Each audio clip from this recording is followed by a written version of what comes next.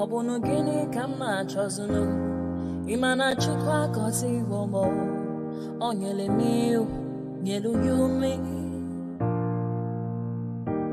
What am I looking for? See my God, he don't bless me, yo. He give you me, give me you. Obunu kife la chasha so Obunu kife me chasha me. My baby, you know, say you go love for me. Hey, yeah. I do go. I could go. When I call your name, Shakara for me. Oh, Roma. I will be your Romeo. You go be my Julie.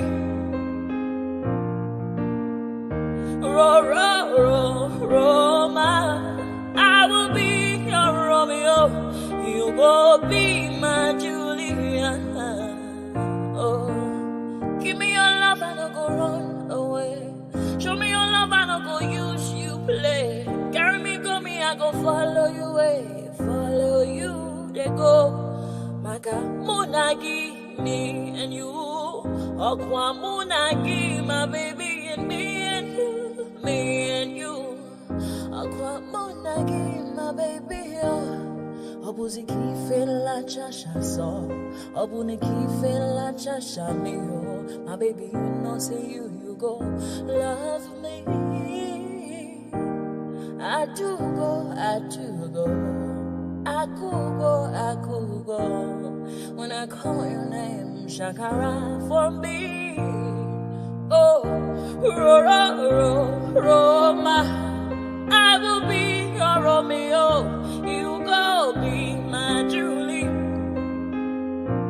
Yeah, Roma, I will be your Romeo. You will be my Julia. Oh, Roma, I will be your Romeo. You will be my Juliet. Roma, I will be your Romeo. You will be my Juliet. Obuzi kife la chasha so, Obuzi kife mi chasha me. My baby, you know, say you go love me. I do go. I could go. Ọmọ Nigeria, we our own dear native land. Nigeria, we our own dear native land. Those tribes and tongues may differ, in brotherhood we stand. Nigeria, we hail thee, our own dear native land. Though tribe and tongue may differ, in brotherhood we stand. Nigeria taught how to say our sovereign border. Hail Nigeria, Ebefu Naija. Hail Nigeria, Ebefu Naija.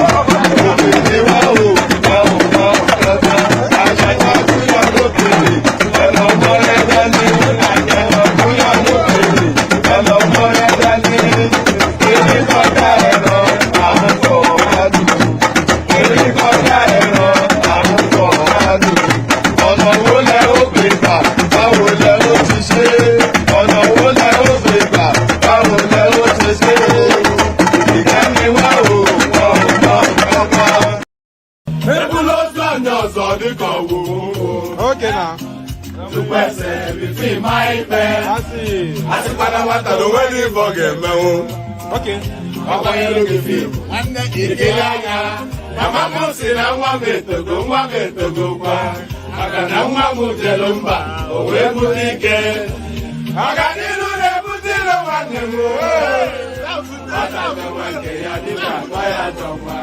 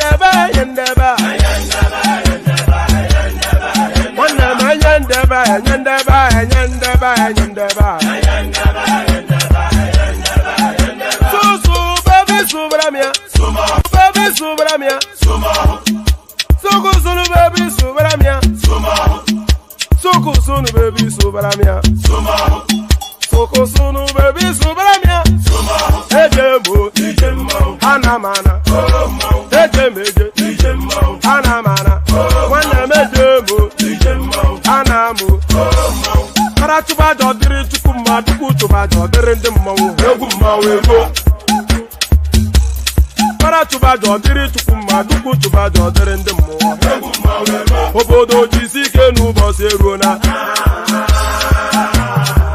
oyibo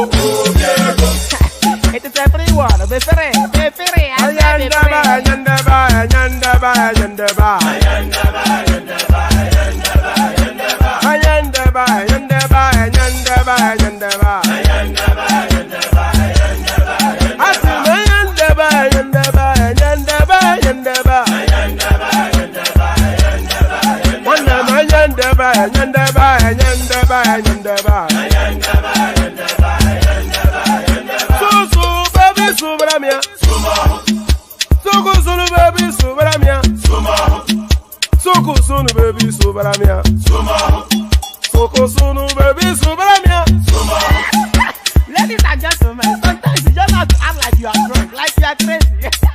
Confuse your enemies, confuse them.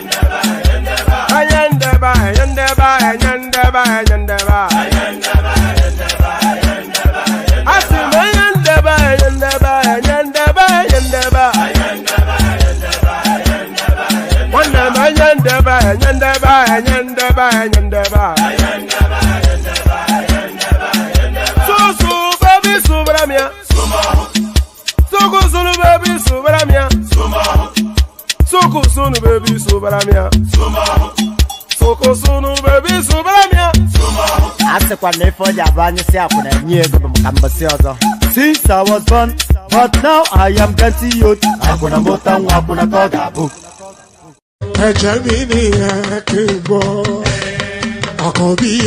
Where are you? Ewé tún méje, ìtún ló ní ọ̀tún ẹ̀ṣẹ̀, ìfà ló ní kan fà ìmọ́ra, àìbínú gbogbo àtàrẹ, gbogbo méjì ọkà bàbà, gbogbo mẹ́ta ọkà wáṣẹ́, orí ló túmọ̀ ẹnu, gbogbo ọ̀nà ní túmọ̀ ẹsẹ̀, akọni ìmọ̀ tú ìmọ̀ jọ, ìmọ̀ èmi ni wọn kì í dálẹ̀. bọ́bá lọ mẹ́lẹ́mọ́ wá fi jóye ẹlẹ́mọ́ àkọ́bí bọ́bá lọ gbé fèrè wá fi jóye ẹlòkó bọ́wọ́ wọn bá tẹ̀lé wá fi jóye aláre àwọn mẹ́tẹ̀ẹ̀ta parapọ̀ wọ́n wá jọ ń pẹ́ mọ́ ẹ̀ẹ́mọ́ olóko jẹ wọ́n pa Akíntọ́lá ọmọ Ògún wọ́n pa Ìyọ̀dà ọmọ Àtàlàbọ̀bà Àkànbí wọ́n pa Jíṣà Tàdàdé ọmọ ọba Ìjẹ̀bú Mèrè Aṣíwájú Odògbólùkẹrẹ Ajagun lólòdì ọ̀run tó bá ṣe pé tìyẹ tó bá ṣe pé tìyẹ lọ́ bá ń darí jọ wí àpérò ní kún gbọ́wọ́ ọgọ́ ti ṣìgìdì máa gbé àgẹ́tì ló máa ń gbé àyàn tí ìlàyàn ewúrẹ́ Ọlọ́run dákun má padà lẹ́yìn ẹ kó má gbàgbé ọ̀rọ̀ tẹ́ Aṣíwájú Ọlọ́run dákun má padà lẹ́yìn ẹ kó má gbàgbé ọ̀rọ̀ tẹ́ Àkànbí Ọlọ́run dákun má padà lẹ́yìn ẹ. And there it is right there. Oloma Padaleye, may God never depart from you. So hopefully you can hear me okay. Hopefully you can hear me okay. And if you can hear me okay, if you can't hear me okay, indicate. So Oloma Padaleye, that's a paramount, powerful Yoruba prayer. It means may God never depart from you. So who would not say amen to that? I'm certainly saying amen to it, both on behalf of myself and you, my friends. So, Oloma Padaleye, so that's the prayer. So that's the prayer. And especially if you do the next set of instructions, click on the like button just as soon as you come in. Subscribe if you haven't done that already. So be doing that as I'm saying it. Or don't just listen to me as some sort of a sing-along that it does. Click on the like button just as soon as you come in. So as soon as I say click on the like button, the like button should be clicking up commensurately. And if you're watching on watch back, which a lot of people do, still click on that like button as well. So every instruction, every direction I give is both to the live stream and to the watch back. So click on the like button, do that now, and then subscribe if you haven't done that already. We are anticipating 100,000 subscribers well before the end of this year. So if you look at our subscriber numbers, our subscriber number, and you look at the ambition, then you see that it's quite a leap. It's a quantum leap. We're looking for twice over the number of subscribers that we already have. So that's quite a mission. But that first step towards that direction is your subscription. So click on the subscribe button. It's very important. So do that now, or in the watch back, do that still. So click on like, click on subscribe. So now the next instruction only really applies to the live stream. Click on the hyperlink that says StreamYard. If you want to come and be an active combatant, if you want to be part of the gang, if you want to be part of the cut and thrust, if you want to be part of the ebb and flow, if you want to joust with this funny sounding or you're a laughing man, then click on that. I'm just looking for it to send it again into the comment section. So click on that hyperlink that says StreamYard. It will put you into a studio space. Soon as I finish fleshing out the discussion points, I'll let you onto the screen, invite your thoughts. It's an open microphone session. The open microphone, the hyperlink that says StreamYard. So click on that immediately and right now. So do that. Click on like, click on subscribe, click on the hyperlink that says StreamYard. So now it is a final instruction, which is the dollar sign at the bottom of the YouTube screen. So that dollar sign is to super tap towards the stream. So as I said, all instructions still cascades into the watch back. So you can still do it in the watch back as well. So the watch back does not prevent you from super chatting towards the stream. We have the anticipation of 5 minimum super chats per session. So be one of those 5, be part of the in crowd. So click on that dollar sign at the bottom of the screen, super chat towards the stream.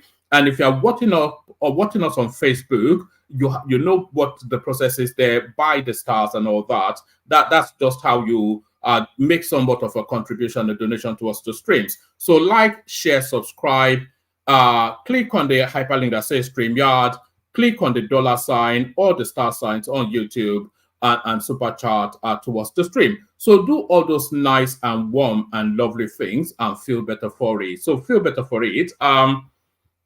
So it's quite a few news items to go through. So let me just launch straight into it. It's a mixed bag of all sorts, the news cycle today. So we are going to ebb and flow between all types of weird and wonderful things. So we'll ebb and flow between all types of weird and wonderful things. And let's go on to this first. Oh, no, I don't actually want to start with this one. Let me start with this. Let me start with Tinubu. We knew this was coming anyway. This headline: Tinubu to submit 6.6 trillion naira supplementary budget to National Assembly in July. So this comes as no surprise to anybody watching the Nigerian space because, of course, pardon me.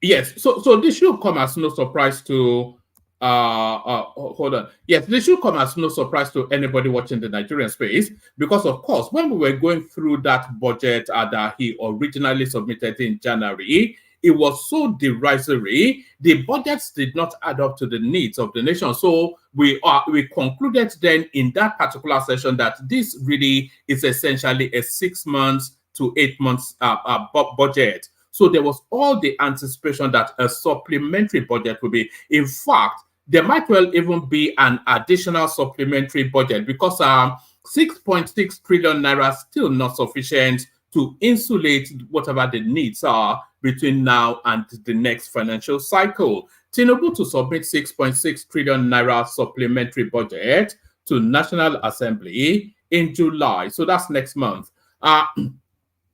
President Bola Tinubu is set to submit a 6.6 trillion naira supplementary budget to the National Assembly for consideration in July. The Senate spokesperson Yemi Adaramodu said the 6.6 trillion naira supplementary budget was still being computed by the executive, but will be sent to the National Assembly after its resumption on July the 2nd. The budget will be sent at, let's take that from top again. President Bola Tinubu is set to submit a 6.6 trillion naira supplementary budget to the National Assembly for consideration in July. The Senate spokesperson Yemi Adaramodu said the 6.6 trillion naira supplementary budget was still being computed by the executive, but will be sent to the National Assembly after its resumption on July the 2nd. The budget will be sent anytime we resume after the salary says. I believe the bill and other important executive communication will be sent to the National Assembly when we resume in July. The budget is the size. The budget size is 6.6 trillion naira, he said. When asked about the budget size, considering that the minister said that the supplementary budget would fund part of the coastal road, he stated, the budget size is 6.6 trillion naira. Correspondents earlier reported that President Bola Tinubu would likely borrow an additional 6.6 trillion naira in 2024. So this comes as no special supply, as not surprise, but surprise. This comes as no special surprise to anybody. The only criticism is the under budgeting in the original budget. So, because of course we went through that budget and the figures did not match up to the needs of the nation. It was quite I think the original budget, if memory serves, was just round about a derisory $7 billion, round about that figure. So we always knew that there was going to be a supplementary budget. So this comes as no surprise. But what actually surprises is still how low the supplementary budget is, because the expectation a much higher figure. When asked about the size of the budget, pardon me, when asked about the size of the budget, considering that the minister said that the supplementary budget would part fund the coastal road, he stated the budget size is 6.6 trillion naira. Correspondents earlier reported that President Bola Tinubu would likely borrow an extra 6.6 trillion in 2024. So even the news cycle already had the anticipation of this. This decision is closely related to the nation's anticipated allocation of 5.4 trillion naira to maintain fixed petrol prices and a 50% increase, from 2023. This, according to a draft document seen by Reuters. The accelerated stabilization. So essentially, what they are suggesting here is that this supplementary budget might well be to largely, or at least a significant part of it, to insulate the price of petrol. But I cannot say that I agree. If Dangote is coming upstream next month, then there will be no need to defend the price of the petrol anymore. This decision is closely related to the nation's anticipated allocation of 5.4 trillion naira, which is $3.7 billion, to maintain fixed petrol prices, a 50% increase from 2023. This, according to a draft document seen by Reuters. The Accelerated Stabilization and Advancement Plan, ASAP, they decided on that acronym, and then they looked for the wordings to fit it. Accelerated Stabilization and Advancement Plan, ASAP. So they thought ASAP and then looked for the words to fit in. Right. The Accelerated Stabilization and Advancement Plan, ASAP, created by the Finance Ministry in collaboration with private sector executives and economists, aims to address the challenges arising from reforms designed to stimulate economic growth. In May last year, President Tinubu eliminated a popular but costly petrol subsidy in a landmark reform celebrated by investors as a means to boost economic activities. However, this decision led to a tripling of petrol prices, higher transport costs, and increased inflation, sparking discontent amongst motorists. Not just motorists, though. I think the discontent permeates the whole of the populace.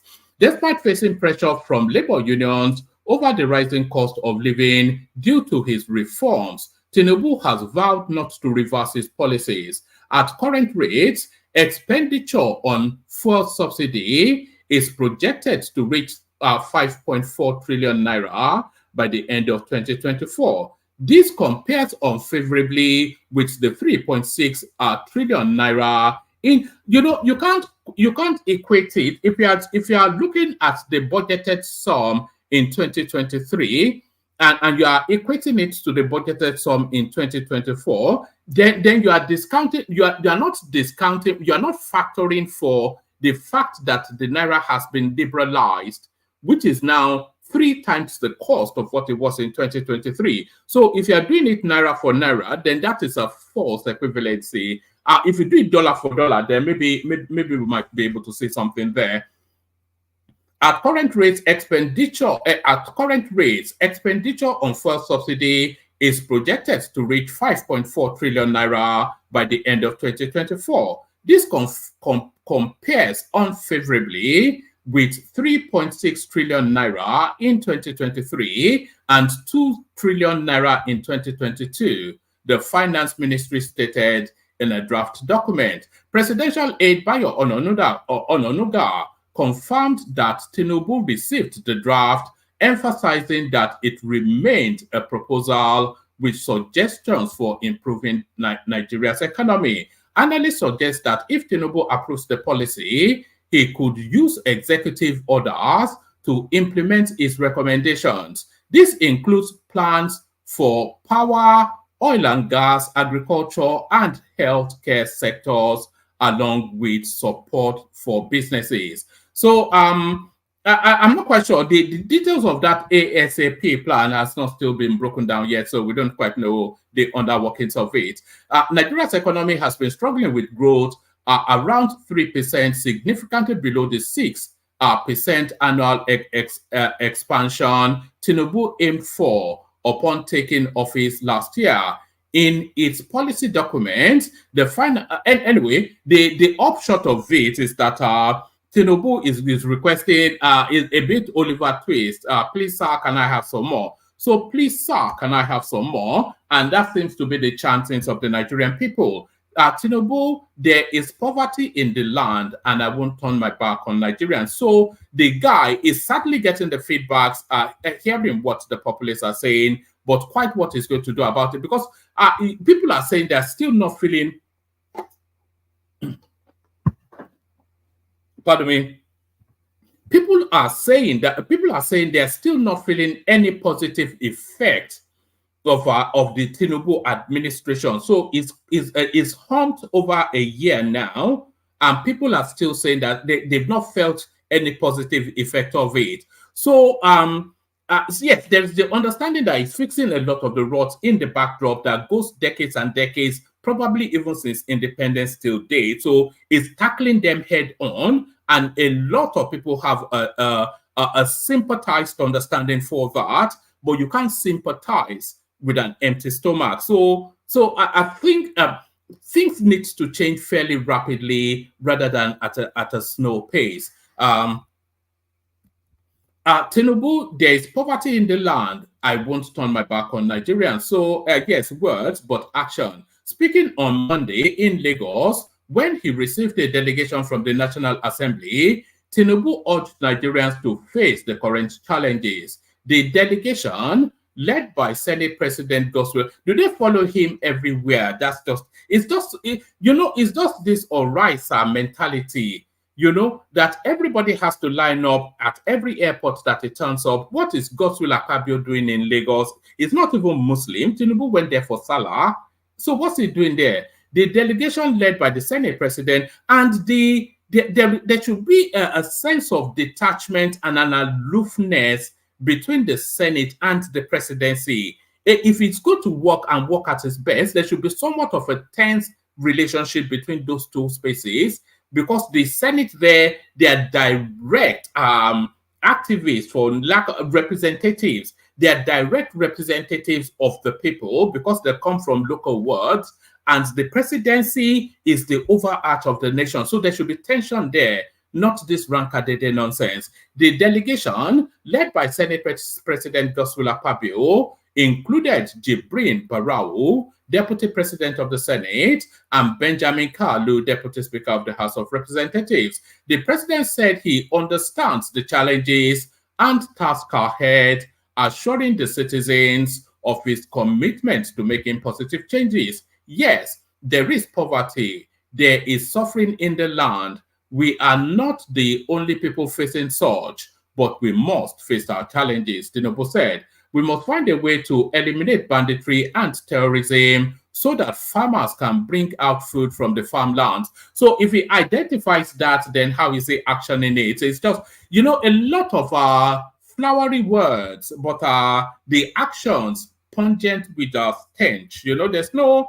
We want flowery actions to match the flowery words. I think patience is somewhat running out on this particular administration. I don't know. People are saying judge them after the first 6 years, but the pain point for Nigerians is too excruciating then to allow for that 6 years. Couple more paragraphs on this and then we move on. We must find a way to eliminate banditry and terrorism so that farmers can bring out food from the farmland.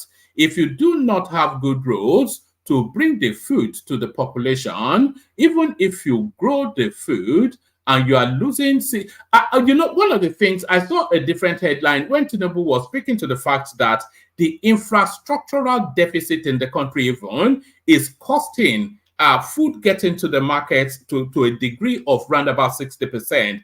Bad roads, long traveling, perishable stuff, all of that sort of stuff. If you do not have good roads to bring the farm to the population, even if you grow the food and you are losing 60 to 70% to damages, you will pay the price.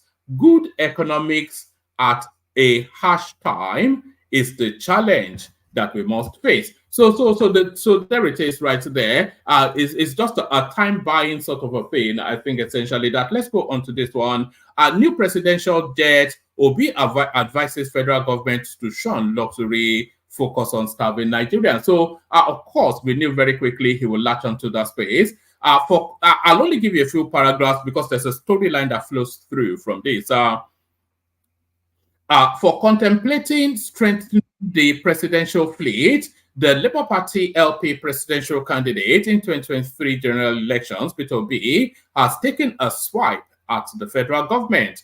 Writing on his verified Twitter handle yesterday, Obi described the decision to buy new planes as unacceptable and a show of insensitivity to the suffering of the Nigerian people. At a time when our country is on the front page of global newspapers for facing its worst economic crisis, I think this line here is referencing the New York Times op-ed that the obedience space were able to insert into the New York Times. So that's what it's referencing with that one.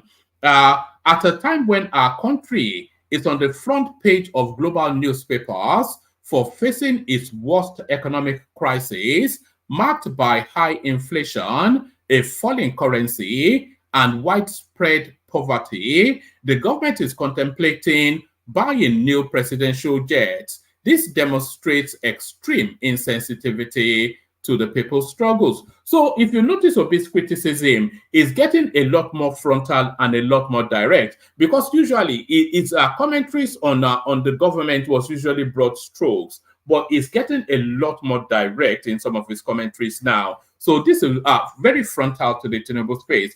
At a time when our country is on the front page of global newspapers for facing its worst economic crisis, marked by high inflation, a falling currency, and widespread poverty, the government is contemplating buying new presidential jets. This demonstrates extreme insensitivity to the citizens, struggles with rising. So it's going to do the kumbaya, the woe is me, it's going to now go Chineke me. So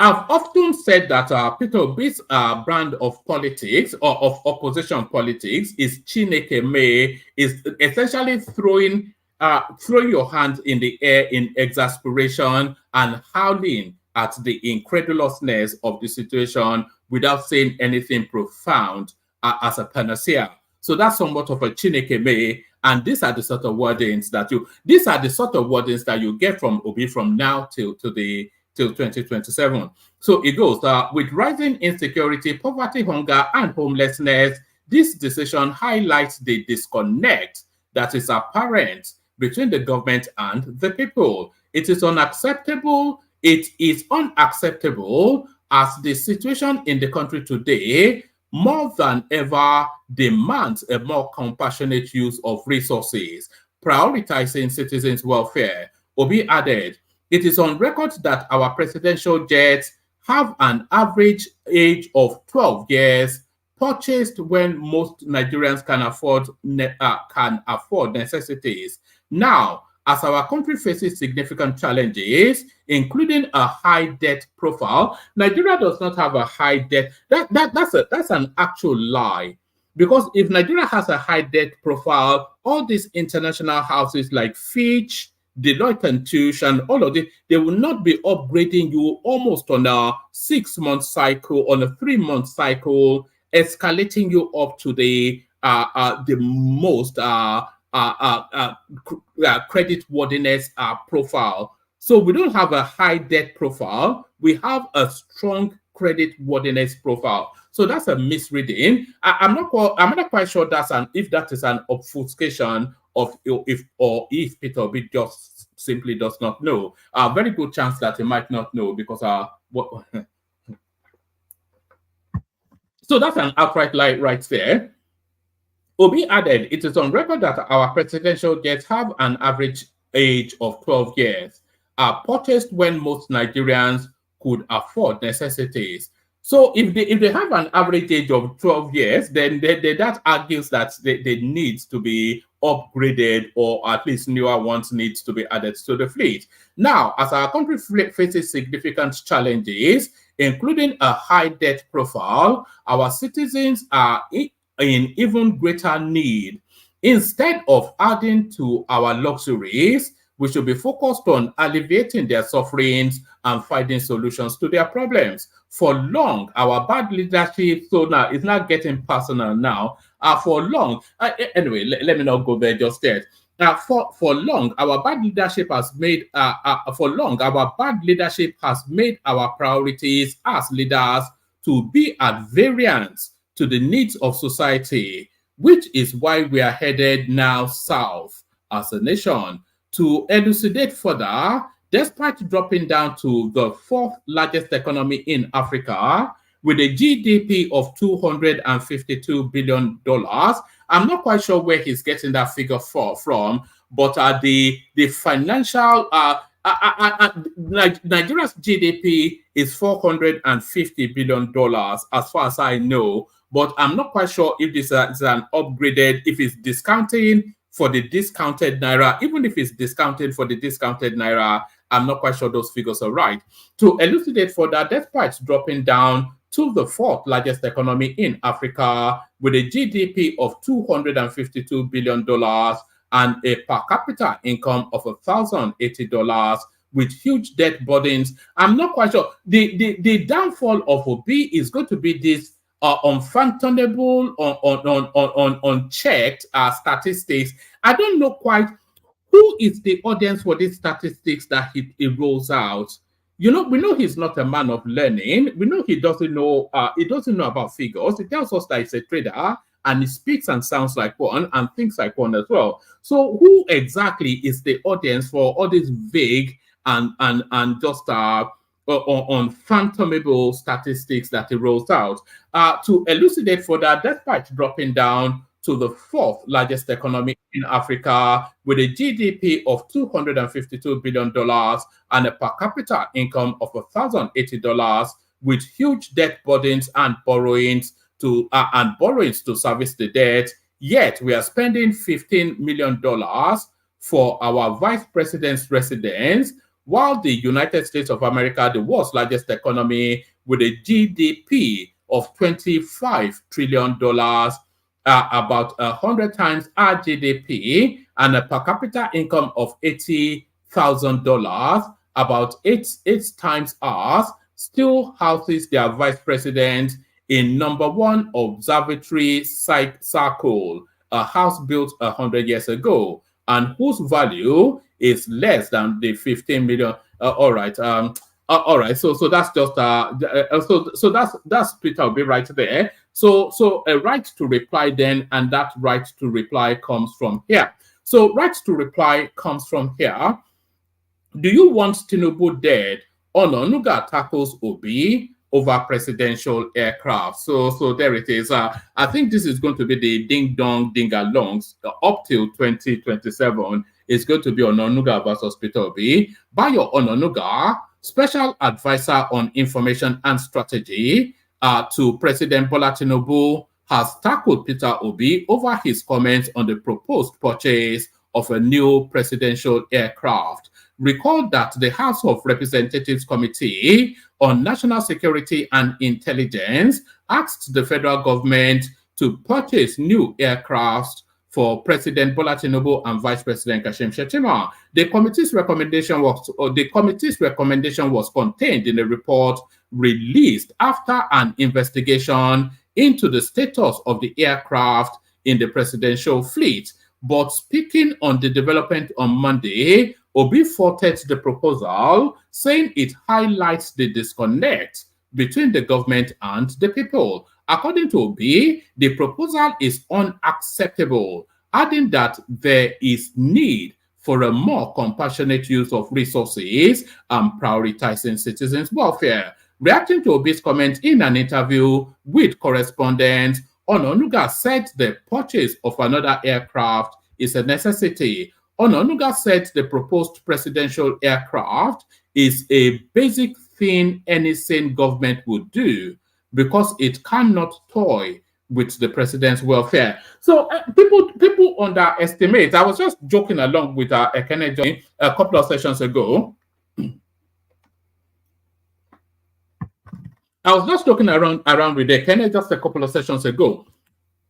But people underestimate just the importance of who Tinubu is. Tinubu stands alone singularly as the most important black man alive today, without equivocation. Pause for a moment and reflect on what I said. Just pause for a moment, reflect on what I said. Tinubu stands alone today as the most important black man alive, bar none. He is the president of the largest black population, is the president of the biggest black economy, despite whatever Peter Obi has to say, is the fourth most important Muslim alive, because the Muslim president of Nigeria, a president of Nigeria that is Muslim, in terms of the adherents, the converts, the followers that are of the faith that he oversights, he automatically slots into that slot as either the fourth or the seventh most important Muslim. Certainly the most important black African, and I cannot think of a more important black man. So I think people underestimate, not just Tinubu, whoever occupies Aso Rock falls into that category. Reacting to Obi's comment in an interview with correspondent, Ononuga said the purchase of another aircraft is a necessity. Ononuga said the proposed presidential aircraft is a basic thing any sane government would do because it cannot toy with the president's welfare. He said, does Peter Obi want the president dead? Yeah, I think he might well.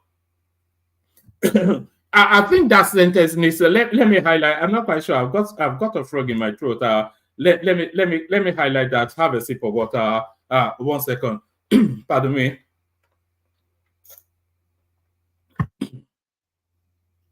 So I'm highlighting that comment right there. So that comment, it needs to, if you rearrange it, then it answers itself. If you rearrange it, it answers itself. Does Peter Obi want the president dead? So if you drop the doors and you remove the question mark, then you get the answer to the question. He said, does Peter Obi want the president dead? Is that his wish?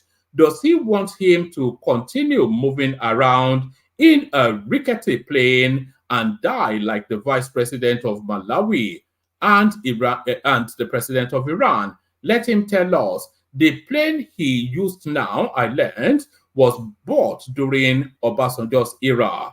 That was over 20 years ago. And I learned it was a very small plane. I thought they bought a whole raft of planes. I thought they bought a whole raft of planes under the Buhari administration. Correct me if I'm wrong. The plane he used now, I learned, was bought during former President Obasanjo's era. That was over 20 years ago. And I learned it was a very small plane. The plane developed a problem the last time he traveled to Saudi Arabia. The president had to go from there to the United Kingdom on a commercial airline. Even those managing them said the aircraft needed replacing. So is pardon me, is it the suggestion then that the president should be hopping on downfall anytime he wants? Because the Nigerian president travels a lot of it unnecessary. I'm not sure that anybody traveled quite as much as Buhari under his administration. So should he be hailing a cab anytime he wants to travel? I wonder if we have an answer to that. Let's go on from there to the next one. Food inflation. Nigeria loses 6 to 70% of its food produce to bad roads. So I think we captured that in a previous readout. So let's go on from there to another one. We go on from there to another one. Naira depreciation makes Lagos Abuja cheapest global cities for expatriates to reside. So, this is a dollar narrative, by the way. They're not saying it is cheap for your everyday Joe, your everyday Mukhtar that hobs about the streets of Istaleko. Certainly not. But if you're an incoming dollar, then the cheapest place is cheaper to income your dollar into Lagos, Abuja than it will be to Nairobi, Johannesburg, Accra, etc., etc. So that's where this story is. Naira depreciation makes Lagos, Abuja cheapest global cities for expatriates to reside. So, and if you're a digital nomad and earning your money in hard currency, but living in Nigeria, then you'll be living like an Arab prince. Lagos, Nigeria's commercial nerve center, and Abuja, the nation's capital, have been listed as the cheapest cities in the world for international workers to live in. The Naira currency depreciation is responsible for the lower cost of living of international assignees in Abuja and Lagos, according to the 2024 MASA Cost of Living Survey released on Monday. The Naira began to tumble last year shortly after President Bola Tinubu introduced reforms jettisoning the years-long pegged institution, the years-long pegged. Let's do that again. Lagos, Nigeria's commercial nerve center, and Abuja, the nation's capital, have been listed as the cheapest cities in the world for international workers to live in.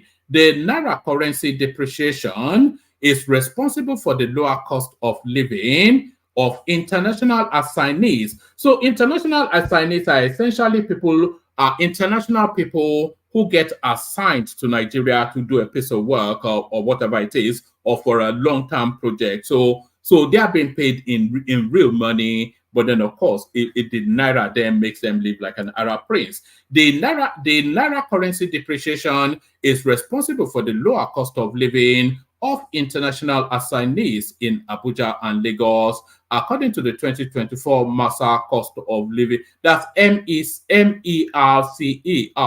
MERCER or MASA Cost of Living Survey released on Monday. The Naira began to tumble last year, shortly after President Bola Tinubu introduced reforms jettisoning the years-long peg instituted by Godwin Emefiele. So I'm not quite sure that Emefiele introduced the peg. The Naira had always been pegged. Former governor of the Central Bank of Nigeria, CBN, that had kept the currency artificially high. On Saturday, the inflation rate rose to 33.95% as prices of food and non-alcoholic beverages continued to surge. Headline inflation drivers showed food and non-alcoholic beverages led by 17.59%. Following closely are housing, water, electricity, gas, and other fuels. So it talks about inflation. The MASA survey said Lagos and Abuja recorded the most significant decreases in the cost of living ranking across 229 global cities between 2023 and 2024. Last year, Lagos was the 47th most expensive city to live in, whilst Abuja was... Actually, let me see if I can get that report, see what it looks like. Let me open this in a different tab, see if it offers anything. Yes, just stay there one moment. I wonder, they always want you to put cookies in your. Does it give us a table? Does it give us a table? It gives us a write-up. If it doesn't give a table, then it's not worth the effort. All right. Okay, it doesn't give us a table. So let's just carry on. All right, let's carry on.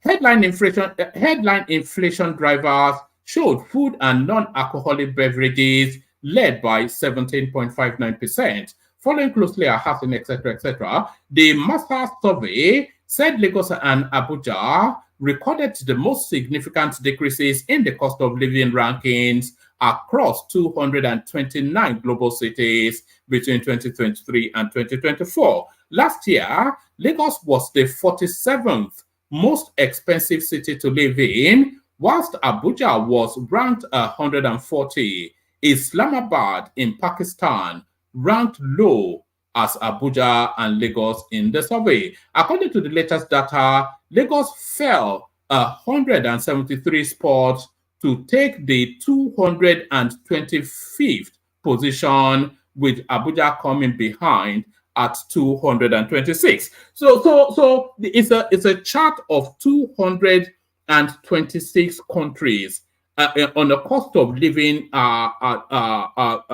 trajectory hierarchy. And Nigeria, Lagos is the second cheapest place to live in amongst, we are talking about globalized cities now. We're talking about international cities because, of course, Lagos is an international city, and Abuja, of course, an international. Are we even calling Abuja a city? It's a principality. Let's call Abuja a principality. So Abuja is an international principality. So I think that's where that narrative is. So in the international space, Lagos is the second least expensive place to live in, and Abuja the least expensive.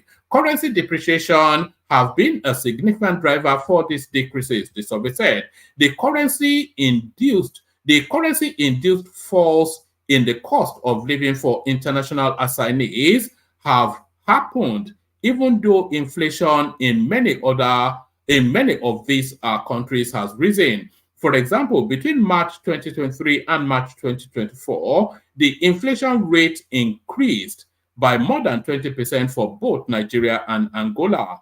Of the 10 most expensive cities for international assignees, half are located in Western Europe, with Switzerland being home to 4. So yes, so that's that. Lagos is the cheapest place to live if you are living in dollars. Essentially, what that tells us.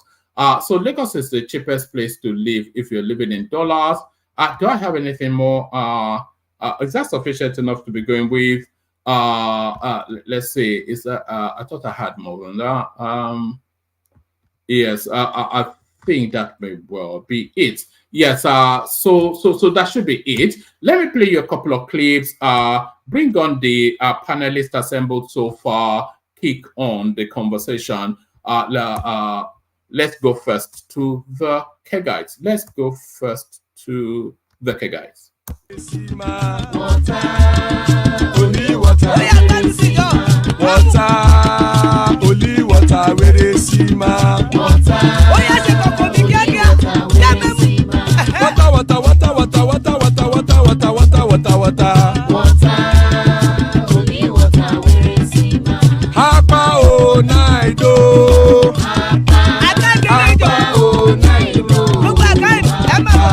Hapa you don't come oh.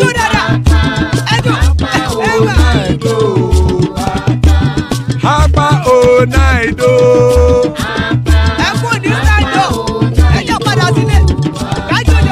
Oro kẹ̀kẹ́ ẹlẹ́mù yé o. Ilé ṣọ́bí àkẹ́kẹ́ rẹ̀ ẹlẹ́mù rẹ̀ o. Bọ́bí Master kẹ̀kẹ́ rẹ̀ ẹlẹ́mù rẹ̀ o. Chifu Wáìlà tí kẹ̀kẹ́ rẹ̀ ẹlẹ́mù rẹ̀ o. Eruku lẹ̀lẹ̀ ẹlẹ́mù dé. Eruku lẹ̀lẹ̀ ẹgbẹ́ ẹlẹ́mù dòde ojàre o. Eruku lẹ̀lẹ̀ Ghana ti dé ẹgbẹ́ bọ́ọ̀dì o. Ọmọ ẹlẹ́yẹ ẹ̀yẹ o ó dìlé o. Odúyẹ̀lá ẹ̀yẹ o ó dìlé o. Petrosonama ẹ̀yẹ o ó dìlé o. Petrosodúnkẹ́ ẹ̀yẹ rẹ̀ ó dìlé o. Ẹlẹ́kọ̀ ọ̀run mú ìní o.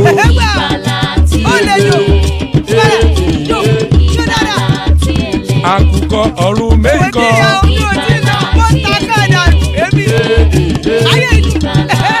Ikú kò ní ríwà gbéṣe o.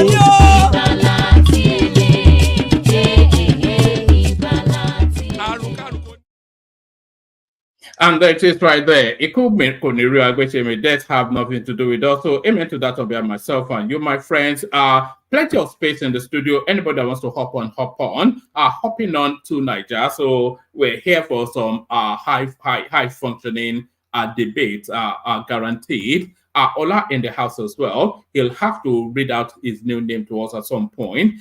General Thomas in the house. Good to have you, Thomas. Father of the bride, Ajanle Kokoderi, is right there. Solly, our man from Amsterdam, that's partial to a bit of cannabis. So good to have you, gentlemen. Good to be your company. Let's kick it off. Let's kick it off and start it off. Let's start it off with Solly. It was first in. So in order of turning off, let's try that. Solly, about the.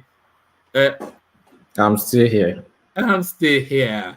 Look at that. Look at that. About it. I'm fine, thank you. I'm fine, thank you. One man before you start. Solly is a fine boy. Oh. If you see him on TikTok, oh my God, he has turned to fine boy now. Fine boy looking sexy. But we've seen him on this. We've seen him on the screen. Oh, okay. Switch on your camera. Let's see if you're a fine boy. Fine boy. Hold on. Oh yeah, switch on your camera. Let's match looks. You and I, Solly. Switch on your camera. Not for today. I'm in my night clothes. Look at this guy. You want to out handsome man or your man? But I know, yeah, of course. You know, I hope you are taking advantage of a fine boy there in Amsterdam. Yes, So yes, to the conversation. Where do you want to come in? So Lagos being the cheapest now place to. This is a consequence of naira depreciation, of course. And it's not cheap. They're not talking about Nigerians. They're talking about international people. That because of that depreciation, these are incidental benefits, or is it even a benefit at all? What are you making of that, Solly? I've always said it. When I was arguing with rational minds that I can live half in Nigeria, half in Holland, you were arguing with me. If you have money and you are earning in dollars, and you are tired of international wahala, just run straight to Nigeria. Plain and simple. If you have your permanent residency or you have your passport, run straight to Nigeria because there are less restrictions there.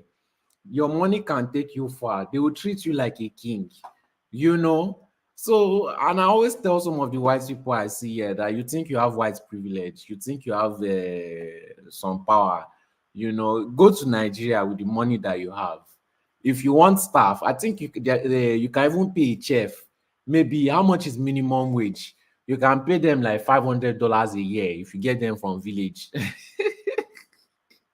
and just hope you know that Kenyan guy. You know that Kenyan guy Kaizo that streams that links up to the stream.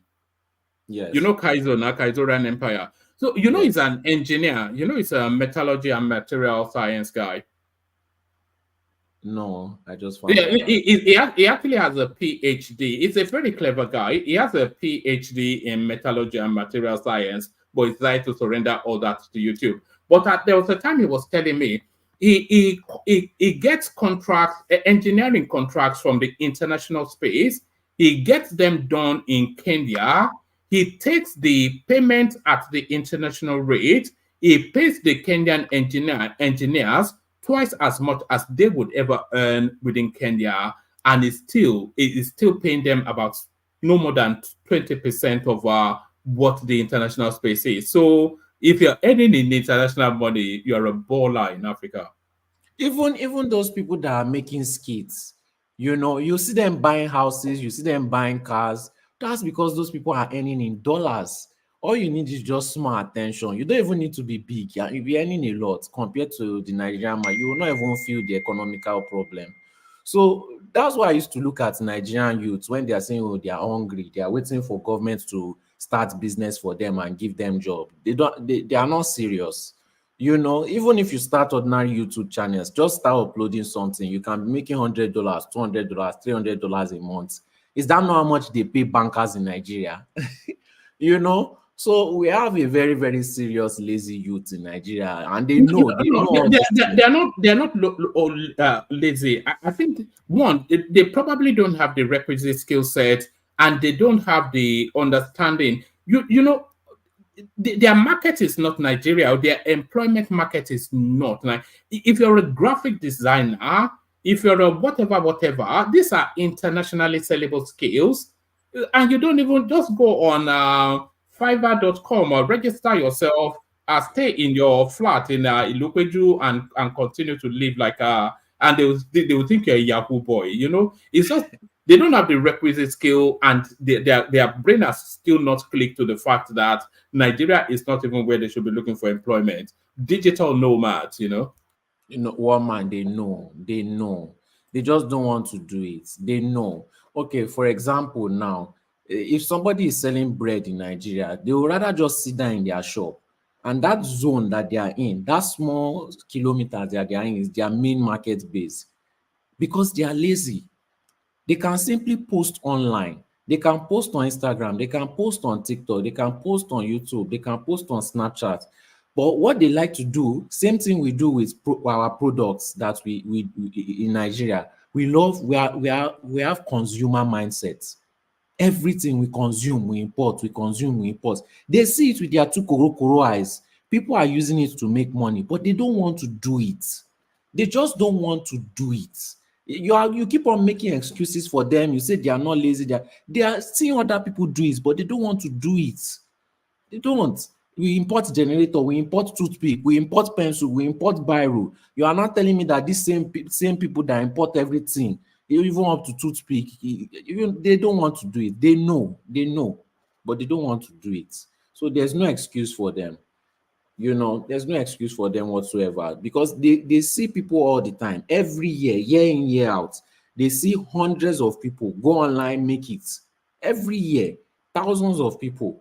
One man, some of these startups, sometimes that I hear that they are getting, somebody is giving them $10 million, $5 million, $80 million. I'm like, in this same Nigeria, and other people are sitting down. But those are exceptionally skilled people. Or those are not the sort of startups that can attract that level of investment is not accessible to the average person, because the level of skill sets that attracts that is very niche. It's a niche. That's another excuse. Hold on, I think Ola wants to push at you a little bit.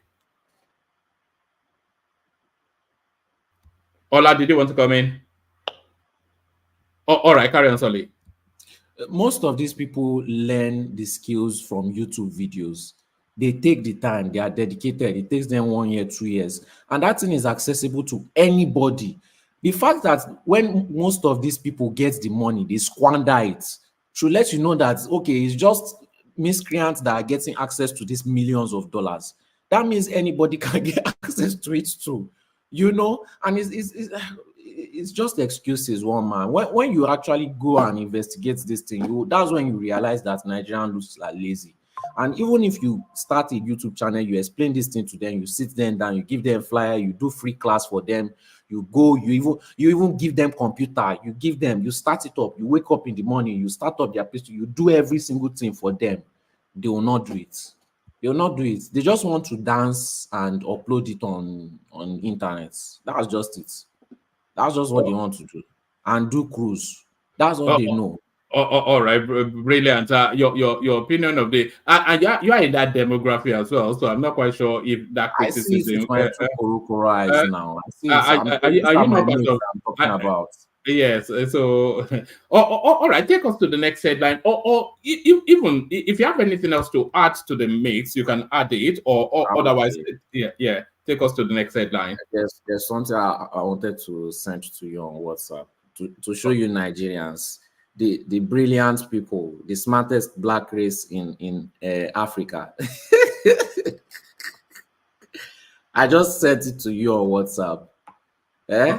All right. Yeah, I can hear sarcasm in your voice already. So is it what is it going to show us? Hold on. Is our smart Nigerians. Their pastor bought a jeep and they started touching the jeep to tap into grace.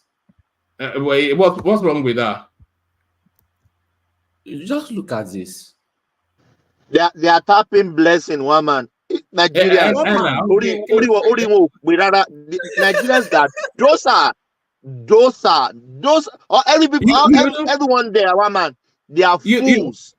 You know what they should be doing? They should come at that car with a screwdriver. One should unscrew the wing mirror because that is his own tire and offering. One should unbuckle the tire because that tire belongs to him. That is 10%. You know? One man, the Mopo are even beating them. Hold on, what are they doing? Beating them. They are tapping blessing. What are they doing there? No, their pastor has used their tithes and offering to buy himself a new Jeep. And then they are touching it that the grace should shower onto them as well. They are not tapping knowing that is their tithe and offering that is at work. But sorry, carry on. So this brings back the question of, I think we need to start doing IQ tests for the people that are allowed to vote, because all these people, as you see them like this, they can vote. Should these people be allowed to vote? These are part of the people that are causing problem in this country. Because if these people are not voting, I think we'll start choosing better people as representatives for Nigeria, for governorship and senatorial and presidential. We like to point fingers at the politicians, but these are the people voting for those politicians too.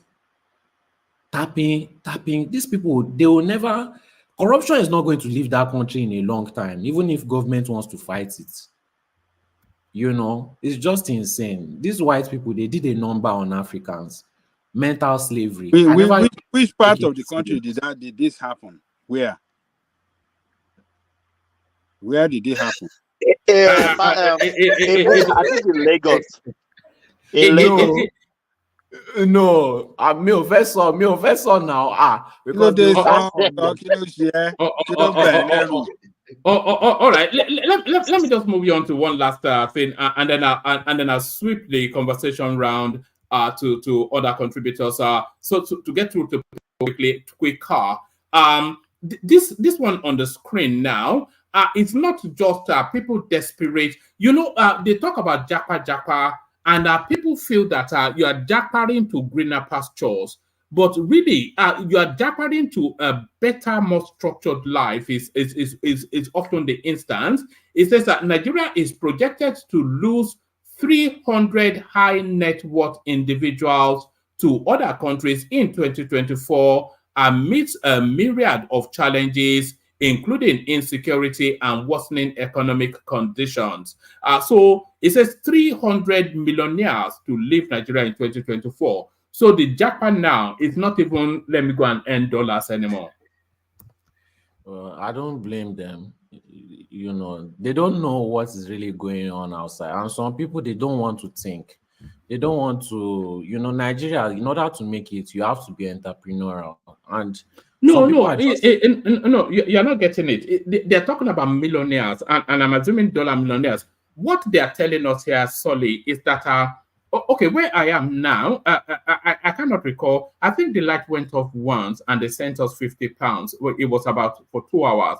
In however many years, decades and decades that have been here, the light went off once. If I want to get into my car now and drive all the way to France, the only thing I have to worry about is I don't fall asleep at the wheels. You know, if I want to go for a stroll, I simply, you know, so that is what people are jackpotting for. These people are not jackpotting. They want their children to be in a structured environment. They want to be, so I think that's what this is saying. But sorry, carry on. Are you sure it's millionaires in dollars? Well, if they are saying millionaires, they are not talking about somebody that has $1 million naira in the bank.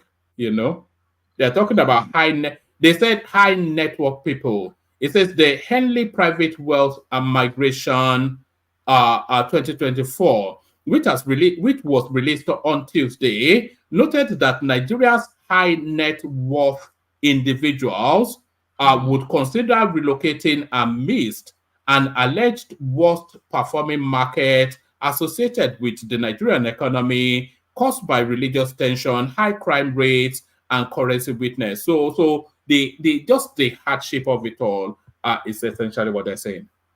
Well, this is sad news. They really need to take security, as a top priority in that country. But it seems they are not taking it as a top priority. They are busy going online to go and argue about jets. If you they don't need to look for investors. Simply provide electricity and security, and you watch the country grow by itself. The issue on electricity, we've not heard anything, but they said Dangote is working on that one Sorry, too. That one. sorry. Can I ask you a question, please? Who are they that will take care of those things? The government, The government. yes. Okay, because I had your previous argument. It looks like maybe it is the work of the people to do all these things. But anyway, thank No, God you said the government now. no. My Okay. previous argument was based on IQ, not the infrastructure. But I don't know. I Well, don't can know. you argue that? Can you argue that if Nigeria had all these things you just mentioned now, that you will not experience more of the IQ developing No, Nigeria? Because a no, lot of you guys are abroad, are Nigerians doing great things there, and the world recognize you that Nigeria has one of the best brain around. But mostly those talents I won't are, agree. are are being used to develop other countries. But because we don't have basic amenities, just like you mentioned here, most talent are not so useful in Nigeria. No, You I won't understand? agree So because I why do you always heap it on Nigerians as if Nigerians don't know what they're doing? no, I'll reply you now. That IQ thing is because you hear about the good that Nigerians are doing, but you don't also see the bad. If somebody has low IQ in Nigeria, you can put him in Monaco, you still have low IQ. So my argument for those low IQ people is a different argument. Even if you provide electricity, you provide internet. There are people in Lagos, they have internet, they have electricity. They are not using it to do anything. They are going on the streets to go and drink and dance, So it doesn't really change anything. But for the few that are going to utilize it, they will be in millions. Even if it's just 10%, 10% of 200 million is 20 million people. So if 20 million people have the determination to do it, then it will help millions of other people also. Do you, It will do you provide know how jobs. much profit you need to make in Nigeria today to be able to survive monthly? No, what I think Sol is saying is that the average Nigerian youth is still not cottoned on to the fact that it's a part of a global market, and that global market is a virtual market, and so Yes. they can sell skill sets even from within Wama, wherever they are. Wama, I understand, but you must tell yourself the truth. Everybody cannot be an entrepreneur in Yes, not Nigeria. everybody, but there's sufficient enough Mostly people because, with it. yeah, anyway how you want to put it, everybody cannot be entrepreneur. Many Yes. people are born to be. Many people are meant to be nurses. Many people are meant to be doctors. Some are meant to be bricklayers. Some are meant to be tailors. Some are meant to be hairdressers. All these stuffs are diverse careers. Can I Which, counter if you your argument? Hold on for him. Let him if one voice you at a if time. you Yeah. if you look into it, Nigerians, those talents are not being developed because of a lot of lack of. Can I say the educational system is bad? Can I say that we neglect those things? I was watching something on YouTube a few days ago. Somebody was saying that a guy is just like a black American. He said that he was telling somebody, "Can you pull out $100,000 out of your account?" And you know his career. He said he's a certified plumber. He said the way he mentioned it, I am a certified plumber, and he is boasting that he can pull out $100,000 out of his account. So do you have any certified hairdresser, plumber in Nigeria? We Yeah, neglect but those things. no, The no, educational system does no, not no. encourage it. Hold on, Ekene. The Nigerian plumber is richer than the average Nigerian. The Nigerian people with in-demand skills, they are richer than the average even educated person. So you know how much a plumber charges. You should know how much a plumber charges in Nigeria. So well, I have one of them in my street, so I don't know how much. I have a lot. I have a lot of them in the street. You know how much a are they mechanic charging? charge. I know how they. I know.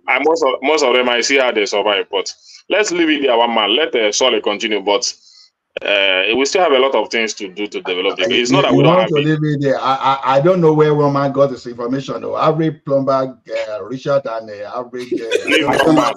I don't know where. He's using the system in Britain to judge the way a plumber in Nigeria and electrician, the way they live in Nigeria. I don't know what one man is saying. If they are I think the situation. One man. What tomorrow? I will take a video of a plumber sent to you. Maybe you have message on him and send him some dollars. Because I don't know. See, it's so common here. You see plumber here, all those people you see, they'll be living with the same average. What do we call it? The middle class people. If someone that's an IT guy is buying a property worth, like say 800,000 here, a plumber can even buy 100,000. Now we are comparing environment like Lekki Phase 1 now. How many plumbers? How many mechanics you will see around Lekki Phase 1? He don't do this, sure. No. I don't think you can say that. You know, you know, being able to live in Lekki, but I want to move the conversation around, by the way, so I don't want us to hold too far to that space. But being able to live in a place like Lekki Phase 1, it is beyond. It is more than just being able to afford it. You know, if a plumber can afford to live in Lekki Phase 1, then he'll be living amongst engineers, lawyers, business moguls, etc., and it will feel out of place. You know, it will feel out of place. So it's not just being able to afford it; it's just it's the demography of. But I bring it on Solly, and then we move the conversation around rapidly. So from what I've seen, they are not really putting any effort into youth development. They are not really putting any effort into bringing people out of poverty. It's basically just infrastructure to show for the next election. This first term is mostly about re-election. You know, there's no plan for poverty alleviation. Even the person that they put for poverty alleviation, they've arrested her. You know, and she's under EFCC investigation. So I'm sorry to say, you know, you can't just say that, you are not built for entrepreneurial, you are just supposed to get a job. These same people that say these things, the moment they leave Nigeria, they become entrepreneurs. You know, the moment they step out of Nigeria, in order to survive, they become entrepreneurs. Even if it's just to start selling Nigerian food, you will see that they will do it. But when they are in Nigeria, they sit down and they get comfortable and they say, yeah, I wasn't born to be an entrepreneur. I cannot be an entrepreneur. You know, it's just flimsy excuses. But then again, at the same time, they don't need to do too much. Simple electricity, constant electricity and internet, and the rest of the country will flourish. You know, but and the role of electricity now is in the hands of these governors. But Nigerians don't want to hold their governors accountable. They don't want to hold their local government chairmans accountable. They don't want to hold their senators accountable, because what they like is cruise.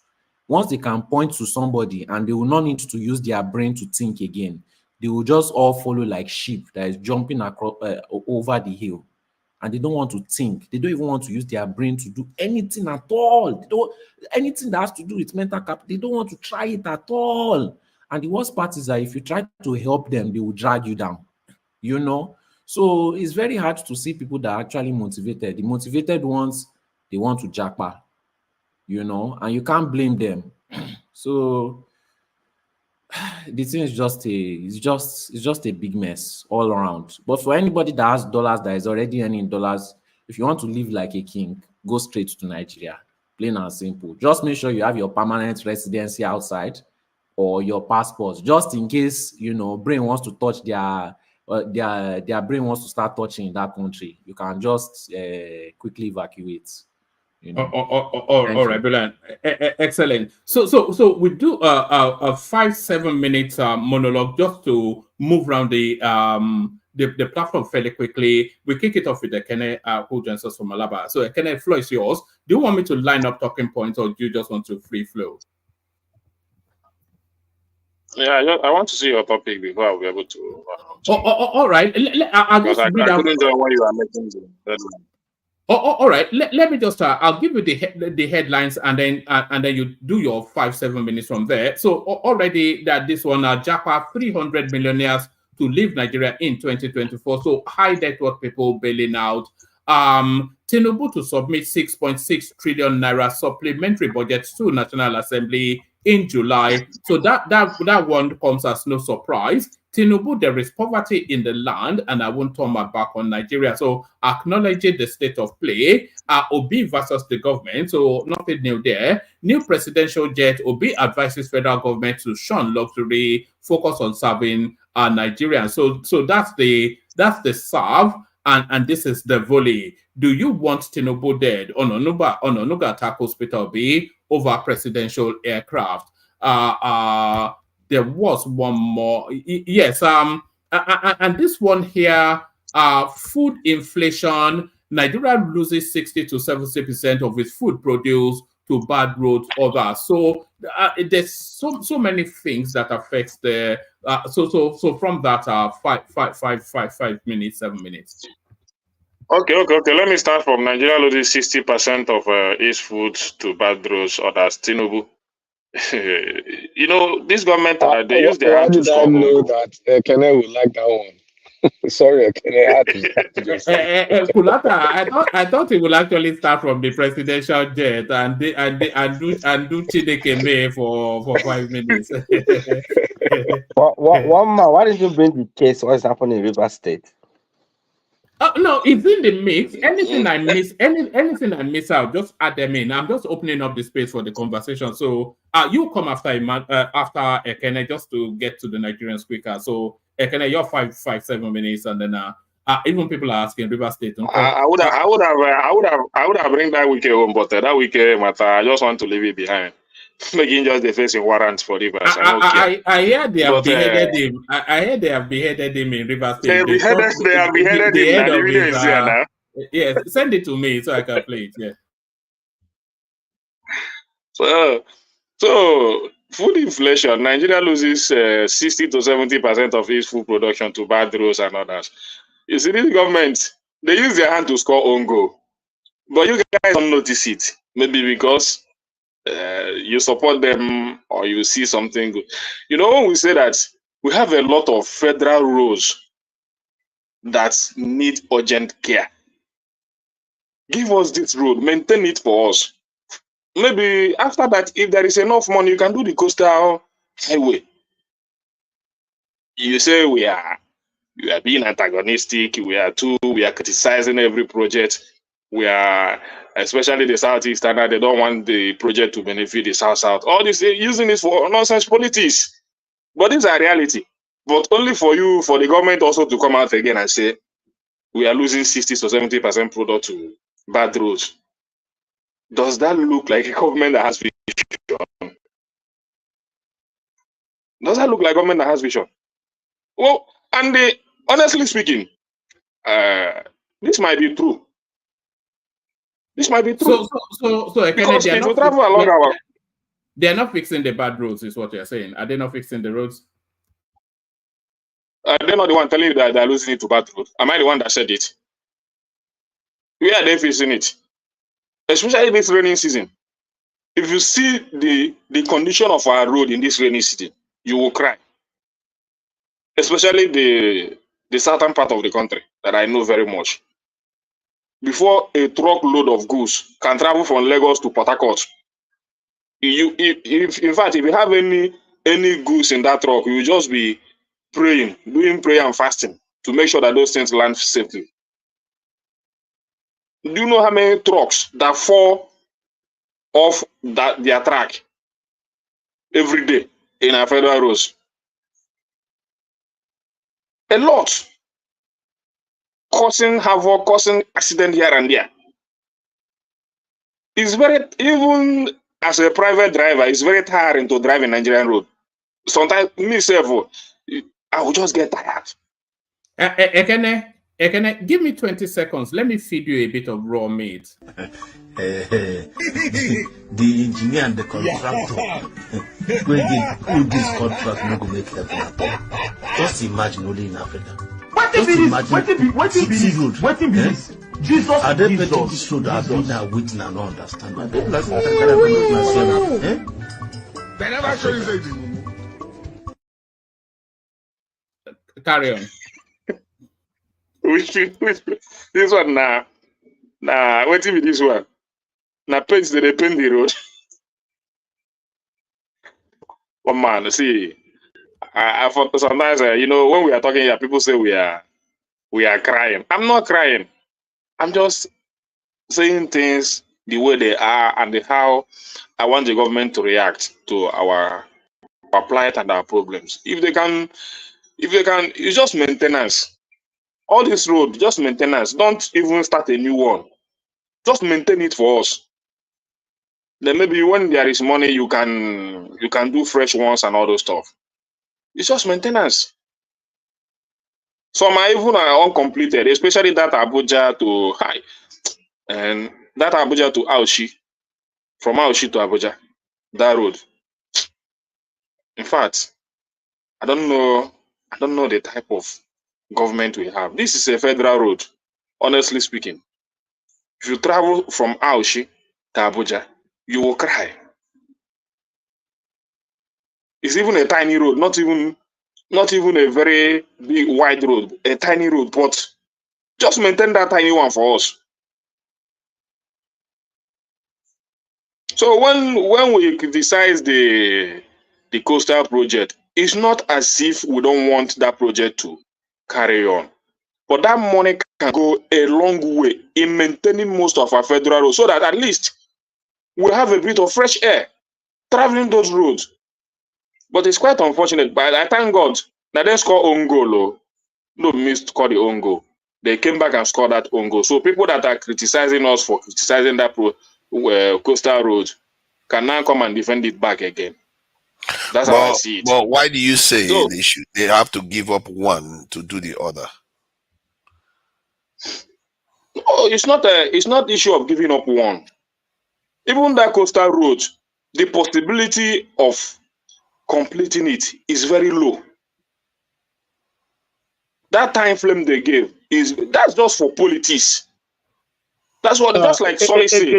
Ekene, can you please give me 20 seconds? One man, like 15 years ago when I was in Nigeria, with my car I helped one of my friends to Edo State for his wedding. He used my car, so we drove there along Ife, going to that side. We were facing the road was bad on our side. We have to turn to the other side. People coming, we were facing them. We will join the same road. Can you imagine? My sister firstborn just entered OAU. The same thing that happened like 15 years ago. This road is still dilapidated till now. What is the why? What, Mama? Are we caused? Why can't we fix our road? It's Thomas, there's a big YouTuber, a Danish, I think she's Dutch, a woman called Itchy Boots. She rides a bike around the world. She's doing an African face. She rode through Nigeria, and she just nearly cried. The roads were bad, like you said. Face me, I push you. Everybody, it's just it's madness. It's just the road that was dilapidated 15 years ago that I went to Edo in Auchi is still the same till now. 15 years ago, nothing been done. Hey, it's just can you continue, my brother? Thomas, which part of the road are you talking about? Is it Ife, Elisha, or where? Ife, no, Iwo Road, Ife. Ife now, Ife Road, and if you would use bypass to go to Edo State, that same straight road, that road. I'm talking about a road. So I'm confused because for you to go to Edo State, won't you go through Shagamu or something? No. We don't pass through Edo State. If you pass through Ife now, yes, Shagam. No, Why are you going to Shagam? if you want to go and take Akure side, but if you are taking Lagos or it's another thing entirely. Okay, if you're taking Akure, okay, understood. So maybe you took the Ife Elisha road. That road is still bad. I just wanted to confirm because I rode that road in January. It's still, you have to go to the other side at times. It's terrible. Continue, sorry. I was just curious. Yeah, that's all right. Yeah. So we are not criticizing and we are not killing the government. We just want them to do the right thing for us. At least it's just for us to enjoy this thing within this short period we are going to spend here on earth. When are we going to enjoy our own country? Driving in a good road gives a lot of pressure, a lot of happiness and joy. You will enjoy your vehicle. You understand? Let them just give us that pleasure to enjoy our major roads and all those stuff. Is it when we die we are going to enjoy it? The only thing like I go with to Nigeria. What I do not agree with you is this: the fact that they need to maintain those roads should not negate maintenance. That's what we're saying. Now, some of the roads we are even talking about belong to the state government too. You understand? So if federal government is stopping one, we don't have enough road already, but you now see federal government that want to borrow to finance one. So that one is straightforward than the one that you want them to maintain. So to me, we can say, okay, as they are doing that, so don't ask them to stop. That is where I have issue. Let them do that. If the issue there, all the issue is that. Hold on, can I wrap up that space? Take us to somewhere else. 3 more minutes. 3 more minutes. Okay, so it's not as if nobody.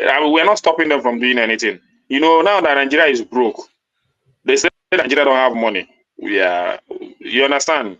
If we have 15 trillion for now, just maintain those ones for us. Maybe if you have SS, you can do the one you want to do. Nobody is criticizing the coastal road. It's a very nice project if we already have the major ones that we'll be using on ground, functioning very well. So that is the argument. Nobody is saying that they should not do anything. They should not do the coastal road or stop it. Yeah, so this everything about this government, I don't know they want to talk. I don't know what they want to. This is 6.6 trillion. Under how many months? Under how many months? You're adding another 6.6 trillion supplementary budget. Man, I don't tire. And people will say we are complaining. Complaining for what? And this is the evidence that they are paying fuel subsidy through the back door. But you guys will not understand it. The budget did not capture it. Under how many this is just 6 months. So this is just 6 months. You are adding extra 6.6 trillion to the 27 trillion budget you already made. At least I think before you have a supplementary budget, maybe at the end of the year or at least. So, but my problem is not all this. The ones they budgeted for, which they were exhausted to be able to add this supplementary budget. Where is the effect? Where is the effect? We didn't see it in food inflation. We didn't see it in electricity. We didn't see it anywhere, just in education, in health. We didn't see it anywhere. Even in security. And they're adding another 6.6 trillion just to share and squander. They are borrowing on top of it. Our production is very low this time around. But anyway, for me, the government is doing fine to the people that they want to be doing fine. There are people enjoying them, and there are some people in their own eye. This government is doing the right thing, and they are following the right track. So to those people, if the government is good to them, no problem. Let it be good to them. But I know that evil cannot continue. One day, it will expire. and the people that own this country will take it over from all these evil men. This is just like it's just like I don't know how to measure our government. Are they becoming trouble to the people? Every time you'll be praying, let this government just pass away. Let them just finish these 4 years. Let us just endure. Let them finish these 4 years. What do you think will happen after? I was going to round you up, but what do you think will happen after the 4 years? I'm not sure. I mean, what do you think will happen after the 4 years? There's a good chance there'll be an additional 4 years for this government, or maybe replaced by a similar type from the north. So what do you think will happen in 4 years that you're counting down? I don't know. What will happen is that Tinubu will try to rig his way back again. For the next 4 years. Do you think he would have to? Do you think he would have to rig his way back? Yeah, he have to. He have to do that. Honestly speaking, you have to do that. If you can tell yourself the truth, you should know the optic, the situation in the country. Even people saying that Yoruba like him or whatever. I don't see anybody supporting him at this critical stage in our country. I disagree because for him to want to rig, that means there has to be another opponent that will have to be at his stature. There's no other opponent that is going to be at his stature. No, definitely. I don't care who the opponent will be, but the fact still remain that he will try to rig himself into the next 4 years. But if there's no competition, what's the point of rigging? Why would you have competition? Even if the competition next year is only if the competition is maybe it's only for 2 candidates and the candidate is unknown, everybody will be ready to vote him out. Who is everybody? I'm telling you the fact. Forget about it. We know the Nigerians will be ready to vote him out. Even if in the next 4 years now it's only Tinubu and maybe you go and pick a businessman from anywhere, whether in the east, whether in the north, wherever you want to pick that businessman, and he's unknown, he's unpopular. People will prefer to vote that unpopular person into power. All right, bring it home. You don't know, sorry, you don't know how things is in this country. If you know, you will not be.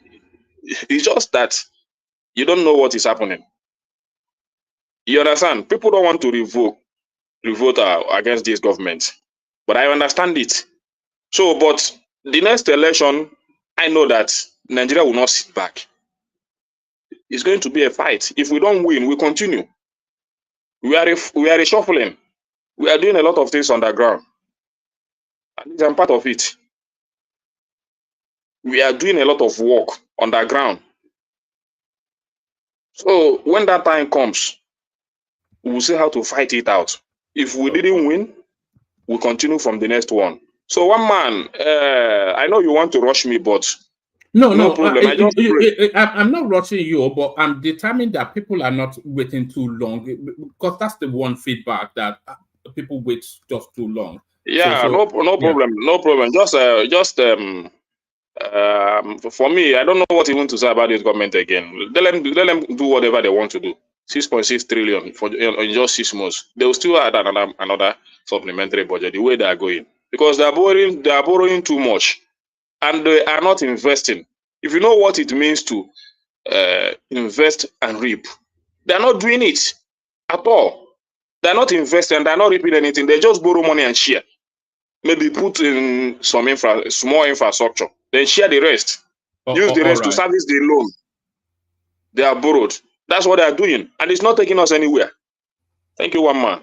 All right, thank you. So that's the excellent Ekene. But I was going to go to Emmanuel next, but I'll go to BQB and then go to Emmanuel after that, just for the balance. 5-7 minutes. Good to see you, BQB. Was I not here before all of them? What do you mean? You are part of the team now. You're not a team member. What do you mean I'm part of the team? You're part of the team. What are you going on about?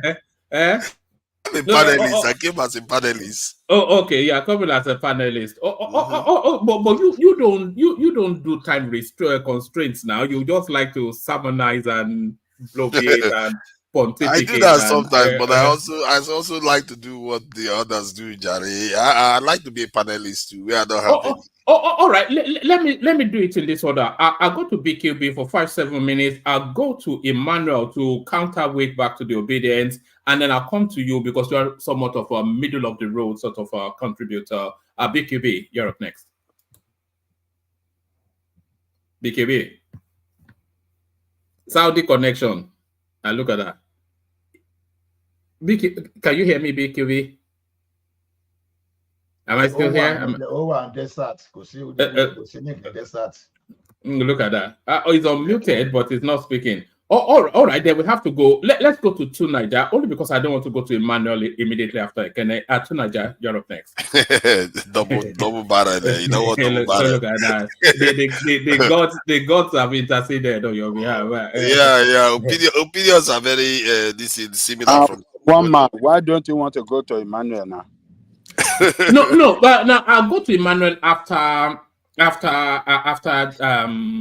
Tunaja, because Emmanuel is sort of the same political stripe. This guy is the same too. He's an obedient too now. No, it's not an obedient.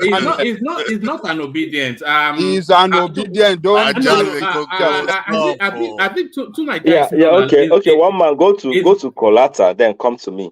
It's non-aligned. Okay. Tunaja is non-aligned. So it's aligned. It's a one man. It's Switzerland. Hello, it's one man. Emmanuel live in Nigeria. Let us give him one man consideration to go. No, it'll be too heavy. No, don't worry. When it's heavy and it will work, let me shuffle it that way. Adale Coco for balance, but I think we have BQB back. Yeah, you're audible now. So let's go with BQB. BQB 5-7 minutes starts now. Yeah, thank you. Where should we start with from, sir? Obi back and forth with Bayo Onuga around the presidential fleet. Tinubu submits a supplementary budget, which almost certainly the rubber stamp assembly will just pass through. And the last one, please. And then the Japa, the high net worth people now are somewhat moving out of the country. So that which speaks to a broader, the more nuanced narrative around the Japa, which is not just an economic escape, it's also a lifestyle escape. There is poverty in the land. I won't turn my back on Nigeria. So that's Tinubu acknowledging the impact of his governance on the Nigerian space. So that or anything else. This one as well. Naira depreciation makes Lagos Abuja the cheapest global cities for expatriates to reside. So take your pick. 5-7 minutes. Yeah, just we discussed this presidential fleet yesterday. I think the presidency needs to just come out open to tell us how many beds or jets we have, which one are, and their functional states, vis-a-vis wanting to get a new one. So it's best for them to come out that way so that there won't be any controversy as regards that, because they are trying to be secretive in terms of their handling of that that space. Then Baba Bayo Onuga will always be coming out gun blazing and stuff. It's not the right approach to every situation. Just come out, present the situation for us to see. All of us who are interested to know how many planes do we really have, Seth, in the presidency, and what is their current state. So I think they should be able to provide that with us. Then concerning Japa, I'm not sure when was Japa being cheap. It's not really cheap to Japa, even for the economic migrants also, because I remember so many Nigerians coming to the Middle East to do housemaid. But you can be sure that somebody coming to do housemaid, they still cough out close to 3 million naira for the process. So somebody coming to do house mate that could still be able to afford 3 million naira for processing. If you have 3 million naira in that same system, they can still get by and do something. But what do I know? So, but the middle class, financially stable people are looking out for alternative and security also. Like, instead of them to have all their eggs in one basket in Nigeria, they can as well invest in some other country, like investment for passport that is on the increase now, especially in the Caribbean, all those countries. So I think if somebody can put together $150,000, so it's a good way to just get a passport of those country and There was a guy get that some. did a YouTuber called Bayo. I know. Tayo, I know. Yes, Yeah, hundred and yes, $50,000 to buy yes. It's good a for him if you Caribbean. ask Yeah. me, because it's the money is, you are not just donating the money to charity. The guy is actually having an investment in. I think his own is St. Kitts and Nevis. So, and those passports who are stronger, are strong as UK or American passports. They can allow him access to all those countries that the same passport will allow you to. So, and he doesn't have to live in the country to meet all the necessary stressful passport requirements. You have to be there for 10 years, 5 years, all those things. So you can just breeze in, breeze out.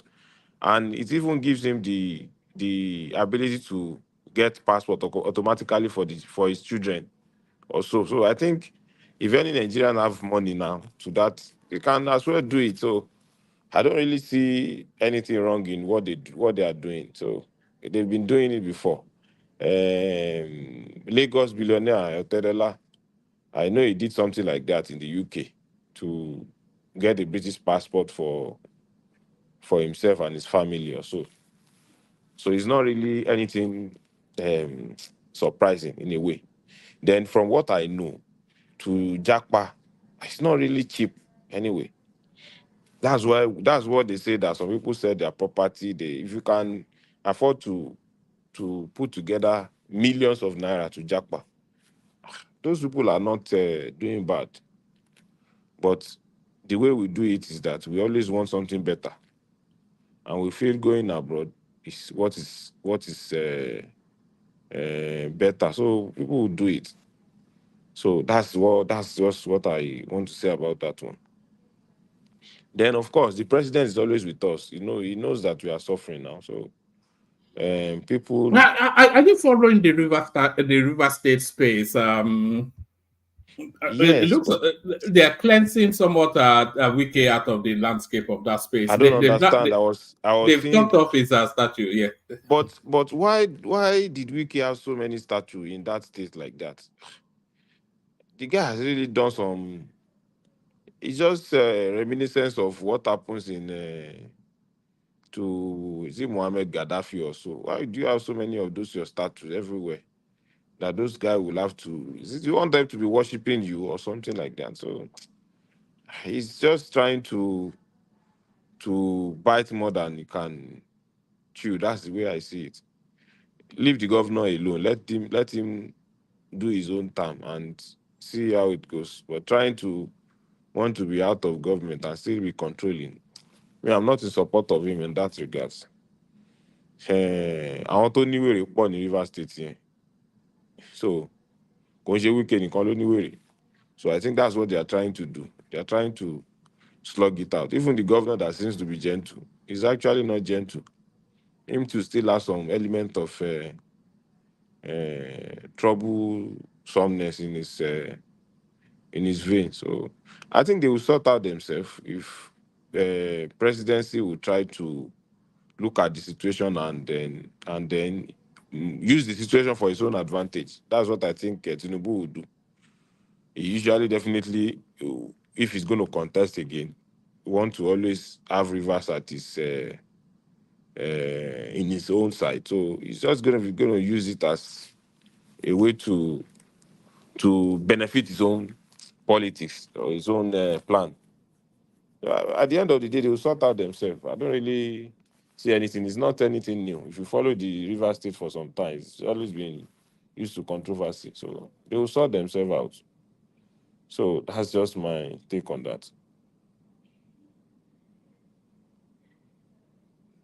And the supplementary budget.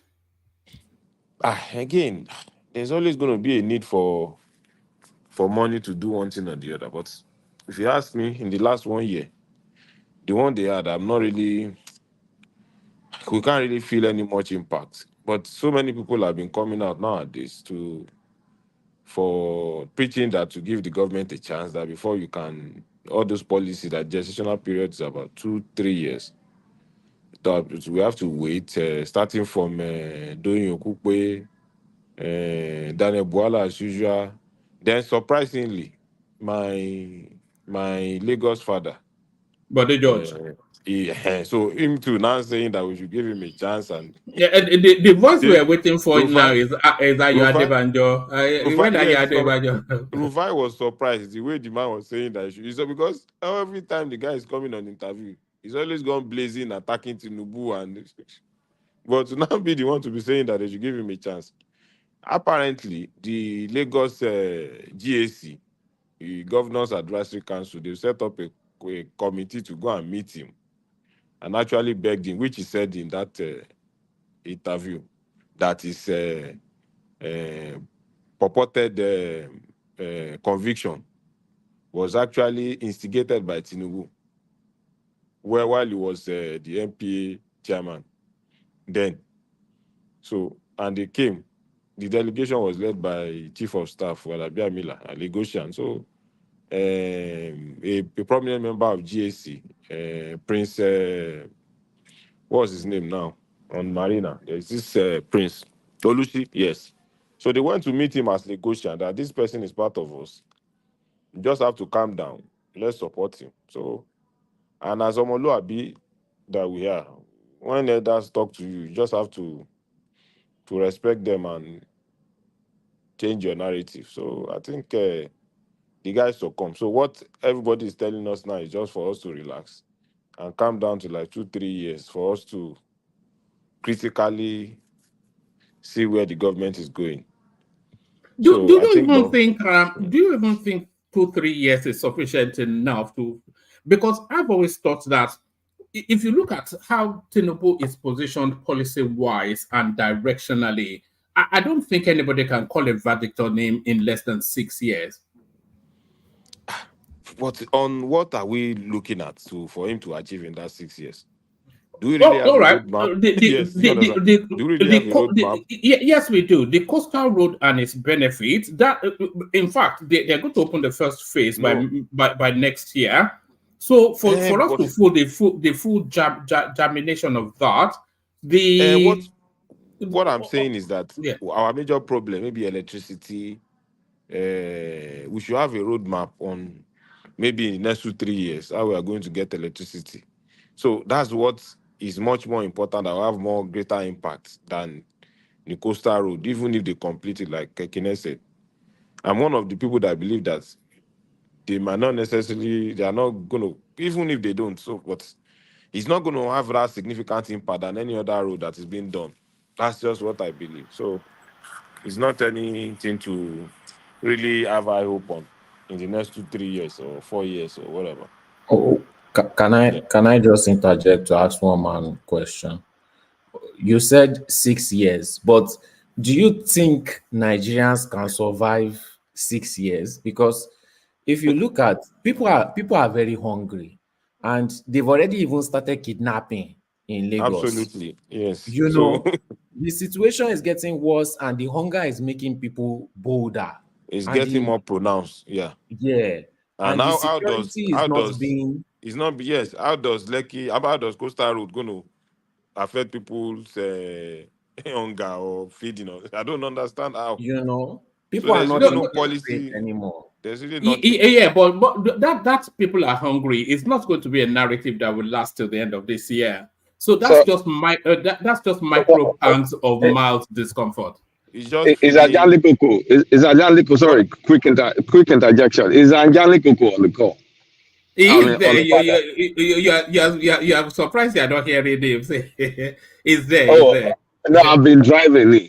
Ajani Gogo, do you know this Bob Marley song? If you can sing it, them belly full but we hungry. An hungry man is an angry man. If he's listening, let him sing it. That is what is happening to Nigeria. One man. I don't think people can wait any longer. The man to me is They just can't wait fulfilling his though. ambition of becoming a president. That's just what I feel. He's feeling himself that finally I've achieved being a president. So that's my conclusion. One man. You can go to the next person. All right, brilliant. So that's BQB. So from BQB we go to Emmanuel. Emmanuel, you're up next. Hello, one man. My brother, how far? Let me put you on the screen. Is this is this Madame? What's going on? Even you've not given us the latest regarding the wedding plans. What's the latest? Yeah, one man. You know, Hello. Kulata has ordered Agbada. We're just waiting for you. Yeah, one man. The incident that happened late last year affected a lot of things, but we are still on the process. Yeah, like I told you, it will happen hopefully this year. You understand? Emmanuel, So, do you want to back out? Eh? what? Are you Huh? getting cold feet?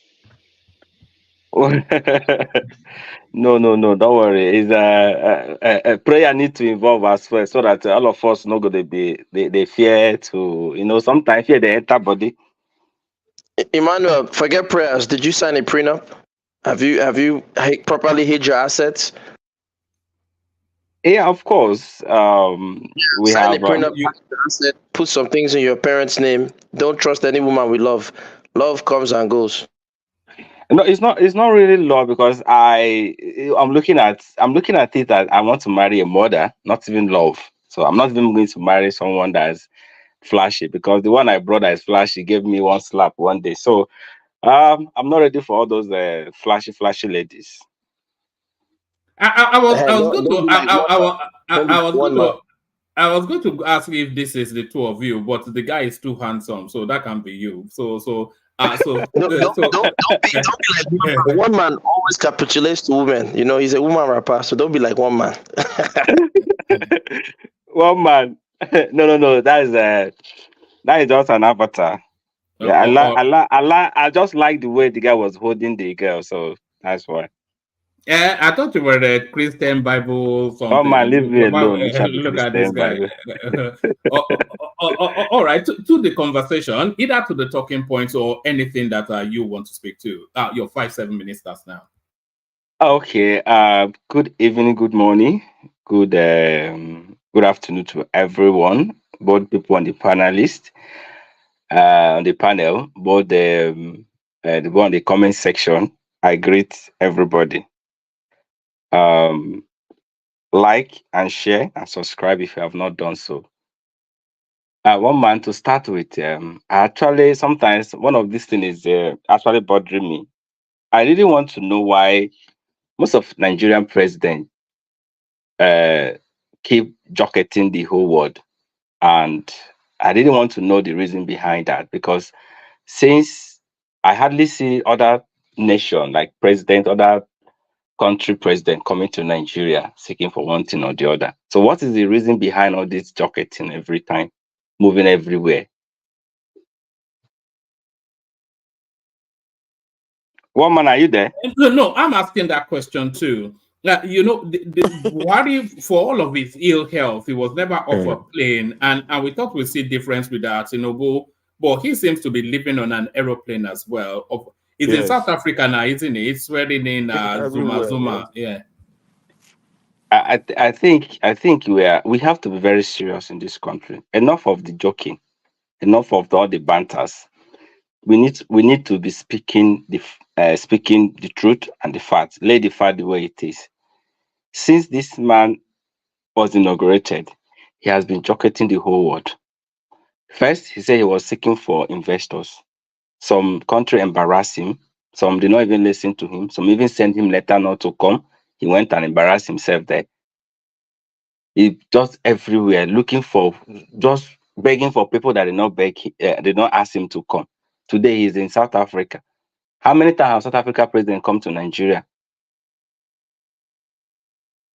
We need to because now they are now trying to bring supplementary budget. One man, the first budget that came, almost 30% of that money went into traveling. You hear the other day, the governor spent trillions in traveling alone and feasting. It's just the way they are living. They are living as if we have all the money in the whole world. We're just doing as if that we are the biggest economy in the whole world. We are not prioritizing our needs, and our needs are actually very simple. If I can lay it here, it's very simple. You see, if you can at least give us light, good road, good education, good hospital, these 4 things, you don't need to go and beg any country to come and invest in your country. And sorry, this man is here to Niger. Security. You don't have to go to other country and be begging people to come to Nigeria to invest anything, begging to investors to come to Nigeria. See, our Nigeria are very industrious, very smart, very intelligent, very hardworking. When you started, you saw when Thomas was saying that, is it Thomas or Solly? You're playing a video where Nigeria were touching a pastor's car to receive a blessing. This is the ripple effect of bad government. Let me tell you why. Because you see all of them, as you can see them in their numbers.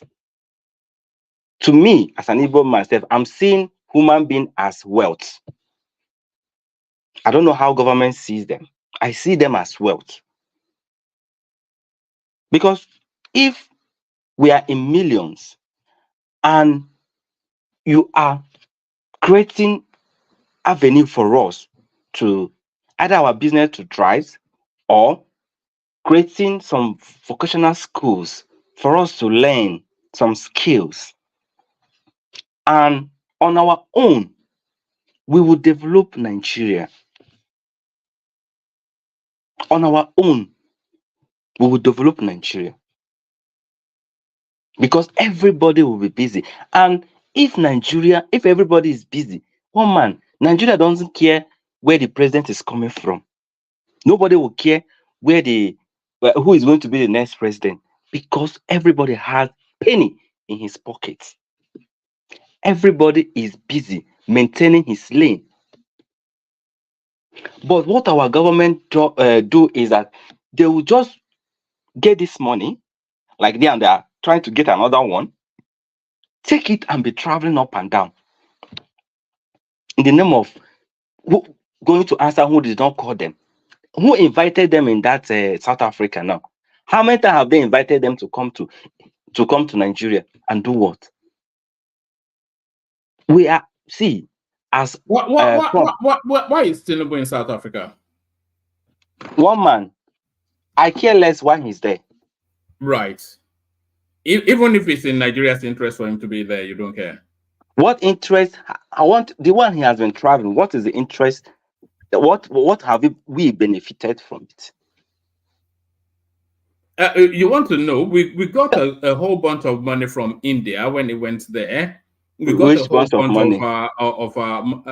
Investment commitments. What's the name of the company that invested?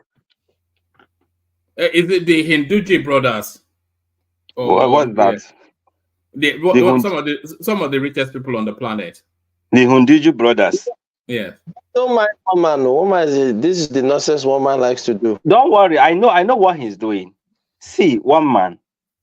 I know you tend to lean towards Tinubu, but please, sometimes Let's leave all this propaganda, all this attacking. Let's speak the truth. That's why sometimes I like Colata, because sometimes he normally get blunt and speak the way it is. But sometimes he go out of the line and be talking rubbish. So, but we need to be speaking the truth. These people, not just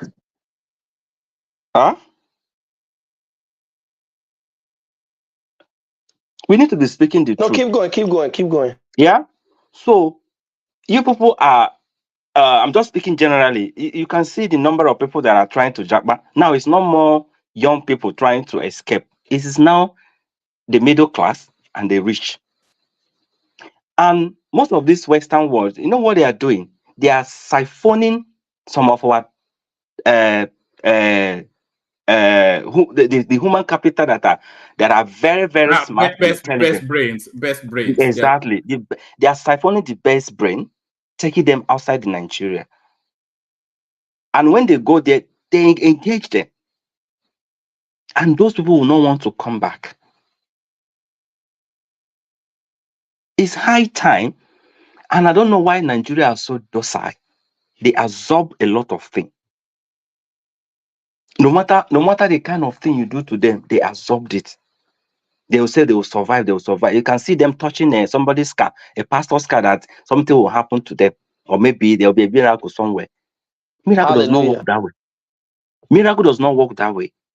My brother, let me interject real quick for you and support your point with a request Kulata made earlier. Kulata, are you there?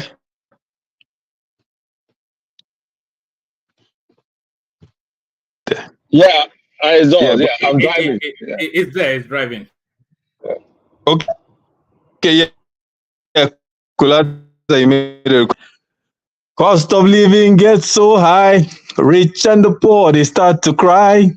Now the weak must get strong. I said, oh, what a tribulation. Them belly full, but we hungry. A hungry man is an angry man. A rain of fall, but the done too tough. Me about to cook, but the food not enough. We check to the music dance. Woman, I'm out. I just came to say. Thank you. Five viewers just dropped off the back of that. Look at this guy. What are you doing? Leave the singing to Ajale Koko. Leave the singing to Ajale Koko. Kulata, you brought back that song to me. I had to sing it real quick, but that captures Nigeria's situation.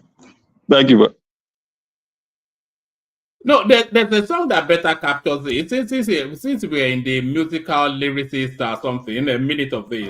Let me look on, don't turn, let me look on. Yorubas are screaming, Hausas are crying, Igbo brothers are saying, don't blame them. Igbos are being discriminated, even food, don't turn. All right, so that's the guy trying to revive his career. Two more minutes. Yeah. Oh my, something else, man. I want to ask, Mama, have you always been this sassy, like since you were growing up? Like, you like to throw shade at people, man. It's just crazy, bro. It wasn't even shade. People are just they are hopping onto the situation in the country to that guy is trying to revive his career. I've never heard you. Anytime I've heard you, I've never, whether he revives a career, I've never heard you say like anything like positive, like, okay, Idris, he was a legend, he made his stuff. You just throw shit like he's reviving his career. Nobody, like, it's you, Sha, it's you, but it's just like, bro, we're men, build people up. I'm just saying, like, the way you talk, it's like really good to break people down. I'm not in the business of building people up. I'm the business of tearing people down. That's what I do. Emmanuel, back to you. Okay, one man. 2 more minutes, Emmanuel, and then we move on. Okay, thank you very much. One man, as I'm talking like this, I'm not happy. You understand? So I don't think any person on his right sense will be happy with the situation of country and our leaders. This one time is no more one person again. This is generally the useless governors we have, the legislators we have, the presidents, the bunch of useless ministers that I was even thinking that after 1 year they have to reshuffle them. But this man is still keeping them. Nothing seems to be on the right track. What does it take you? What does it take Nigerian to get electricity right? Pump the home. What does it take them to get the country, to get just lights right?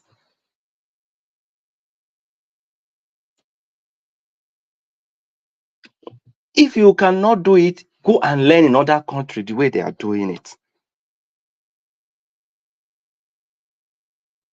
If electricity is fine, everybody will be fine. I can be honest with you. I don't care where you're coming from. All right, bring it up, Emmanuel. Bring it up. You are just building unnecessary project that's not going to yield any result. Right? So the other one I heard is Ononuga and what did he say? Ononuga and Peter Obi about private jet, the presidential jet. One man, those fleet of jet we have in the villas, what are they using it for? Okay, if you want to buy new jet, you have to sell the one that you're like, because I know every time you pack those jets anywhere, you are charging you. You have to sell them. If there are 2 or 3, sell them and get 1 or 2. You can't just keep extra like 3 and go and buy extra 1 or 2 and add to it. Why are we this wasteful in this country? That's why I every time I admonish that if you don't have any, see, all right, wrap it you up, have to Emmanuel. be one man. Wait, you have to be a businessman. You have to. That's why I'm even clamoring that they should give Peter a big chance. We need to get someone that have built wealth before into power. Someone like Dangote, someone like all these people that have built wealth. They have that economic power to manage resources. I'm seeing that some of these leaders we have, they are just coming to fulfill that name. I'm the president. They don't have anything to offer. Yes, they don't have anything to offer. You people, all of us, to clamor to get a person that have built wealth before, a businessman that have built wealth successfully to manage Nigeria. Trump was a businessman before he started, going to be a US president. All right, wrap it up, Emmanuel. So I don't. Let me say a little thing about the River State. No, we have to move it around. Just there. I will round it. Just give me 1 minute. I'll round it up. So, River State, concerning Wike, I think is an example to all of us that what goes around comes around. We knew how Wike dealt with Amechi. Amechi that helped him. He dealt with him. Amechi even became a minister, but Wike still silenced him. Exactly the same tape that is playing now. Wike was thinking that when he become a minister of FCT, he will still hold power. Today, 23 local government chairmen were booted out.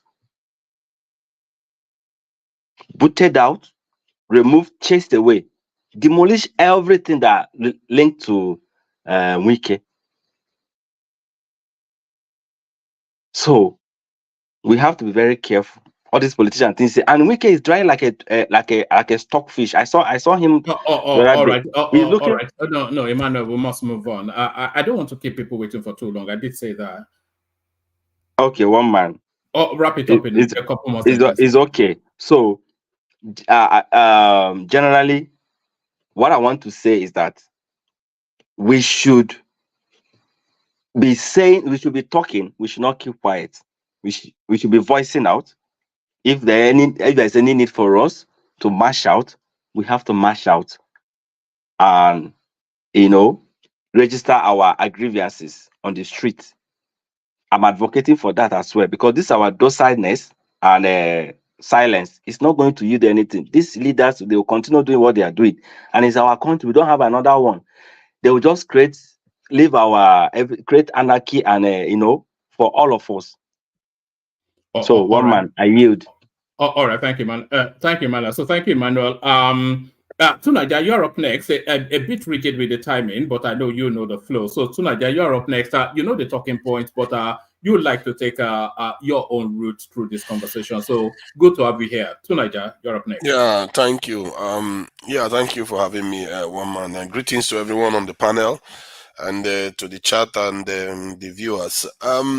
The high net worth individuals living the country is, from what I gather, one of the devastating numbers I saw there was that Nigeria has lost about 45% of high net worth individual in the last 10 years or so, and that is not a good sign that the economic situation is being run properly. And let's not just beat about the bush. We know why these things are happening. We know our leaders listen to foreigners and sabotage our economy. That's why all this is happening. It's not because our people are not, as I think was it Solid that was saying, our people are not intelligent. They're just not. If they are guilty of anything, they are guilty of being a little bit brainwashed and not brave enough to stand up for their own people. That is why all this is happening. We can never gaze all we want. We know why. And if you look at the people that are praising the current government, are these same people that helped this thing, Babangida wrecked the Nigerian economy. They just keep continuously damaging our economy over and over again, and our leaders keep aiding them until we start knowing that, okay, you might end up in office tomorrow. You have to have plans to circumvent these things. Because these people are not dragons. You have to have a way of working with them to make sure they don't sabotage our own economy. After all, the Japanese and the South Koreans, Singaporeans, many people work with the West. They don't have any problem with them. Why is it our own? It's always different. Why is our own so different? So there must be an ingredient, there must be an aspect that is unique to us that we don't do right, that is causing this problem that we are facing. And if you look at what happened, Speculates to that what that might be. Not that I buy your narrative to build up to that, but speculate to that. Yeah. The part of us that is do you think we have an inferiority complex? Is that it's not an overt one, yes, but it's in there, yeah. And it's not even recognized. That's even the more damaging one, the one that is not even recognized. An inferiority complex that is not recognized. You see our people even calling them colonial masters. They just don't even see it's weird. They don't even see the world. They don't see the world. They don't see that even they don't call themselves that anymore. Our people just say it as if it's just next word. And why is it that that kind of culture is still in Nigeria? Yesterday I just saw the Chinese. They are renovating mosques in China, and they are rebuilding it to look like the Chinese culture. Because these people understand that if you keep subscribing to other people's way of doing things, you're not going to get anywhere. You have to, from the point of the Chinese people, they want to make it Chinese. They don't stop coming to build minarets for us. They remove all the minarets and made it Chinese structure. You can go inside and pray now, but it has to look Chinese. Stop trying to convert us to something we are not. And this is the kind of stuff we as a people never pick up on. That our people are getting compromised daily and we don't know how to even spot it. And hence we say things, we do things, we don't, and that's why it's not even that hard for them to convince us. Was it not somebody that told me the other day they don't even need spies in Nigeria because our ambassadors and our governors walk into their office and tell them everything about us? That is a sorry state for a nation to be in. It's a really sorry state. Do we not have our own secrets? Do we even have any? If you have that kind of economy, why are we surprised we are seeing what we are seeing here? That even Nigerians are running away. We are transporting ourselves to them now. Let's go and work with them. A good president can turn everything around very quickly in the Nigerian space. I said it now. If Tinubu, the elements were favoring Tinubu when he came into office. But look at what he has done with it within a year. This is a man that came into office with all the blessings in his way. And yet he made it look like, oh my God, everything is falling upside down. Blessing such as a comatose economy, a divided country, insecurity everywhere. So those sort of lofty gifts wrapped in Nigeria, Tinubu favors the free market. What do you say? Are you saying the free market is wrong? Even the free market that we are talking about, was it not China and Australia that were just having a meeting to remove some of the trade barriers they put on each other? Is it not free market that wants to ban TikTok? Is it not free market that is putting tariff on Chinese steels? Is it not free market that is making the Chinese pass a law now to be able to respond to the tariffs the Europeans are slapping on them left and right? There's no free market. Free market is for us. Free market is for weaklings. It's never been like that. And this is what I'm talking about. We don't recognize the world for what it truly is. This is the problem. It doesn't exist. It never have. It's always been a jostle between the powerful and the less powerful. And if you are powerful, when we say jostle, it's like when we're talking about America and China or America and Russia. Nigerians are not even in the race. We just believe that there's globalization when it doesn't exist. Quick question. Can you explain why Rwanda's GDP is projected to grow at 7.2%, or Senegal is projected to grow at 8.2%? Like, I mean, those are black ass countries like us, but their economies is on the tear right now. Yeah, it's on a tear from what this level. Somebody is digging themselves out of on an underground economy, and we call it anything. They have not emerged. They have nowhere to be seen. The Rwandan GDP per capita was less than that of Nigeria by almost 4 times, and I think, if I'm not mistaken, it's probably still less than that of Nigeria. We're talking about the trajectory. It's a growth. They're growing. Yeah, they are growing. They used to be growing faster before COVID-19 hit. See. Everybody slowed down during COVID-19. Everybody slowed down. Not them. You see, that's the. So, let me put it this way. I'm not going to say I'll use absolute terms. Most countries are just recovering from COVID-19. See, let me explain this again. If you have $1,000 in your pocket, I have $100. If we have an economic problem, let's say we get a parking ticket, who does it hit harder? The parking ticket is the same, but it hits me harder because it hits me that has $100 or whoever has got the $100 in their pocket. It will hit them harder. That is what the dynamics that just happened in 2020. And we are, the way you analyze it just now, we make it seem like it hit everybody the same. It didn't. They got $17 trillion worth of loans. What did we get? We didn't get anything. As a matter of fact, that is a weapon. It's a weapon, and our people don't see. No, I think you're moving away from. Hold on. Wait, hold on. My point. Let me look, before you move. I don't want you to go off the tangent, and then you start. And then you start feeling this stuff. What I'm trying to say is, there's some. Finish now. Let him finish. I'm not talking to you.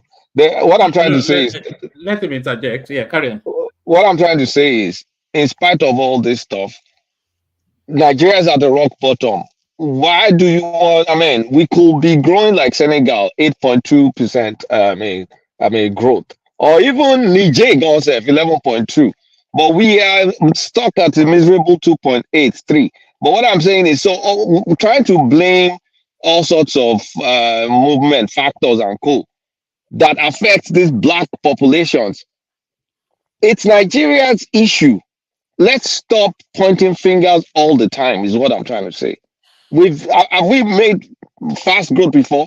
Yes, but at the same time, we made mistakes immediately after. So can we try and get on a sustainable path of growth? Isn't that what I'm talking about? This is the problem. We don't seem to ever be on a sustainable path because we never really take care of what we are supposed to take care of. First, this mindset needs to go away. If that mindset doesn't go away, that we are still apprentices, that we have colonial masters. As a matter of fact, was it not somebody that just said the other day that they run to their masters?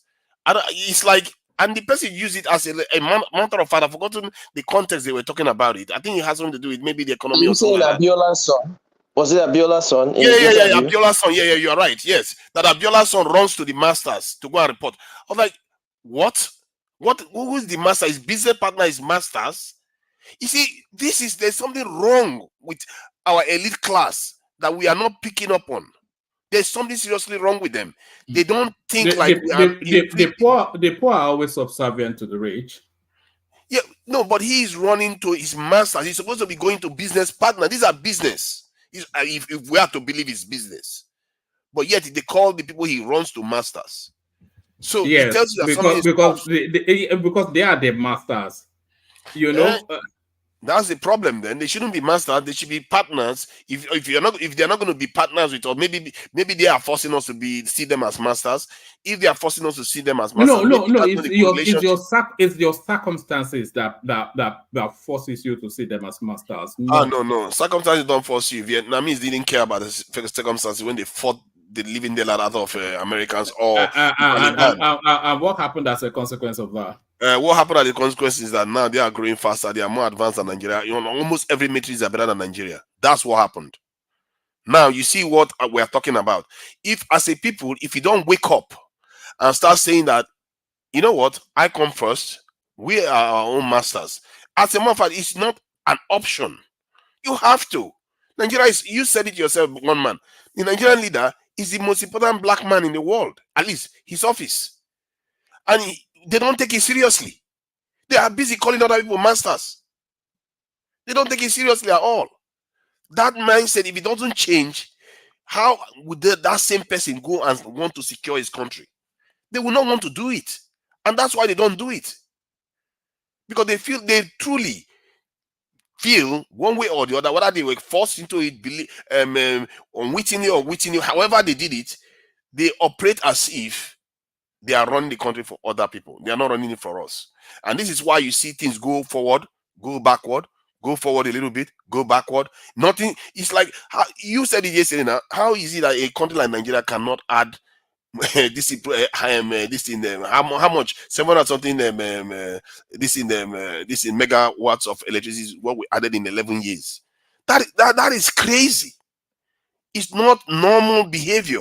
It's because these people are running the country not to develop, not to advance too much for some reason that for the life of me, I believe it's in their mind, it's in their heads. And that elite class, what I would say to any people that have access to them, collateral, all these people, you really need to start watching them and questioning the way they see the world. And maybe it's not going to work. Everything I say, I'm not a fool. I know that there are bigger forces at play here. And what Solly was saying, calling us low IQ and all the rest, is not true. It's because the collective IQ hasn't risen. And you don't have to be people don't have to be super intelligent individually, but if their collective IQ rises, they are going to act in their own interest. Just like the Vietnamese. Vietnamese, if you put one Vietnamese versus a Nigerian in those days, Nigerians will probably smoke them. Nigerians are intelligent and individually, but as a group, they manifested a higher level of collective intelligence. But as a collective intelligence, you're still at the bottom of the totem pole. Yes.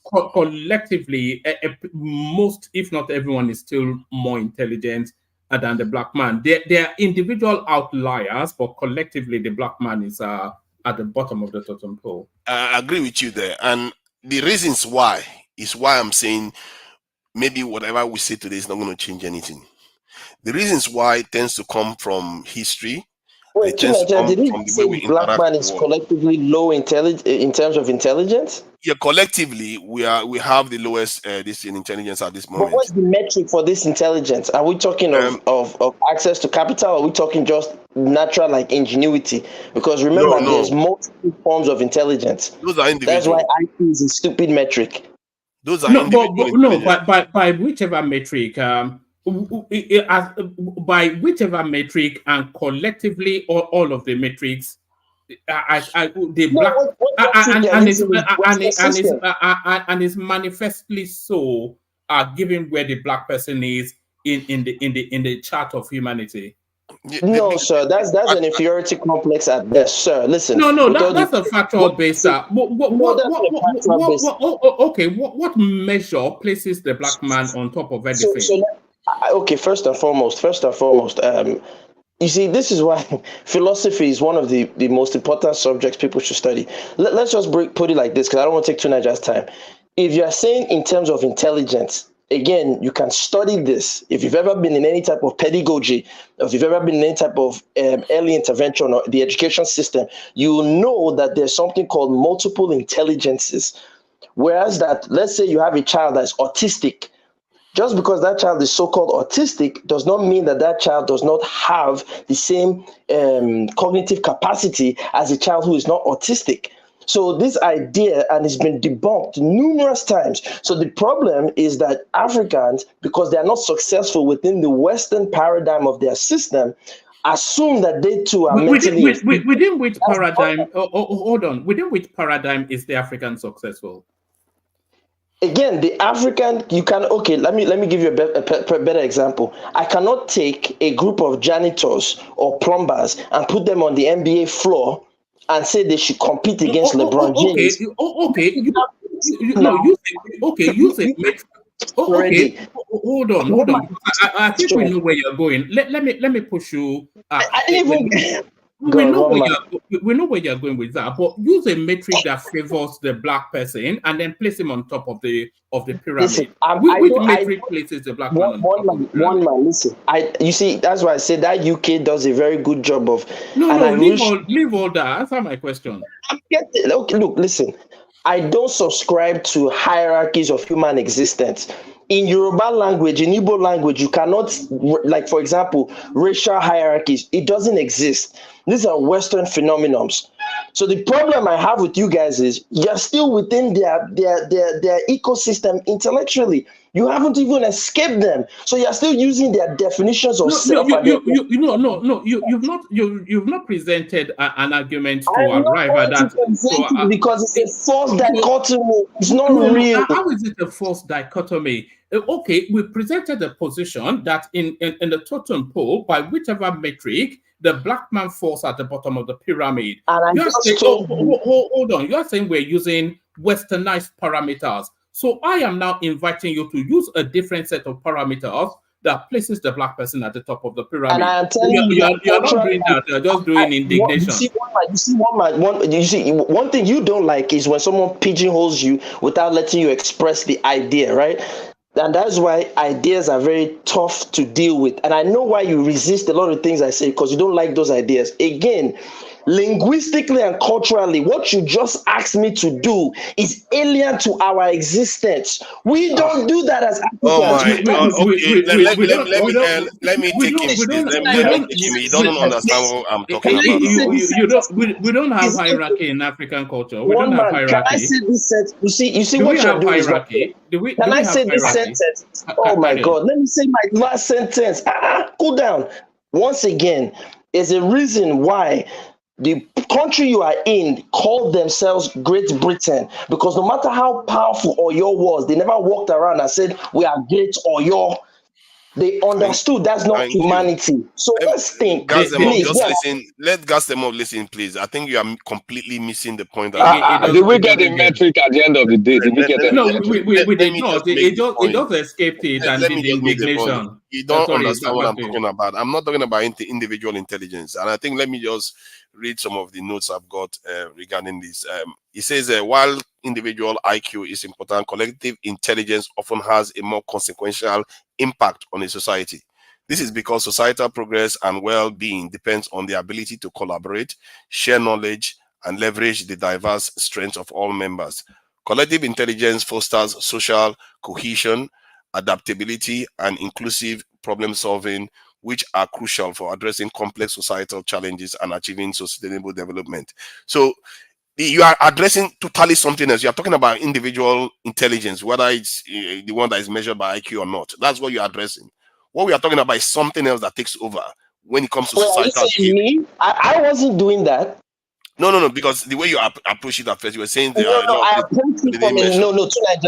approached it from a linguistic and cultural perspective, which one man, on one hand, he will tell you, I'm an Oyo man. Okay, if you are Oyo, use Oyo ideology and think. Where Oyo culture and linguistically? What is the point of that now? Let me just carry on. All right, let me just say this and then you carry on to Niger. you were saying they have great in Britain. Where is it in Oyo? In Oyo, we say Ajisebi Oyo Lanri Oyo Shebi Baba Enikokan. So the great that's in Britain was first in Oyo, so it's embedded in. But anyway, back to you tonight. Yeah. Thank you. So this is why I said, no matter what we say here, it may not change anything until something. You see, what happens with a group of people is that collectively, is when some catalytic event triggers them, then their collective intelligence will increase in terms of their ability to act and solve their societal problems. And I think this is at the level the foreigners and the people that meddle with Africa operate. They operate at this level because they understand that they don't want to trigger us. And this is why I said it before, one of the first time I came here, that a Chinese official, when he told the Japanese official, when the Japanese invaded them, that thank you for waking us up, that is what he was referring to. He was referring to the fact that they triggered the collective intelligence of the Chinese to rise. And look at where they are today. That was said over 60 years ago. So this is what Africa lacks, and the Europeans know that very well, and they never trigger that in us, because they know if they trigger that in us, we are 1.4 billion around the world. Trunaja, so is colonialism and chattel slavery not triggering enough? That one is because they were in control. They were in control, and we never. Yeah, but it's a bad event. I mean, bad, not just event, a bad period for the entire. I mean, for the better part of the African continent. So if that is not a triggering event or group of events, then I don't buy into that.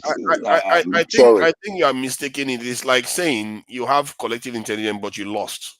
See, our collective intelligence at that time was in terms of tribes, and we lost woefully.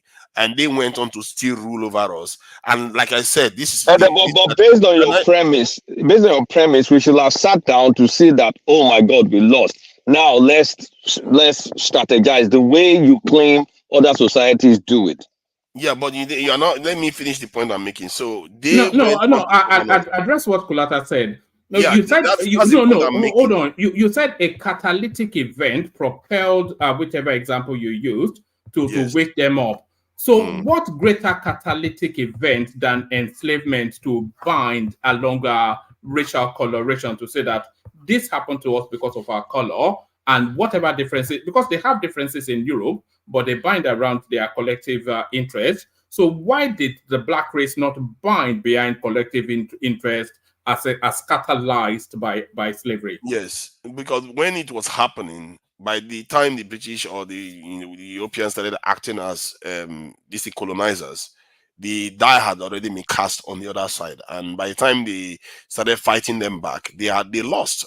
They did fight back. Let's make no mistake. They fought back. They lost. When you fight a war and you lose, the winners go and reshape your history and shape, basically, for want of a better word, groom your next generation of leaders. And they had a chance to groom 3 generations of leaders in Nigeria before they even hand it over to people in Nigeria. Now you can see the damage that occurred in Nigeria. That's why I keep saying the leaders that were handed over to were the collaborators.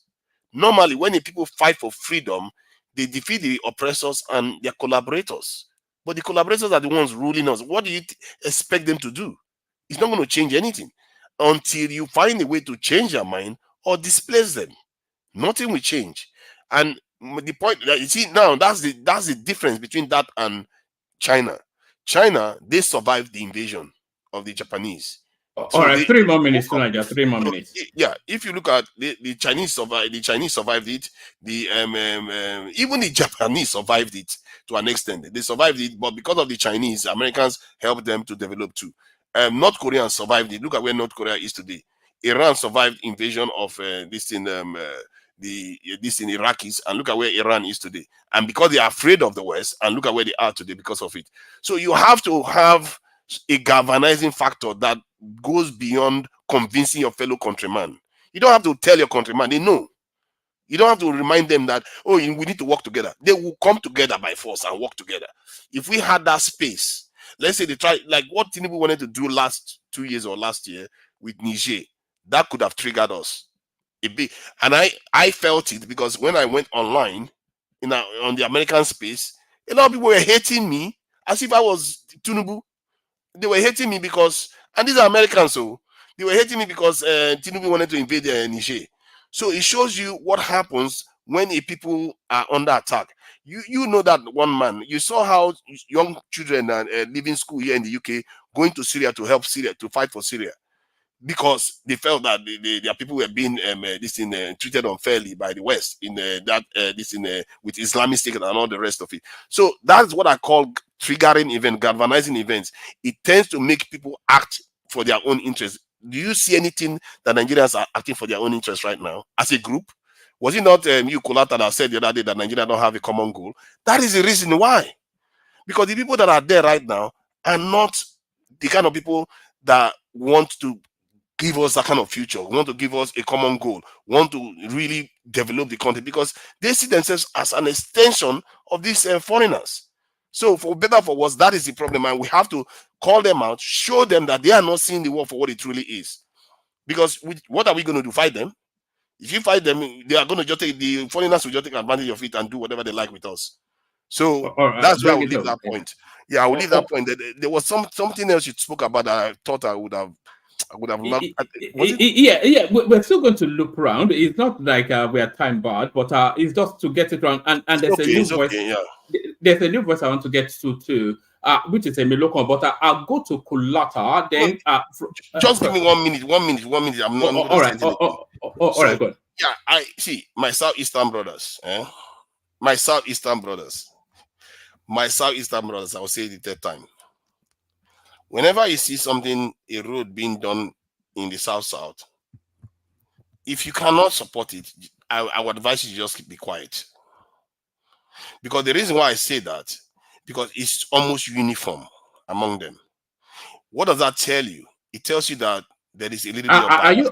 Are you talking about the Coastal High Road? Yes. Yeah, there's a little bit of bias there that they can't see, that they are not seeing. Because if that was being done, let's say they wanted to fix a road or build a second Nigeria bridge, you don't see them say don't do that. Or they want to build a new airport in the Southeast. You will not see, at least they will be divided. You will not see them say they should not build that airport. But when it comes to the South, oh, you don't need it now. Go and do something else. They built a train line from Abuja to Kaduna. Did anybody say they should not do it? That's not what Nigeria needed. They build a lot of things in Nigeria all the time. The Lagos airport, they renovated it. All kinds of things is being done in Nigeria. Then they are doing one for the South. And it's only people in the Southeast that have heard most of the time come out and say these things that, they don't need it now. Don't worry about it. Don't do that. It makes you look bad, especially when the Southwesterner or a Northerner is not saying it. It makes you look bad. Thank you. All right, brilliant, excellent. So excellent. So Kulata, you're up next. You know the headlines. Can you let the new guy go? Then I'll go after him. All right, Emiloko, you joined us for the first time, so on mute, let's hear from you. Good to see you here.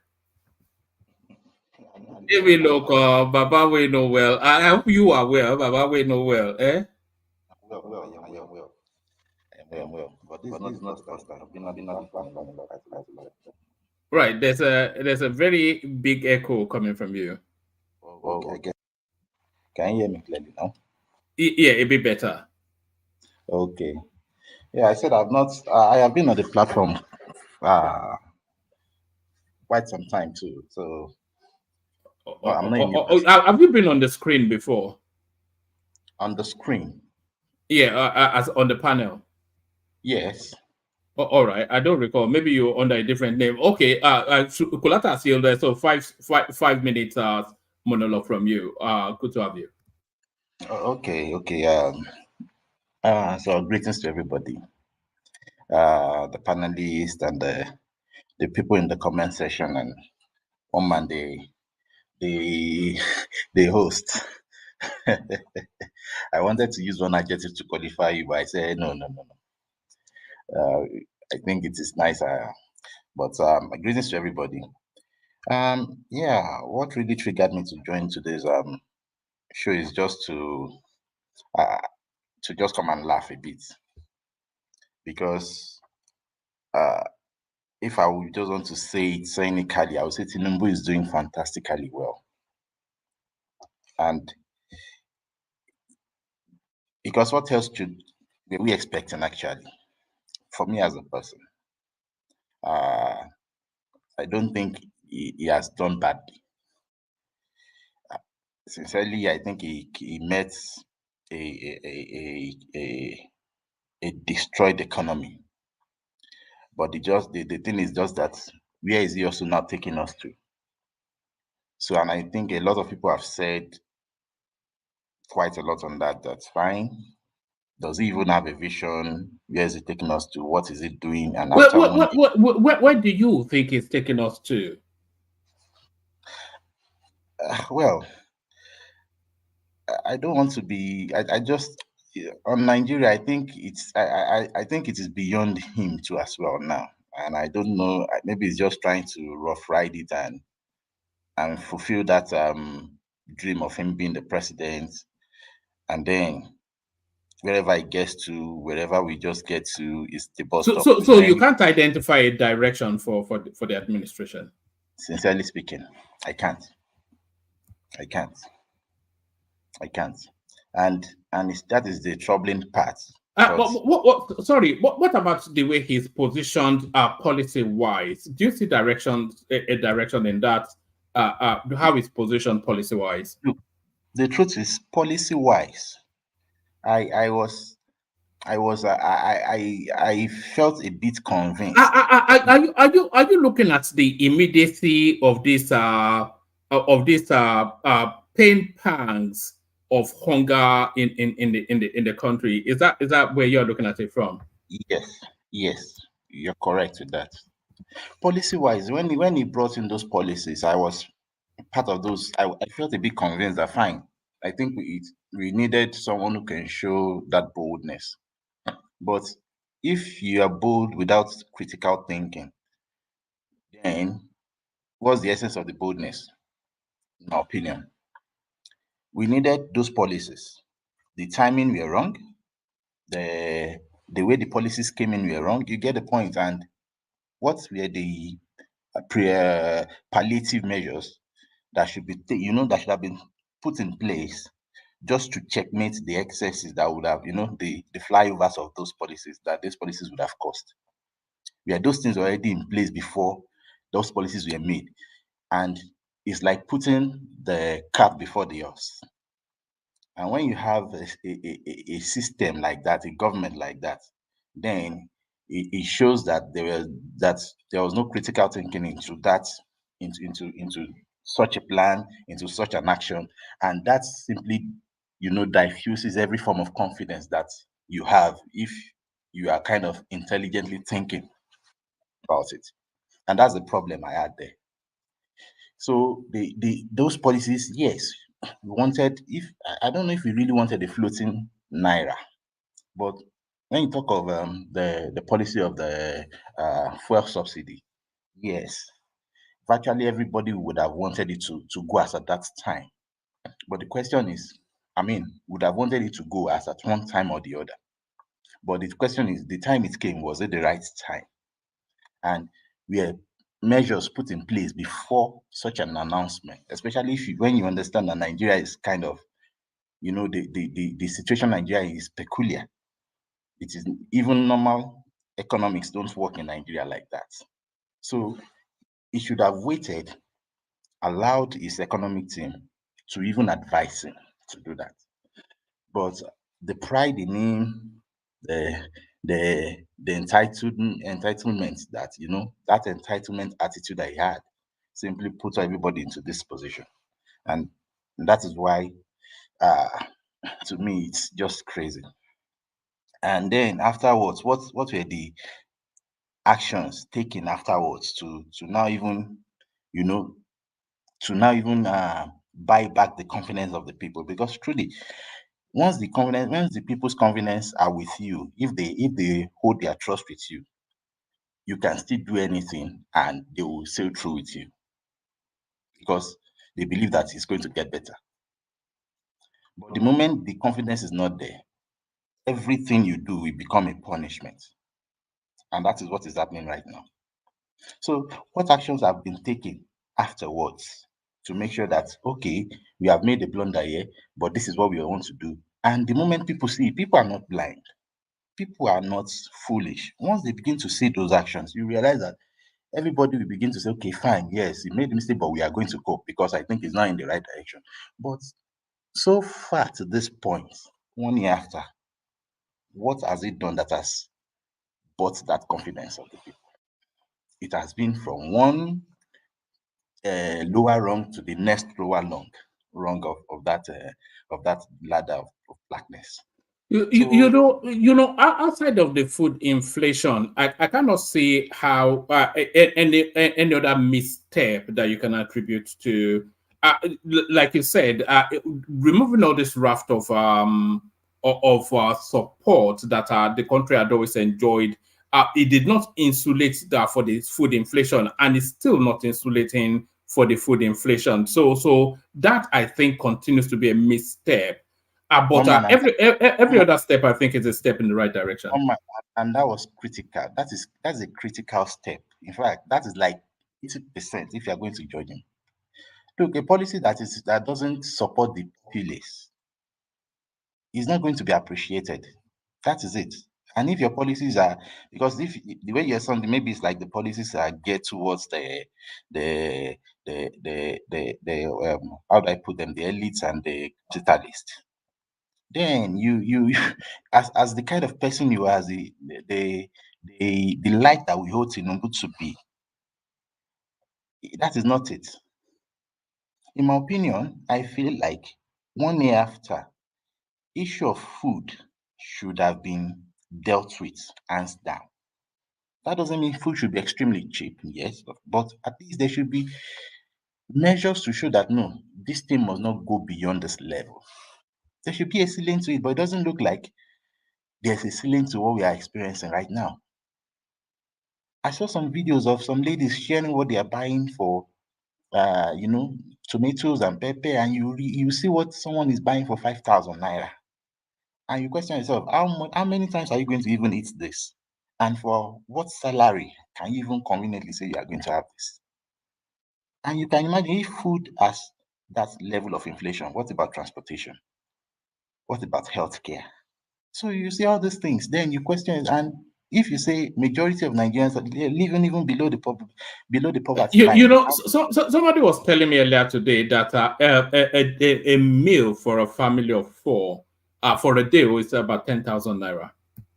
Absolutely, and that meal is even the poor man's meal. One man, Gary used to be a poor man's food. Now Gary is the way people are coping now in Nigeria is terrible. It's you can't even imagine the way some people are coping. That is it, because you question, how are you even coping?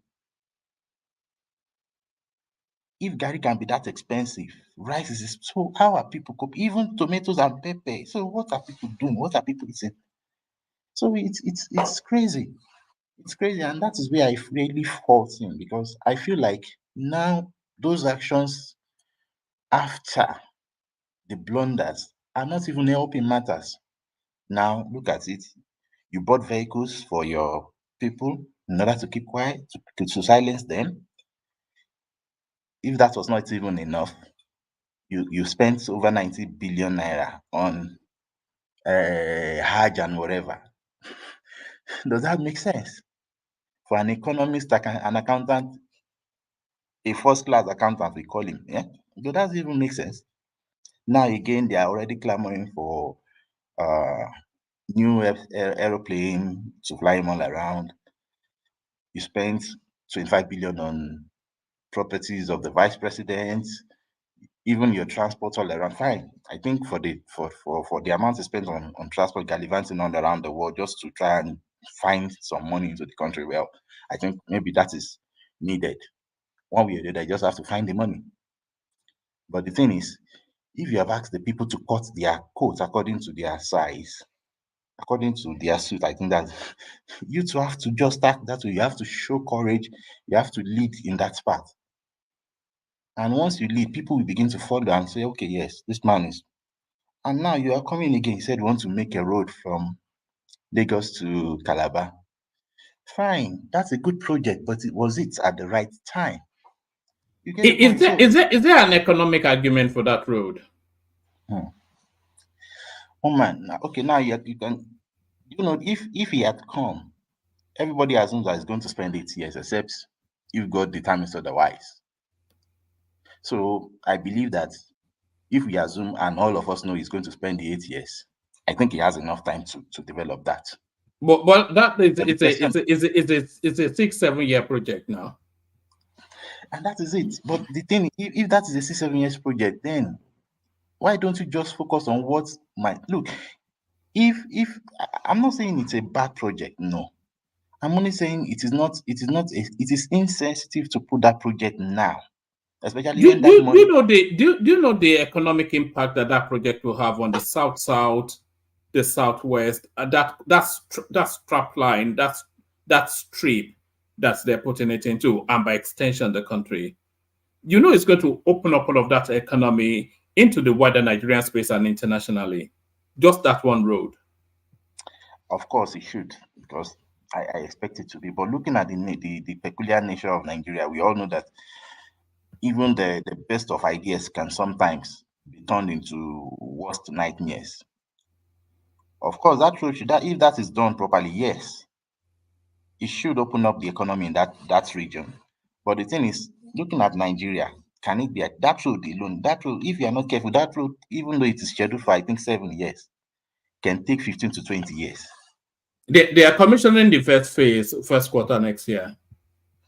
Okay, but for me, to me as a person, I think it wasn't necessary as at that time, because people are look.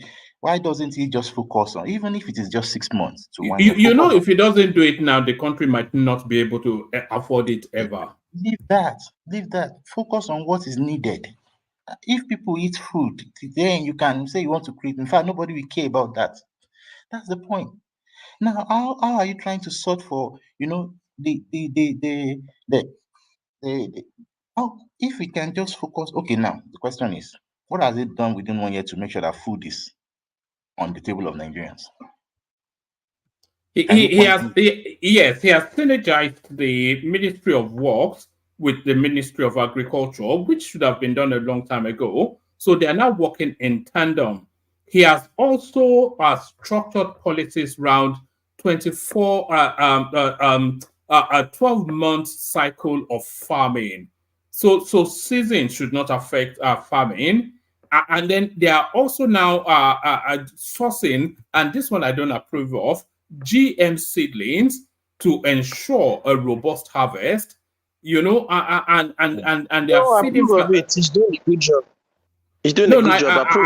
I don't like GM food, GM seeds, because it's going to create dependency on this conglomerate. So I think they're trying to corner the food market. Monsanto and the rest of them. We need their seeds. We need them. We are low IQ Africans. We are at the bottom. We need their seed. Anyways, but you can just imagine. You can see that we are just being sold out, bits by bits, flesh by flesh. That is just what is happening, and I hope that Nigerians can just wake up to demand, not to demand from the leaders to make sure that if you won't let me sleep, even so you won't rest. That kind of a thing, because that is the only way I see that can make all this mindset of this leadership to change. And it's not just peculiar to Tinubu's leadership. General mindset of the elite in Nigeria is terrible. It is terrible, and that is just that, and that makes you question, where is the solution going to come from? It is terrible. So for me, I just hope that he can solve this food problem, because Yoruba will tell you something. Look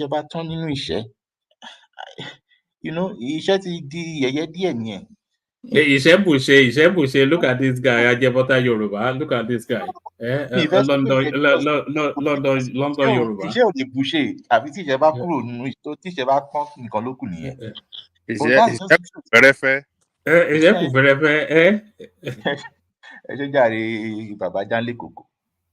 So that is just it. It is just, and for him to have taken 1 year before he sees, because I heard now wants to open the borders to all the other little measures that can make a change. He shouldn't have taken 1 year to make such a decision. And look at it. What about the transportation infrastructure that he claimed to he had claimed to enact then after the subsidy issues? After 1 year, you've not even seen a single bus, one man. The CNG buses. No. The buses are on the road. The first CNG petrol stations, for lack of a better coinage, is already open. So that transformation is taking place as well. And even I think 2 CNG factories built. Yeah. So, but at least food. People are hungry. Food should just get people. Because that's the only thing I'm bothered about, sincerely, right now. That's just the only thing. Food should be on the. That's my submission on that one, man. All right, William. Good to have you. I thought you were a new voice, but certainly a delightful voice to listen to. So a delightful voice. Let me ask that speaker a question. Were you on Dr. Damages like this weekend? The voice sounds very familiar. Yeah, a lot of voices familiar. You were on Dr. Damages. Were you there? You were the guy in the hooded top. Yeah. My memory, I've connected it. Many of these people are MI6 agents, especially the UK people. Don't answer them. UK government. I was there to get my quarterly flogging. flogging, you know. You're this one man, you're a boss. Oh God. Oh God, goodness me. I might come back tell that tomorrow. Many of these people work for the government of the UK. Don't tell them your personal history. Many of them work for government operatives in the UK. Don't worry. They have voice recognition just from the sound of your voice. They've already downloaded your profile. So don't worry about that. Yeah, I can pin the voice to the face now. I know the speaker. I mean, not like I know him. I've seen him on Dr. Damages. All right. So thank you, Miloko. Kulata, the floor is yours. So Kulata, you're up next. Okay. Well, the topics. Can I stay away from the topics a bit? Yes, please do. I always encourage that the topics are only really to open up the conversation, but let's hear from you. First things first, Ajani Kuku, did one man send you anything? Showore's tweet. Did you see Showore's tweet about Obasanjo? Is Ajani Kuku there? Yeah. What did he? I didn't. Did you see it? No. Okay, Showore was saying essentially what we were saying yesterday about Obasanjo and Tinubu. That's the person he has always been working with. So I thought, like, if you saw it from your hero, maybe you will see what we were saying. So I will concur, right? You will concur. Okay. That you at least Joel is a journalist. Sorry, I forgot to say it, but there it is on the screen. There, the caption: Baba Gbadjo visits his real clients. People deceiving people since 1960. So, Obasanjo, it's a Showore strategy. It's a Tinubu strategy now. I mean, if you need to be told that, you have no business in politics, as that caption said. Kulata. All right, let me now talk about my own stuff. So, okay, Tinubu's policies, right? We've been talking the impact on people, how bad it is. Yes. The policy is biting right now. I mean, it's really crunching. But on the other hand, we need to look at green shoots of the policy. And I think I sent you a story about it's a Bloomberg story, and I think one of the Nigerian papers picked it up. So Western countries, the multinationals, they're leaving Nigeria, but they're getting replaced by Asian and Turkish companies. So the good thing is those Asian companies, they operate in countries like Indonesia, which is very similar to Nigeria. So they do know how to operate in the kind of setting that we have in Nigeria. And the best news is a lot of them create backward integration. Basically, if, for example, if they're creating beer, they will probably buy up or build farms that will supply sorghum or something like that. So they're using local, they're sourcing local raw materials. Like I was just checking that Toleram group that bought Guinness. They're the ones doing noodles. Apparently, they're not importing a single thing to create those noodles. So they have expanded to Guinness. There are other companies. There are even local manufacturing companies springing up. Like in the article, it mentioned a company called Fidson Healthcare PLC that will be expanding their drug manufacturing in Nigeria. With the exit of GSK, this Fidson will come and take its place. And then they also talked about a Turkish diaper maker that will come and establish, that is coming to establish in Nigeria. So when you think about goods that we use in Nigeria, right, we are closer to the Asian countries, like the quality of goods that we need, that we can afford.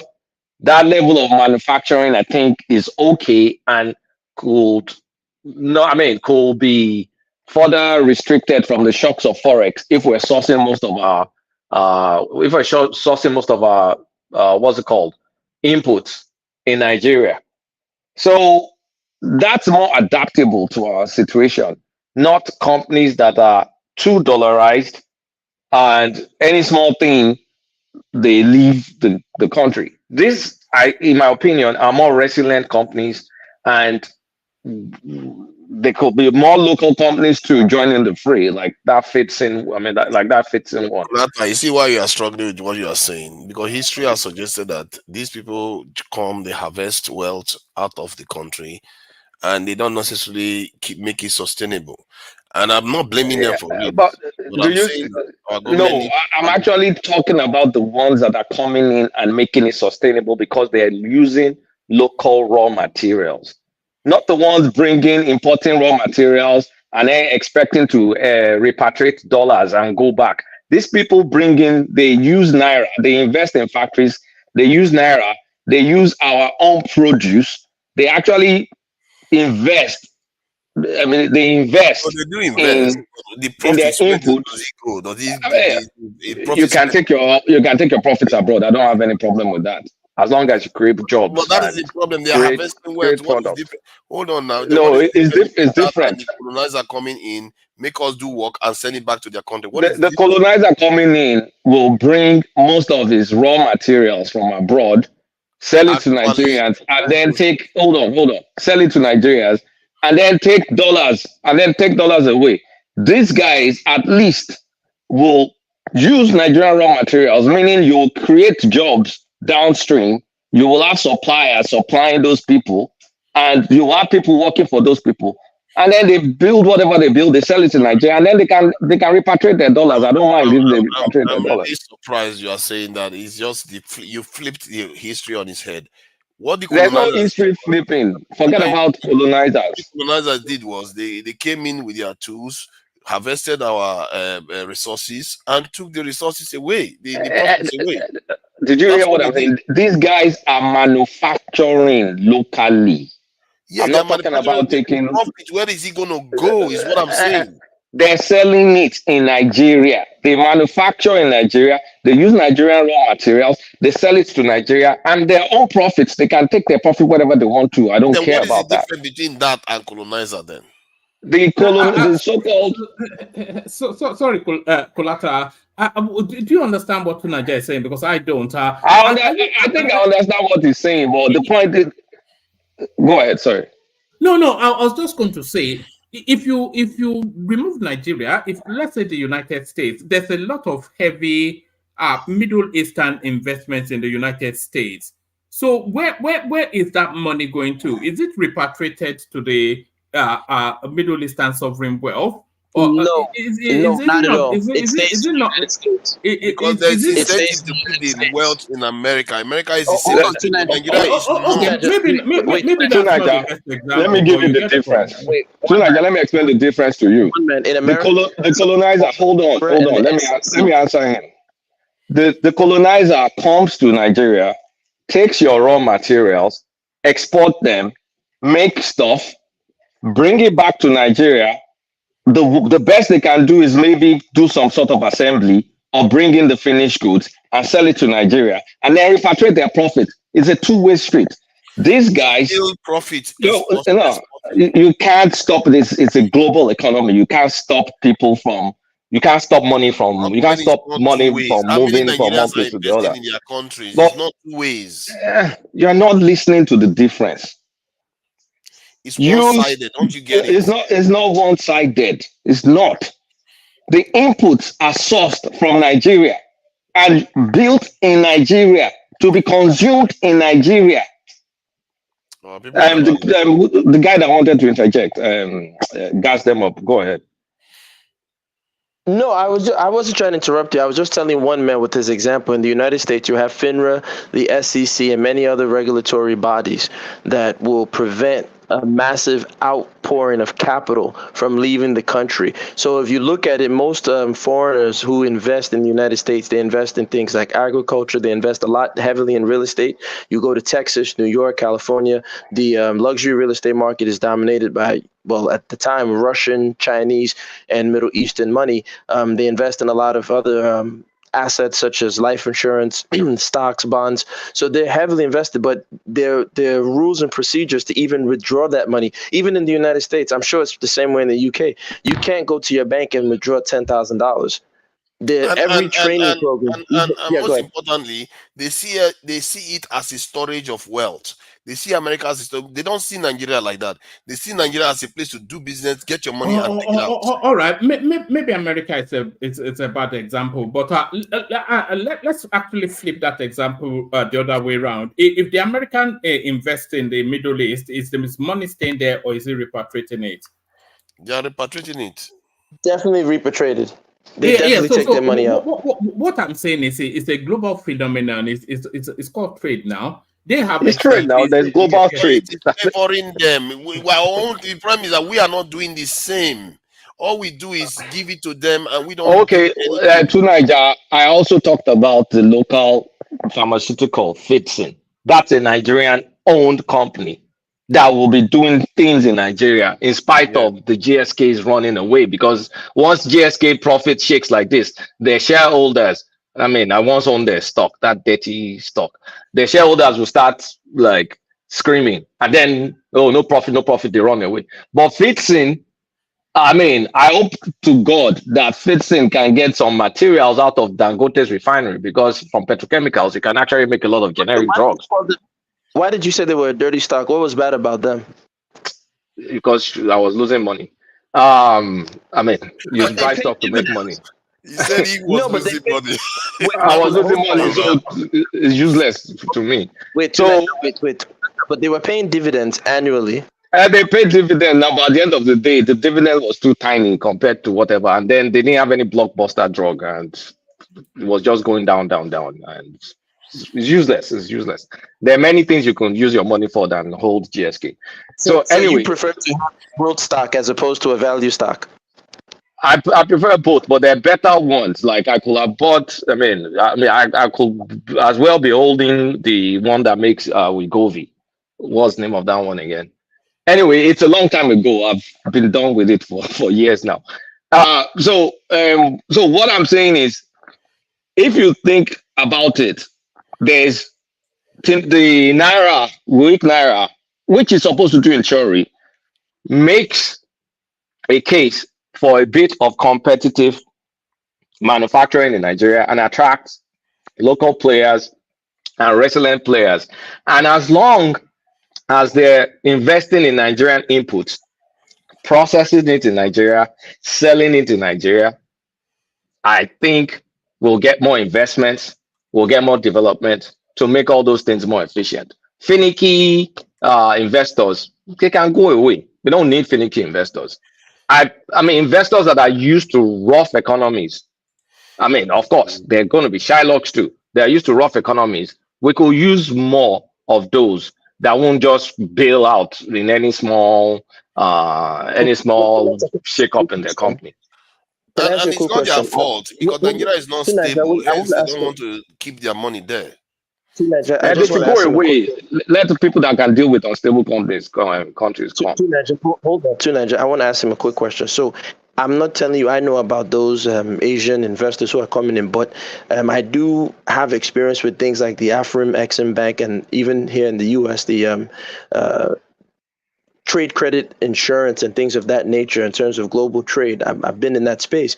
So my question to you is, are these, and I don't know the specifics, maybe you know, are these companies and countries that are coming in to replace these other multinationals, are they getting concessions with our CBN and the Afrim Exim Bank to ensure that they're able to also repatriate their currencies or to get it out? Or is it specifically that they are tied and tethered to the naira, that they must stay in Nigeria for an unlimited amount, X amount of years before they can start looking to repatriate? Is that how the structure is, or is this something No, that? I don't think the structure is like that. We can't. Kulaka, does Tinubu not even have a policy position on that you It can take does. your money out without restrictions? Yeah. Yeah, because we can't put restrictions in an economy where we're bleeding investments. I mean, we need investments. So there's no restriction on taking your money in and taking it out. That's one of Tinubu's actually rallying cry. That's the promise he's been making to investors everywhere he goes, that is making Nigeria an economy where you can repatriate your money anytime. With the Buhari one, you see that they did not let them repatriate money, and then we got Well, you don't do stuck that with. in America, though. You can do that in America. In the bar, you can take money out in America to Nigeria. They do it every day. The Buhari one, they stifled repatriation that we were owing a $7 billion backlog that caused, I mean, that's why you just saw airlines just running away because they couldn't take their money out. They were stuck in naira, that the naira was devaluing. So a lot of them lost money. But all I care for is for attraction of local players. I don't see why we shouldn't have a lot of generic drug manufacturers in Nigeria, and they should stop all these people importing fake drugs and cheap drugs all over the place. India, China, people bringing chalk and selling it. If we can get more of those and and then investments from the likes of Bank of Industry, Afrexim, just to kind of make the environment more conducive for local players and for people that can ride it out with us, I think we will be, I mean, on the long run, it's going to be a new paradigm. We'll pick up. Things may be able to, maybe we may be able to get some sustainable growth on the long run. So I don't want to be condemning Tinubu because I support the policies, but the effect of the policies is hard to watch. But so I don't want to be bashing Tinubu all the time. But I think these are potential green shoots that maybe. There are no green shoots. I don't know how you think. This is Hey, the problem. I Tinaja, let don't me know how you can finish. think like that. Just calm down. Farabale.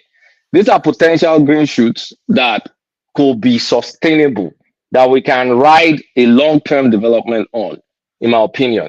The other area that I'm a bit happy with the direction, but maybe not the speed, is the investment in gas infrastructure. I think is it train 7 or something like that is at 67% completion rate. Yes, I saw that in the headlines a couple of days ago. Yeah, and I think Tinubu is attracting more money to what's it called to invest in gas, and then the additional frontier basins in Ogun State. What's the name of that basin again? What's the name of Dahomey. Dahomey. Thank you. This is Dahomey that I was trying to remember. The Dahomey Basin, and I believe Schlumberger is also back to do business. So like there are many frontier basins that Buhari discovered or they worked on, and it's time you sell those start selling those licenses. I mean, you need to sell those licenses and they should start drilling. There's the 10% of our gas is on those states. Nobody has touched it. there's a lot of gas under Imo State. It's getting touched, but maybe not at the rate that it's too slow. So there are many things that we could be doing, but all that pertains is almost like a 6 to 10 year plan. But in the meantime, Nigeria should not suffer to death. They should let food come in. They should import food. Because I don't, the way we're going, we're not taking. You already Like, just don't you think they wasted should 1 fire year. that? That 1 year, you should have used it to So stabilize Nigeria, let me Nigeria. gas them up Just first now. stabilizing. You just wasted 1 Let, year now. let's gas them up. Like, don't you think they should fire that agric minister? That man is incompetent, for crying out loud. This rainy season must not go without us doing something. Even myself, I've been talking to people, and people are going back to farm. This guy, I've not seen this useless minister in my entire life. In my entire life, I've never seen this kind of. Cardoso should be fired too. Cardoso should be sacked. So let's talk about a Greek minister. Okay, fine, fair enough. I mean, when I was rating ministers, I rated him poorly. But then I started thinking, my own part of the country, the southwest of Nigeria, Oyo State has massive land. There's no state that doesn't have arable land. What is stopping them from farming those land? We have to go to Lagos. We'll have to go to Kebbi State to go and do deal with Kebbi or to Niger. Our southwest people are not going to the farms. We're not that exposed to the Fulani herdsmen. I mean, I'm not saying we're not absolutely. I mean, we're not that exposed to it. So if we blame the agric minister, yes, fine. But the owners of the land is the state. What are each commissioner of agriculture? What are they doing? What is stopping them from using the allocation that they're getting from buying tractors to mark some land, clear it, plant? How long does it take for corn to grow? How long does it take for cassava that can grow any freaking where? Like, why can't we do stuff in the southwest? If the federal government is not enabling it, You don't need the federal government. You really don't need the federal government. Each state has a commissioner of agriculture. They have to plant it. They have to transport it somewhere. They have to store it somewhere. Sooner or later, the federal government's fingerprint will be needed in the process. It's not all on the federal government. Hold on, to Nigeria. Where do you identify the federal government in the process that hold on. The land you do know that the lands belong to the states, not the federal government. So that's one. I'm aware. And then each state has an agricultural policy. That's two. And each state gets a lot of stipend, and there are easily grown items like cassava, yam, all of these 3-month cycle sort of a thing. If each state has an agricultural policy that looks to feed the people, we would not even have gotten to where we were. We won't be hungry now. Yeah. If you go to your backyard, I think and you don't need the federal government in any of that. I think there's some truth there, but where you see, it's not that our Nigeria, there's food in Nigeria. It's not that they can't feed their states. That is not where the crux of the problem is. We don't manufacture enough to be fully self-sufficient and start exporting to use, and start using to make money. We don't even need to export. We just need to consume. Like you said, we don't do enough. And I'm talking about where we can increase supply. And then you have the entire Southwest just sitting on arable land and not doing anything. Yeah, I'm not going to. Kalata, I think they are wrong. Say Southwest. There is food in Nigeria. That is not true. What are we producing? If I'm lost, correct me. Look, a lot of Yoruba people have invested so much, in agriculture, but the insecurity that the herdsmen have carry come to our homeland have, discouraged a lot of people from farming. Because what has happened in many cases, that people were killed in their farmland, people were raped in their farmland, farm produce were destroyed, all these things, that government failed to come to their aid to secure that land for them against this insecurity by this Fulani herdsmen. Is the reason why you see people not going to the farmland now. Even the president, one man just read it to us. He just read it to us when he was addressing this senator that came to celebrate the Eid with him, that we have to defeat insecurity so that our people can go back to farm. Is that not what you read to us one? Let me. Okay, now you've. So don't say Wait. Now, two Naija, don't wait. say that people are not. People have made So, frantic Ayani effort. Kogo, let me ask you a question. Let's make it a bit interactive. Yes. In Nigeria now, where is the bulk of our food? Which region is it coming from? Oh yes, it's in the north. Okay, now in Nigeria now, which has the highest incidence of insecurity?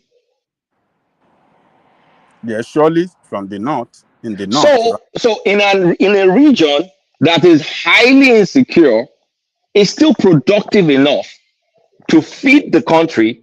The most secure region in the country, which is the southwest, you are telling me insecurity is preventing people from producing. When the One north, man, I mean, Blatter. let me finish. When the Yeah. north, that is ravaged by insecurity, is still the biggest producer of food. We that are not as ravaged, the safest in the country, we have low productivity of food because of insecurity. Please help me. Yes. Look, let me tell you this. Whether we like it or not, yes, the north represent the food basket of the nation. We know that. But what we are saying that effort being made by our own people too to produce their own food or to invest in farming are being, you know, um, uh, suffer the setback by insecurity. It is not that we are not producing. What of the cassava? Are the cassava produced in the north? Is it not in our own side of the country? Are we No, they not? produce the cassava almost throughout the Hold on country. now. Hold on now. Are we not the greatest producer of cassava? So, I but don't know. I don't know. yeah, I'm telling you that. But what we are telling Yeah, you, yes, yeah, we are.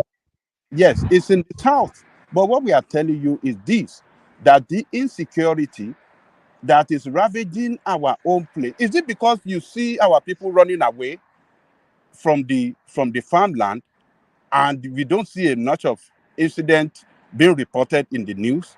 Is that why you think, oh, our places are, are that secured? No. No, no, You it's can not that secured. It's go and talk more to the people. secured. It is It's not more that secure. secure. Go to the rural area, go and talk to people in the Uh, rural area. They will tell you that they are yeah, scared to death. They can't go to the but farm. that's why I'm saying the north has more insecurity, but more productivity. The land size of the north is, is too, they have that land size that is bigger twice than our own. So even if they have insecurity in some part, maybe there are some part that they can still do some farming, and some part over there, you see, they're still allowed to do farming as long as they can pay the levy. So the bandit and the insecure that control that area, all they just need is that, look, pay us our own levy. We allow you to do your farming, and when it's time for you to do your harvest, you still pay us some levy, and we let you go. And that is what is responsible to the high cost of food in the country. So don't say, when you guys are saying, oh, we are lazy. No, that's not true. We're We not doing a to lot our of our people potential in spite of the insecurity, is my point. We're not look, doing enough. We're not doing enough. We're President not himself doing enough. said in his It's address, actually one man is here, is listening. President said in his address to his legislator, senator, I sent that link to one man. I know what you're talking oh, about. okay, so So fine. So why is he saying that if we don't have insecurity? And this is what I've been saying on this program. When somebody because say, a lot of oh, it is cop oh, out. hold on. When one man and some people will say, oh, we have plenty of food, it's just because people don't want to buy all this or that. No, We we don't are have not plenty of producing food. No, we don't. sufficient. We are not producing sufficient enough to feed the population. We are still producing far below what the market demand for, rather. So we have to look at the insecurity ravaging everywhere in Nigeria, not only in the north. ravaging everywhere in Nigeria. And before we start attacking saying whether we are lazy, we are not lazy. A lot of even So, in the east, people Ajale are Koko, so what you are saying is we should not maximize our productivity because, we should not maximize our productivity because of insecurity while the Northerners, as tough as they have it, they're still able to produce. Because look, here's where I'm not going to give any excuse. If Benue, as ravaged as it is, or Plateau, or those other areas, and they're still producing more than us, then there's a problem.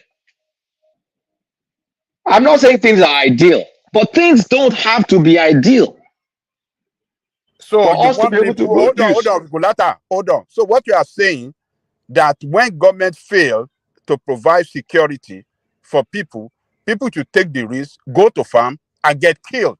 Is that what you are saying? No, Go that's to not what farm. I'm saying. Well, I'm not because we saying want to people should farm go on a and we suicide want to mission. compete with But the north. but Go what to I'm farm saying is and get killed. Is that what you're saying? no. What I'm Who saying want to is die? there's a bit of hyperbole in the way you're talking about it. Because if it's not hyperbolic, we should have zero crops going in the north. Zero. Because it's so ravaged by insecurity. Tell me the area in the north that's not so ravaged by insecurity. And they're still producing. The little we have in the country is most of it is coming from there, apart from the cassava that you just educated me on. Oh, So now, okay. The cassava we are saying, look. but even the cassava, Ajale Coco, even the cassava, you know the problem we have in the cassava right now? The What's it? cassava, the reason cassava is expensive now is because there are lots of industrial buyers of cassava that are buying it to process it into tapioca and they're exporting it. So right now it's no longer accessible. There's one woman that I sent one man the link. She's making over $12 million a year processing cassava. She's in Oyo, she's in Oyo State. Yeah. He came from America. And that's what I've been saying. Everybody just speaking English here. Everybody just speaking like I've been saying it collateral that the people should come over there. I know people that you can do greenhouse technology. All this nonsense that we're just talking about here. You don't need to go elsewhere. Within You the actually locality. don't have to go to the farm. You can do this vertical planting and all those things that they do. Look, Shebi said we're educated in the south, Abi. I'm not even talking about the south only. I'm talking about my own people. Yeah, Kulata, let me tell you this. Look, if we want to talk about, food production, farming, or your state in Southwest is number one, particularly in this area they call the Okeogun area. We have Sunday. Thomas's area, Abi. We have Sunday went to drive out those criminals. So, look, if now in Okegureya, after Sunday Bowo did that thing, they have been able to enjoy some level of security because all those criminals have been driven out, though they still have some problem, but not as high as it used to be. They are producing in large quantity of food, food production. I mean, farm produce is coming heavily right from that place. And they have arable land, very, very good for farming in that Okegun area. So, but what we are just saying, look, let us go after the government. Government have the responsibility to secure every part of that country. Yes, that's the primary responsibility of the government. I agree with you 100%. If government can do their own job, in getting security in place, forget Nigerians we have great farmers everywhere in that country. There's one guy that came on this show one day, one night. I was almost crying when that guy said he invested over maybe 60 million and everything wiped out. Ajale Koko, you remember X0 told us a similar story as well, X0. So what are we talking about? My own mom, she was bored. She decided she's going to try this stuff. They bought all these acres in bushes in some Osho state. And of course, you had herders go there. And I told her, look, don't even bother. Like, you have kids that are doing okay. Why are you disturbing yourself? Why are you disturbing yourself? Like, if you are too bored, come and do something else. So, a lot of people have lost their farmland to these criminals. It's Yes, not that I our people agree. are not making effort, but it's so bad that they will carry out this mayhem against our people Okay, so in their farmland, and they get away with it, and nothing will so happen. why don't we've created Amotekun, why don't we scale it up to do farm protection? That is Now, yeah. The governors should Can I say be something able to do quickly? something to that effect. Can I point out something to you guys quickly? I Yeah, go know ahead. he may not be popular, but when he was alive, Abacha always said that whenever you see insecurity in a place like Nigeria and it's going on for an extended period of time, obviously you can tell that there is a collusion that is happening. So it seems to be that this bandits. I just saw one video recently. I think they said they caught some whoever they were. They turned them over to the police, and within within the week, they were able to get bail, and they were back on the streets to run rampant again. So there's something at play here, something sinister at play. Obviously, like the gentleman mentioned, there's Amotekun, but what can Amotekun do when you have a bandit or a headsman that has the highest powered calibered rifle that even the Nigerian military force don't have, that can shoot you from 300 yards away? And so it's something that I think if you start digging deep into, you find out that there are certain nefarious actors who have backing. So I'll just leave you guys with that. Okay, so I'm sticking to the southwest, and I'm doing this on purpose. So okay, when Buhari was there, you couldn't push the envelope, right? Because you said Buhari has sympathetic leanings to his kinsmen or whatever narrative you want to spin. Now you have a southwesterner guy, whether it comes from Lagos State or Iragbiji or Osun State, you have a son of the soil out there. Isn't it time to push the envelope? Isn't this time to push more, to gain more ground, to care to dare? Like Amotekun, go grab sophisticated guns, let Tinubu Attorney General come and stop you. Isn't it time to do that? I Yes. have a question. You see, my issue with your positions most of the time is this: you are a very knowledgeable person. You should be giving us solutions to our problems. But many times you are even the one that will begin to query, why are they not doing this? Why? Because I'm querying why they're not doing the obvious stuff that they should be doing. That's the solution. The solution is so obvious, and I need to ask, what the hell is wrong with them? The truth is, if they are not doing it, it's not obvious to them one way or the other. That's it. So you think I have key to Aso Rock? I don't know. Wait, are you saying it's not obvious to them, or are you saying that they're purposely turning a blind eye to it? Are you telling me that they don't know that there's insecurity in their land? All right. Kulata, take us to the headline on the screen, and then after that, we're going to gas them up. Actually, before you go there, let me play you a 1-minute clip.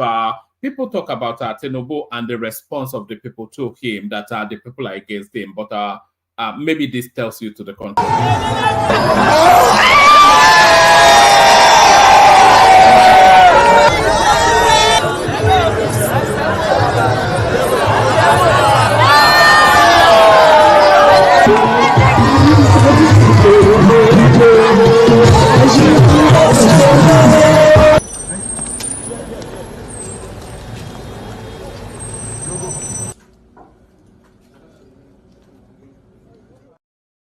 So that's Tinubu arriving in Lagos to an adoring, paid-for crowd. Yeah, that's better stagecraft. That's better stagecraft. The first time he was thinking he could bank on his homeboyness, and they told him he being power. But now, they probably fed those people Amala and Ogufe and Oishirishi, and then tell them, "Oh, come on." Do you think it's 500? 500? Amala 600. ẹran 2000 àti pure water. Ògúnfe méjì méjì, ó yá ẹ máa bọ̀. Ogunfe meji meji. When you put food in someone's belly, you'll be happy now. That's why I wanted Ajaglu Koko to sing that Bob Marley song, but Aizon came to rescue. Aizon, if you're still listening, I'm very appreciative. So, I mean, the headline, how I wish I was. Latter, those ones Eh? that are sharing to know, those are political supporters. So I not want to fall Lamala, those Nina. are I want to jump. those are What is APC follow people, Jay? not the public. Okay. If he goes to the real world, the real market, if he goes to my hometown, oh my shake me funny because in my hometown nobody send anybody message. We have a sharp mouth. So this headline, how I wish I was living in Nigeria and earning the dollars I'm earning, as in, won't it be so nice? Like Lagos, but I just don't like Lagos. It's too rowdy. But it's obvious enough now. Like they can say they're the cheapest for expatriates, and I think that's the key word, expatriates. An average Nigerian still struggle. Like when you go to all these fancy restaurants in Nigeria, um, they give you all this fancy food. Then you calculate it, okay, $13, $15. Like this is not that expensive now. So that's why. And imagine earning dollars and living in Ibadan. That's just like that's the dream life. That's the No, perfect life, isn't it? that's the perfect life. No I was even stress. thinking Lekki as we were talking. I was thinking, imagine if you were earning what $3,000-4,000 working digitally, but living in Lekki. You know, they will come and knock on your door and say, "Yeah, Yahoo boy." I have a friend actually earning way more than that. Yeah, she lives in Ikoyi. Her house, I mean, forget, so nice. I mean, when I went there, I was like, this is so nice, very nice. Like, Their lifetime will be 10 times yours, commensurately the same amount where you're living. if you see the high ceiling, They will it's have a driver, they will like have a cook, they will have a two-story maid, building. you know. With driver, I saw the driveway, all the Lamborghini SUV, all that. I mean, correct life in Nigeria, but it's not everybody will have that privilege. But if you're an expatriate, I mean, and you're free. If you don't have kids or your kids are amenable to moving around, and Nigeria will be a very good place for you to stay. And it's I mean, anybody that has the flexibility of working 100% remotely. You don't have to see your clients, or you don't have to see your workers or your business. You can run your business without doing anything. There's reliable internet. You can get your, what's it called? You can get your inverter and get solar. You can do all that stuff. But live in Nigeria, even to buy a house in Nigeria right now, a lot of the properties are at a discount. Because when you think about the $150 million house, that's $100,000. In America, you can't buy anything with $100,000 anymore. It's back in those 2011 days that you could be able to do that. Right now in America, you look at a terrible house, they'll be calling it 600, 700,000. So in Nigeria, if you take $100,000, $200,000, if you're planning retirement, let's say you're going to retire in the next 5-10 years, you can as well go and buy a house in Nigeria right now, and you'll get you'll be able to get good value for your money. So for people that can take advantage of it, I mean, they should take advantage of it. It's the opportunities is right there. So yeah, there was one topic I would like to address, but I'm just going to skip it because it's a topic. It's not a topic. It's more about like the situation of many people that come here to listen in or to do anything, and they're not in they need mental well-being. What we do here is supposed to be all play, right? Nobody, you just come in here Oh, to right. be I know stressed. I know where you are. Okay, But carry on. honestly speaking, no, jokes aside, some people's a lot of people are not in good mental health, and there are all manner of schizophrenic delusions that happen. Delusions of persecution, grandiose delusions, reference, all sorts of manner of delusions happen. But The only person that can help you is a medical personnel.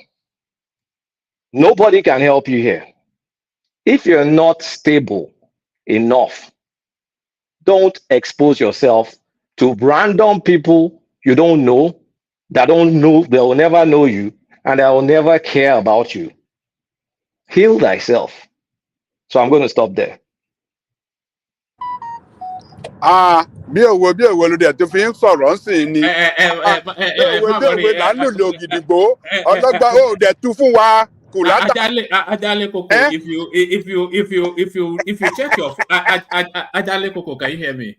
Yeah, I can hear you. If you check your phone, I sent the Itumo to you. But thank you.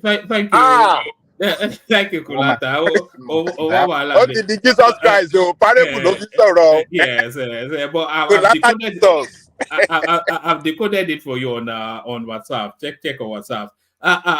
Gastem, you're up next. Kukulata, there's still other topics I want you to speak on, but we'll go through. I'll hang around before I fall asleep. Yeah. Yes, because I wanted you on the supplementary budget, but just not to keep people too long. Gastem, you're up next. Well, let him go ahead quickly while he's still flowing. If you want to, you can let him go ahead quickly and let him flow.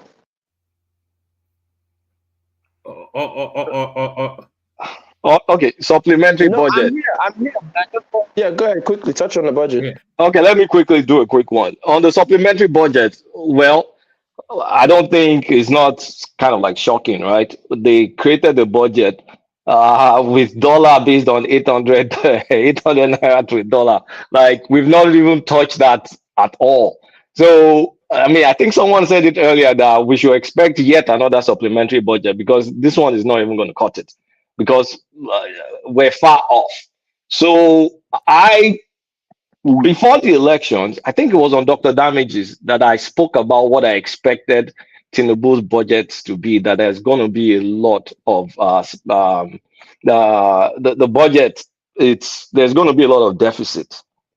When I was analyzing his manifesto or something, there was going to be a lot of deficit, but it's not like I knew the exact details at that time that it would be based on highly devalued. I did not expect the devalue. I knew we were going to get some devaluation, but I did not expect it to be this way. But we really need to find a way of funding our budget, like that revenue. We need to kind of like ramp up revenue generation because we're still short on collecting taxes. Everybody's going to call me tax collector again. I don't care, but we can't. I mean, if they're going to continue spending like drunken sailors, especially the House of Rep and the Senate, then we need to figure out a way of generating more money. We know that Ways and Means, we're no longer using that. I think that's gone now. Hopefully, we'll be borrowing. Now, do I want us to borrow to buy SUV? No. Do I want us to borrow to pay salary? No. Can we cut our coat in some areas? Yes. And that leads me to what happened to Orose report implementation. It was a lot of announcements, but by now we should be hearing about, okay, here's the next milestone. Here's where we're headed next. So it's supplementary budget, get used to it. I think we'll probably have more. And someone else already said it even before I'm saying it now. So it's expected. You can't expect to budget $800. I mean, I don't even remember the crude oil benchmark that they used, but I remember that they said 800 naira to a dollar. How much is dollar to naira now? I've not done Remitly in a minute. Maybe it's like 1,400 or something like that. Look at the gap. So we're almost like to have to create 800 times 2. So it's almost double. Like, expect more supplementary budget is all I can say. So let me let other people speak. That's not the last installment of no, it's not. Yes, even in this financial cycle, I suspect that by October, November, December, they'll come up with another jara to take them to the. It's just so low, the budget at 27 trillion. We always remember we put it under the stethoscope or whatever it was. and we thought it wasn't sufficient enough. And even the supplementary still, I expected the supplementary to actually match the original budget. Then you think they're home free. Yeah. So expect more. This is one of the things that makes Tinubu look bad. You could have not even tried to say 800 to naira, like, why, I mean, to $1. Why did you even start with that? And then you'll go back. I mean, the headlines coming out just doesn't sound good. Like the airplane thing, I didn't talk about it. But yeah, does the president need a functioning airplane? Hell yeah. But with a lot of things that they've been doing, it makes even simple requests like that difficult. So Tinubu shouldn't make, I mean, it shouldn't make his government difficult. Like the way they are approaching this, the lackadaisical attitude, they just, they need to kind of like fake the funk, try and pretend like you regard people and their feelings and make a bit of sacrifice here and there. Just even if it's just optics, just do it. Buy people's, like, look, I mean, look, if Tinubu was not a Yoruba man, right, this company will be in flames. Because if it was someone else doing it, Yoruba people will have gone to the streets. And like I said before on this platform, the people that are good at bringing Nigeria to his knees are the people from the Southwest. He's just lucky that they probably are just turning the blind eye to him and just stomaching what's going on. Like, I think if reforms necessary, yes. Are they bold? Yes. Are they, I mean, but pretend, do something, show you care. I mean, it's not nice. It's the way they're acting, and I mean, I really think, I mean, Tinubu needs a lot of stage crafting, because yeah, we know some fundamentals are not going to change, but he can do with some stage crafting. So let me stop at that. Oh, all right, brilliant. That's the excellent So, you're up next, Gastamo. Yeah, definitely. So to quote that wise guy, Baba Frayo, right, where he was sampling for that, I want to throw some stones. So hopefully it doesn't hit anybody. But, you know, because I'm going to launch it to, how many minutes do I have? 7 minutes, right? One man? I have my 7 minutes? Yes, you do. Carry on. We're listening. Oh, thank you. So very quickly, to me, you know, Femi Kuti has that excellent song, Truth Don't Die. And that's the real problem of Nigeria. We live in a land where truth is dead. You know, Molue, you know, Marshall for head, Trailer, Scatter, all the stuff that Femi was singing. Let's be frank.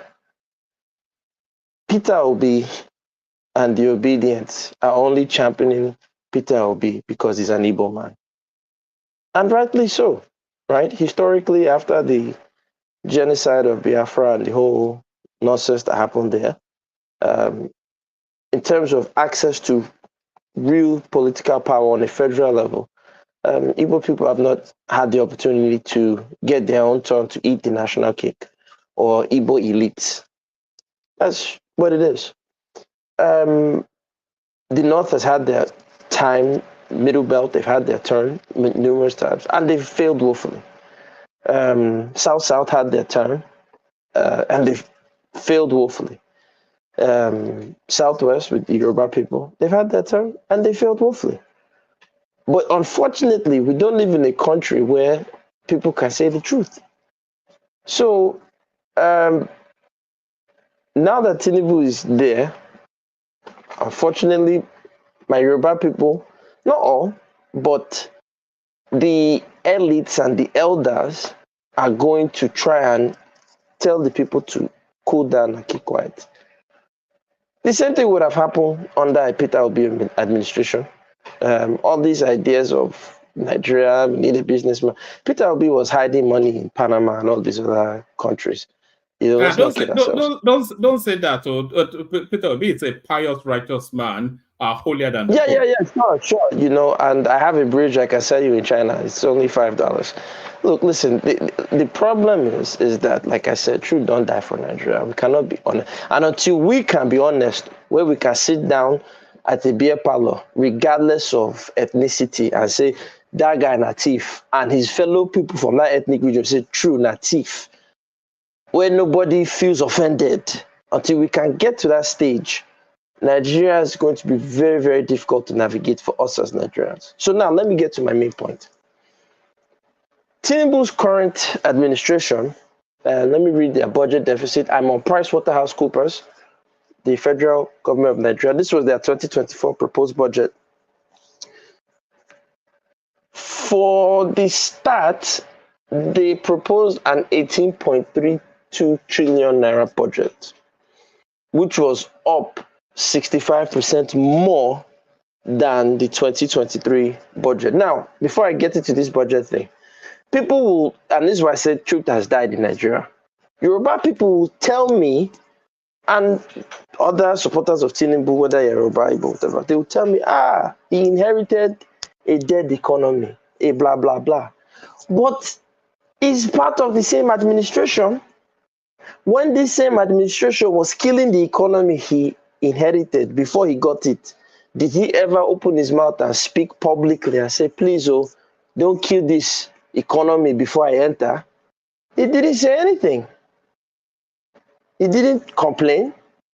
It was the same magu-magu, wuru-wuru mentality of us Nigerians. I know us very well. That's why I don't take us serious. I know we are not a serious people. We're all BS artists, full of shit. Sorry to curse. We're all full of dog doo-doo, as they say in America. So now What let do me you get to think? this. Hello, my friend. Let me ask you a question. What do you think would Yes, have happened to Tinubu if he complained that time? Do you think he would have been president today? No, I'm not telling you the intrigues of politics. I know that Aso Rock is like Game of Thrones meets what's this No, show? answer the question. Yeah, I agree I've with answered it you. I already. agree with what I've you are answered it saying. No, already. I agree with you. No, I've answered I it. agree It's with you political that intrigue. yeah, Ajani Koko, I've but answered it. It's political intrigue. We know is that Aso Rock and the state machineries that all of them, they are all Game of Thrones meets Spartacus meets Caligula. They're all, Obasanjo used to say you have power and then you have those in the corridor of power. We know. So I'm not telling you that you shouldn't play politics. I'm not telling you not to. If you want to play, play. But don't BS me. Or as they say, don't pee on my leg and tell me it's rain. So let me get to the budget quickly before my time runs out. Now, this guy came in 2023. The last administration spent 11.5 trillion. Or that was their budget post. Last administration also got a few, I believe 800 million from the World Bank that was supposed to be given as palliatives to the Nigerian people to ease their suffering as they gave us their shock and awe, Milton Friedman, free market economic theory. I don't know any Nigerian who got anything from the last administration, and that is kept quiet. EFCC is not investigating that one, no. But again, Nigeria is, truth has died. Political intrigue. I know we're all BS artists, so nobody should bring anybody to me. Hey, Obi, Tinubu, garbage, all of them. So they increased their budget from 11.5 to 18.32. This is what they said, 65% increase. Now I asked myself, I said, wait a minute, okay, they want 18.32 trillion. How much of that is tax that they are raising from the local people? As of 2023, Nigeria only generates 8 trillion naira in taxes. So a country that's only generating 8 trillion naira in taxes wants to spend 18 trillion naira for the revenue was 18.32 trillion. That's what they are saying. So out of that 18.32 trillion, they are saying that 8 trillion, let me make sure I'm saying it correct. So the revenue that they projected was 18.32 trillion, and the oil revenue from that is 7.94 trillion. They also raised taxes of about 8 trillion, depending on whichever source you're looking at.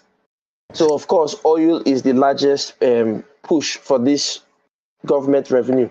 Now, their expenditure, and this is what I want us to look at, and this is how I know all of it is full of garbage, whatever ethnicity they come from. Their expenditure is 27.5 trillion. That was what they were projecting for 2024. So right away, there's a deficit of about 10 to 11 trillion or 9 trillion naira. So let's just say 9 to 11 trillion naira. Where will they get this windfall from? Mind you, Nigeria as I'm looking at this Broken Reports essay, already owes, let me see how much Nigeria owes total public debt altogether. In 2023, it says Nigeria's debt reached 108.3 billion US. It might have gone down, might have gone up. I think it has gone up from then. Okay, so they're already running a budget deficit. They already owe 108.3 billion. Okay. Now, there's something in finance, in fiscal finance. If you borrow money from the World Bank, it's called, let me properly read, because one man will come and tell me I'm a conspiracy theorist. Me, I don't conspire. I just take Oyibo things and show you people. This is what other Oyibo are saying. There's something called DEMPA, that is Debt Management Performance Assessment. And this is done by the World Bank. I'm sure many of you should know about this. I don't know. I'm just low IQ African. So now this DEMPA really looks into the crux of how states are managing fiscal resources, managing their debt and the performance level of that debt. To make a long story short, when you are borrowing all these funds, how are these funds being properly utilized? What is the return on investment in these funds? What is the ease of investing with these funds? I saw a video, it's on YouTube, during the time, I believe, of, is it Shoneko, when they were first implementing these IMF policies in Nigeria, what we called structural adjustment programs, or as Fela sang, suck African people. They brought these things to us back then, decimated our middle class. Now, we barely have anything like a middle class. They are bringing these same policies, redoing it. Why is Mr. Gastem up mentioning this thing called Debt Management Performance Assessment, this DEMPA? I'm only bringing this to you guys' attention to say, don't be fooled. Let's start calling all of them out for who they are, regardless of ethnicity, where they are all useless. If you look at an audit of Nigeria's fiscal performance, that is all the money Nigeria has borrowed that taxpayers are on the hook for, you and I are on the hook for, what do we have to show for it? We don't have constant electricity. Our refineries are not working. Dangote recently opened his mouth and said if he had known, he wouldn't have touched refinery business. He said that he kicked against local and international mafias who do not want his refinery to come up. Are these the same mafias that have kept our refineries in Nigeria defunct, not working? But that's another question. My point to all of you listening is this: learn to do assessments and audits. All these monies that these people tell you they are borrowing, if they cannot show this last administration that is in the same political party as the current administration, what have they done with the monies that they borrowed for Nigeria? Has it improved the lives of Nigerians? You gentlemen were just talking that people can't go to farm.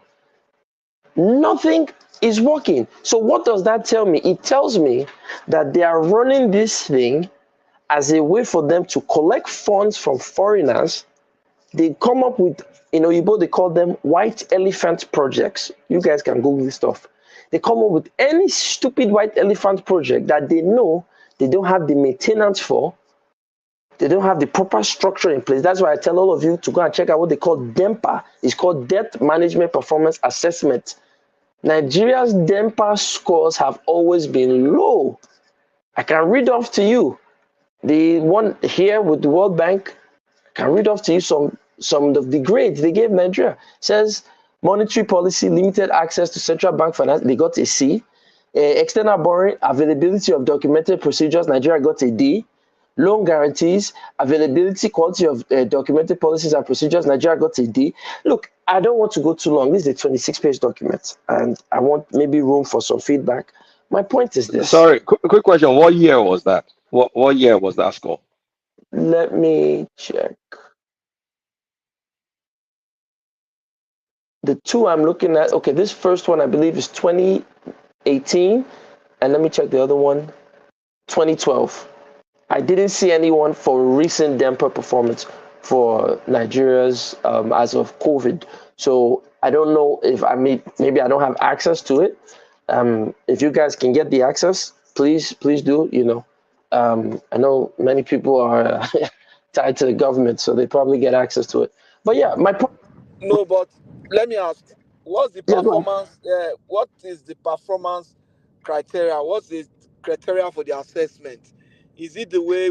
Is it the debt utilization, or is it Yes. the So efficiency? I'll tell Is you. it the Let me read it to efficiency? you. Is it the efficiency of the debt utilization, or is it the performance of the loan? If Okay, it's let me read it to performance of you. the debt, it So could be the way we pay back the debt. If we pay very well, no, it's not. It's not. No, it's not paying. So what are the It's not. criteria?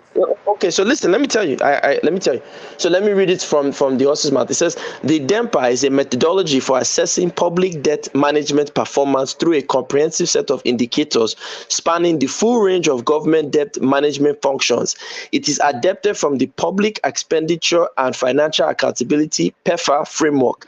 The DEMPA tool presents the 15 debt performance indicators along with a scoring methodology. The DEMPA tool is completed by a guide that provides supplemental information for the use of the indicators. So the indicators, like I said, you guys would have to read it, but the whole point of DEMPA is not to talk No, about how you pay. just mention the Wait, indicators. You don't have to read it. sir, Just mention no, them. sir, hold on. You have Google. I want you to just Google yourself. My point I'm is, from driving. what I'm reading, But you wait have now, let read me it finish. now. You And have read it. I know I've read it, but I can be So just wrong in my mention the interpretation. indicators for us. Sir, wait, cool down, sir. Listen, my point is this. From what I am reading, DEMPA is basically how they are utilizing the funds that are given to them. That is it. That's what I am reading. But I want you to Google it and check yourself. So my point, let me sum up my point very quickly. My point is this. If you look at Nigeria, forget a DEMPA. You guys start doing your own research. Ask yourself, from the time of so-called Second Republic until now, all we have seen, whether they are from the north, south, east, west, wherever, is white elephant projects in which they are borrowing funds from the west so they can do all these stupid projects that many of the contracts are going to be given to their friends, they're going to be given to their associates. This Game of Thrones that Ajalin Koko was talking about, if you complain, will you be in power? So that is what is happening in Nigeria. And there's no realistic way that in the long run, this will see us to a growing economy if you don't have proper management of these funds that are being given. If at the end of the day, like I just said again, and I'll end with this, our last administration was given 800 million by World Bank. Why is no one asking where is that money? Why is EFCC, DSS not investigating that one? Because we know what is happening. So don't, please, no one should come on these I think platforms and sell me your claims are anybody. not totally correct. Okay, so tell me where I'm wrong. So many ways. You see, let's speak on with last administration. A large number of last administration debts were borrowings that were tied to projects. So for a number of the borrowing, funds were not released. Projects where the money they came in terms of projects, in terms of equipment for execution. So it wasn't as if they borrowed the money and they gave the money to Nigeria and Nigerians started spending the money. Or a large number of the borrowing from China were tied to specific projects and Chinese companies came to execute the projects. So the way you have said it now, anybody that is hearing you will assume that that's what is happening in Nigeria and that's the thing. We had second Niger Bridge. It was a project that had been on. It was completed. It was started and completed. That's the execution was started and completed in the last administration, and it was the thing was tied to projects, and even though the government paid some money on it, but it was not a white elephant project. And there are so many. Warri Takpe rail line was there. It was completed. Lagos Ibadan rail completed. So many things. The way you are talking now, they would look at and say, Nigerians are not serious. When they just get money, they just share. No. But sir, can I ask you a question? Why are you so? Why can I ask you a question? I'm not That's disputing. not Maybe I. correct. That's Okay, what I'm wait, trying to wait. let you know. Oh, And I'm giving wait, you wait. examples of Oh projects. God, oh God. Wait, cool down, cool down. We're not fighting. No, I hear you. I'm driving. I can't be Wait. fighting you now. Okay, so wait, When I'm listen. not driving, when Let's I'm say, driving. wait, oh God, listen. Let's say I'm totally incorrect. My question to you is, why do Nigerians get defensive, but you people will still come on this platform, insult yourselves, insult your country, but when I talk about things, I when I'm don't bringing insult up, my country. I don't I do didn't that. say you. Wait now, I didn't say you We don't personally. do that here on this platform. No, that is not true. That is not We true. push back People at are anybody that does that here. We do push okay. back. Okay, listen, please. In my experience, Nigerians are a funny kind of people. We get defensive when people point out our deficiencies, but it's okay for us to now come up here because people are just complaining heavily about Tinubu and the lack of feeding. Somebody said they should fire a minister. You didn't say anything to them. But when I say these things, all of a sudden the defensiveness jumps up. I'm I saying think you are that's not something to correct. address. I'm saying you are not correct. I'm not defending. If you I'm are saying saying I'm you not are correct, you so cannot say that. because You I don't cannot want to say that defend, I while should you not are driving. point out your error. I've just You told you why cannot, you are wrong now. Guys, you cannot point out my error if you have not. You can't point out error by driving without comment. I told you where I got the stats from World Bank I've and just gas given them up. World. you. I've just given you tangible things. Second Patrick, Niger Bridge, Warri Takpe Road, Lagos Ibadan Express Rail, Lagos Ibadan Express. How has The that helped with the fact that right now people cannot get a derrick of Gary? let me tell gas them you, up. Okay, no, sorry, those are let not me. agreed projects. Hold on. Let Kulata come in for a It's moment, just a please. very brief interjection. So this is the first time I'm ever hearing about Dempa in my life. So I did Google it. I clicked on the site. I only found the 2012 report. And in the 2012 report, looking at our score, we had more A's than we had more C's. We only had 3 B's. We have 13 A's and we have 10 C's. And there were a couple like 2 How many D's. D's? I mean 3 Just D's, two? 3 D's, 3 D's. Okay, so D's and So C's. Okay. D's and C's equal 13, A's equal 13. And then we have 3 NRs. I don't know what NR means, but we have 3 NRs. It's in the So, metric. You can see it. They put it there what the NR means. but on the aggregates, it doesn't look like we're doing that bad. Okay, let me ask you a question. If they did a damper, which you see, no disrespect to you, if we did the same damper, which I would love for you to do, maybe you should look at a damper. Sorry. For the benefit of the, Don't cut me off. Let me hold on. respond to him. No. You're still responding, but for the benefit of some of us that are not as sophisticated as you, what's a damper? When we are pretending like we know what you're talking about, but we don't. So tell us what a damper is, and then take it from there. I will let because I've closed it. Kulata can tell you guys what the damper It's debt management performance assessment. How we're performing on what we borrowed for, and the Thank you. scoring criteria. Okay, So go ahead. my thing is, I agree with you. Let's say, right, for 10 seconds that is not so bad. If we were to do a damper of a country like, let's say, Finland, or a damper of a country like Malaysia, or a country like Vietnam, and I want you to compare. So Google a damper of another country, perhaps in East Asia, and compare Nigeria, because it's easy for us to say, it's not so bad. But if you are a proud parent and your child brought home those grades, won't you want your child to have, when your child is compared to other countries or other students, you say, that Peking brought home all A's or mostly all A's, and your own child brought D's, C's, and a few A's. You say, my son, good boy, go and take some over tea, drink. It's okay, you are doing well. Is that what you tell your son? Can I say something? Yeah, go ahead. So the thing is this, I've you just were been beat actually up. Let me talking. tell you something about this debt. Hold on, Patrick. Hold on, Patrick. Somebody else was speaking just now. Okay, Let Larry come in. Yeah, Larry. Yeah. So you see, it's always difficult when you use Dempa to compare countries, particularly when you look at the indicators, right, that are used in measuring Dempa. So in most cases, when you compare 2 countries, they are not two equal things to compare. because the major indicators of DEMPA, you are looking at the legal framework of each country, you are looking at the debt management structure of each country, you are looking at the debt reporting and evaluation structure of each country. So Nigeria, for instance, might have a lower DEMPA while Ghana might have a higher DEMPA. That doesn't make Ghana better, right? So, and if you 100% correct. 100% correct. Go ahead. yeah, so that doesn't, so you saying, oh, probably Nigeria is it has a lower DEMPA, that doesn't mean that Nigeria is doing badly.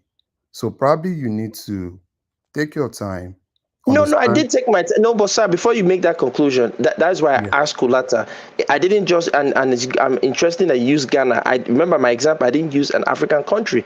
I used South Asia and I used a European country. Other European countries are Okay, also borrowing. I oblige you. I oblige you. I just checked Kazakhstan. We're better than Kazakhstan.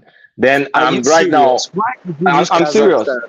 Could you I have mean, used a Shebi country? is not in Africa now. Shebi, I No, mean, you but don't guys use are saying that. Come Nigeria is the on. I worst. said Malaysia. Okay, I said Malaysia. that I you purposely know said the those data that's countries. available is what I couldn't find Malaysia, so I'm looking for non-black countries. Then I'm checking Albania and I'm tallying it up. Is very similar to what we Albania have. is yes, of course, it's a war-torn country Is now. a They had Balkan country. it's a Balkan country that suffered a war. Okay, look, forget all of that. Let's say you guys don't like Dempa Okay, let because me check Georgia. While you guys are speaking, at least okay, Georgia is sure, not a war-torn country. sure. Let me check But my Georgia. thing is this to the gentleman who is responding quickly. Look, I listen. just, you I know just want why, to wait. you know I why, just want you you to know hear this. why, I just want you to hear this quickly. yeah, Nigeria again has a revenue of 18 trillion, right? yeah, Projected for 2024. They have a expenditure of 27 trillion. Now, where are they going to get the windfall? Their key assumption as at that time was that the exchange rate would be 1 naira to 750 per dollar. Their target inflation was 24.4%. That is not the case. What I'm trying to show you guys is this. Perhaps, instead of these so-called aggressive infrastructure projects, let's scale it down. Maybe a simple agricultural project to make sure you can feed your people first is more important than 8 Niger bridge, 5th this road, 8 the people can't feed. The people don't have security. That is more important use of the money that you are borrowing, which personally I think Nigeria should run not at a fiscal deficit, but whatever. I'm not in charge. You know, Kulata was shouting at me the last time that countries borrow. So I'll keep quiet as we keep borrowing. But at least use these borrowing monies for better things. That's all I'm saying, gentlemen. All right. Let Larry make that point and then round up after that and then we move the conversation on. So see, I understand all those, this is just a normal rhetoric, right? Everybody, oh, let's invest on agriculture, leave every other thing. Probably, when you invest on agriculture, it doesn't work like that. And we all know that it doesn't work like that. The highest thing that takes Nigerian money today is security. Everything that Nigeria actually spends, sometimes I even pity the government, because the large chunk of what takes whatever Nigeria gets is actually goes into security. And we could always say, oh, probably, oh, leave every other infrastructure, just invest in agriculture. No, it doesn't work like that. Investing in agriculture without infrastructure, because if you look at even the agriculture you're always talking about, you need to understand the value chain of agriculture. And if you don't invest in the value chain, you are just deceiving yourself. So for me, I think if you really want a country to develop, right, it's not just investing in agriculture, it's also investing in every other aspect of the value chain. How will you invest in agriculture without investing on road infrastructure? How do you get it out? Do you just invest in agriculture and you can't even get it to where it's supposed to get to? I'm not really trying to. And part of that value chain, by the way, processing plants, Exactly. electricity, all of these things. Exactly. So that's when you're talking about, investments, right? You need But to I can invest respond in. to that if you don't mind. No, you Very quickly. can. You can, sir. Okay, so here's the thing, Mr. Larry. Hold on. Let's put it this way. Let Larry land that point, and then in your response, Okay, you use go it. ahead, go ahead. You use it to round up, and then we move on. Yeah. Okay, no. You can respond. No, if he responds, then you will want to reply. So No. you, I won't. You know you now. know, no. Land what you want to land, and So then no. from What there. I'm just trying to. I understand the fact that he's trying to. Yeah, we can. I can't even talk for the government. They've been wasteful. It's a whole lot of things. But what I'm just trying to drive at is, when we put some of all those things out, it's a normal rhetoric. Oh, go and invest in agriculture. And the problem is that a lot of people don't really understand, what it means for you to kind of like get value from that agriculture. Agriculture is not just, yeah, they are doing it. Niger State is doing it. Was Most of the states in the north are investing heavily in agriculture. Probably, they've not really been publicizing some of all those things. Take for instance now Jigawa. Jigawa has actually been doing a whole lot in agriculture. But my problem is, you invest in agriculture, you are not even investing in every other aspect of the value chain. And that's why in most cases, take for instance, look at what is happening to tomato recently, right? And that shows you that, the if you look at tomato, for instance, in Nigeria, the number of tomato that waste, right, daily in Nigeria, it's really huge. And there are a whole lot of things in Nigeria. They invest in some of those things, they harvest it, they waste it because there is no investment in other sectors that can actually help us in really generating value. So that's the only problem I see. It's not like they're not really investing in agriculture, to my own So, knowledge. so, so, so here's my quick response, and I wrap up. Look, listen. I would push back on your claim that security is the highest expenditure of the Nigerian government. I'm actually looking once again at their budget. One from the PricewaterhouseCoopers, also from the Nigerian the Gov website themselves. It says here that let me use 2023 because 2024 we're still in it. 2023, their two largest costs here were actually personnel costs, so that's salaries, 5.2 trillion, 5.02 trillion. Debt servicing is actually and capital expenditures. So debt servicing was 6.31 trillion. Capital expenditures was 6.5 trillion. So in terms of order, the largest things that the Nigerian government is spending as of 2023 was capital expenditure 6.45 trillion, debt servicing 6.31 trillion, and then personnel cost at 5.02 2 trillion So naira. So wait. When you say capital expenditure, it's capital expenditure is huge now. I understand, sir. So, I want to wrap up my point. don't let us mix. Don't let us mix Wait, some of all those things. oh God, now, hold on, slow down. Because one man will cut me off. He likes to cut me. He gives up his partiality. I'm not in the club. You understand? I'm not in the club, so he will cut me off and allow the others to go. So let me just wrap up. I don't mean to rush you, but my point is this: look, I get what you're saying about the value chain. Perhaps I think once again, in the West, there was a philosopher named Hobbes. He talked about this thing called the Leviathan, which is a monster. And I think Nigeria's spending, the Nigerian political elite, the Nigerian elite in general, and the Nigerian collective consciousness, let me use two Nigerian collaterals back and forth, they are like a Leviathan. They've gotten too big and they have to scale things down. Perhaps it would be better, that value chain, if the government knows that they're not able to properly implement the things they need for roads and other things, then the states need to step up and take over. So perhaps there should be more initiatives in terms, for example, like farming. Each state should be tasked with feeding their own citizens using vertical integration, using more technology, using the greenhouses, using, for example, instead of spending all this time to build these big, massive estates, tell some of these, look, you know what, we're not going to give you permits for all these estates. Half of that has to go towards greenhouse farming so it can be local. We'll use better technology so we don't have wage slavery.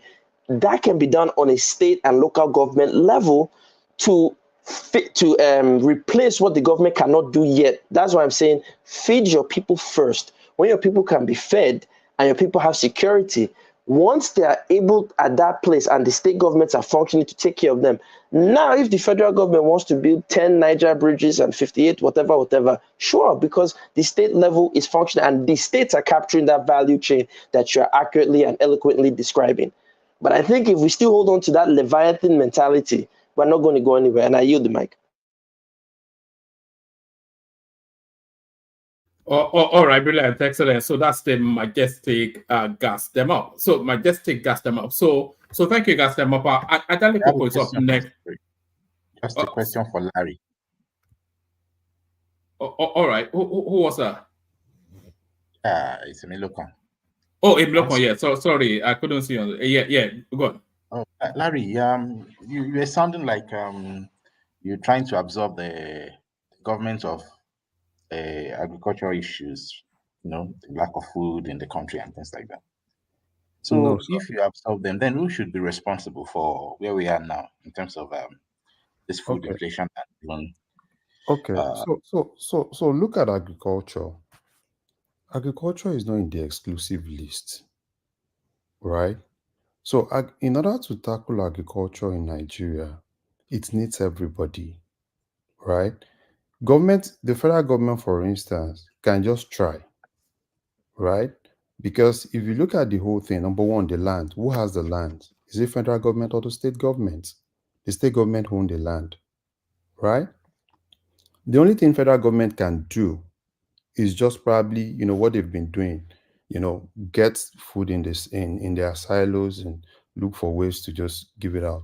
And, I think the problem, right, in most cases, and if you look at most of the states, because most times I've said it on this platform, it's all about looking at where most of the states actually have competitive advantage and investing in some of those things.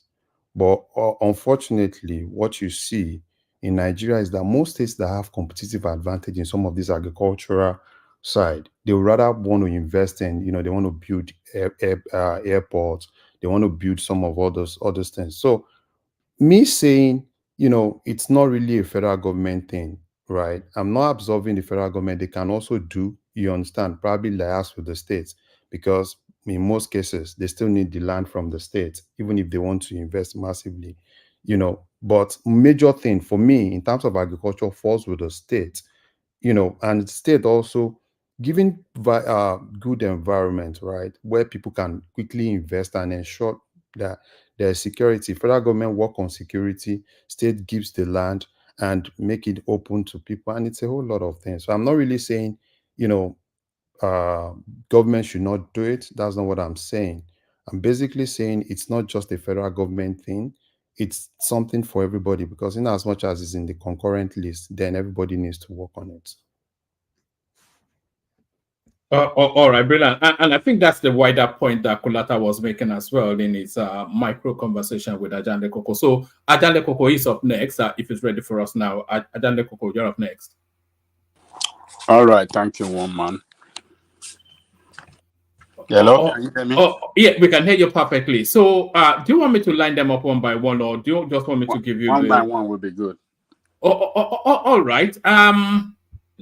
Let's start off with the supplementary budget. So it's a bit like Oliver Twist, more please, sir. But this doesn't come to you as a surprise, I'm sure. The original budget was so low. It was always the case that they will ask for a supplementary budget. So what are you making then of this halfway house mid-term supplementary budget Tinubu is presenting? Thank you, one man. Greetings to our listeners around the world. Click on the like button. Share and subscribe if you haven't done so. I believe this is not going to be the last supplementary budget. Another one could come after this. Because if the second quarter of the year, we are rolling our supplementary budget, it just show that maybe between the third and the fourth quarter, another one is going to come in too. So, but this is going to be the second budget that Tinubu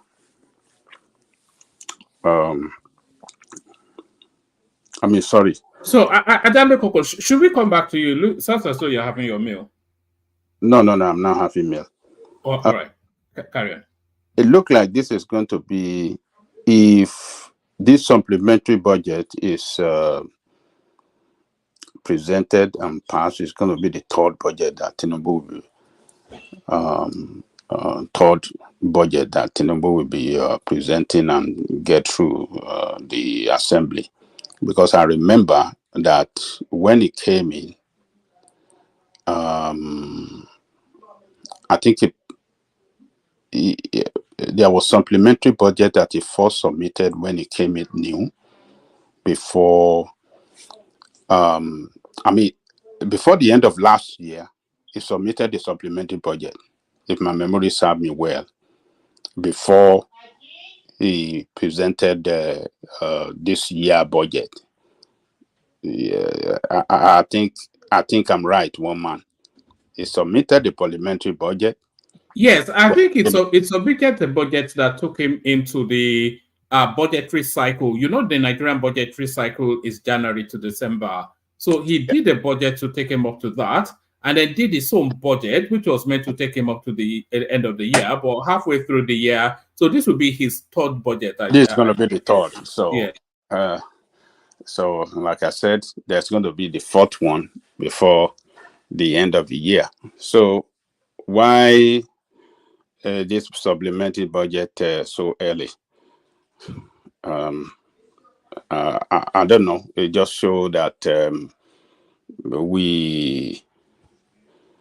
I don't know why it had to be so early like that, but we have to wait. It tells us that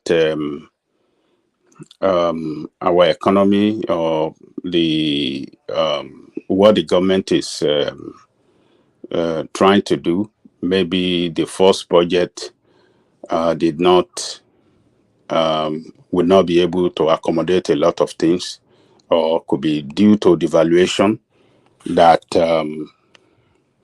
devaluation of the currency, which for one reason or the other caused that budget to suffer a setback.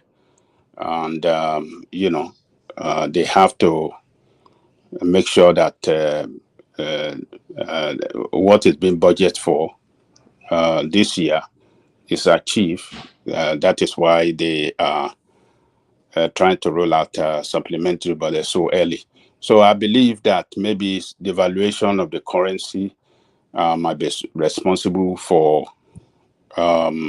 this early budget, because everything is dollarized. What they expected, the how do I say, the currency value at the early of this year is different to what we have now. I think at the early of this year was like 800 or something like that, or 600, 800. So where are we today? So we are like 1400. How much is the official rate? I think 1400 to 1500, 1400 and something. So what they budgeted for, the devaluation has caused a setback on it. So they need more money so that they can achieve what's being budgeted for. So that's the way I see it. And the more the currency continue to devalue, the more that the more money will be required, to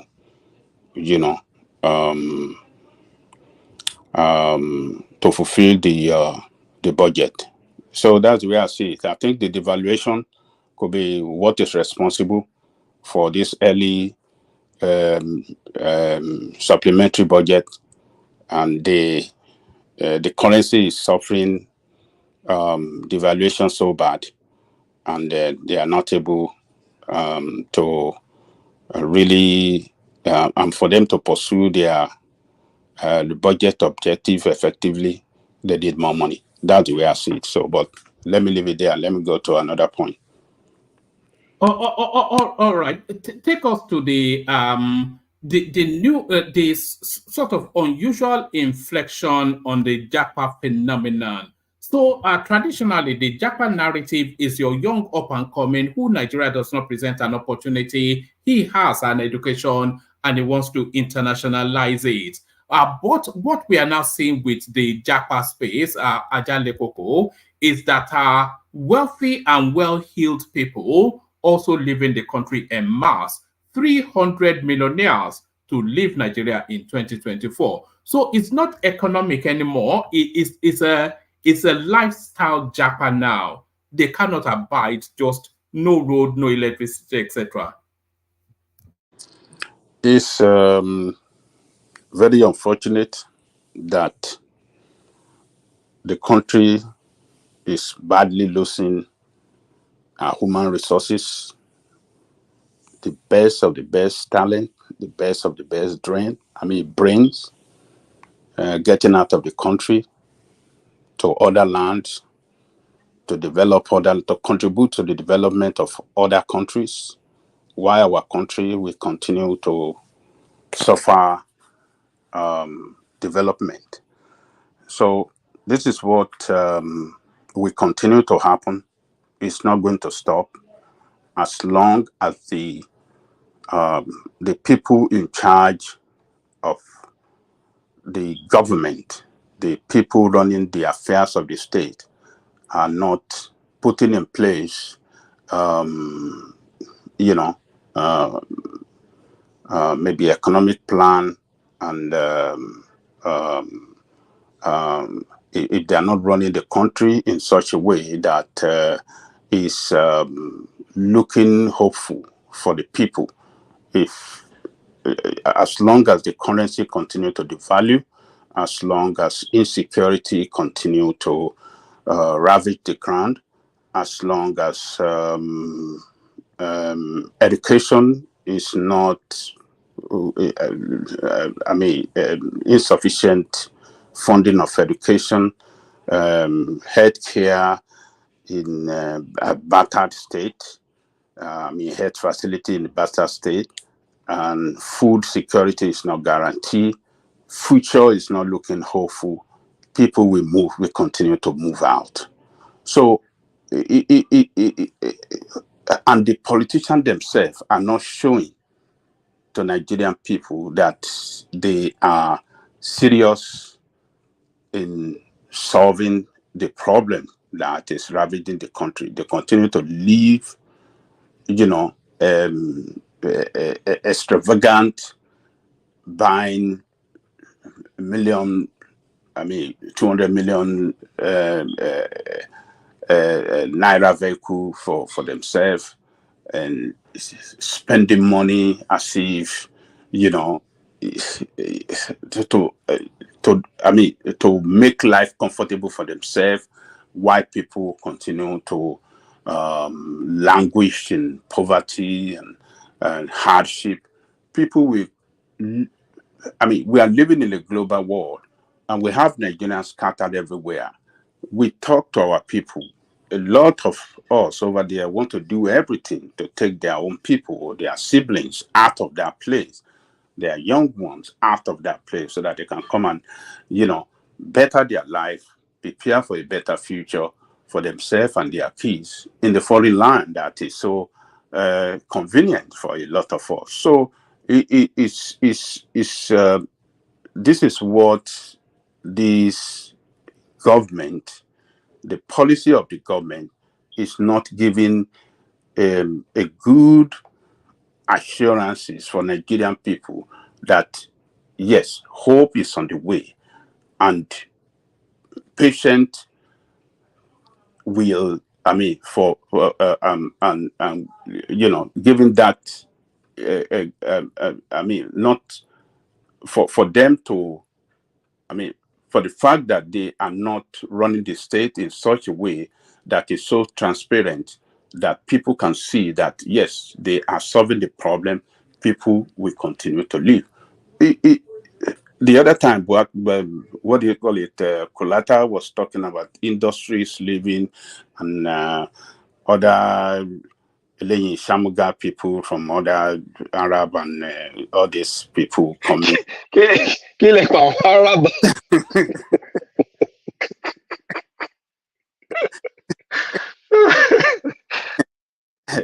I mean, these Shamuga people coming from China and Turkey, all these people that even depend on Western world for their development, people that is the investment from the Western world in their own country that developed there, they are the one now coming to take over our place. What does that tell us?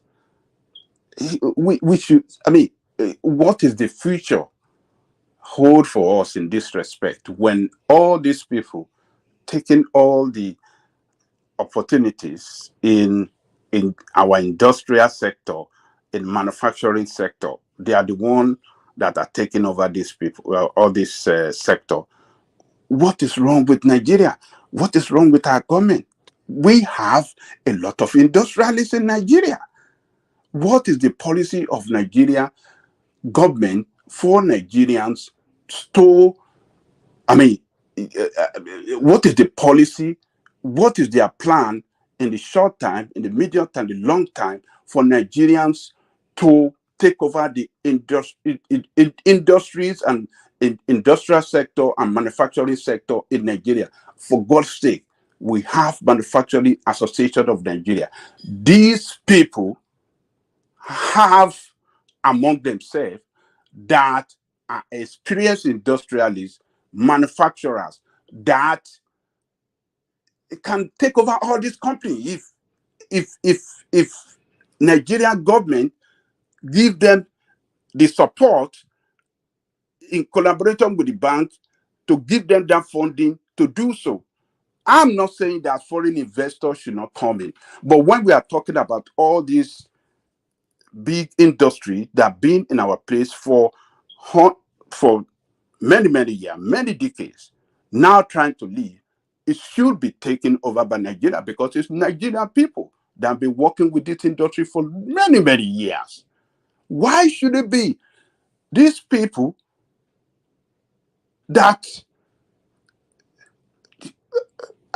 I don't want to say any bad thing, they are people, they are not workers friendly, they are not, all they came to do is just for their own good, not for the good of your country. You might say, oh, yes, they're gonna have some people, Nigeria, working with them, but go and look at people that work with them against people that work with a Western nation control industry. You will see a far difference between them. Far. Why can't Nigerians take over? Why, when they are living, Nigeria should be able to take over those places.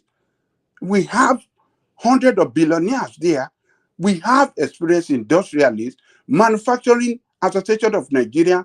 They know people that can take over all this industry because they are the one managing this industry, by their own association. They know more about our industrial and manufacturing sector, even better than Nigerian government. Why is Nigerian government not consulting, not having a dialogue and collaboration with manufacturing of Nigeria to see how Nigerians can take over all those industries? That is the way, that is the only solution towards industrialization of that country by ourselves. These people, look, you might say that, okay, maybe the policy or maybe because of the devaluation of our currency, make it attractive for them to come. If by tomorrow another government come in and roll out some policy that is not favorable to them, they will leave. But if Nigerians are the one living there, Nigeria have no place to live. They want to remain and continue to carry out their manufacturing job and do everything to influence the government on any policy, that affect that industry. So I think, to me, I don't think that we are doing enough. We are doing well enough, and I'm not surprised that our people will continue to live. I mean, continue to live out from that country, even millionaire, because they are not seeing a very good future for that country. So it will not stop one man. It will continue to happen. A lot of people will continue to move out. So when you see millionaires running out of the country, so what those children of the poor, what do you think what do you think they're gonna do if they have opportunity? They will leave, because the country, the leadership of the country, are not running the country for the benefit of the people of Nigeria, but rather only for their own benefit. That's my take there. Oh man. All right, brilliant, excellent. So 1 second now. all right, go Prince. Good to see you. That's Prince Daddy. Yeah, you too. Just quick question for Angelico. I was going to ask him if he knows what industry in Nigeria has ever been incentivized by the government, and if so, how? I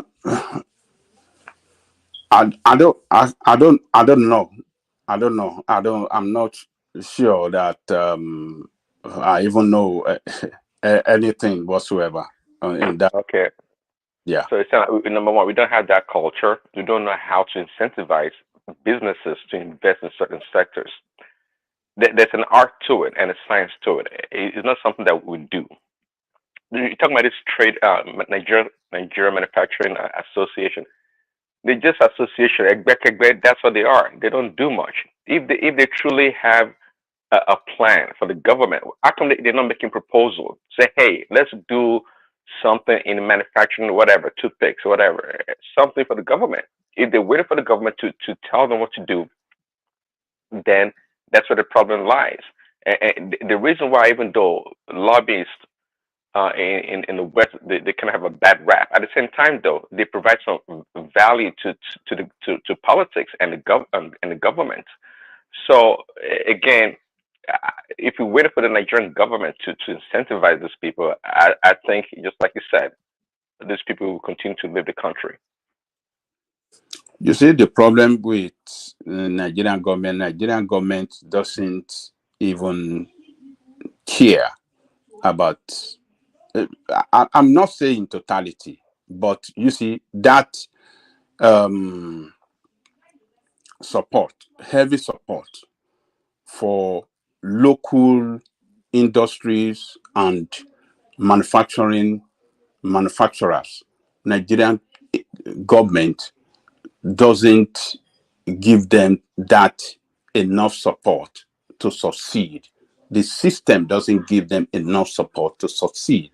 You see, industry in the first place, to succeed and to develop, to attain the optimal objective, there must be adequate supply of electricity.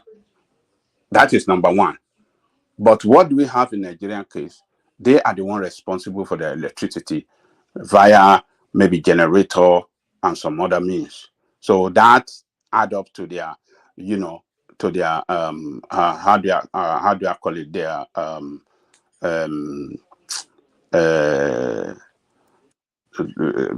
this cost. What am I trying to remember? I can't remember with the right word I'm supposed to use. This add up to their is it running costs, or what do I say? So what you see is that they are operating under a very, very difficult business environment. And what happened to industry in that situation is that at a point when the business is not looking profitable, they will leave. So it's irresponsible of government in any country, irresponsible of government not to support manufacturer or have some sort of incentives and support for them to succeed. Because when they succeed, number one, they keep people in employment, revenue will be generated from their activities, revenue, taxes from the people working in that industry, and that industry itself will pay some kind of taxes to the government. So it and on top of that, the contribution to the economic growth of the country is huge. But you see politicians that they don't care. All they care for is what they can take, what they can loot, and that's it. And they are doing it with impunity because no, the system doesn't punish them. If we've had a system that, yes, the moment, I mean, there's no this useless thing they call immunity. If immunity is not there, that they can be held responsible at any time that they've been caught with corrupt practices, you see, they will have sat up. And right people will have been elected to be in the right position of power. But you see a system that allow them, protect them with this, what do you call it, immunity, and they continue to run the country for themselves, for their own benefit, with impunity, corruption with impunity. So it's unfortunate. So one man, these people will, it's sad that everybody is running away. Millionaires are because there are millions. What used to be their millions in 2 years ago have reduced to be thousand. The I mean the devaluation has cut it off to thousand. What the 1 million naira can buy a year ago or 2 years ago, maybe 50,000.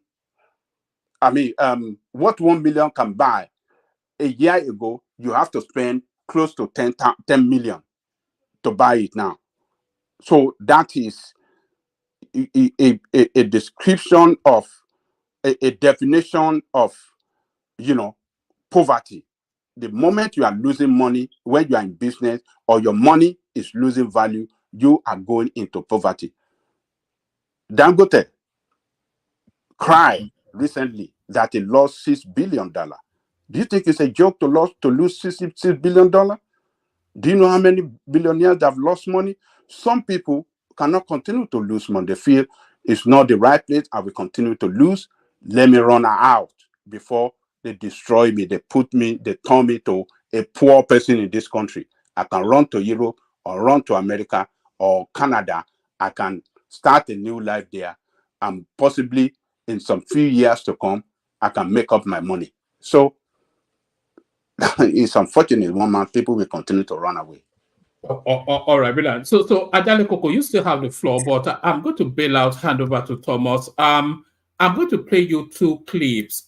One just merely for entertainment purposes only, but then the second one you might want to wrap a conversation around. But before I do any of that, at the Super Chatter School latter, he kicked it off. Thomas, part of that going on in Australia. Those are double shifts. That's Ayo right there. Of course, Ayo always gets a mention. That's Isaac Ojo right there, who's discovered that button now and is using it liberally. That's still Isaac Ojo still carrying on, and that's still Isaac Ojo still right there. Chukwu Igwe passed by, waved with a super chart. Tima Jack right there, still Tima Jack. So thank you, keep them coming. Let's see if Thomas can get equal measures of super charts that I just got. So Thomas, that's the benchmark. So this first one, there's nobody that knows how to show off better than these people. This is Ojude Oba. I'm not even talking about the Yorubas. I'm talking about especially those people from Ogun State. There's another clip of them riding horses all over Ogun State. But this is just to document Ojude Oba that I think happened yesterday. Telling me by the way, èmi ọmọ Ìjẹ̀bú ọmọ alárẹ̀, ayé wo la ò jẹ́ rí. Tell them, let them know say wọ́n lè bá. Then they see us that they emulate. They won't begin to imitate. Maybe someday they go graduate. Many people no know how far Baba as they go. Owó lọmọ gbàgbé òṣì, Ìjẹ̀bú Àwùjalẹ̀, Ìjẹ̀bú ọmọ alárẹ̀, kékeré Ìjẹ̀bú o. Kékeré Ìjẹ̀bú o. Àwọn tó mọ̀ wá o. Àwọn tó mọ̀ wá o. Àgbà Ìjẹ̀bú o. Àgbà Ìjẹ̀bú o. Àwọn alábòsí o. Àwọn alábòsí o wá jẹ gbà. Àríyá rẹpẹtẹ. Ìjẹ̀bú rọmọ ń wá ó gbẹ́sẹ̀. Ìjẹ̀bú jó dáadáa. Ìjẹ̀bú jayọba. We done the ball with the represent. Olówó lọmọ ṣe yóò. Ìjẹ̀bú lọmọ kò sóṣì. Ayé wo la ò jẹ́ rí. Tell them.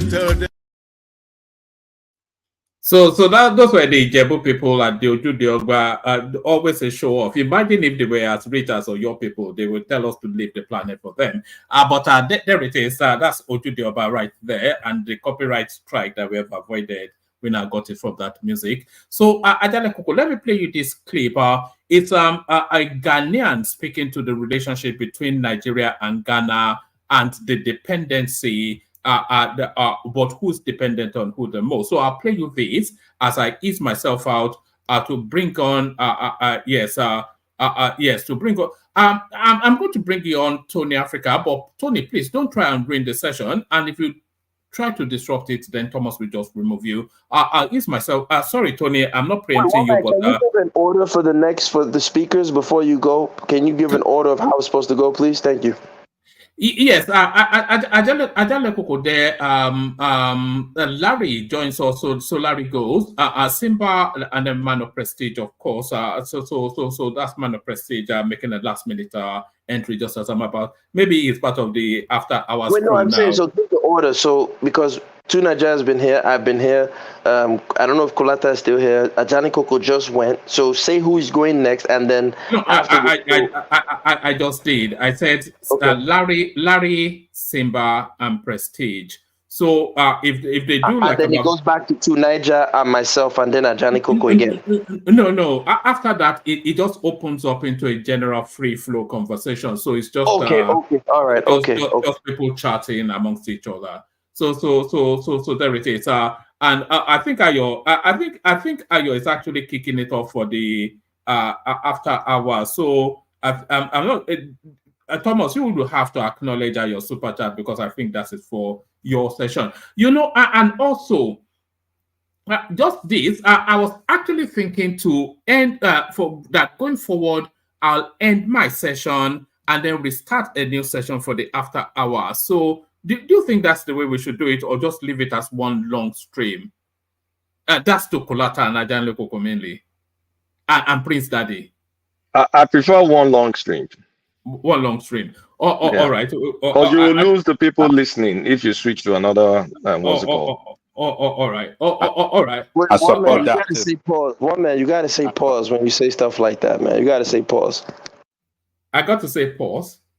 Yeah, you gotta say pause, man. Why is that? So just to give me a marker. Just say pause. Okay, pause. Right. So what have I just done? Nothing bad. You just said pause. Those in the US will applaud you. I swear to God, it's nothing bad. But when you say things like one long stream, you gotta say pause, bro. All right. Okay. Pause. I don't know. Maybe I'm sure it's not in my favor. Whatever it is you just said, but no, never see. I'm not. It's because you're a British subject. That's why. Wait. You can ask anybody who's from the US. I did not insult you. You can No, ask you any no. I'm sure you didn't, but I'm sure you poked fun at me in some way that I No, don't no, understand. I But didn't. No, actually, I was protecting you. I promise you. Wait, hold on. Shabi Kulata is in US. Kulata, was I not protecting him? Just keep it real. Me, I don't know. Honestly, I'm not into Americanism. I'm too. Okay, whoever's I in don't US even know what protect. that means. Okay, whoever's you in know, US in protect. none of the years that Kulata has been in America, he has never tasted a burger. Kokoja eba tamala. Amala inyo is inyo. He's never tasted a burger, But so don't worry. honestly, one man, that is not far from the truth. I swear to God. Yeah, I know. Me too, actually. Wait, I you can't guys be. are telling me you've been in the UK and the US, you've never had a burger, a good old fashioned American I've burger? attempted it before. It didn't go down, so I stopped trying. Yes. God. All right. So somebody is saying it's a no Diddy something, but anyway, thank everyone. See you tomorrow. Let me Exactly. It's surprise. like no Diddy. You know what No Diddy Diddy. is, so no All Diddy. right. Exactly. Okay. All right. Your Americans and your funky way. So thank everyone. Everybody assemble for tomorrow. We do it all over again. Good night, Thomas. Thomas, acknowledge.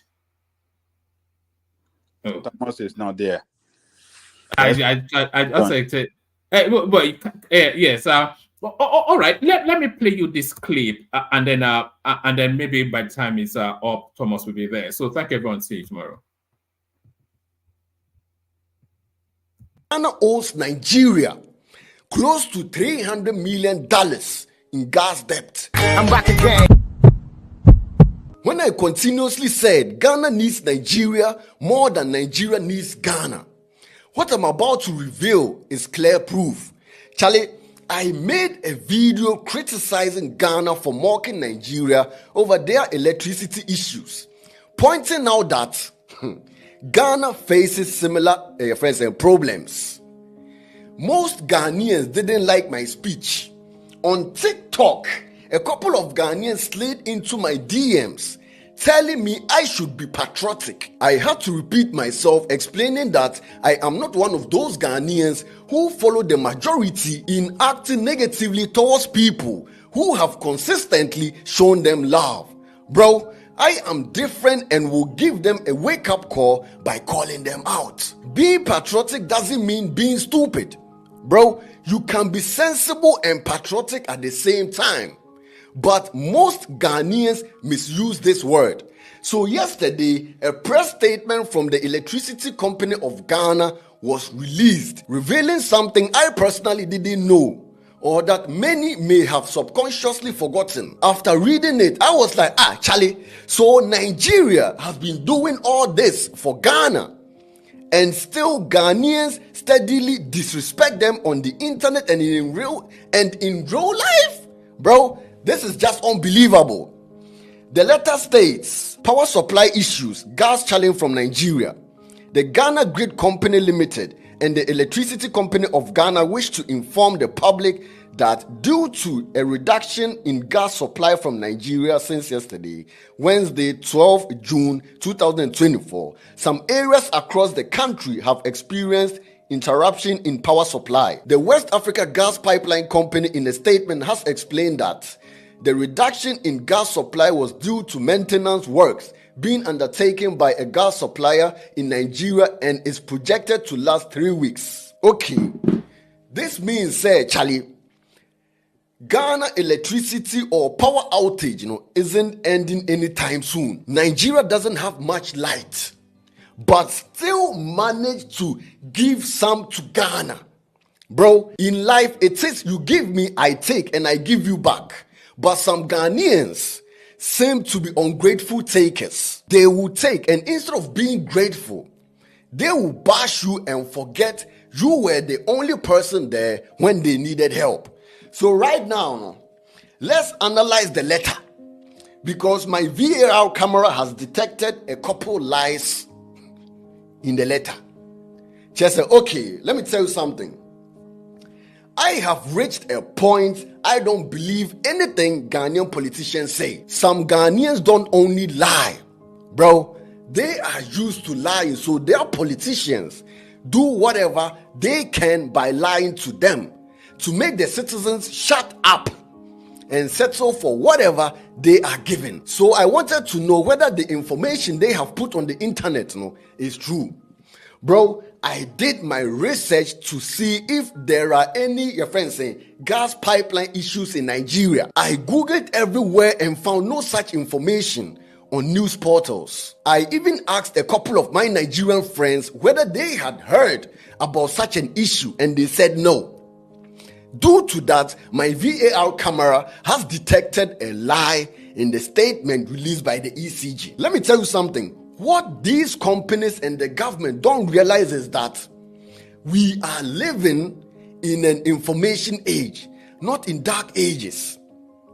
Getting information is just a click away.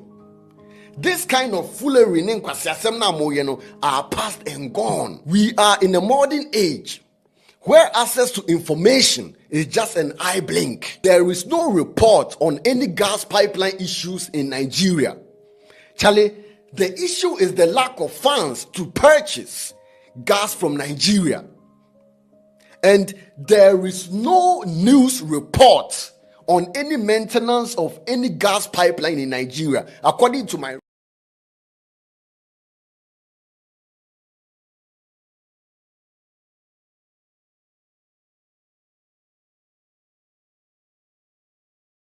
Hello, somebody there? Yeah, Did you turn it Mr. off? Roman, Did thank I you so turn it much. off?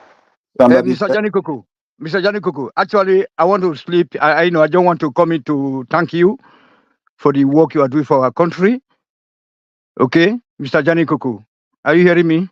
I'm hearing you. Sure, I beg. So that was why I worked till about 3 a.m. Then I just finished my yona with black soup. But your contribution just made me. I was too sick while Coletta was speaking grammar with the other guy. But Larry, thank you a little bit. Larry, thank you a little bit. But, although you Grammar. feedback a bit. Hold on. They like grammar. Then hold on. Hold on. You see that woman say I should take it easy. I should maintain Chameleon peace. Listen to Kulata. me.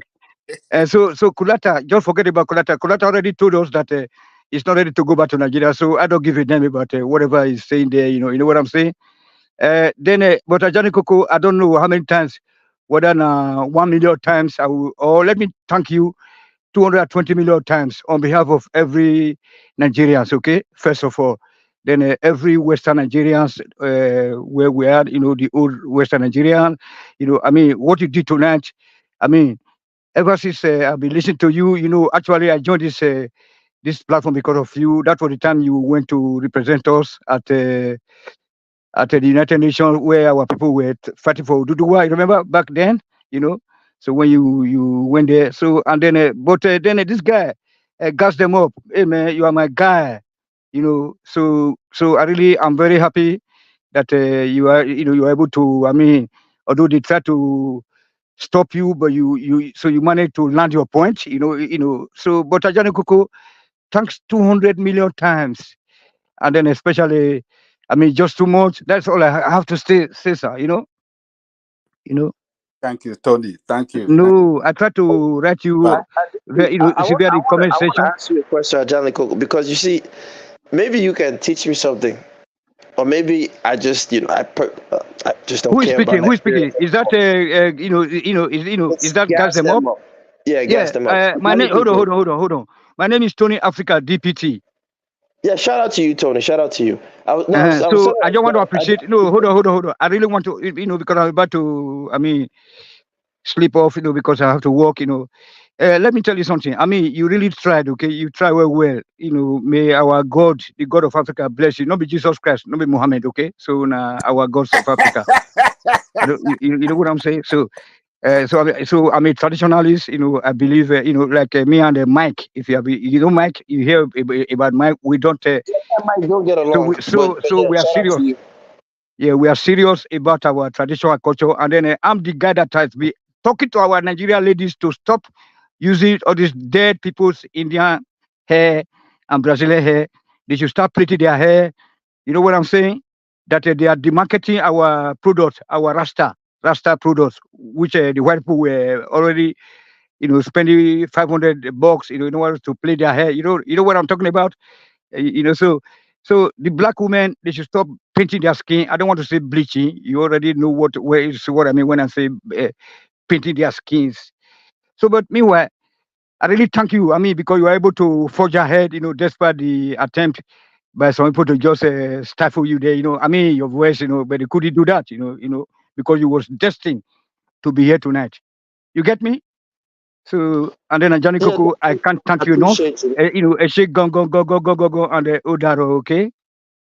Odaro, Tony, I told you that. Uh, Bami King General, General, General Thomas, Bami King.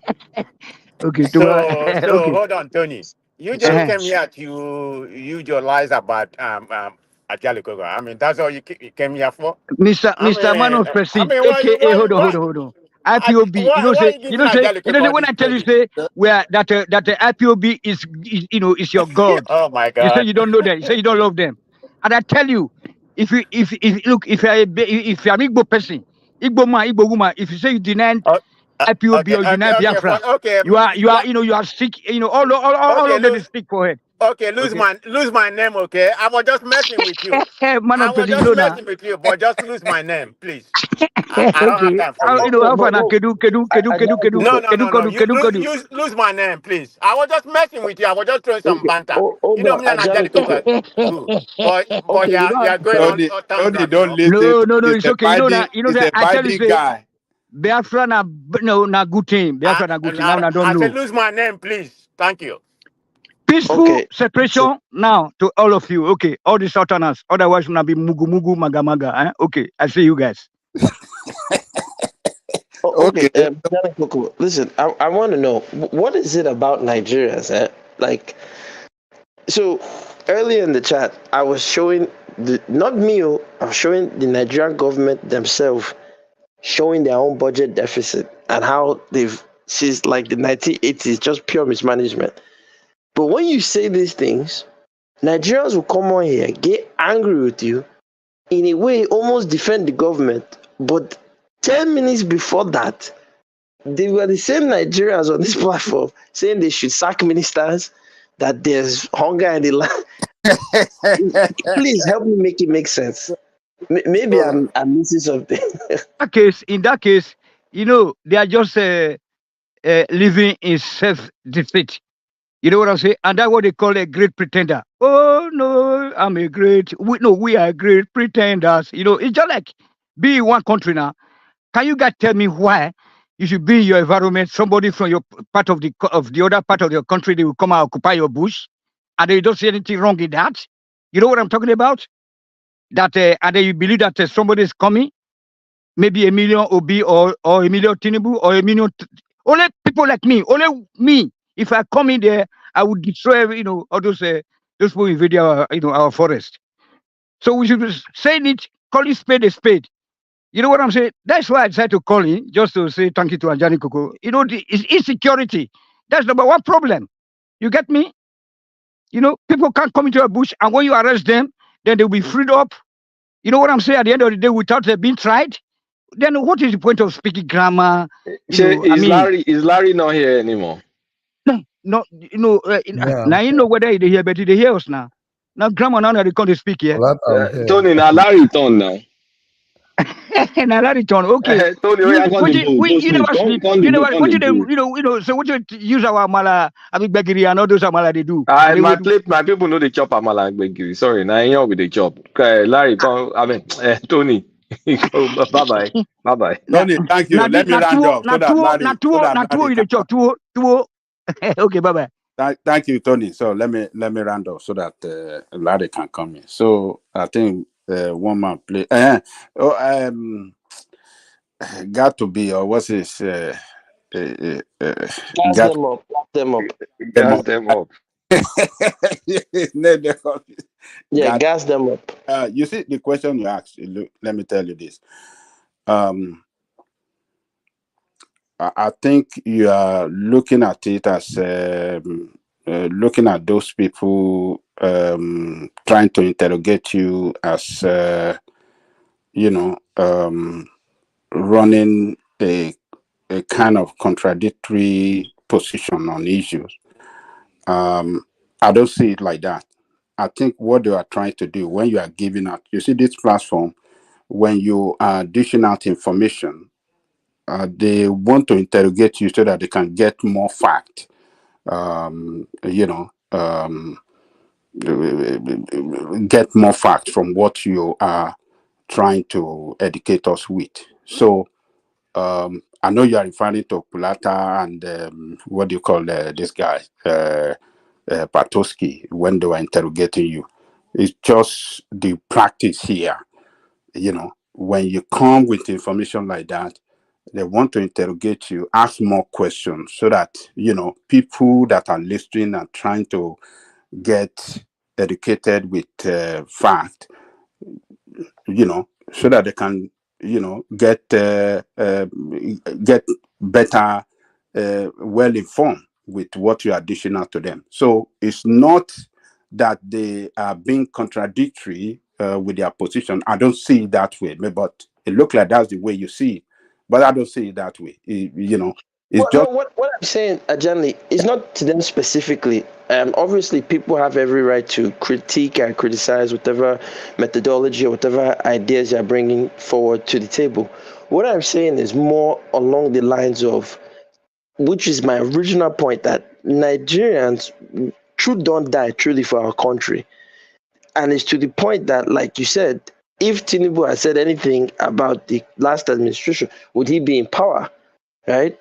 Because Emefiele was their friend. Now Emefiele is in the jail cell or he got bail or whatever. So my point is this, is that Nigerians will complain about their country. But now when you start to pinpoint the problems, so if you tell an obedient, hey, listen, Peter Obi is not the best guy in the world, right away they wall up. If you tell a Yoruba man, hey, look, Tinubu, Abiola, these guys, not the best people in the world, they'll get defensive. I think until we can get to a stage of in Nigeria where, look, a Yoruba man can hear criticism of their elite without losing their minds, an Igbo man can hear criticism of their elite without losing their minds. Until we get to that point, I don't see Nigeria moving forward because they will just be too sensitive with one another.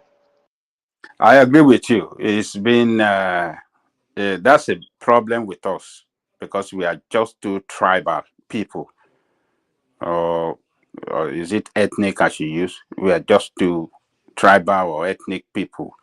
You see people from one tribe want to defend their own criminal, and they want to point to criminal on the other side, at other tribe, that, oh, it's not doing good, look at the way it's running the country, look at this, look at that. But their own criminal, they want to protect him, defend him, and promote him. That is the problem we have. We don't have, you see, we have to consider one factor, that we are raised, we are educated, but we are not raised with that nationhood and that, you know, patriotism, mindset to the nationhood. We are not raised right from the home. The education we are even given from the home is to champion your own tribe. You understand what I'm saying? Everything about, I as a Yoruba man, my parents raised me, look, everything about us is good, better than others. The same way Igbo man is raised. And I was like, so when you see us now having conversation, or you know, in a in a group session like this, and a an issue that relates to some of my leaders from Yoruba land being attacked by others from other tribes, I won't want to accept it easily and just let them go away when actually their own leaders are doing something wrong, but they are protecting him. So that is the problem with us. We are just a country that we are not a nation. We are just a country with many nations inside, defending, promoting, championing their own interests. That is it. And we never want to agree that the interests of others matters. That is the problem with us as people. So it's unfortunate. This is where we find ourselves.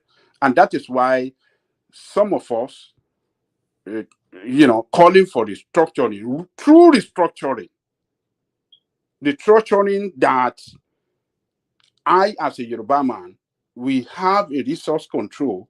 We have our own police. We have my resources in our own land. We can control it. Yes, the federal government as the umbrella of everybody, as a body that control the country. Yes, we can pay taxes to them the way we used to do in the First Republic. If we don't return to that system, we can never work together. That is Nigeria that I see, and I don't see it. We can never work together. We just be fighting, struggling. You will see one president, just as Buhari did when he got there, favor his own people. Now Tinubu there, they are seeing it. Okay, you have Yoruba there, and strategic places, because he never trusts others. He doesn't know what others want to No, do. that's true. I mean, think about the mentality of like you said, Buhari was there. Most of the appointments were full.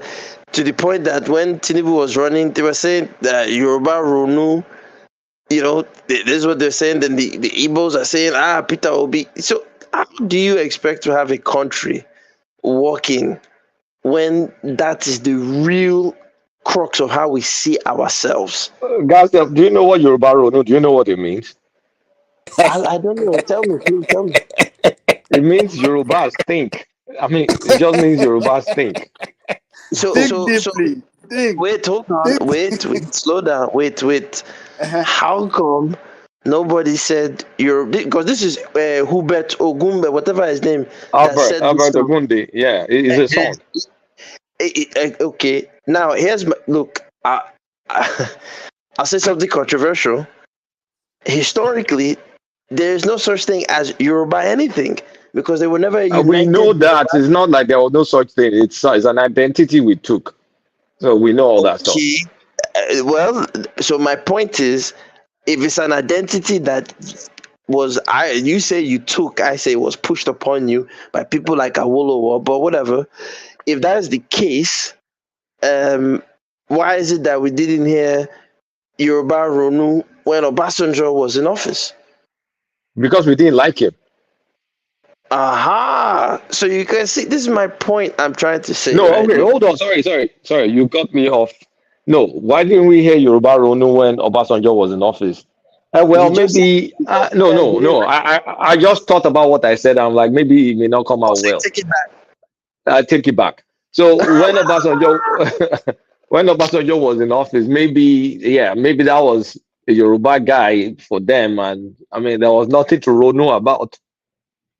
Economy was good under him, so what was there to Ronu about? There was nothing to really think deep about. It was giving them what they needed, and they got over the initial. My point is this. You see, there's a great book that I read years ago. It's called How Igbo and Yoruba Became Different Languages. You can correct me if I'm wrong, but if I'm not mistaken, Oduduwa is the father of all mankind. He's not the father of quote That's unquote. not true. No, that's not true. Oduduwa is a recent guy. Well, according to the some of the Ifa that's not in Ifa. Oduduwa is never the father of all mankind. Please, let's not go there. Okay, listen. This is why I say I've never. To me, my point is this: is that Nigerians have to wake up and face their reality. If we're not going to, but you know what you just said. That's a version of Yoruba Ronu. Nigerians have to wake up and face their reality. Yorubas think is waking up and facing their reality. I don't know why people say Yoruba Ronu is some sort of like don't see mean you're doing spirited thing. hold on. You're doing the typical Nigerian masquerade thing. You know, I always tell Nigerians, stop looking at the masquerade, pay attention to the drum beaters. Ajali Right? Koko, Now, shame me Nicolo are confused. Is there anything wrong with Yoruba Ronu? No, no, no, you no, see, no, no. no, Angelico, don't do it. Don't defend it. What I'm saying is this: if No, we're in like wait now, do you okay know the now, meaning of Yoruba Ronu? wait now, oh God, you see, Eh? let me give you guys an example. Wait, let me give you guys. Let me not use Yoruba because I know if I whenever I use ethnicities, my people will get sensitive. So let me give you an example of what I mean. Recently, I saw a video of I believe she might be Lebanese or whatever. She was born in Nigeria. She speaks Yoruba, a different language, and she said, is she a Nigerian? And she was like, yes, I'm a Nigerian, blah, blah, blah. My issue is this, and I'm telling us Africans, while we're there being starved with no food, while they are borrowing money on our head, doing all this, their plan is to eventually use nationality as a way to take the land from us. I saw, I think it was one man who posted a white guy was running for office in Jos, in Plateau State there. What I'm trying to show you guys is this, is that I responded to the girl. I said, if you would not marry a Nigerian man, then you're not a Nigerian. And people were commenting. And I said, here's my thing. You cannot say you are a so-called Nigerian and you are staying in your enclaves of Lebanese, you're not intermarrying. A black man cannot marry a Lebanese woman. It's only the men that can marry our women, blah, blah, blah. That is BS. No, if our women are good to enjoy, you too, you should be good for a black man to enjoy. But my point is this, you cannot stay in your enclave because what will then happen is you have, like in Brazil, they're Brazilians, but then their hierarchies, one of the top echelon of those hierarchies are the Japanese Brazilians. Because many Japanese emigrated from Japan in the early 1900s and they still hold on to these local enclaves that are highly Sorry, insular. Let I me don't finish, please. Let me finish. gas them up. Oh What is God, the let me meaning of all finish the things now. that you are doing? I No, I want don't to get to understand what you are talking about now. okay, I can Garden tell up. you. Let us leave this issue. Okay, Let's go no, to I the. don't want He's to just leave it. beating around the bush. You think he's making sense. Oh my God! You know this Right. is a tough. Look, look, listen. Please learn something. It's called decorum. Even if you don't understand what the person is saying, cool down. Don't just say it's grammar, it's grammar, it's grammar. There's a reason why we all went to school. Now, Garden what up. I'm Let telling me tell you wait, this. Hold on. Hold on. let Let me me tell finish. you this. Wait, Let me tell you Ajahn, this. you Hold cut me on. off. Let Hold me on. respond. Listen Wait, to no, me. I can't. Listen. I No, no. listen to Listen you, to me Ajahn. one Don't time. do this. Let me I want finish you to quickly. know one thing. No, you're gonna Ajahn, land. You're oh gonna make God, your let me point, but land. hold on. Ajali, no, Hold wait on now. Let 1 me minute. finish. No, 30 seconds. I'm almost done. Please listen, Ajali. Okay. Okay. Say When we do it. say Yoruba Ronu, we are betraying the real essence that there's no unified Nigeria. Because Igbos say the same thing in their own language about Igbos thinking for themselves. Fulani will say the same. Hausa said everybody is thinking for themselves and their ethnic. So if that is the case, we cannot now parade and pretend as if the fact that we're in a country where Igbos will think for themselves first and Yoruba will say Ronu and Hausa will say this, that we have a unified Nigeria. And if that is the case, then should we be together or should we keep deceiving ourselves in that landmass called Nigeria? You cannot explain it away and tell me that it means Yoruba think. That is a lie. That's what I wanted to tell you. Well, don't let us um, devote our time or this. Don't let us devote more time on this one. Let us uh, leave it there, the way you concluded it, and let's move on. I think what I was saying earlier is that I mean the video of Ijebu and with the other video. Oh, the video of the Ghana guy. Let me land on that so that Larry can come in. You see, let us give kudos to that guy, that Ghanaian guy, for saying the truth. Truth is very, very bitter. When you see some people standing up for the truth, in their own country, many of their people, for the reason of sentiment, we go after them instead of looking at the real issue. What is this guy? What is he really saying?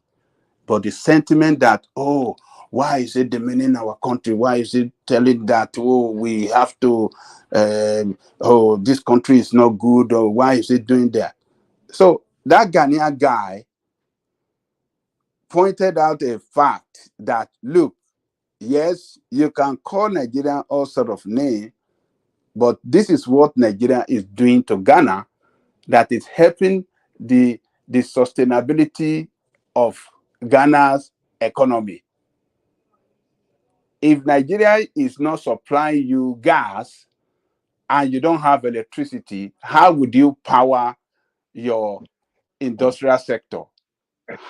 So, The Ajale economy of Koko, you think that guy is making sense from what you heard? Is oh yes, Nigerian that giving yes. Ghana that gas free? Are they getting it free? No, it is not free. It is not. Forget about whether it is free. It's not But a what he's favor saying, now. That is not a no, favor. hold on. He's not talking about favor. He's talking that look, the country still rely on gas supply from Nigeria, but yet the Ghanaians talk down on Nigeria that Nigeria doesn't do anything for them. But he is saying now that look at the electricity board of the country saying that's going to be, you know, there'll be no electricity for some days because of interrupted gas supply from Nigeria. If Nigeria does not supply them regularly, they can seek alternative. What happened between Russia and Europe?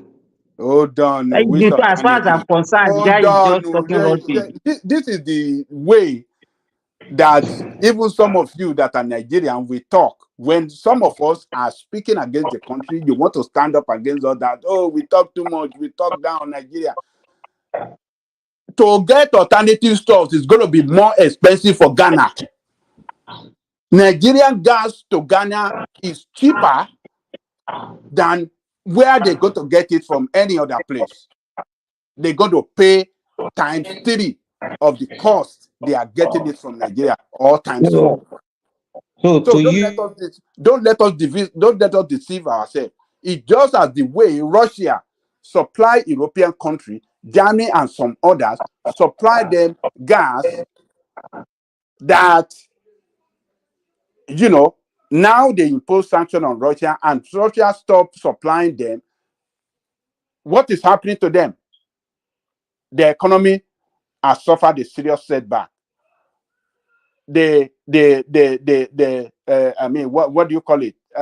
In Germany, in many countries in Europe, they're having recession because they cannot get cheap supply of gas that propel their economic development. They can't get it anymore.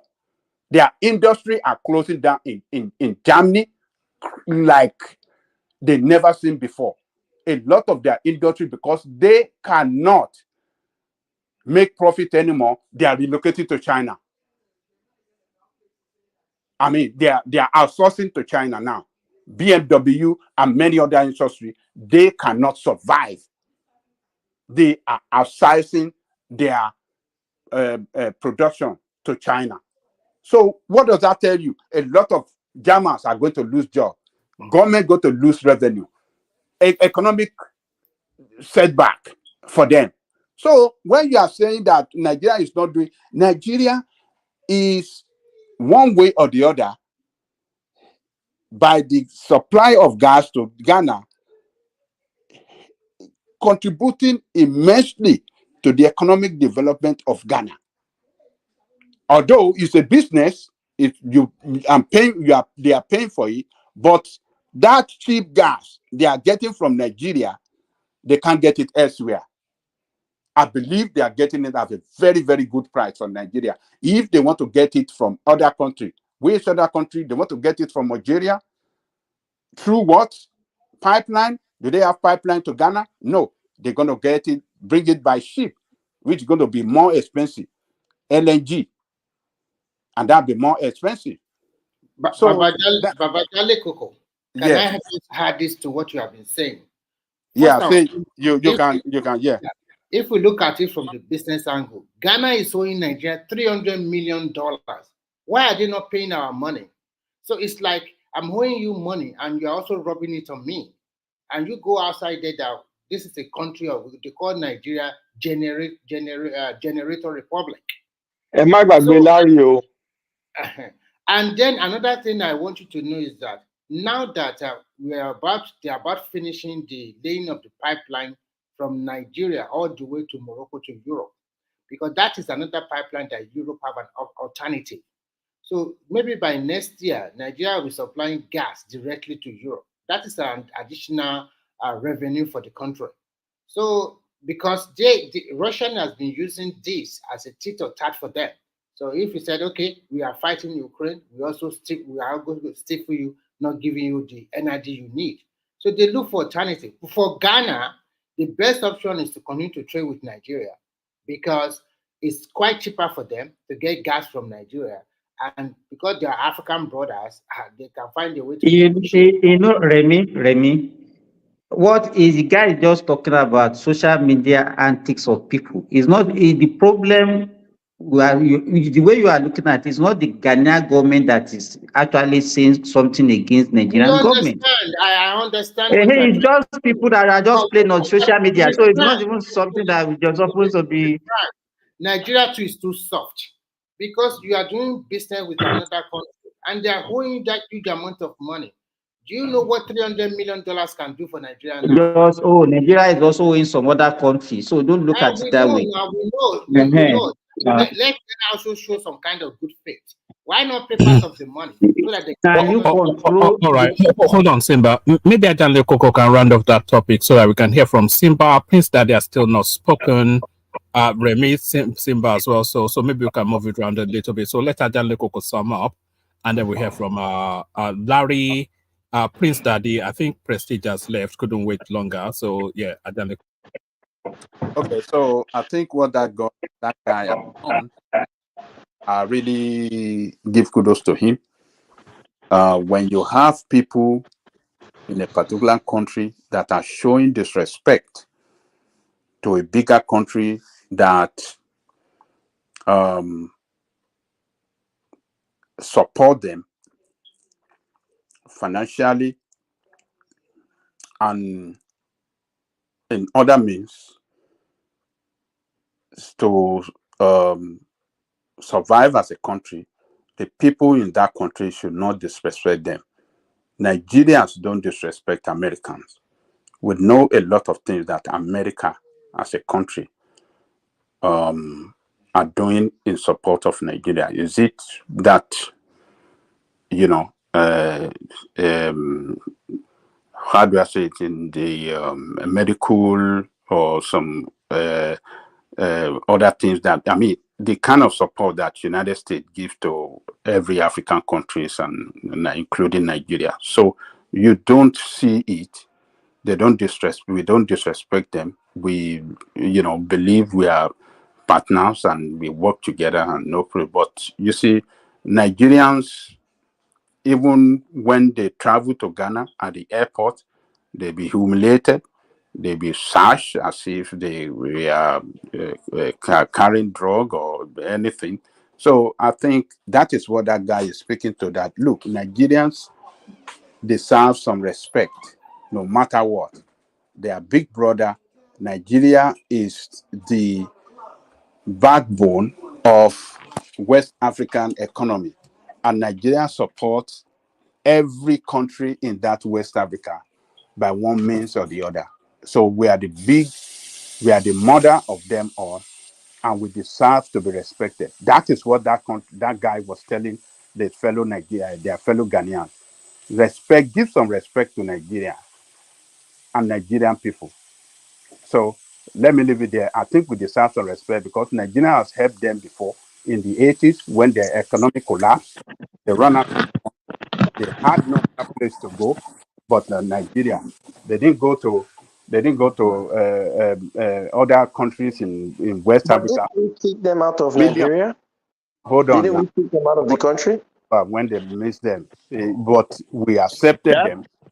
They came to Nigeria. They offered them job, teaching job, and many other jobs in many other organizations they were working. So why did we kick them out of the country? But criminals among them back then that were committing crime in Nigeria were the one responsible for the action taken by the government to send them packing. Because criminals among them, That is not true. What you are saying is All not right. true. So, so thank you, Ajahn Koko, and thank you, Simon. No.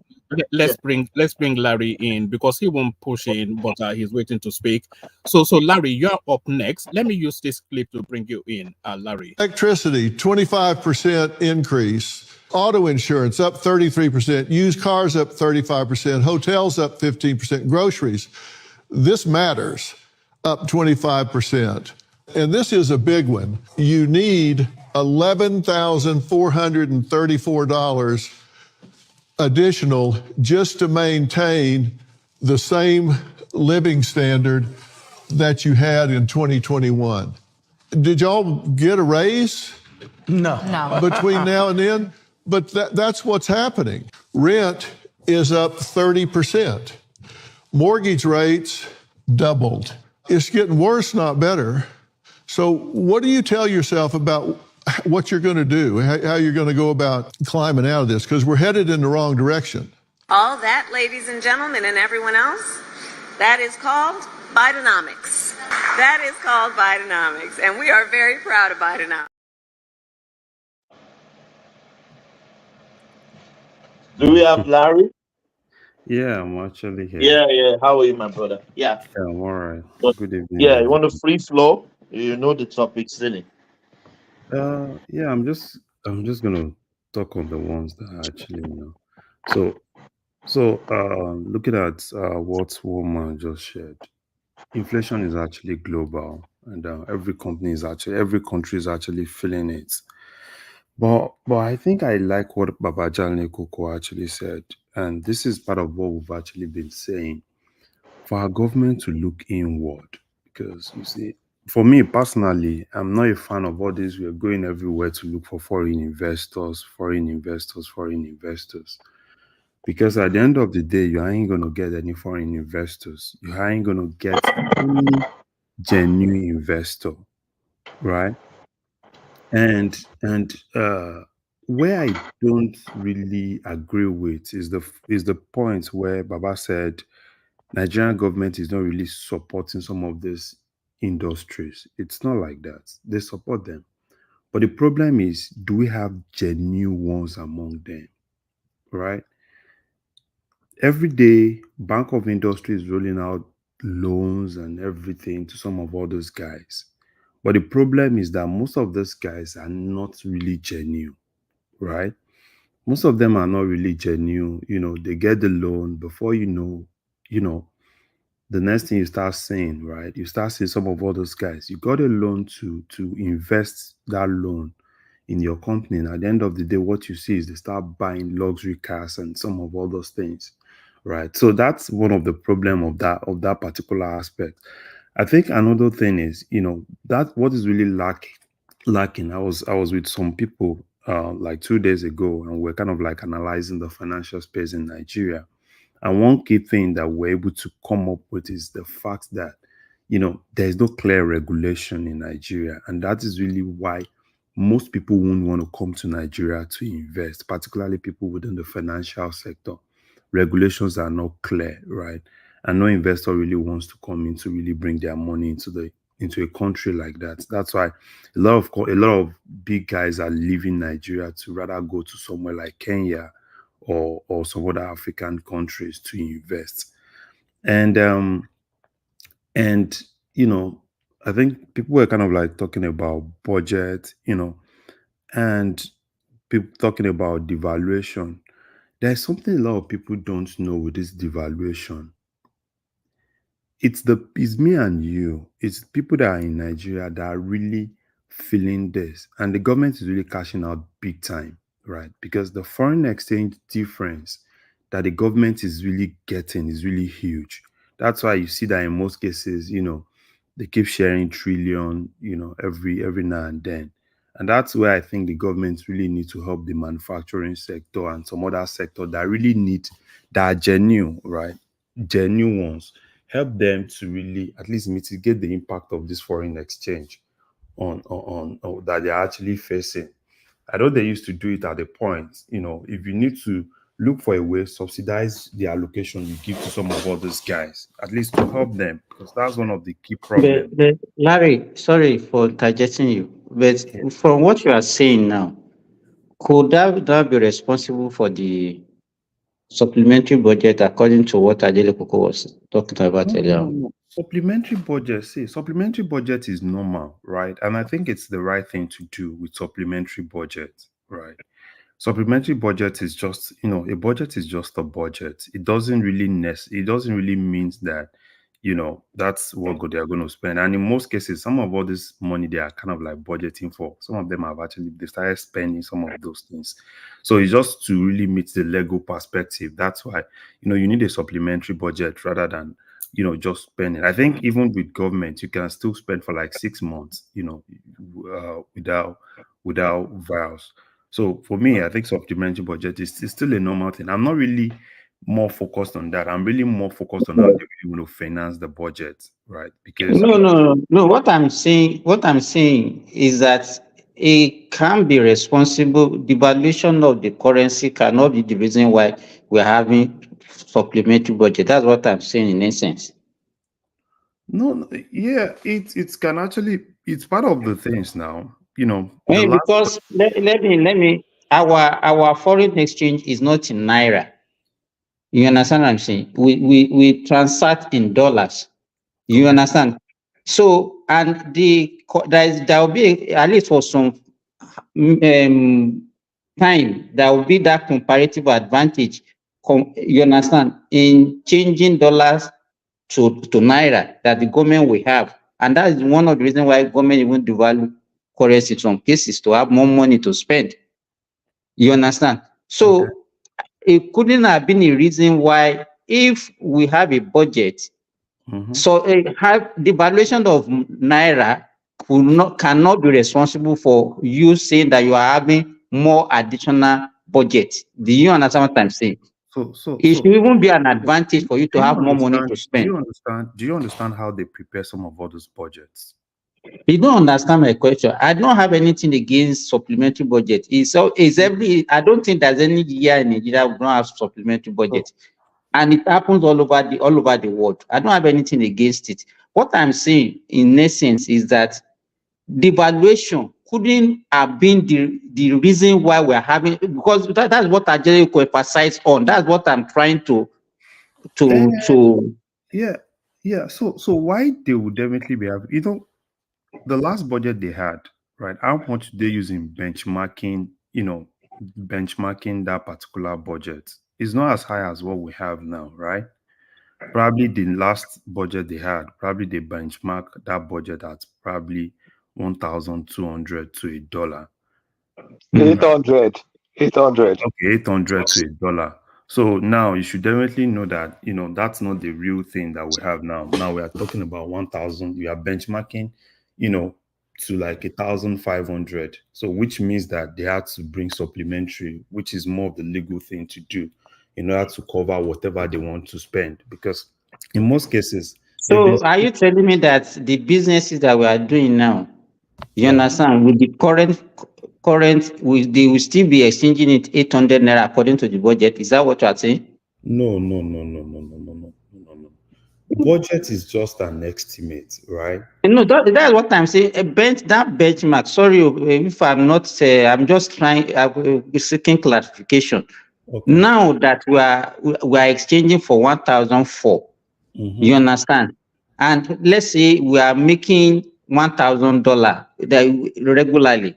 $1,000 now will be 1.4 million. Okay. As against 800,000 naira before. Okay. Do you understand my analogy? Yeah, I'm understanding you. So that means there will be more money for government, and our budget is in naira.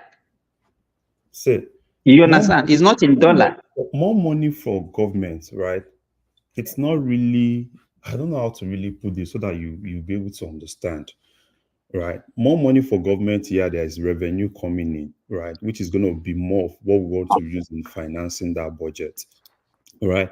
But in terms of that estimate itself, this is let me just, you know, you want to let's just use a simple budget, right? You plan that you're going to sell so barrels of crude oil, and you're going to sell it for at the rate of 800 naira to $1, right? And at that point, you've been able to remark that, okay, fine, this is how much we're going to get, and this is what we intend to really do, and this is how we want to finance the budget. Now, along the line, you move away from 800 naira, right? And to somewhere like double of that, right? Now, you need to go back and see, okay, fine, these are extra things, which in most cases, we've been getting revenue, we've been getting foreign exchange difference, which is actually increase what we have in our account, and they've been spending it. So now we need to kind of like do another estimate based on the reality that we currently have, and which is more like, yeah, let's go back to those guys, tell them that this is the reality we currently have, and probably in some cases, so these are the money that we've spent that were not appropriated for. Let's bring it into the budget and let's appropriate for it. So I don't know how to really explain it in a that you kind of like understand. So it's a whole lot of things, right? Like I have not seen the details of the budget. So because I'm just saying this is just generic. It's not more like probably I've seen the details of the budget. But what I sense is that probably they spent some money that have not really been budgeted for. So they really need to quickly do a supplementary budget to be able to cover some of those, right? Because a whole lot of money, they've been sharing money, a lot of money has actually been coming in. But for me personally, I'm not really interested in all those things, right? I'm more interested in how to really finance that budget. And in most cases, you see that I think the last time, if you look at budgets in Nigeria, in terms of implementation of budget, I'm not sure we've done 80% implementation, recently. It's been more of 70, 60%. 60, 70, 65%. Yeah. Yeah, so more of 65% implementation. So that's why I'm more interested in how they really want to, implement that budget, and how, because it's a whole lot of things. Because take for instance now, in terms of what we've been dishing out in terms of crude oil, I think at the last time I checked, like 2 days ago, we're actually at 1.4 million barrels, right? Which is still very, very, very, very small. And that's why, for me, I think what the government needs to do, because obviously, I don't really see Nigeria coming out of this problem very soon. It's so unfortunate. I've analyzed it. I've tried a whole lot of things, and I don't really see Nigeria coming out of it. Because for me, what I think they are Yeah, supposed to be doing. Yeah, you said something? yeah, I was going to make a quick comment to what Simba was saying. I think I heard what Simba was saying regarding the from 800 budgeted naira to $1 to about 1,400 right now. Simba, I was going to say, to your point, it really points to Nigeria's dependence or Nigeria's lack of manufacturing capacity. It shows that we are actually highly dependent on the purchase of foreign goods. That's why it makes a difference. Now, if our entire economy was naira based, or slightly or more largely naira based, then we're not going to have that problem that you described. That we should be better. It shouldn't be budgets that's it shouldn't be the supplemental budget should not be a big deal. But it is. It just really exposing Nigeria as a whole. That now we have a weak manufacturing base, and most of the things that we purchase is foreign goods, and it's pegged to the dollars. Yeah, exactly. Thank you I think you have a clearer way of explaining it. And that's part of the reason why I said it's so unfortunate. I don't really see Nigeria really getting out of this whole thing very soon. Because for me, the places I think the government needs to focus on, they are not really focusing on it, right? You need revenue, you need money, you need to get something for yourself. We can't keep going from World Bank, to IMF to all those guys every day when we have what we need, right? I don't see any reason why we shouldn't be doing, if you need to put everything, put all the army, put everything, doing like 1.7 million barrels. I don't see how Nigeria cannot do that. And those are things I think, because that's the only shortcut that for me personally, I can actually see now, right? Yeah, people can say, oh, probably we invest in this, but it's not a short-term solution. The only short-term solution that Nigeria has at hand is to ensure that they're able to increase that. If they can increase, probably be at like 1.7, 1.8, then you can start seeing that with time, things will definitely start getting normal. But I think they are with what they are seeing with the foreign exchange difference, right? They are seeing a lot of money, and in actual sense, the multiplier effect is just on the citizens, because the citizens are the ones burning the stress of all those things. Why the government makes more, right? Because everything they make is actually in dollars. So, which in most cases, as the exchange rate is fluctuating, that means the government is actually making more. That's why they are not really putting a lot of effort in order to ensure that they increase their crude oil production, which is the only shortcut I see. And Nigeria is not really going there. The government, I'm not really seeing the government putting a lot of effort into that. I think they just left it that probably will still be within that. Larry, Yeah, Kolata. even though you say increase crude oil production, the reason our crude oil production is stubbornly low is Yeah. we've not invested in any sort of offshore production Exactly. to get the thing back to what it used to be since maybe before Jonathan. So without investment, we won't be able to get to 1.7, all these numbers. What it used to be is around 2.5 million, right? Yes. That's what it used to be. Now, I'm not even talking about all those ones. I'm not talking about those highs, right? I think the major thing, right? If we can, because do you see any shortcuts? I don't know. There's no shortcut. I've thought about it. That's why I stopped talking. Because the bottom line is, this is a country that is in economic crisis. Economic crisis. Fine, people can actually say probably, cut government expenditure and all those things. But the reality is that these guys are not even ready to cut anything. So the only shortcut is... Larry, a quick question for you. What would you consider as a immediate solution? Because like you and Kolata are saying, you do not see any light on the horizon. So what would you consider immediate solution? Because people talk about Africa. In my opinion, let me quickly run mine before I go to class. In my opinion, the fastest we can do is the tax. And that needs to go to that needs to go to the House and the Senate. If they can speed it up the way they sped up the national anthem, then there's hope. But the crude one, I've stopped nursing that ambition. The states that they've left the onshore, what do you call it, zip plot or whatever you call that thing, is in tatters. And we're just doing transitioning. Look, Mobile and what's the name of that Igbo guy's company? The local company. They've not even completed that deal to allow local people start producing. And Tinubu's brother's company. Oh, I know. So all that stuff that they just signed, it took us too late to sign that petroleum bill.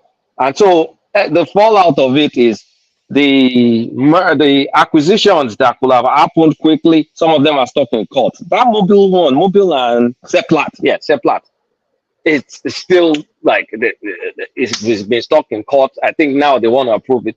So before all those things become action items, I mean, not say before they can act on it, they complete all that stuff. Then you now need to put the investment. That now takes the physical work into play. It's gonna take years, unfortunately. If we do, if it's possible, another thing is offshore. It's not that fast to also do offshore. Except, I mean, do you want to order one of those FPSO ships from South Korea or something and then do, I mean, or do that? Or, I mean, everything, I'm not going to lie, maybe the quickest one is maybe tax reform. Maybe. I'm not even sure. You know the unfortunate thing. I was also looking at that tax reform, but unfortunately, Zach is not doing what I actually expected him to do, and it's so unfortunate. You know, when So Zach. what are you expecting me to do? Because I learned that they are holding him back for some No, part. no, forget about their holding Zach back. Forget about their holding Zach back. Zach is just he's just doing like a normal politician. Imagine Zach got into that place. Do you know the number of hits that Zach alone has that he brought from outside to that place? Zach has nothing less than 58, right? You brought those 8s into FIRS. You gave all those 8s, gave them, you know, it's it's so unfortunate. So It's the so question unfortunate. is this: when Kolata said that they should tax more, and why Nigerians and No, average and you don't even we're need talking you about DDG. He is talking about widening the tax base. If don't, they widen the tax base to cover more people to pay tax, yeah, not really, maybe the same thing Kolata is saying. But how would you, like Nigerians that want a lot of free stuff every time, how would you consider the citizenry to for them to pay this kind of tax? I mean, to widen the tax base. Don't you think Nigerians will say they have a lot of trouble in their yeah. hand, and now you're asking us to pay more tax? So, Mr.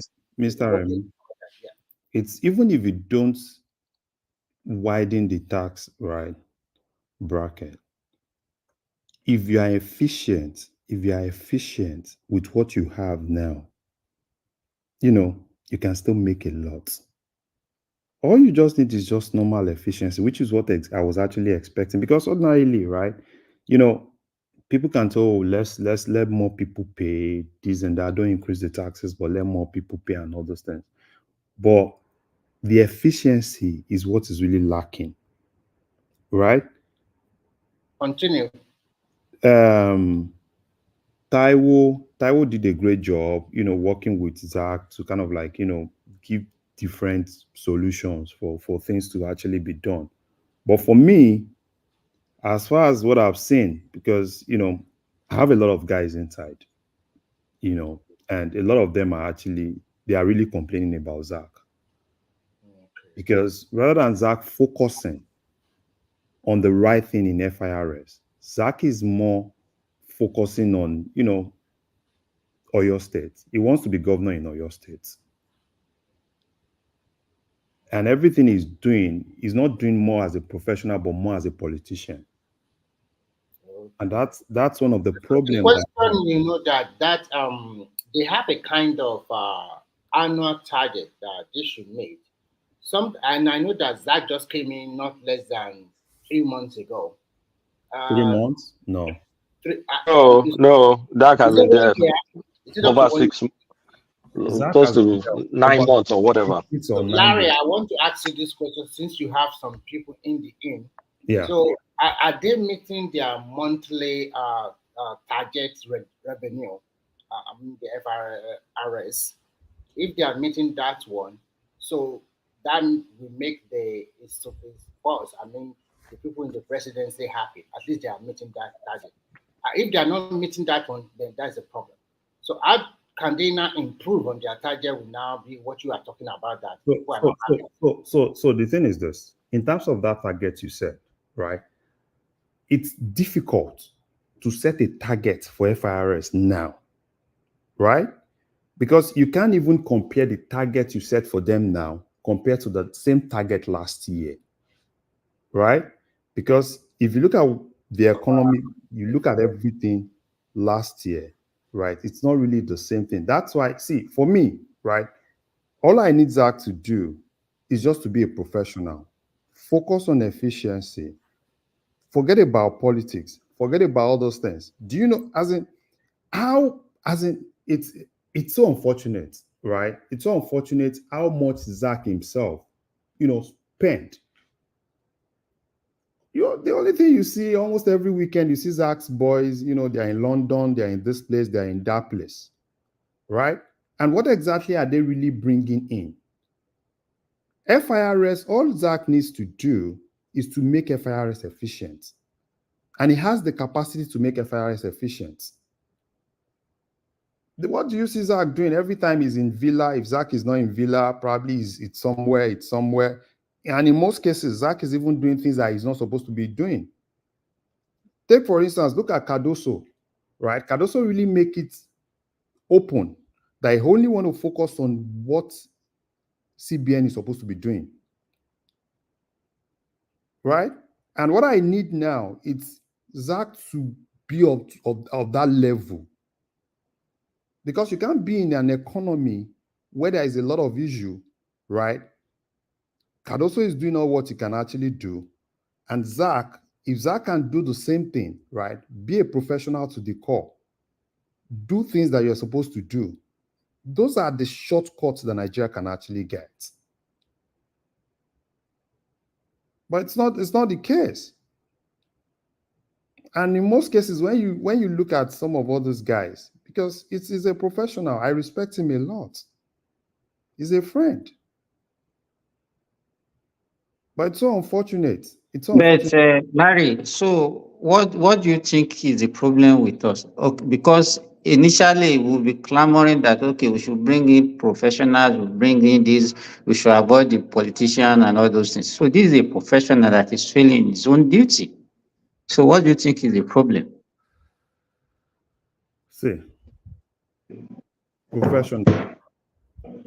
a professional wrapped in a politician's club is different from a core professional, right? And that's one of the things that is actually happening to Zach. Zach is a professional, I understand, but it's just the fact that he has ambition. He's doing all sort of things to ensure that he actually gets what he wants to get. Yeah, he wants Oyo State, right? And that's the only thing that is in his head. Larry, what you just revealed tonight makes me extremely more disappointed. That means we have two high-level government officials, Zach and Bank Adelabu, that are vying for the same office. I'm telling you. So, why did Tinubu allow that to happen? This is why I've been pissed off with this guy's ministers. But you just revealed something that I'm more pissed after. I'm glad you mentioned it. But imagine Adelabu wants to be governor of Oyo State. Zach wants to be governor of Oyo State. Both of them are not focused, and they have extremely critical portfolio. If Tinubu knew about this, why did he leave them in such critical portfolio, power and taxes? Like, I don't know, man. But thanks for bringing this up. Yeah, that's sometimes, I want Nigeria to be better. I love Nigeria. But it's so unfortunate that some of all those guys, right? Because sometimes, right, I have friends in UK, when they come to UK, all of them, I'm like, yeah, you guys are supposed to be in Nigeria, but you are in UK, yeah, you see all of them, bodyguard, Zach's bodyguard, and all of them moving everywhere. They spend a whole lot of money. The money they waste, bros. It's a pity. So, but sometimes, like them, do you often have a chit-chat with them, sit them down, talk to them, and try to get an insight of what they are doing? Even if he's interested in the government for Oyo State, what is it doing to better the lot of Nigerians? Because as Simba said, we Nigerians, we crave for capacity, core professional. He is a core professional. He has been in the tax business for maybe more than 2 decades already. And even the so-called Adelabu has also been in the banking sector for a long time. So I don't know. Do you think Nigeria should if you are holding a ministerial position, you cannot compete for any gubernatorial or senatorial election until 2 or 4 years later after you leave your position. Because I see that a lot of Nigerians, when to get to a position, they are just interested in the next election, that maybe to become a governor or senator, and it's a way for them to acquire the money they are going to spend in their campaign. So I think that maybe Nigerians should set up a new law. Once you are a minister, before you can think about becoming a governor or whatever, it's going to be 4 years later after you have left that position. After you have left that position, because these are core professionals, and at the end of the day, they are not doing the right thing. They are also wasting the money at the end of the day. These are the so-called Nigerians that we believe they have capacity and they are young, and look at what they are doing. At least we Nigerians said, "Oh, give it to the young people." Who is more better now? Is it the young or the old? The young are even more useless than the old one. Sometimes. Why are you targeting the young one? What have they done wrong? No, You look at you what have Larry just somebody. said. Now. Look at what he said. At least he's young. Yeah, it's not. Is it their fault? Somebody I'm trying appointed them. If they are not achieving results, you fire them. That is the way it's So how many done. people do you want to fire? When you fire them, bring in another 40. No, it doesn't They will matter. not be thinking they They have being on it. They being on Minister of what do you call it? Internal Affairs. Did anybody push him before he laid down a plan and he pursued that plan and is achieving results? Did anybody push him? Did the president, did the president put anything before him to do? But he got there, he saw what is not done well, and he picked it up from there. That look, I'm going to solve this problem. So when the president appointed people that are not living up to expectation, it is his responsibility to show them the way out and appoint the right people that can do the job well. That is the way it is done. Yeah, I agree with you, but at the same time, to curb excesses of all these public orders, I think we must come up with a new law. If you are a governor of a state for 8 years, for you to vie for another position, you have to first leave that position for 4 years before you can come back to say, okay, I want to be a senator. For presidency, you can go ahead, no problem. But for senator or for governor or whatever, once you're a minister, after you completed 4 years, you have to stay for another 4 years before you can vie for position. Because to me, I think it's a very all of them are using this tool to accumulate this unnecessary wealth so that they can use it for their campaign, which at the end of the day is not good for that country. That is what is panning out, state by state, even federal, local, or state level. That's all of them are doing. I guarantee you, Babajali Koko, 85% of them are doing like that. So that is the problem we find ourselves here. But if they can bring out a new law that will stop them so that they will not know that, okay, this money I'm accumulating, I'm not going to use this immediately, they fire me from this place, then I'll go and contest for the governor or senator or whatever kind of state. We must find a way to check them, because these are they are very professional when they're in the private sector. And now they're in the public sector. What's wrong? You know, you are a big stakeholder and you are not here. You are no value at all. Nothing to show. And if the government if the president don't give them a chance, people will say, oh, you are still putting old cargo there. These are young people, very, very competent, and we are not seeing results. So what can we do? It's not just only just fire them alone. We must look at other things to stop them. You fire them, you already accumulate a lot of money. They are going to say, okay, I'm going to compete for the next governor. Can we conclude then that when the president, as it is now, that they are still in their position and they are not fired, can we conclude that they are doing an excellent job? So they are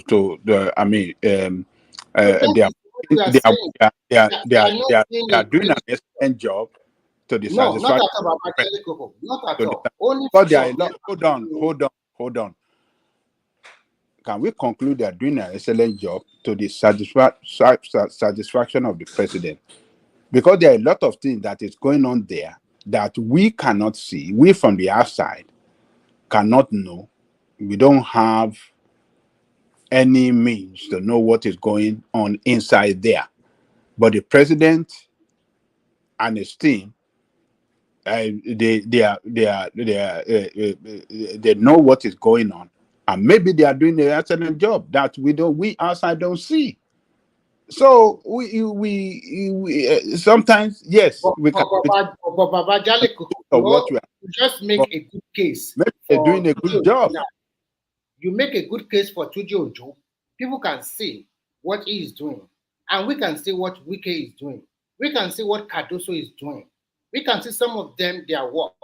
So if we can see some of their work and then we can say this guy is really performing above average, and is on this platform, you guys do the kind of I would say check on all the ministers and the rest, and you give some people pass mark. You give a lot of them below not so good that people, the president should fire them. But now you are coming to say, okay, we are not in the presidency. We don't know what they are doing. Maybe their boss they can see something special they are doing. So it's a conflicting statement from you. I mean, conflict. I don't get it because it's like you are just in the You middle. can't say it's conflicting. I'm not the one that appointed them. The president I appointed know, them. I know, I know. I'm And just being we sarcastic. outside, there are some of these positions. There are a lot of things that they can be doing inside that you cannot have, that cannot be noticeable to us outside, looking from outside. So we just leave them alone. I think they said they have KPI for them. They got to Baba, check on them, and we're gonna know what I mean, their level of performance. yes, sir. Yeah, You know the problem of Nigeria, and I think I'm beginning to understand that it's true that there is a demon in Aso Rock. That kind of and that demon, what that demon does. Yes, I think there is a demon. There is a demon in Aso Rock. Yes, and what that demon does is, it covers your eyes from really seeing the reality. Tinubu himself, right, knows, right, that this is the problem. Because all this KPI that you are saying, is just for lip service, right? It's just for lip service. They tell you, they have a KPI. Which KPI? Which KPI? No, I'm just, I'm telling you the reality. You understand what I'm saying? I'm telling you the reality because that's just the reality. All these things are just, give it a colorful thing. Oh, we have KPI. What KPI do they have? Because for me, if I were Tinubu now, right, you need to call those guys because the solution is not something that is near. The solution is not near. And the president knows it.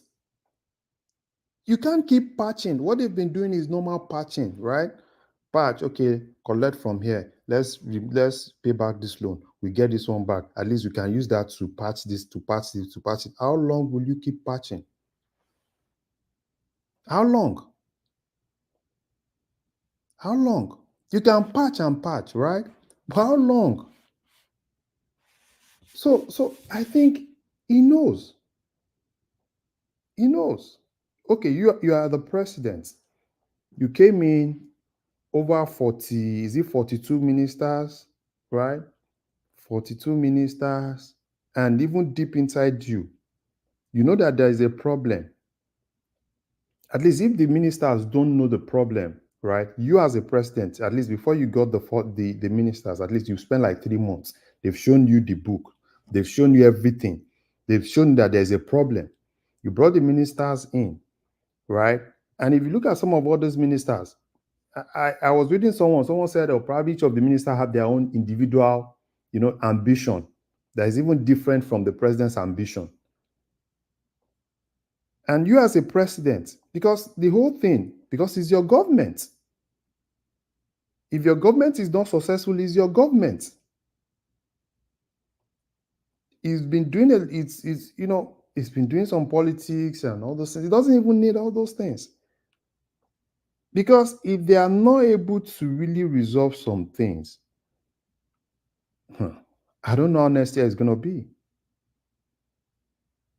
And that's why, if probably if he's in Lagos, and probably some people in Lagos make him understand the reality, he needs to call his close circle back and let them see if there's a way forward. Because it's so unfortunate. Anytime sometimes I just say, okay, fine, what exactly can they really do? And in most cases, I'm like, because for me, I'm more interested in the short-term solution. Because when there's a problem, there's a problem. So what do you do in the short term, at least to really, at least help that situation? But we don't even have that thing. And when people criticize them, they go all out. And that's one of the things. They go all out. Bayo what's his name? Is it Bayo Nonuga Adenuga or what's Oh, no, Nuga. yeah, that man just goes all out, this and that. And people that are criticizing you because they know the reality. The last time, was it not New York Post that they were, oh, the New York Post said this. Why won't New York Post say that? Because they have access to the data that we don't have access to. They have access to a lot of data that we don't even have access to. Okay, take for instance, subsidy. That's another thing that when I think about it, I'm like, okay, fine, probably Dangote will help them, right? By reducing the subsidy they pay. Because obviously, you can't tell me that Dangote will collect, because the landing fee now, it's over 1,000. Probably they can negotiate with Dangote to like, okay, probably 900, and they will, probably they will pay 400 and probably do one or two things for that. Dangote will say, okay, fine, he's reduced the price, to probably like 550. Because that's another thing. So for me, every time I sit down and I look at people that can... Larry, before you move from that, Yeah. I've been thinking about the Dangote thing, right? Dangote has gotten trading license, so they can act like them Trafigura, like them Glencore and co. Mm-hmm. Could government? I've been thinking of ways that the government could they be doing crude swap with Dangote? Number one, Okay. is that a possibility in a way to maybe engineer the subsidy in a way that's not so transparent? That's number one. Number two, I know part of his deal is to get some discounted crude from the government. Yeah. So that perhaps is a way of subsidizing without like making it explicit, right? Yeah. So I've just been thinking of ways because that they can engineer the Dangote thing. At least it can drive the price to like maybe 400, 500, or I don't know, or maybe keep it at 600. 400 is not possible. 400 is not possible. No, I'm just throwing out numbers. Don't throw numbers. Don't throw. Nigerians, because I've seen a lot of Nigerians probably Dangote. No, 400 is not possible. How? How? Well, I mean, if 400 it may not be possible technically, but I'm thinking is what's the mechanism that they're going to use to package it. So I don't even know. The problem. Now I'm waiting on the NNPC because NNPC has another secret.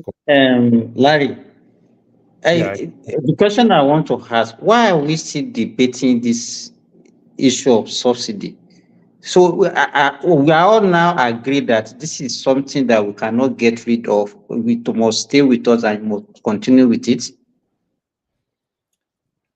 That's the reality. It appears. Yeah, well, I think Tinubu grew balls, but not enough balls. Because the issue is this. What I'm thinking is that is there a way we can improve the purchasing power of Nigerians? Because if the Cameroonians, the Nigerians, the Chadians, the Beninians can afford this fuel without subsidy, what stops Nigerians from being able to afford it? Okay. Do you know that? Because now we are talking about Dangote now. We are still talking about how we will now be subsidizing Dangote fuel. Yeah, and we all know that this thing, even if we are doing crude swap, whatever we are swapping it is going to reduce our foreign exchange Because that means that one, whatever we saw with him, is not available for us to get the dollars. Yeah. So anyhow we look at it, we are shortchanging ourselves. And half of this fuel we get out of that country without the benefit to the people. Yeah. Okay.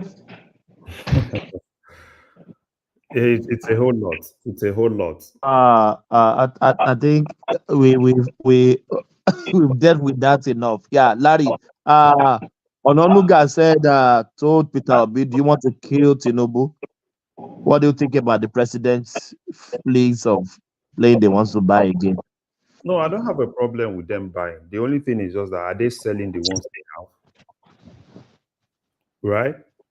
So if you are buying, because obviously we've seen what has actually happened across the world, right? Within 2 months, Iran president, I think the other one, the vice president, and all those things. And every time I look at that, particularly with the last thing that actually happened, when Tinubu traveled and they said the plane had an issue and all those things, I'm like, hey. So for me, if they are buying new ones, they have other ones, put it on sale, right? Let's make it transparent, sell it. And if you are selling, and you're buying new ones, sell those ones, which is normal, because I wouldn't say they shouldn't buy, right? Because I don't want to be in a situation where probably, the presidential. Larry, sorry for cutting you. What is the normal lifespan of a plane that can still travel internationally? Yeah, I think Maybe we are just guessing. I'm not saying you. Just let's guess. It could go as far as like 20 years, over 20 years. And that particular plane, I think it's around 20 years old, right? 20 years. They said time Obasanjo time also. Yeah, it's around 20 years. So for me, I'm not against them buying, because I wouldn't want, a situation where there will be crisis. If you are looking at presidential jet, it's not a commercial plane. So it can even last longer. How many times did they fly it? And it's like not only 40 one. years. Like 40 years. It should be able to last longer than commercial plane. Yeah. So, but the problem when they keep telling you, oh, it's giving them problem, you don't. But why can't they repair? If it's giving problem, it can be repaired.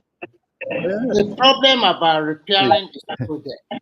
They have to fly this plane to like Germany or America to go and do the repair, and you have to book. You have to book a slot. It's not that you just fly your plane today and they just repair it immediately. So, like twice now, he has he went back to Nigeria to a chartered flight. So are you kidding me with a chartered flight? Yeah. Yes, Like of course. Let's be realistic now.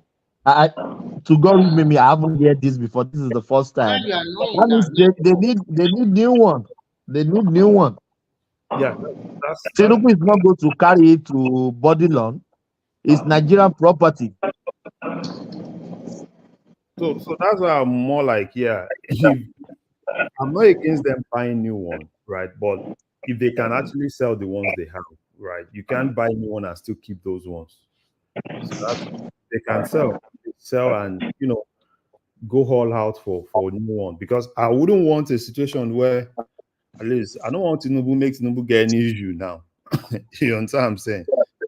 Because, I understand. Yeah, I understand. Yeah, because a whole Iran, it happened to them. Another vice president, it happened to them. And another vice president, yeah. Yes, particularly when you see some of this plane and they tell you, oh, it has a fault, so the president has to just leave it and look for a chartered flight. Larry, Iran and the other president, was it due to old planes or what? Or helicopter? They never told us. Whatever the reason, we don't know. We don't have the report that they are playing. We don't know. But we're talking about matter of life. Even you, Prince Daddy or High, if we are on the plane, if there's a turbulence, we're already afraid to death. Talk less of you know that your plane is faulty. Recently, so many people died on Singapore Airlines because of turbulence. Yeah. So that's, you know, for me, I'm not against them buying, right? For me, if they can have a way, you know, sell it, look for ways, get rid of it, and at least let's know how much you get from selling it, and let them get a new one.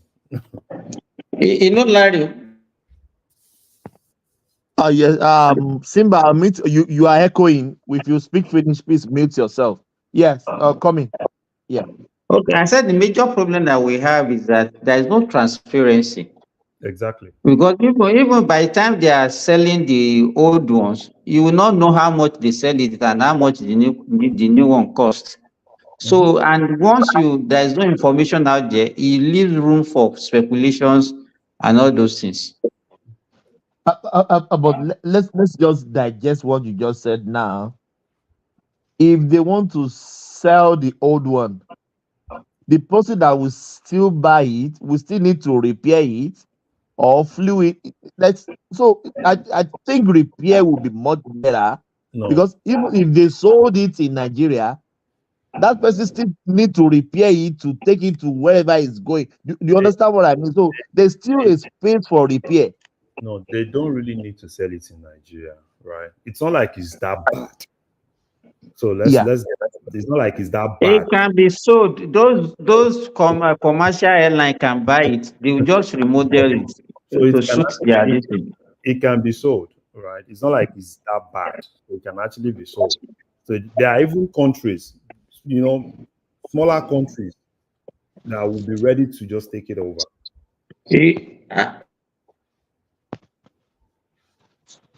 So it's just like someone said, the transparency is the key, right? Let's just be transparent. Let's know what you know, okay, this is how much we sold this is how much we're able to get. Then this is how much we need in order to get another one. Do we really need to know that there should be a parastatals doing that? Do we really need to know that, hey, Larry? No, in a sane country, right? It's supposed to be something that you should be able to know. It's not something, you know, it's not a secret. But Larry, do you know there are some things as a citizen of the country you can walk up to any ministry and ask for all these documents? Do you know that is I know freedom of yeah, you can. See, bro. Some people don't know.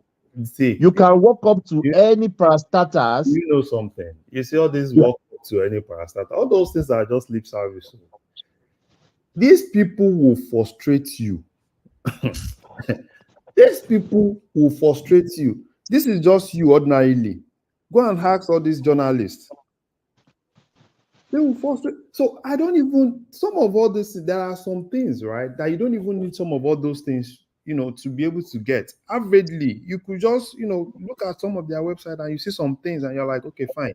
That Nigerians don't need the details. So even in the US, it's not everything that happens in White House that every American knows now. But at least to a particular level, right? You can at least understand, okay, this is actually what is happening. But in Nigeria, if you go to any ministry's website in Nigeria, you hardly see anything. So now, will you leave Australia to go and use freedom of information bill in Nigeria to get money? What it concern me? What did they do? Because you are just a normal citizen that just need the basic, just need the basic transparency. You don't even need the details. But I think the problem here is part of somebody is echoing. I don't know who. Yeah, that's what I'm saying. Go on. I'll find out. Yeah. Okay, maybe solid. So I think the problem we are having in Nigeria are twofold. The problem of lack of trust between the followers and the leaders, and then the problem of corruption. Everybody that has talked, that you have been talking, don't buy a new plane, don't do that. But if anything happened to your president, and then you now started shedding crocodile tears, if the plane crashed, what will happen? It's just another person. Is it going to be a sacrifice to Nigeria? Is it going to be the negligence of Nigerians that they killed their president by themselves? If it died naturally, no problem. But in this issue, we should look at it critically. if truly the plane are faulty, according to the people managing the plane, and that he has, in fact, they said recently to Saudi Arabia, he had to take a commercial flight to that place. And that is a charter flight. And when a president flies, Remy, remember, that's even disgraceful. A whole Nigerian president. another thing you must remember, when a president flies, he's not flying alone. Security details are there. The people that works with him, maybe to sit to one flight, it's on the plane. It's not that he's sleeping like that. He also attends to so many issues on the plane. And a presidential jet is not like just our commercial jet. There must be a lot of security features. There must be a lot of things. And not like this kind of plane is not something that you just so this is the inside of the plane. This is how you do. This is what no. I think Nigerians sometimes anybody that become your president, it's not going to die there. The highest is going to spend his 8 years. He has to do his own little. Whatever you say about Buhari, today Buhari constructed that second Niger bridge for you. It did some work. Maybe not enough, but at least we can see some of the things he has done. Let's appreciate a little bit. Every time you just condemn your leaders, condemn everything. Nigeria is not the same thing. That is not how Nigerians look 24 years ago in 1999 compared to now today. Although the development might be slow, but at least we see some pocket of development in Nigeria. That your Lagos was not like that 25 years ago. That your Kwara, Ilorin, or Ibadan was not like that 25 years ago. Maybe because we don't document very well. Maybe we should show it to people that always, this is your Ibadan, this is your Lagos in 30 years ago. The one now you are now showcasing to the rest of the world. An average Nigerian, everywhere in the diaspora, where are you from? Everybody, I'm from Lagos. Even if it's from Ekiti, or from Aba, or from Chokoto. Because you know that that place is beautiful. You want to show that this is where I came from. And whereas you're not from that place. So sometimes I see the sensitivity. Some Nigerians are just like, I don't like my leader and I want him dead. Or it's not the person I support during the election. Tell me, even if Obi or Atiku that won that election, are you still going to be saying, because I don't, for me, I'm only interested in Nigeria moving forward. Whoever is going to be there. So I do, and this plane they are buying. It's not No, that Remy, you are making mistake. Rudolph told us that when Peter Obi was the governor, he always paid for petrol by himself. Peter Obi doesn't need any private presidential jet. He can just be enter economy and go wherever he wants to go. You know, Peter Obi is a prudent man. He wants to the manage problem Nigeria is money that very well. our people they don't want to hear the truth.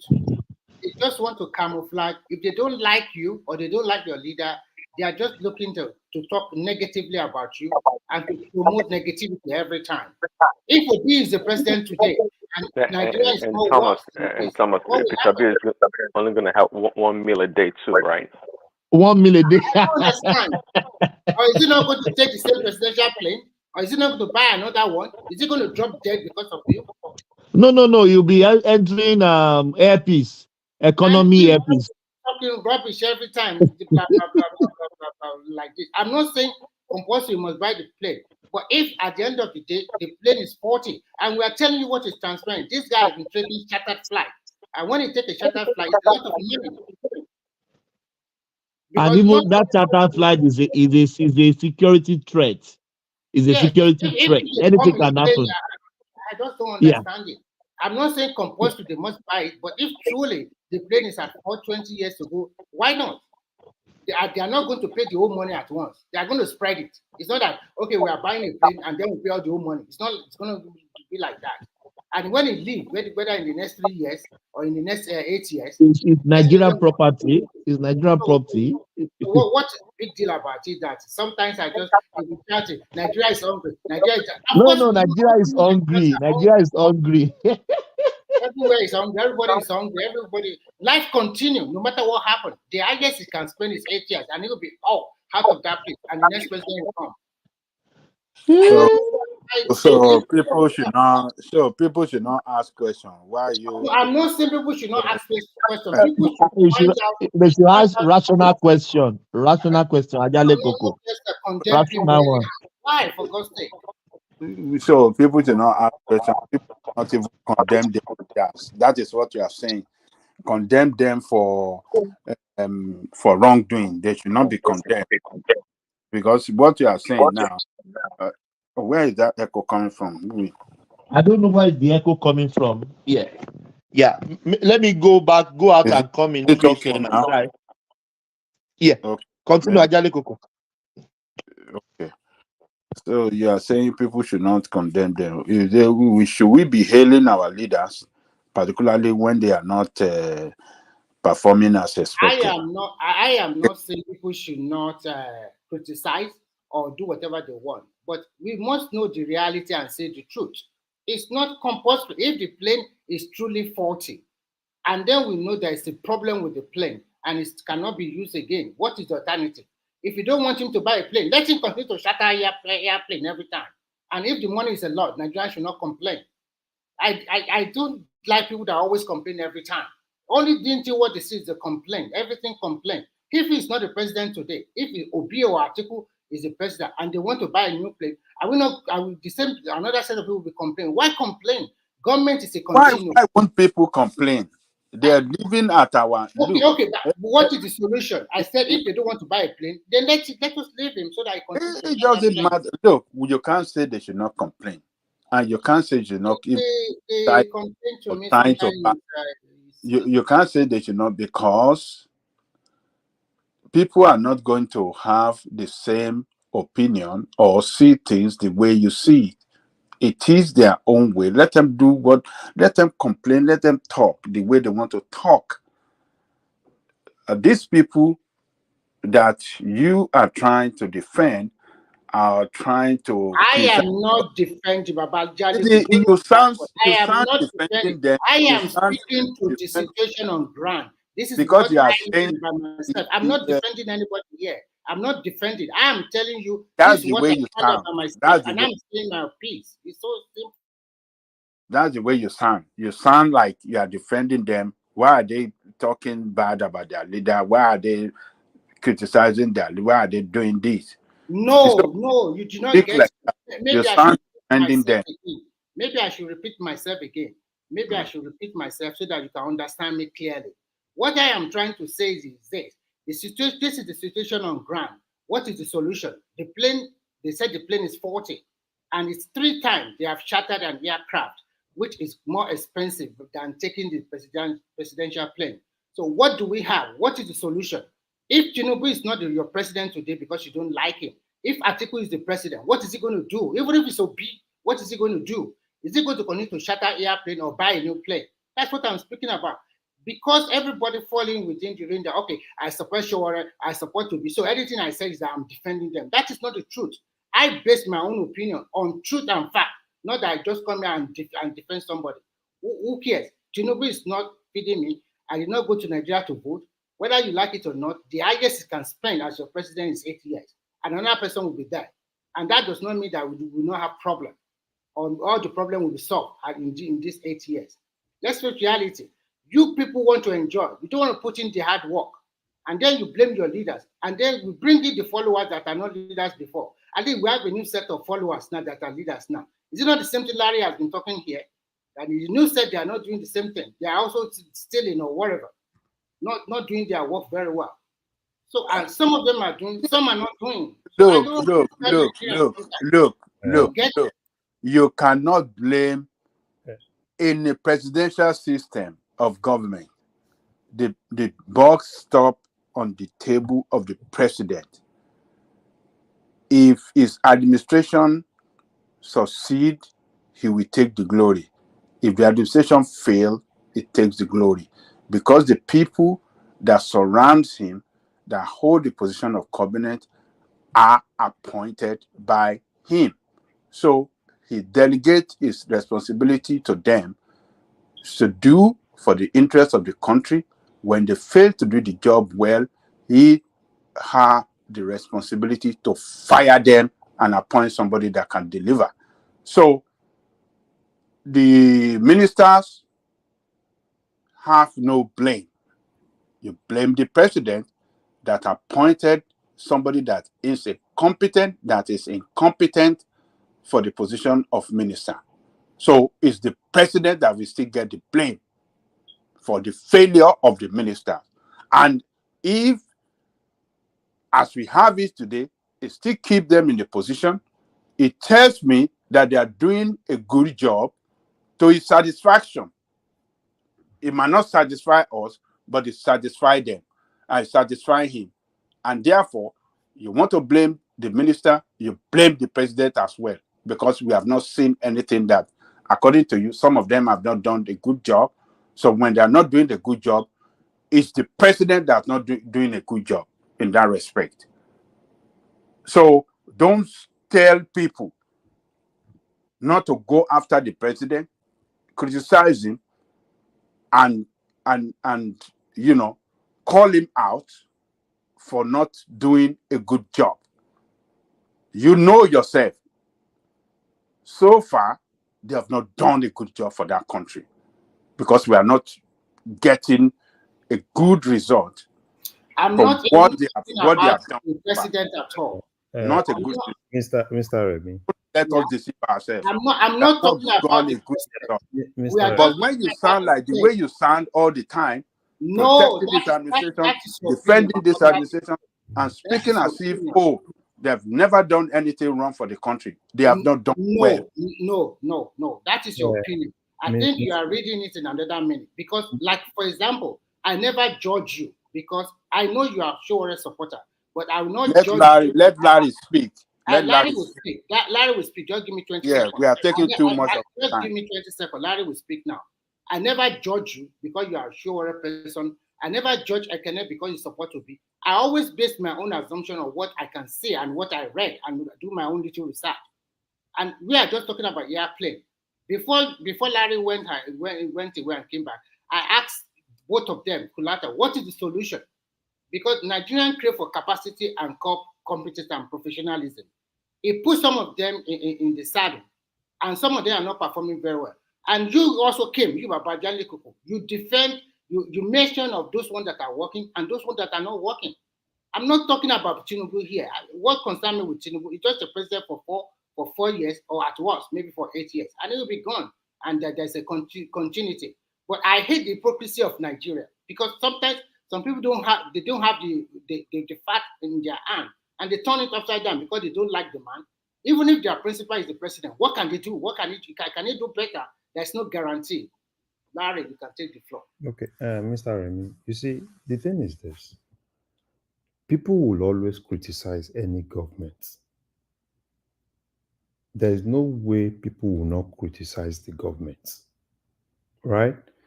The only thing that I see that is lacking, you see, is just the approach in which the government handles some of this criticism. If people are criticizing you that you want to buy a new plane, right? Rather than attacking them, why not come out with facts, right? And make people see reason why you need it. You know the approach, if you've been watching the approach in Nigeria, every Nigerian government comes in, they have this media team that's ready to attack anybody. And I'm very sure that was why they bring this Mr. Bayo Nonuga, Bayo Adenuga in. Because they needed someone that could gaslight people. It's in every government. In Buhari's government, it was this Adesina and this Garba that was basically gaslighting. And it's not going to solve anything.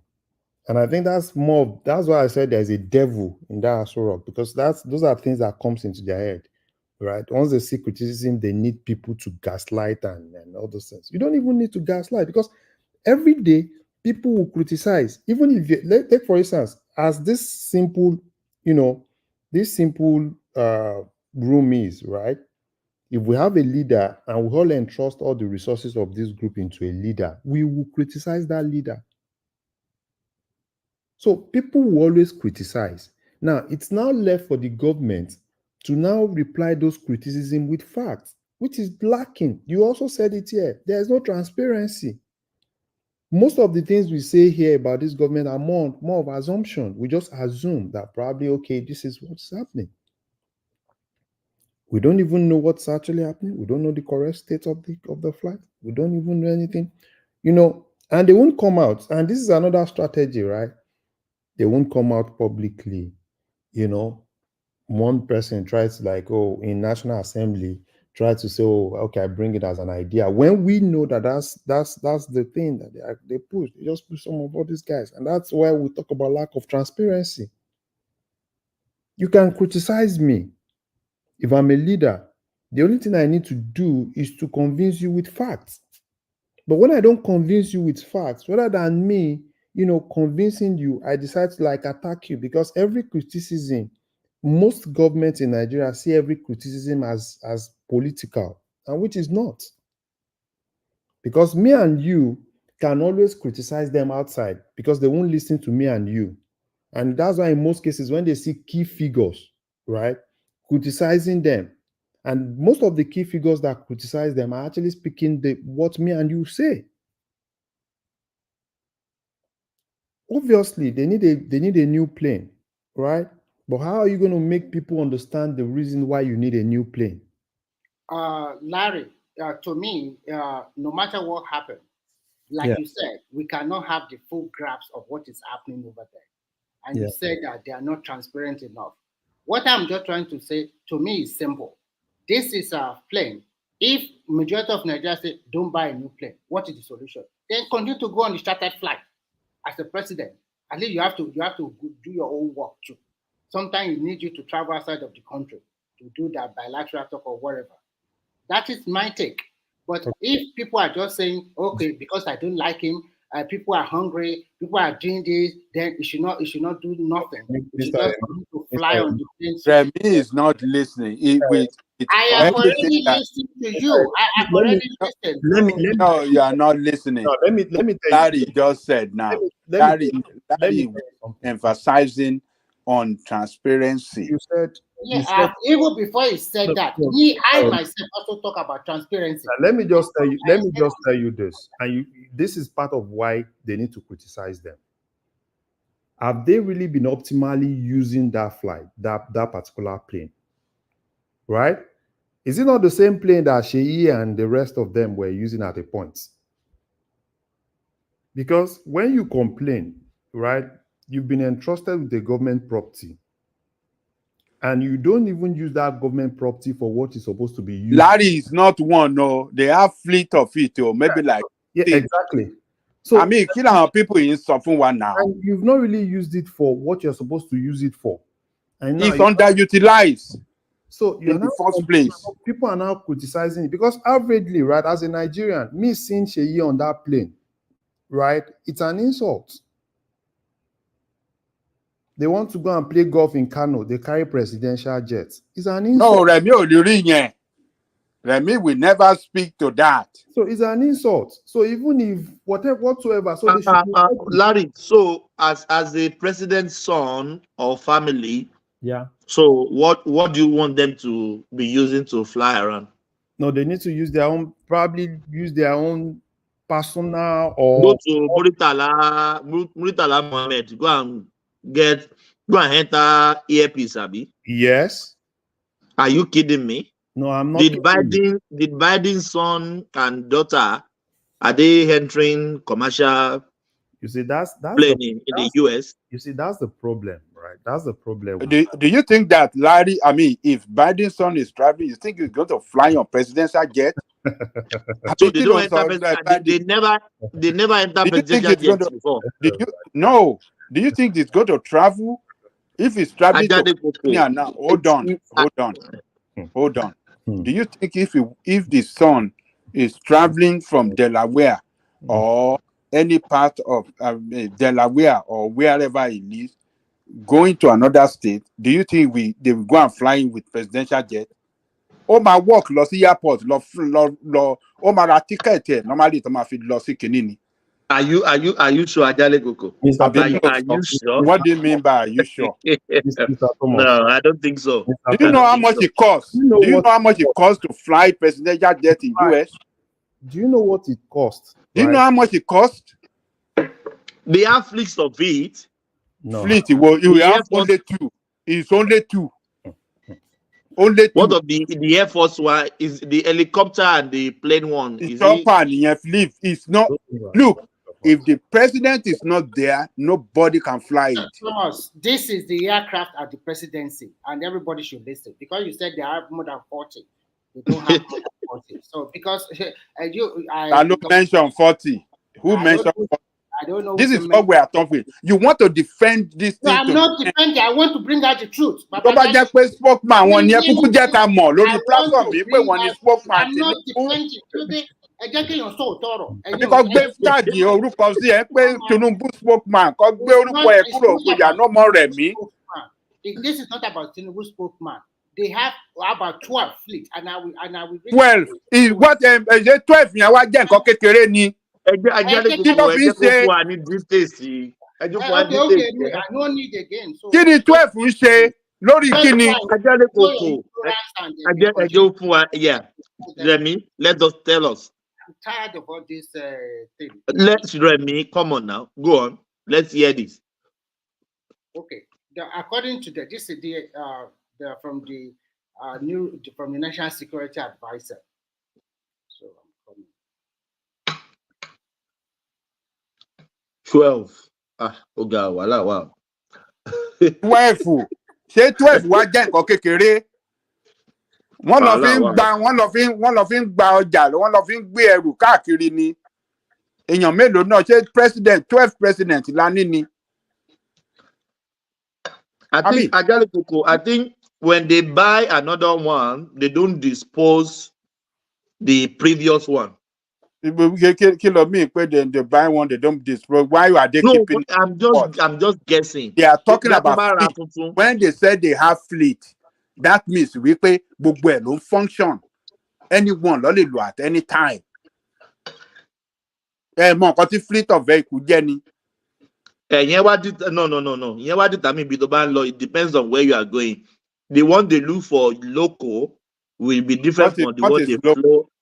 What is local? What is local? What is international? No, Thomas, the question you should have asked them is, out of these 12 fleet that are talking about, are they all of them, are they wide body or helicopter or whatever? They don't know. Or whatever, that's what I'm saying. Go and do their own research. I don't want to say anything anymore. So go and do your research. Remy, give us the information now. No, I'm not going to give anybody. For the information, 12 fleet. You know, this is the reason why Nigerian people, they themselves, they are so naive. Because at the end of the day, they don't know, they listen to people like you. And to me, sometimes you speak from both sides of your mouth. Me, I will go and dig out my own information. And from there, I will form my own opinion.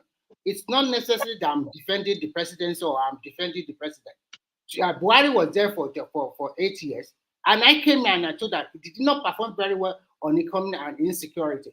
And I have said, when they asked me to give my opinion on Tinubu, and I told them, to me, it's just an average, 50%. He has not performed very well in economy when we're talking about the 1 year. I don't defend just like that. And for me, I believe in one thing. Government is a continuity. Whether you like it or not, if he doesn't perform, you have opportunity to take him out in the next 3 years.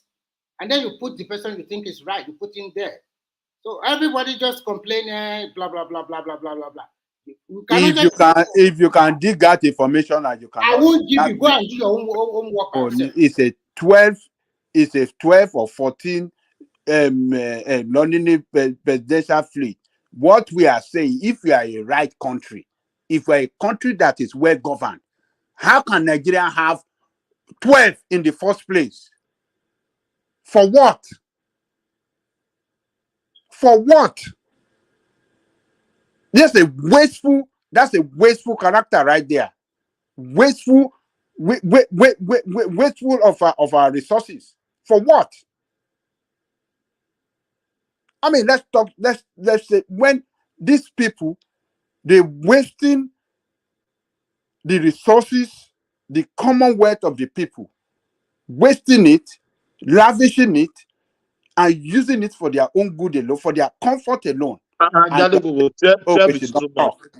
Do not talk. Even Melo the Australia, how many presidential jets in a prime minister in, or even great countries? How many?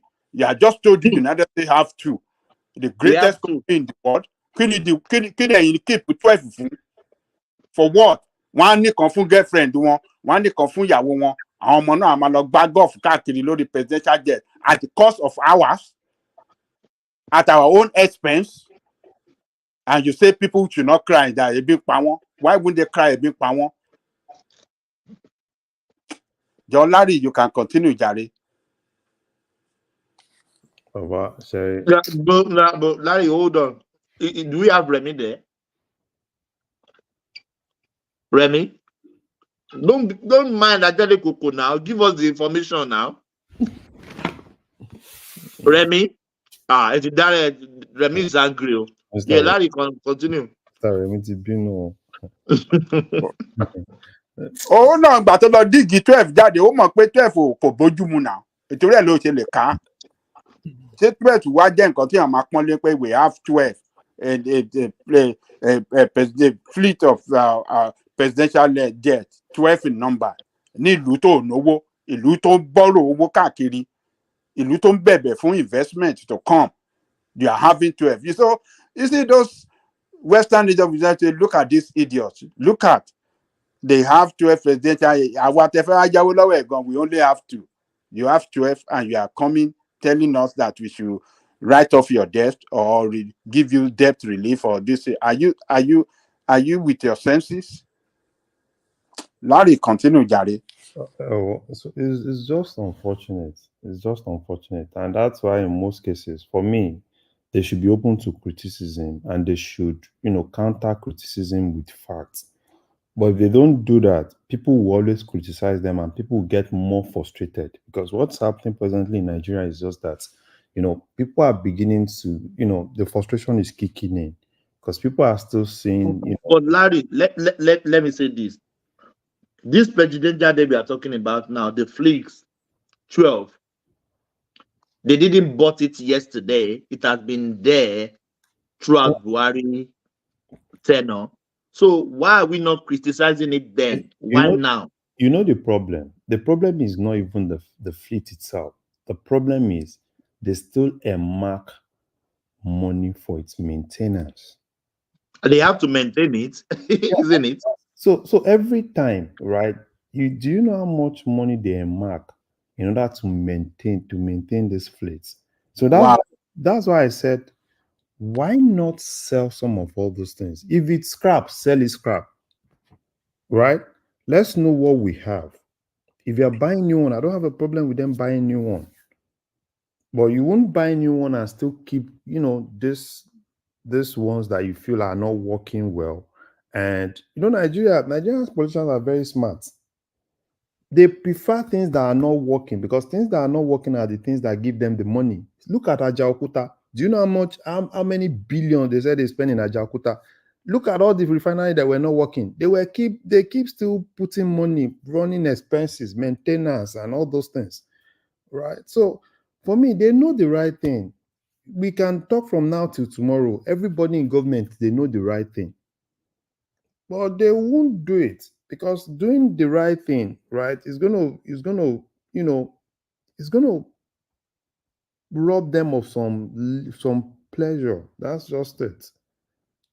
Because obviously, probably 1, 2, 3 are not working. Sell it now. Sell it. If you can, it's not working. Sell it as scrap. Let us know how much are you getting from it. If it's Boeing, talk to Boeing. Boeing, come and carry your thing.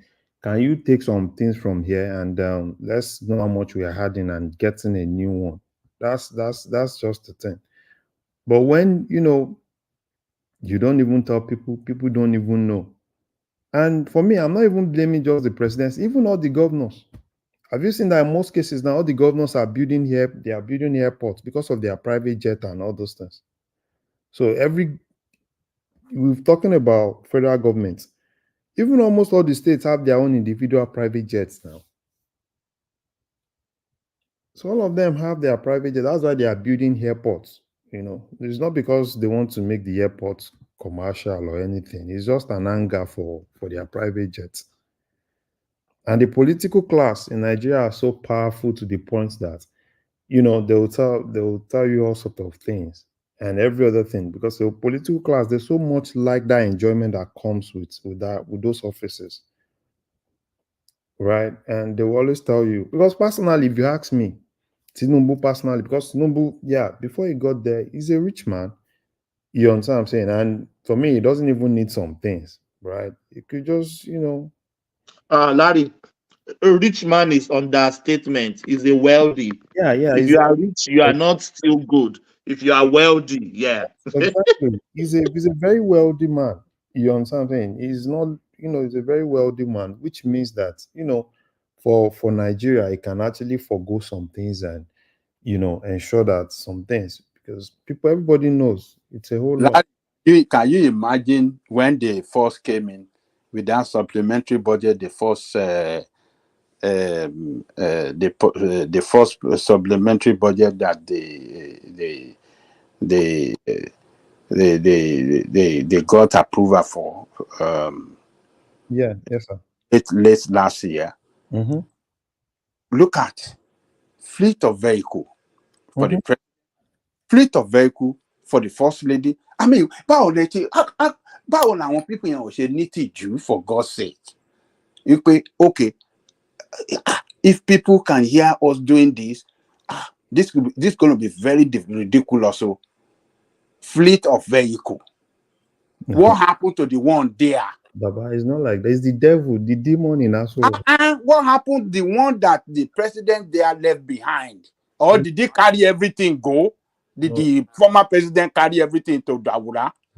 It's the demon in Asoro. The demon there. That's it's the demon. And we saw the vehicle that he was riding in before the approval of that billions of naira for fleet of vehicle.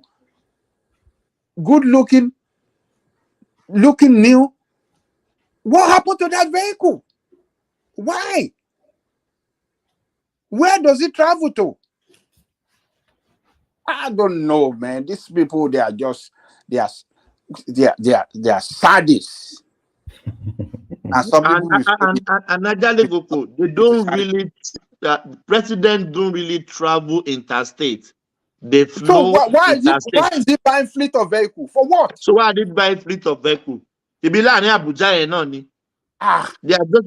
inside Abuja. Have you seen president travel from Kano to Ibadan on his car? No, they flew more.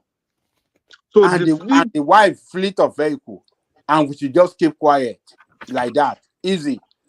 Let them carry go. It can be very annoying, the way these people are running that country. They are running it as if they want to destroy it and run away. They are not thinking of tomorrow. They can't run away. They are ready. No, they have, all of them have private jet. They will just run away. But Baba, do you know that even if they run away, we will still deal with them when they come here? They go and live in one secured mansion in Washington DC, the same place that we deal with them in US now. We'll still deal with them now. the same place that Obama, the former president, the same neighborhood that Obama live. Do you think you can just go there? No, Baba, Baba, they will be in those places, but that day, they will still come to Wall Street, and guys will still be there and still see them. It's just unfortunate. It's just for Do you me. know the problem? Yes.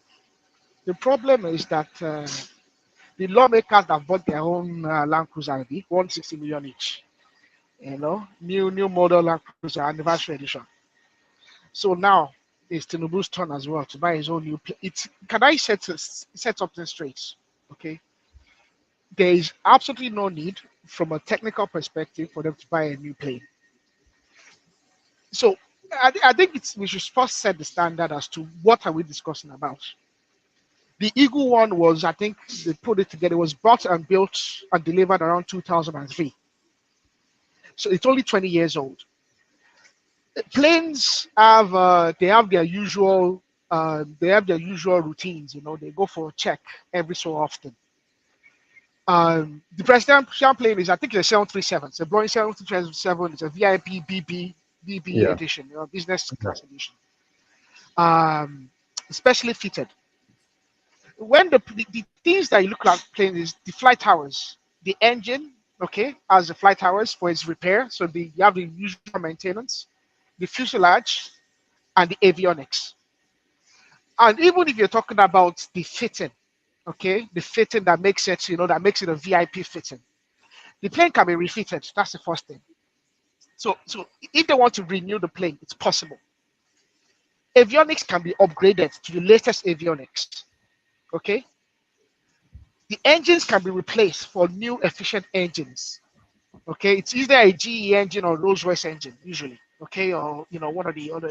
Well, usually GE and Rolls-Royce are the guys at the front. Okay, so you can get latest GE engine or latest Rolls-Royce engine for efficiency. The only thing that they cannot replace really is the fuselage. But even at that, the fuselage would have flight hours. And the amount of cycles that Eagle One goes through, I mean, it's not, how many times do they travel? Yeah, 51 times a year. Compare that to a commercial plane. A commercial plane is literally operational, literally give or take every day. Like multiple is like literally landing and taking off. Any plane that lands in Nigeria or Virgin is going to take 24 hours. 24 hours. So the amount of cycles it goes through in a week is like give or take 14 cycles in a week. President Buhari only traveled for 51 times throughout the time he was in Nigeria, and he did not use the Eagle One all the time because they have other cross-Atlantic wide-body planes that they use. They have a Gulfstream, they have a Citation that can do long-range cross-continental. And like someone said, they have 12 in the fleet. Now, the presidential jet is not just for the presidential. So the presidential fleet is not just for the presidency, it's for the executive. So for instance, if the Senate president needs to travel, that's part of it. Because really the presidential fleet is really it's part of the Air Force fleet. Okay. It's under the Air Force, it's managed by the Air Force, Nigerian Air Force. Okay. So let's say the First Lady, any members of the executive, legislators, they need to go for official trips. The Senate president, stuff like that. You get the drill. So it's really it's really meant to be called the executive lift. That's really what you should call it, but they call it presidential lift. It's really just an executive lift, okay, run by the Nigerian Air Force. The problem is with Nigerian people, the Nigerian leaders. It's not a state. Look at why should the son of the president be using? He's not a member. He's not an appointed member of the government. He has no role in the government.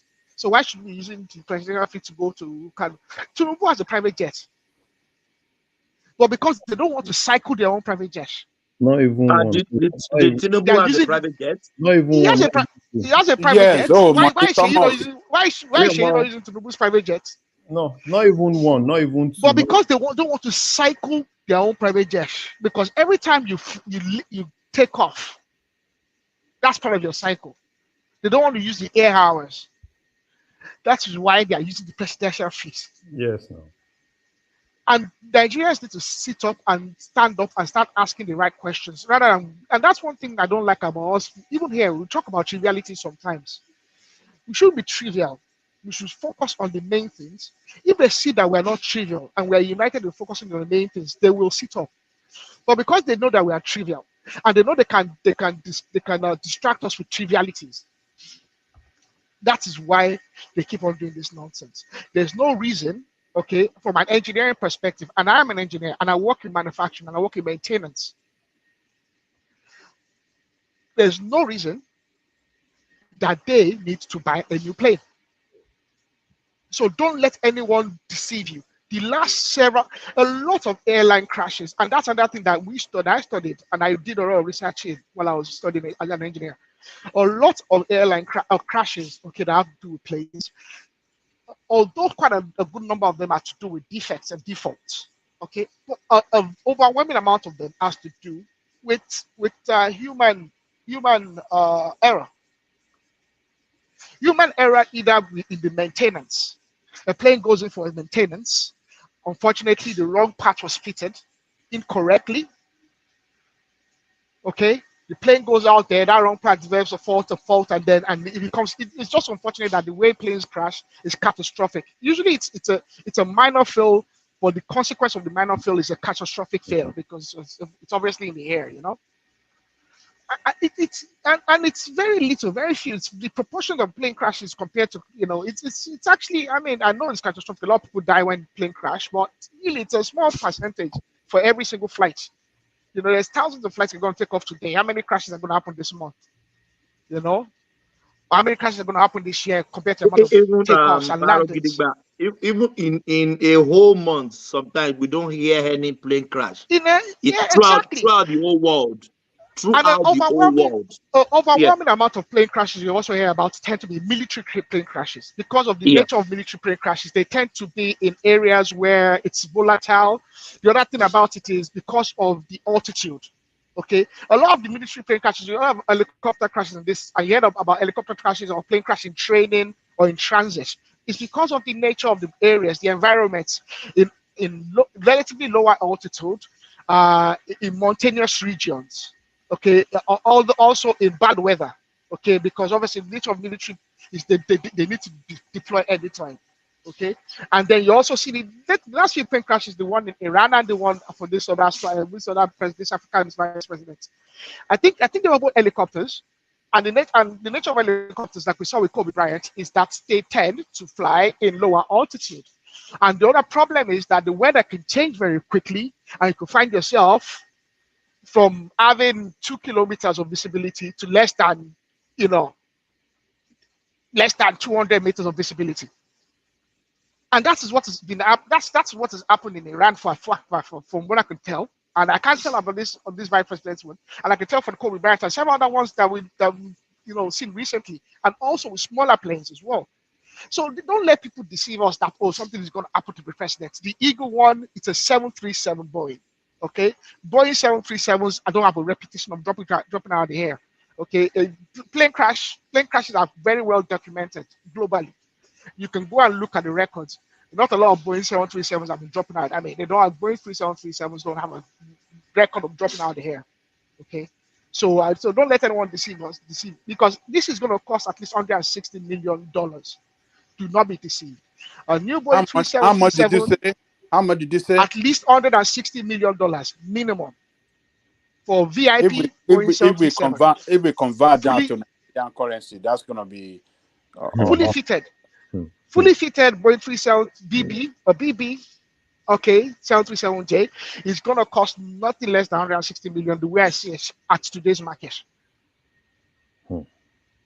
No matter how they want to pay for it, makes no sense because there's other things we need to pay for. So it's upsetting me a bit, as you can tell from the way I'm speaking, because I don't have any grudges against Tinubu. So let me ask you a question. Let me ask you, if they are not buying a new one and they want to just change the interior and the they can do it, yes. Refitting planes happen all the time. I don't know, but it's going to be substantially less. Well, a refit shouldn't be more than $10 million. And that's like when I say a refit, I'm talking about the top end refit. And probably even less. Wow. Depends on what you want. But I mean, they can save a lot of money compared to buy a new one. Because even when they buy a new plane, what they do is they buy the plane and the plane goes for fitting. Boeing won't sell you a fitted plane. The plane goes for fitting. I think maybe Boeing, they have their own in-house fitters, but it goes for fitting differently. It's expensive stuff. This stuff. It's a VIP plane. And they might. I mean, they can upgrade the avionics. If they really want to spend the money, they should put the money in the Air Force pilots. Send those guys for more training. Send them for more type training. Invest the money in them. And then when you invest the money in them, you invested the money in the country because those guys can then actually transfer the training. So other than, invest the money where it's going to count, not in a new plane. How many people are sitting there? Okay, wait. How many people? Okay, this plane now, if they sell it, they're gonna sell it for cheap because there's not really that many people out there waiting, sitting around to buy a business class, to buy a VIP plane. It's probably gonna go to a company that's gonna buy it for cheap and then just rip out the interior and change it to a cargo plane or change it on some commercial. It's gonna go out for cheap. Commercial charter. Yeah, commercial charter or something. Or they're gonna probably send it to one of them. That plane is gonna get sold to one of them. One of them is gonna buy it for nothing. For nothing. Arogidigba, before you came in, that's what I was suggesting. I'm not in aviation sector, but I knew it could be repaired. to a standard. I'm not What an if aeronautics engineer either, but I understand it very well enough, and I work yeah, I work it can be in repaired. manufacturing and maintenance. I mean, Yeah. it's not even repair. There's nothing wrong with the plane. There's functionally should not have any planes. People think that planes develop faults. Planes don't generally develop faults like that. No, I mean, especially a presidential plane. And again, this, no, I mean, Buhari used it. He traveled 51 times throughout the time he was a president. Okay, he had 51 international travels. Okay, which means that plane had only, less than 100 cycles in a period of 8 years. And that is still and Buhari small. was one of the most traveled. Yeah. Jonathan one of the traveled most less than him. Yeah, it's the most Obasanjo traveled, not less one than of the most traveled. It's the most traveled. So I mean, and that's He the only was time the they most use it, and they don't traveled. even use it all the time. That's not the only plane he uses. Remember, he has other ones that he It's uses. It's just underutilized. unfortunate. There's no, that plane is not faulty. All they want to do is he wants to buy a new plane because most likely while he was in Saudi Arabia or while he was in Dubai, the Saudi Arabians and the Dubai kings, they are notorious for buying new planes all the time and fitting them outlandishly. Most likely while I was in Saudi Arabia or somewhere, he saw the new BB, okay, the new release, okay, and it's made up that they set their mind up that they're going to spend the money because it's not their hard-earned money. I'm telling you for a fact that's what has happened. He has seen maybe most likely in Saudi Arabia, more likely than anything, he went to Saudi Arabia, he saw the new plane of the Saudi Arabian king or the Saudi Arabian crown prince, and he's made up his mind that he too wants one. I can bet you that's what's happened. Or someone has gotten into his mind that he wants one. Most likely Femi Gbajabiamila. And that is why you are seeing that this thing is being I'm telling you, that is what has happened. That is what has happened. Don't let us it's fine. This one is good for us too. Do you know that the Air Force One is older than an Eagle One? Do you know that for me personally, now I want to say this. This is part of the things that I think of personally. Because when Tinubu wanted to get there, I was more like, okay, fine. I was looking him in the realm of probably Abiola in those days. Because Abiola used to say, yeah, he's not really interested in Nigerians' money. He has his money. He wants to come in to help Nigeria. And I was expecting, this man has the money, he has everything. So what he's supposed to just do is, okay, fine, I come in, okay, I can let go some things and probably even use some of my own personal things, at least in as much as I'm doing all those things to really help the country. But that's not the case. That's not the case. Because ordinarily, he has the money, he has the resources, he has everything, There is, you already said it. There's the devil himself. He resides in National Rock. No, I'm telling you, there's this devil that we always talk about. I'm telling you. That everybody claims There's no devil there. There's no devil there. They are the devil. Because he got to lock on it. And the other thing is this: no matter how rich anybody is, when you see government money, they will buy. Exactly. That's the problem. That's because government money is coming in hot. That's the and problem. they think they need to sell it, spend it hot. And they have the likes of Bayo and Fem misleading them. Yeah, protocols, and I think for national security, for transparency, it's better that he uses Nigerians' asset and property for what he does. Okay, I think because he's a billionaire or whatever, it don't matter. I think. I'm not suggesting it should be. No. We're not suggesting they should use his plane. It's not like we're not suggesting. We're just saying they don't need to buy a new plane. No, yeah, those are one is satisfactory. But you guys, everybody's talking. Nobody's made a justification why. How old are the planes? Who knows? How old are they? Do you know? It's 20 years old. 20 years plus. It was delivered in 2003. Between 2003 and 2005. That was when it was delivered. That plane don't look new. Was it bought new or used? It was bought new. It was bought new, delivered in 2005. Let me ask this: Is this? Hold on, please. Yeah. Do they got it new or used? Yes, they would have bought it new. Yeah, brand new. No, you don't know. Well, no. It was brand new. Hold on. I can remember when Obasanjo was applying for that plane, when it was through the Congress Assembly, they were debating whether to buy a new one and this and that. It was brand new plane as at that time. It was brand new, brand new. Brand new. Yeah. How can you buy the no, 20 years is too. But Ajale Koko, let me say this. Prince Daddy, we are not experts, so we can't really justify that 20 years. Am I right to say that? That 20 years is nothing. Forget the 20 years, okay? Forget the years, okay? What you really need to look at when you look at a plane is the flight hours, and the cycle. The flight hours, yes, the flight hours, yeah. The flight hours and cycle is, and for the fuselage, and for the engine. Wrong here. But there's something fundamentally wrong here. See, if it's 20 years old, that plane is not old at all because the Air Force One United States was commissioned in 1990 and it's still operating right now. Exactly. That's one of my arguments. No. Prince Daddy, don't let us go to that side though.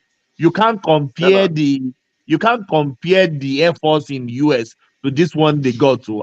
It's quite different now. See, we have to hold on, guys. We have to uncover. Plane now.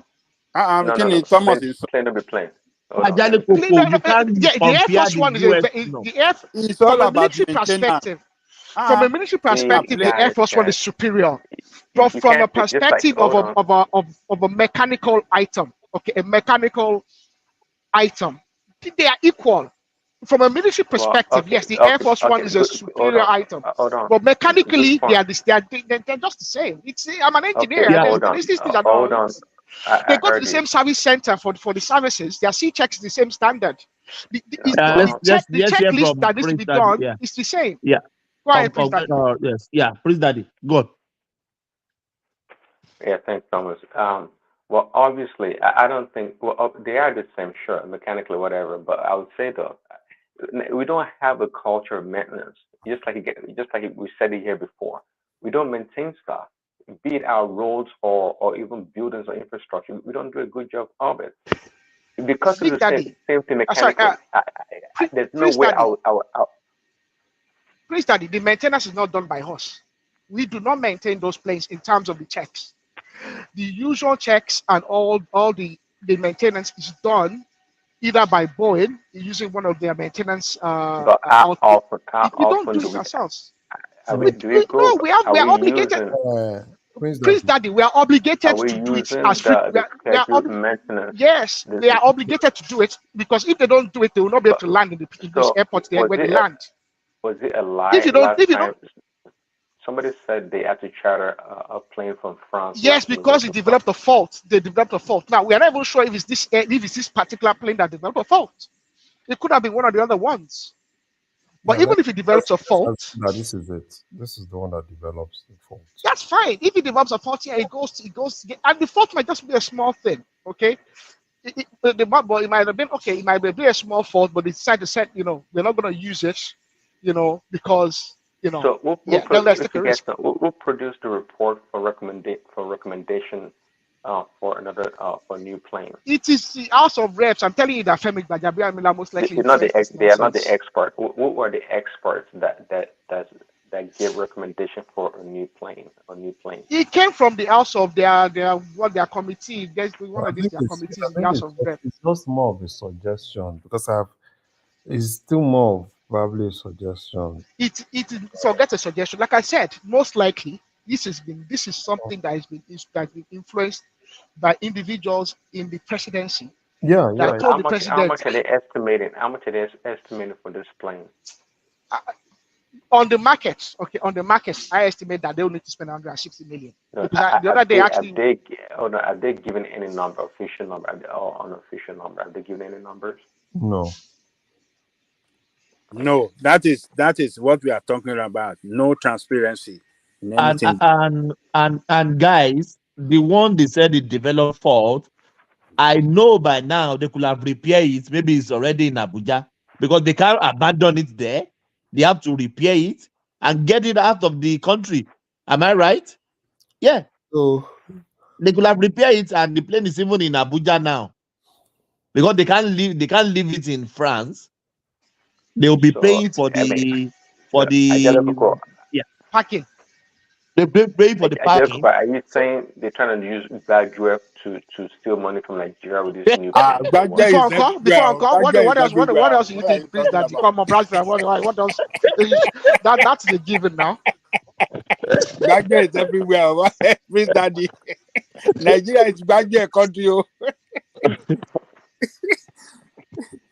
oh The God. conservative number, Prince Daddy, a very conservative number right now is nothing less than 120 to 160. And that's very conservative because that's the market. You can go online. It's readily available. You can go. but There's websites where you can see that the bros, value of The estimate for American Air Force One, I think two planes is $4.3 billion. forget the Air Force One. The Air Force One is there's no match for the Air Force One anywhere in the world.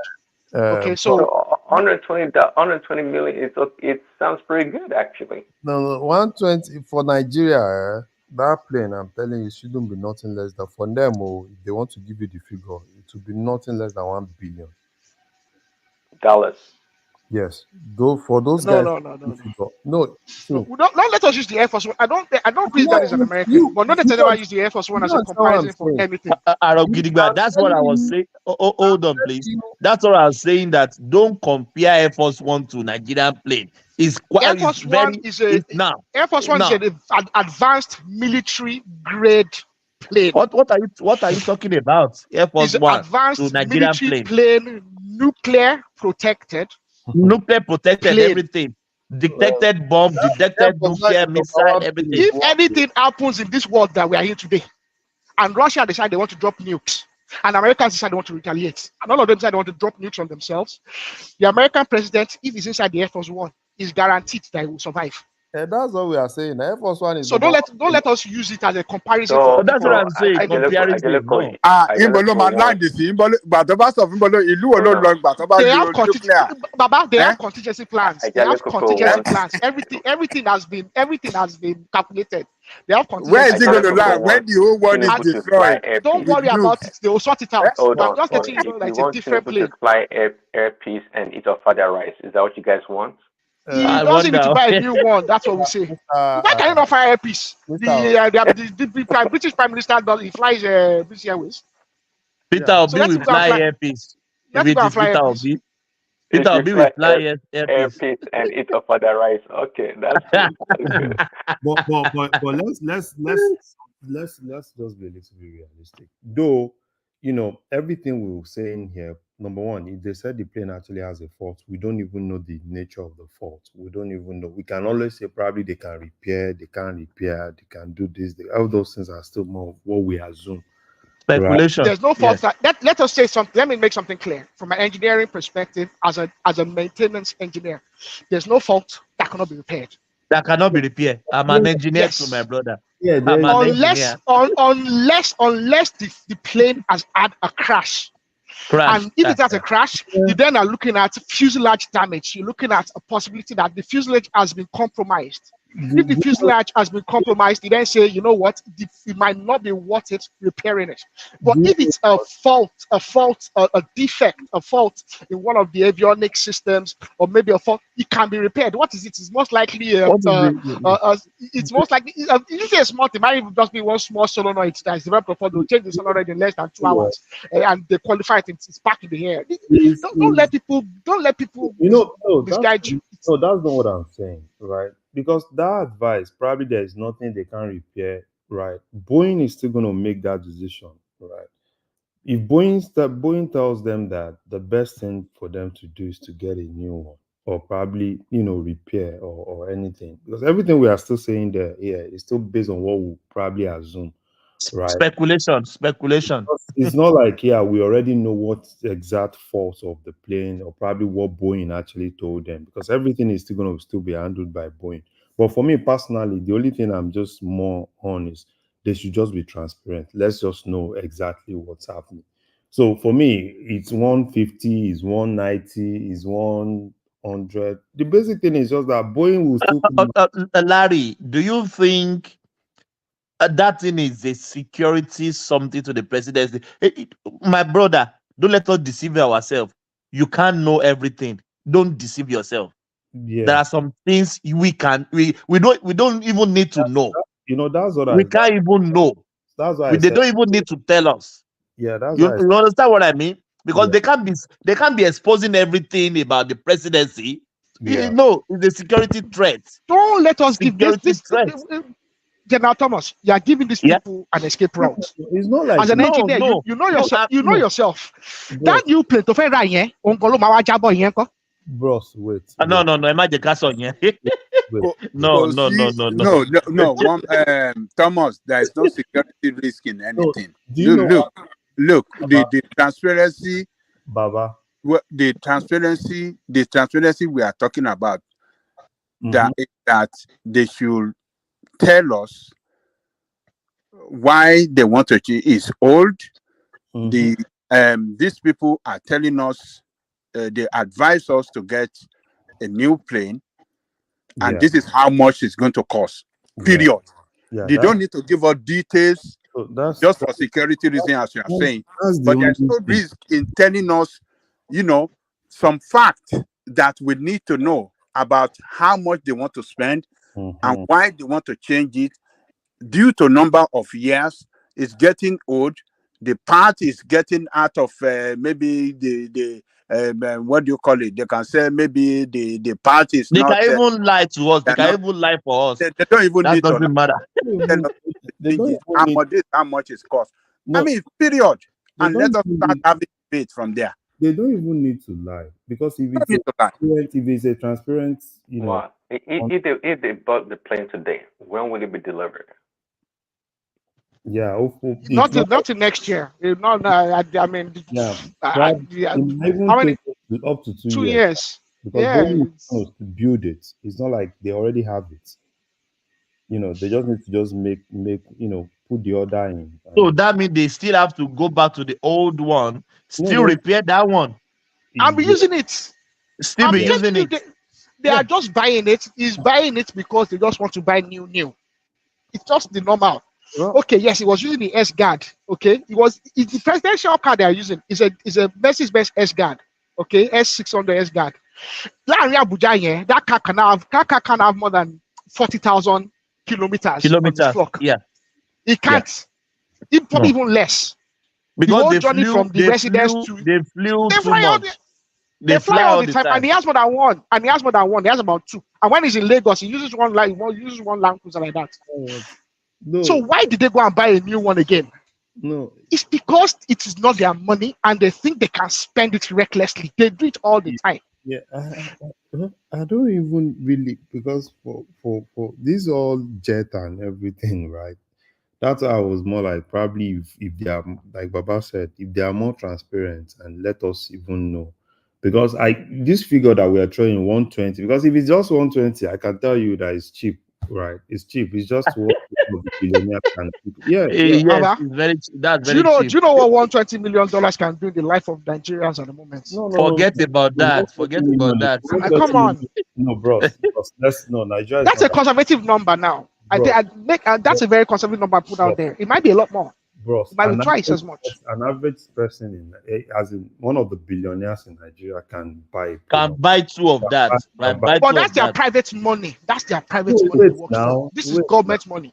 Wait, all those ones are, you see, $120 million.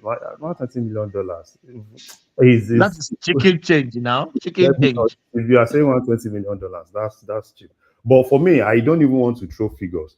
So, Boeing, because you're giving Boeing that order, Boeing will definitely know what they need to do. Probably there are some security, things they need to do, everything. So you understand, Boeing will be the one to kind of like, okay, fine. Do you want to repair? Do you want to buy a new one? This is what it takes. And they should it's a simple thing, right? Tell us, what will it take you? Okay, a quick search shows a Boeing 747-8, the new one, is about $250 million. So, and that's not the customized one, right? And that's not the price. And me, I'm even saying 120. That's not even that. 120 is 120, for that 120 private jet, million, private plane. 120 million, if we convert it to, Stop um, converting Ajale Coco now. hold Why are on you now, converting? Mama hold on. convert more. You are That not is going to converting. be 120 million at the exchange rate. It's going to be Ajale. 180. It's going to be 180 billion, 180 billion naira. Ajale You know Coco, what you I are mean? buying 180 billion. international stuff. You don't calculate it to Nigerian money, Lọ́jọ́ kó Ajale Coco. dáre má calculate kíni. Ẹ Àwọn má èèyàn jẹ wá máa yan fẹ́ jẹ ìlú pamọ́ wa Wọ́n fẹ́ lórí. jẹ wọ́n fẹ́ jẹ wá máyé ni now. Níbo la fẹ́ dé sí ìgbà tó bá dẹ̀ ti jẹ gbogbo ẹ̀ pa? Èmi ò dẹ̀ ní lọ lé Monday mi, màá dẹ̀ jókòó sí Australia. Oh, okay.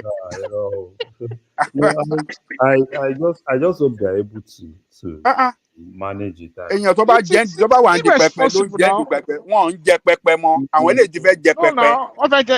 Everybody knows here that I'm not No, someone that likes to assault the Tinubu government, no, but this is taking it too far. This is way above the elbow.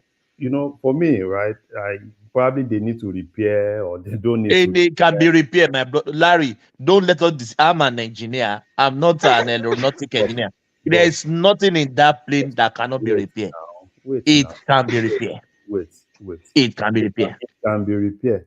It can be repaired until you take it to his doctor, right? To And the doctor, yes. The doctor will tell you this is the exact problem, but you are just saying, oh yeah, this person, just give this person paracetamol, it will be all right. That's what you're saying. I'm telling you, see, we are the people that I work in advanced engineering, okay, and I work with some today as I'm sitting right now. Okay, I'm in work. I'm sitting beside equipment that's worth hundreds of millions. There's nothing that cannot be repaired. Don't let anyone deceive you that there's something that cannot be repaired unless it has been compromised. If the fuselage has been compromised, then you say it cannot be repaired. But I don't think that plane has crash landed anytime recently. So the idea that it cannot be repaired should be taken. No. So take that idea they cannot be repaired out of your mind. There's nothing like plane cannot be repaired. Okay. If the engine is old, the engine can be replaced. They replace plain engine. They replace plain engine. They replace wiper or replace plain engine. It's really not a It's Boeing's plane, right? But don't forget that even this plane, right? There is insurance and everything there's insurance. They will insure. Oh, you are right. There will be insurance here. So at the end of the day, for them to be able, they will look at it and say, okay, fine, is it worth repairing? Because let me tell you something. Even if Boeing repairs that plane, if anything happens, insurance will. But Larry, sorry for cutting you.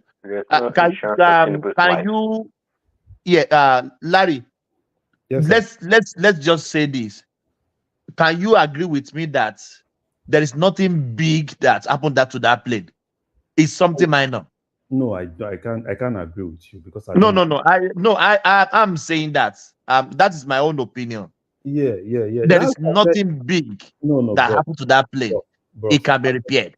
Yeah, that's your view. That's why I said I can't agree with you. If something happens to Tinubu, do we come for Aro and Ajale Coco? Is that the deal? I don't have to. Come for Ajale me. Coco. My president, you. I know. You want to kill your president? Mr. Thomas. This is our common way. Talk about lavish anyhow. Now what of no way now? Nígbà fún wọn now. I know, Baba, I know. But let me tell you, Mr. Thomas. anytime you are flying, right? You are flying, you are on here, and they tell you that, oh, this plane, we just repaired the plane, and at the end of the day, there is something. I'm very sure you won't even take that plane again. So for me, I'm not an expert when it comes to plane. No, you understand what I'm saying? It can be repaired, it cannot be repaired. I don't even know. Because if there's a fault, my problem is if there's a fault, I can't. If it's a car now, my maximum car break down, I look for another car. But the problem is when you are there, if it breaks down, you can't even do anything. So for me, it's the extreme for me. If they say, okay, buy another one, because at the end of the day, we can always say, oh, let's be economical. Let's repair this thing. We can repair it. We can do everything. And Larry, do you know what baffles me? Mm-hmm. When plane just came now in this Australia, you will see them foiling it. Immediately it's taking off again. I said they don't even let's wait, check. let me Maybe it's okay. Immediately, it's even all those flowing back. do you know that even those planes? Do you remember those times that Boeing was having issues? That you want to enter any plane, you still be looking which kind of plane they put for you. Maybe is this was it 7? Is this which of the Oh, I'm planes? It was a small, yes, 737. Yeah. yeah, Max, yes, Max 8. It was a Max 8 one No, that it's was not having Max 8. issues. It's 7 something, 7 something something. Yeah, it was a 737. yeah, it was a version. It was a version of the And seven. I was Yeah. crashing everywhere because I remember that time. Anytime I want to my plane, I watch. No, But should I tell you something? You know the one thing about I want to let us know. Buying a new plane does not guarantee that the plane cannot be defective. Cannot be crashed. Yeah, cannot be affected. Yeah.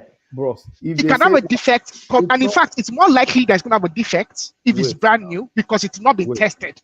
wait, if you are an insurance company, right, and they tell you to analyze the risk, right, of that plane crashing, right, the risk of that plane crashing for a new one would be minimal compared to No, probably refurbished. I Wait, can tell you from an engineering no, perspective that that is me, not the I'm fact. telling you from a financial perspective. That's how I will evaluate it as a You financial. know that you know they are the people. You know that when it's being evaluated by the Wait insurance, now. they will not send they won't send an economist or a financial person. No, They will wait. send an engineer. Engineer, see, They'll send an aeronautic there are engineer. some things, bros, there are some things that are clear, crystal clear, right? Forget about engineer. It's just a normal thing. You have a new car and you have a refurbished car, and they are telling you that okay, fine, you want to insure a new car and a refurbished car, right? In terms of you know that for a new car to probably have an issue, right? The probability of it having an issue, it's kind of like minimal compared to that refurbished car. Now, you want to analyze a plane when you know that when there is you know there is an issue. You as an insurance guy, you know that this repair that you are saying they repair or they do this, they remove the engine, they put another engine. Maximum personally, all this remove engine. If me, I no go even enter that kind of plane. Remove engine, put engine, refurbish, all this. You understand what I'm saying? So I'm not saying, they can't repair. You understand what I'm saying? But personally, for me, because you see, plane, probably because of my personal experience. Because anytime there is a turbulence like this, even when I'm here, I'm always like here. So I don't know, but probably we should leave Boeing to now tell us, okay, they can repair and they can even guarantee the insurance company that if they repair, everything is covered. I don't have a problem. If you understand what I'm saying, the Coco be say they should do everything, just let him just be safe. And like someone said, is Nigerian's property, right? Whatever the case is, maximum they will use it for 3 years, maximum 8 years, and it will still be Nigeria. At least the one they are using now, they said they bought it during Obasanjo just tenure, and we still have it. It's still for Nigeria. You understand? I know probably politicians they want the new one and everything. In as much as it won't leave Aso Rock, still a Nigerian thing.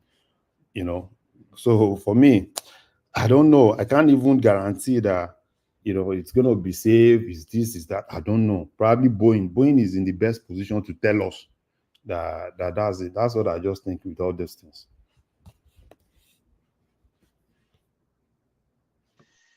It is well. Best of luck to them anyway. So, Prince Daddy. Ajale Gogo, you have been alleged that you and Arokidigba, you want to kill the president and Peter Obi. Well, maybe Bayo Nonuga. Bayo Nonuga will reply. Without Mr. Bayo, I don't even know. I don't even know why they give that man. Ajale Gogo, don't worry, we will rendition you and Arokidigba back to Nigeria. You go and stay with Nnamdi Kanu. Okay. No. But to be honest with you, I don't think this time we should be buying a new plane. No, There's nothing in that plane that cannot be repaired, in my own opinion. They should repair it and just forget it. I want Nigeria to push more. People shout, they will just forget it and we move on. Only God will help. Only God will help Nigeria, boss. Only God. God will just help these people. Sometimes probably they need to be probably our prayers. We pray so that demon in their head will just, because they know they will do nothing will happen though, bros. Nothing will happen. The National Assembly, Labour Party, they were shouting, pa, pa, pa, pa, pa, pa, pa, pa. They came, all of them. Oh yeah, give them jeep. Or everybody, pam. Since that time, nothing again. Pam. I don't even know if there is Labour Party in National Assembly. I don't even know. Those one will cross over to APC last. Wait. I don't even know. All of them are shouting, oh, we go there, we go and do this, we go. Now, I don't Why even are we not hearing from them now? Why are we not hearing from them? Everywhere is just silent. Everywhere. What do you think? On D1 Leno. Everywhere silent. Pew. Oh my God, Nigeria. That was what I was saying. Probably sure. Well, not like bicycle. Nigerian problem like bicycle. All these activists. Let one or two or three of them just be there. Then let them just be shouting. Before they get into that political space, they don't understand what is going on. So by the time they enter, they are still surprised about. So that is the space some of them are still. They are still in. So No. Let me tell you. It's the mindset. It's who they are. They pretend to people. People no, that pretend. Before they get Baba, I don't think it's pretense. So I have a typical example, Baba. Let me give you an example, Baba. Sorry for cutting you short. In Lagos State Medical Association, we had one doctor that is at the forefront of struggle for Lagos State doctors. Can you believe that immediately the guy joined mainstream politics? So he was very popular. So he joined mainstream politics and he contested for House of Representatives. So we felt that at least we have one of our members now that can stand for us. Our first interaction with him, do you know what the guy told us? He said in our local language, he said, even his tone and his aggressiveness has gone down, the alutaristic spirit. Absolutely, Baba. You know, it's bad today. Baba, because immediately the guy told us that, doctor, kí ni wàhálà yín? Ṣe mọ̀jú strike lọ́ba wàhálà yìí ti pọ̀ jù. And this same person is at the forefront. So by the time they enter that space, the first of us and Akpabi first of us give them their prayer. How did you call it? He sent a text message of their prayer to their account. To their box. To their inbox. They will be surprised. And remember, most of these House of Rep members, they were just lucky to catch on the obedient Peter Obi's spirit. That's why you said somebody is a cab driver, somebody is riding Okada. That's why to be the House of Rep, how can in the recent somebody riding Okada really have a plan? So so many of them just took the form to just fill those spaces and they entered. So we can't really expect that change to come from those people. They were lucky for the most part of it.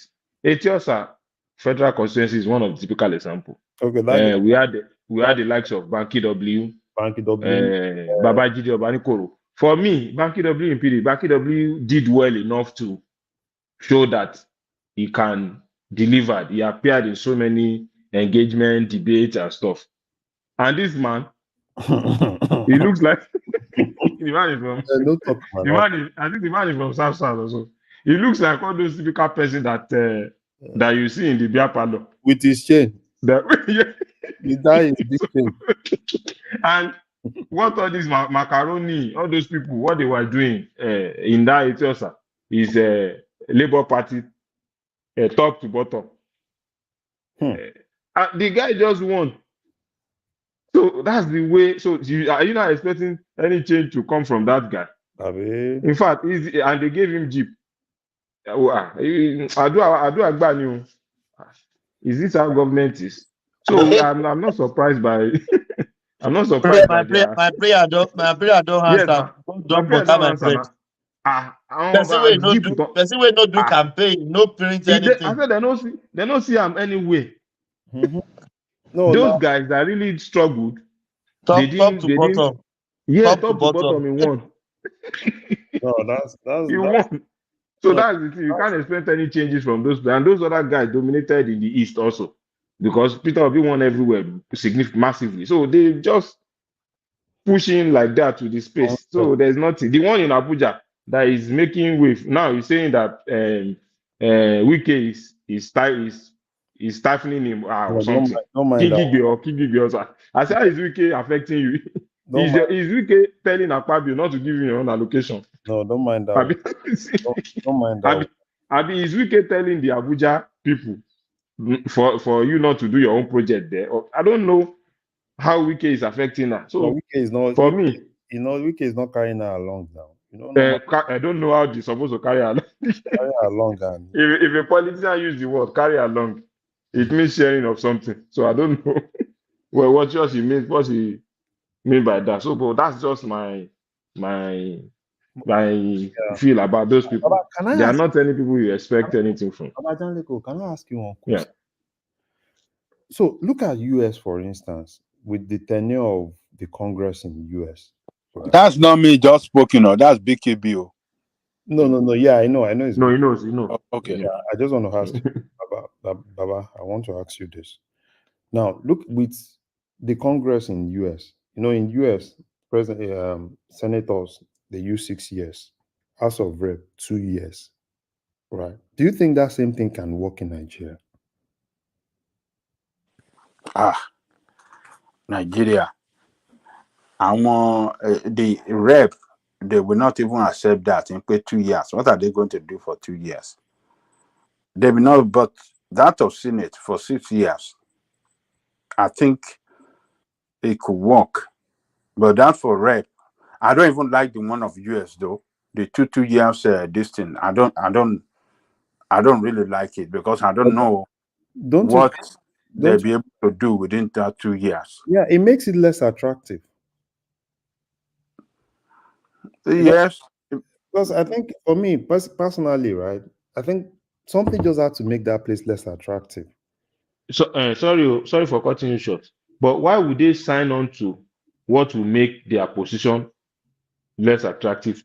Why would they want to sign on to that? It's just like you're coming to meet me that I'm collecting 30 million naira. And you're not saying that I should sign to reduce my money. Bros. How would they do that? Bros, you see when No, I'm just asking you. No, let's you see it's still easy now for them because the oppressed still do not have the effrontery to challenge the oppressor. I'm telling you, it will get to a point in Nigeria that they will be forced to do the right thing. Because they are the oppressed is so much hungry that if they give them scrums, yes, they will just be ailing them. Yes, no. So they will that's be ailing them. they will tell you, even they don't even care. Nothing like public hearing, nothing like anything. You don't even do you even know how they pass some of all these things? They just Absolutely, you don't know.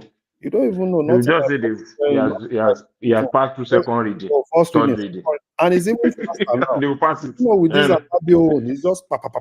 First reading, they approve. Pa. So you understand? Because the oppressed don't really care, feel like. But if people stand up today, right? Those guys, Jualo now.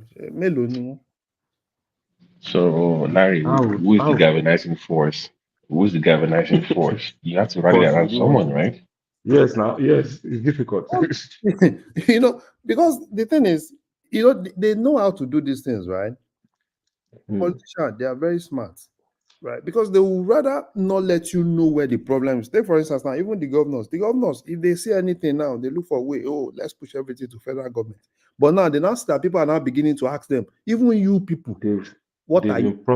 They've impoverished so many people. Yeah, people are not beginning to Somebody ask the somebody government. was passing through body loan.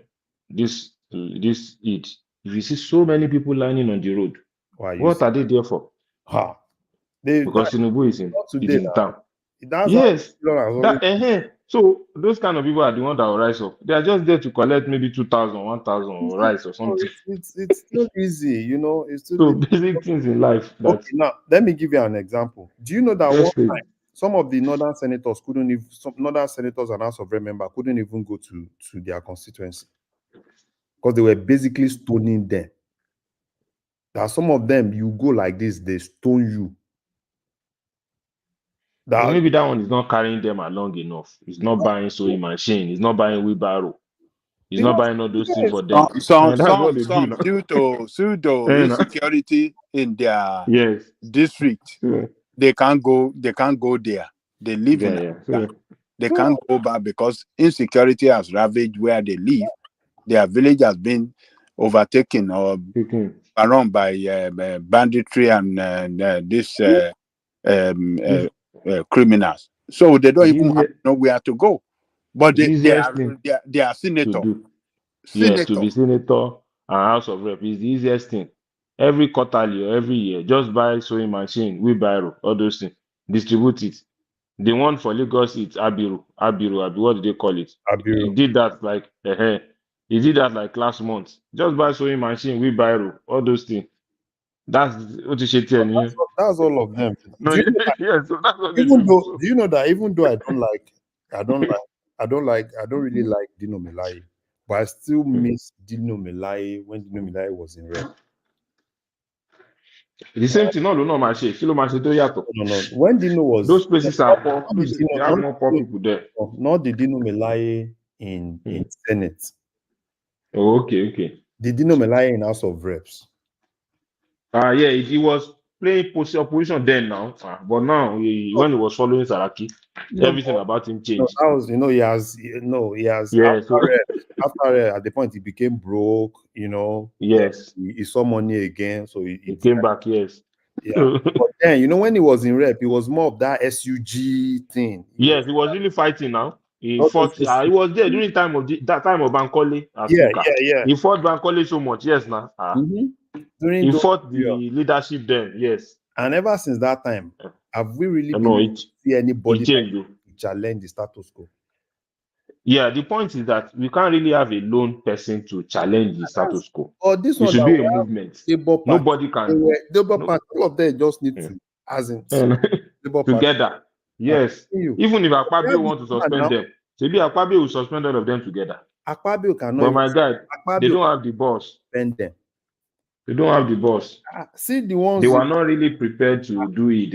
They were just lucky for the wave of Obi. That's why I said. That's what. Yes. That's why I said obedience. Obedience supposed to force them to do the right thing. Sometimes, they can't force them now. They are now in that position already. So how can they force them? All the abuse, everything that obedience abuse every other person, abuse those people. Let them know that there is problem. You don't understand. You don't understand the problem of obedience. They are in a fix. What I understand by them, they don't want to acknowledge there is a problem in their system, either Labour Party or Peter Obi or the rep. They don't usually want to accept because they project themselves as the alternative. So now accepting that there is a problem will make them to feel somehow. Because APC or PDP will now have the same narrative that you people that are claiming to be different, after all, you are not different. You are just the same. So that's why they are always very defensive to justify to accept that. That's why if you ask somebody about Alex Oti in Abia State, he will justify why Alex Oti is not paying minimum wage. But at the same time, he will criticize federal government by not paying 100,000. If you follow their thoughts. So anywhere they want to be, especially if it's Labour Party, around. They always want to feel as if, just like this allegation, financial allegation that was labeled against this chairman. Did you see them coming against him like that? This chairman Abure. So, but No, because they want to make it even look that they distinct. said Abure's accounting report was perfect. There's nothing Yeah, wrong with you it. see. The, a lot of the guys that's supposed disobedient guys, they're young, you know. But by the way, it's because they're If you young and follow, naive, I guess. yes, One no, they are second. not young. They are not young. You follow Well, Dr. Damage's show. young. No, some of them are not When it young. comes to politics, No. when it comes to Okay, politics, if you in the follow sense Dr. that look, Damage's show, is dominated by almost 96, 97% obedience. We see them every weekend now. Can we That's make just what, it that's what they can we make project. can we make a clear distinction between obedience online and those actually on ground that actually vote, actually truly involved? I believe some of these people are just that come online claiming that they're obedient. They're not really at the core, not really obedient per se. There's not Because they can stir up shit online, but I don't think they really are obedient. So we need to make a clear decision between the ones online and those that are actually on ground doing on the ground. work. Just yeah. Yeah, for those well, Well, what is the distinction, Babati? What is the some distinction? of them on ground are doing the one online too. All those guys on Twitter, they are on ground too now during the election. How about all these Aisha, all of them? Is Aisha Yusufu not? Is Aisha No, Yusufu no, not on no. ground? You know, like no. What I'm trying to get at is that there are people. There are people. So let me clarify. There are people that their message resonates with Nigerians, but they don't necessarily believe. The only reason that they voted for P2B is because they might not like P2B, but they felt like it was the best chance to change Nigeria. Ordinarily, they would be a show warrior supporter. They would be, because what they believe in, anti-corruption, all those kind of things, they actually genuinely believe in those things. But they needed a vehicle to get those things done. And to them at the time, that was they believe was the best at the time. Not because they actually believe Peter Obi as an individual, but they look at the landscape and say, it may not be the best, but amongst what we have right now that can actually win. So let's at least use this guy to get there. So at the heart of their belief system, they believe that there is a need for change. So because I thought on ground that they actually go around trying to get people to buy into the narrative. They're not as toxic as the ones online. The ones online are very toxic. They don't embrace new agenda. Welcome anybody else into the movement. So no, the one online, the one on ground that maybe the one that I've spoken to, they want more people. They want to expand the tent. The one online don't want to expand the tent. They are okay in that cocoon, but that's the what I have noticed. Maybe I'm wrong, but the one I've noticed on ground that I've spoken to. Yeah. Okay, how would we know the one online or the one on ground? Because if you follow, let me say it too. When you follow the Twitter space of how they abused Doyin Okukwe and all those people, and if you watch a show like Dr. Damage's show, it's the same narrative. Those guys were abusing him on Twitter. They were abusing him on YouTube. So are they the same set of people online? Let me give you an example. Let me give you an example. There's a guy called Ladi. Ladi and I went to the same primary school back in the day.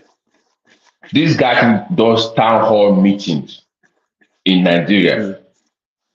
He's successful, but he does this thing to educate people. It will take time to go through this area talking about new Nigeria, and he will listen to people and he wants them to join the movement, and they will push back and say, but B is ABC, and he'll tell them, okay, he takes feedback from people. But you don't see sometimes. I was even thinking they have turned to like a cultist. That's to be honest. I agree, because they say the same thing. Yeah, they like fanatic, cultists. Let's go there. All those, that spirit of cultists, fanatics. Yeah, but that is not expanding the tent, is what I'm saying. So I talked to my friend. I said, listen, because it's like he's also facing that tribalism because he's a Yoruba guy that appears to be supporting an Igbo guy. You know the Nigerian landscape. They're like, yeah, otherwise. So he goes through that too. And He's not so he's not the only person. I've always yeah. I was in Nigeria during the last election. I voted for Peter Obi. I said to you already that my estate is a Lagos state government estate. Almost 95% of us in the estate, we are Yorubas. Peter, we have 2 polling units in my estate. Peter Obi won the 2 polling units. So he's not the only person. It's just because you are seeing him or you know him before that is in Okay, the space yeah. that believe that possibly people believe that maybe Peter Obi can be better, even as a The people, Yoruba. the people that think that, I really question their motives, quite frankly. But let me say this: No, we there's believe one. that. For me, I don't Well, believe that Tinubu can do I better don't know than why you Peter Obi. believe that. Even You're till a now, smart man. I don't know even how you till, came to that. no, Prince Daddy, even till now, I don't still believe. I voted for Peter Obi now. I don't still believe Tinubu can do better than Peter Obi. So I'm not surprised by what is happening. Well, So maybe come to that later. Maybe come to that later. I don't know. Prince, before you go ahead, before you so you can just chime in, you can go all the way. What this guy was telling me that there are people like him across Nigeria that are obedient, that don't like the online obedience because they are making their work harder. Because even when they let me use the word loosely. When they preach people about the obedient space, what they get is like, but online they say this, so they all have to explain. But their point is that the ones online, the monetary gains of being an obedient online is more profitable to be toxic in that space. And it frustrates those one on the ground that are actually doing the work. So Yes, I agree with you. You even within get the more obedient engagement. space, they Yes, have their fight. Even in that space, I'm yes. telling you, they They have get issues. more they get more engagement and stuff. Being aggressive. BQB, Yeah. Yeah. BQB, let me Yes, ask you this. Mr. Thomas.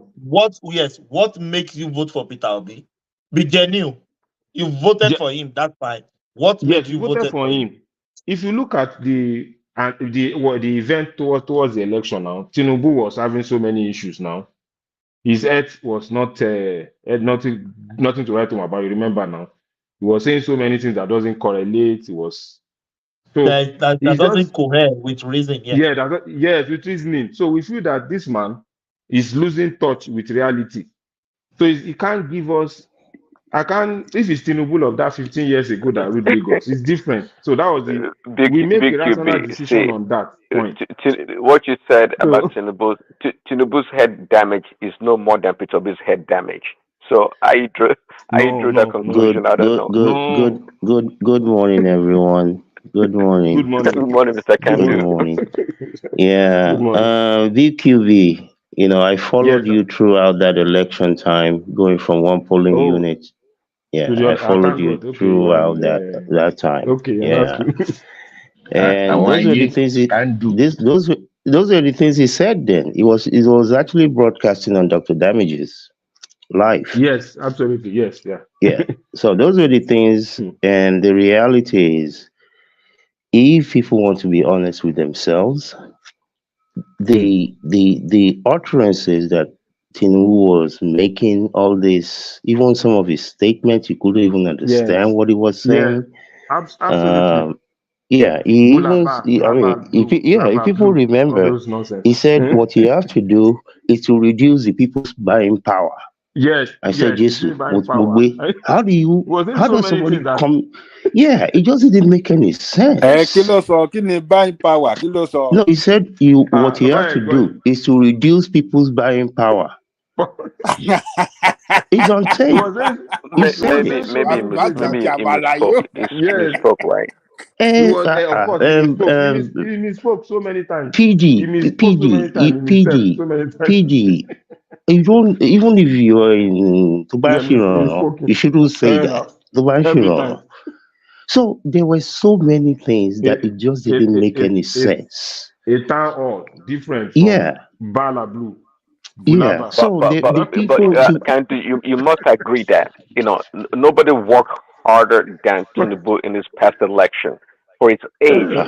Well, me, I don't Yes. know. I It didn't. I worked didn't as Absolutely. follow twice or them. three.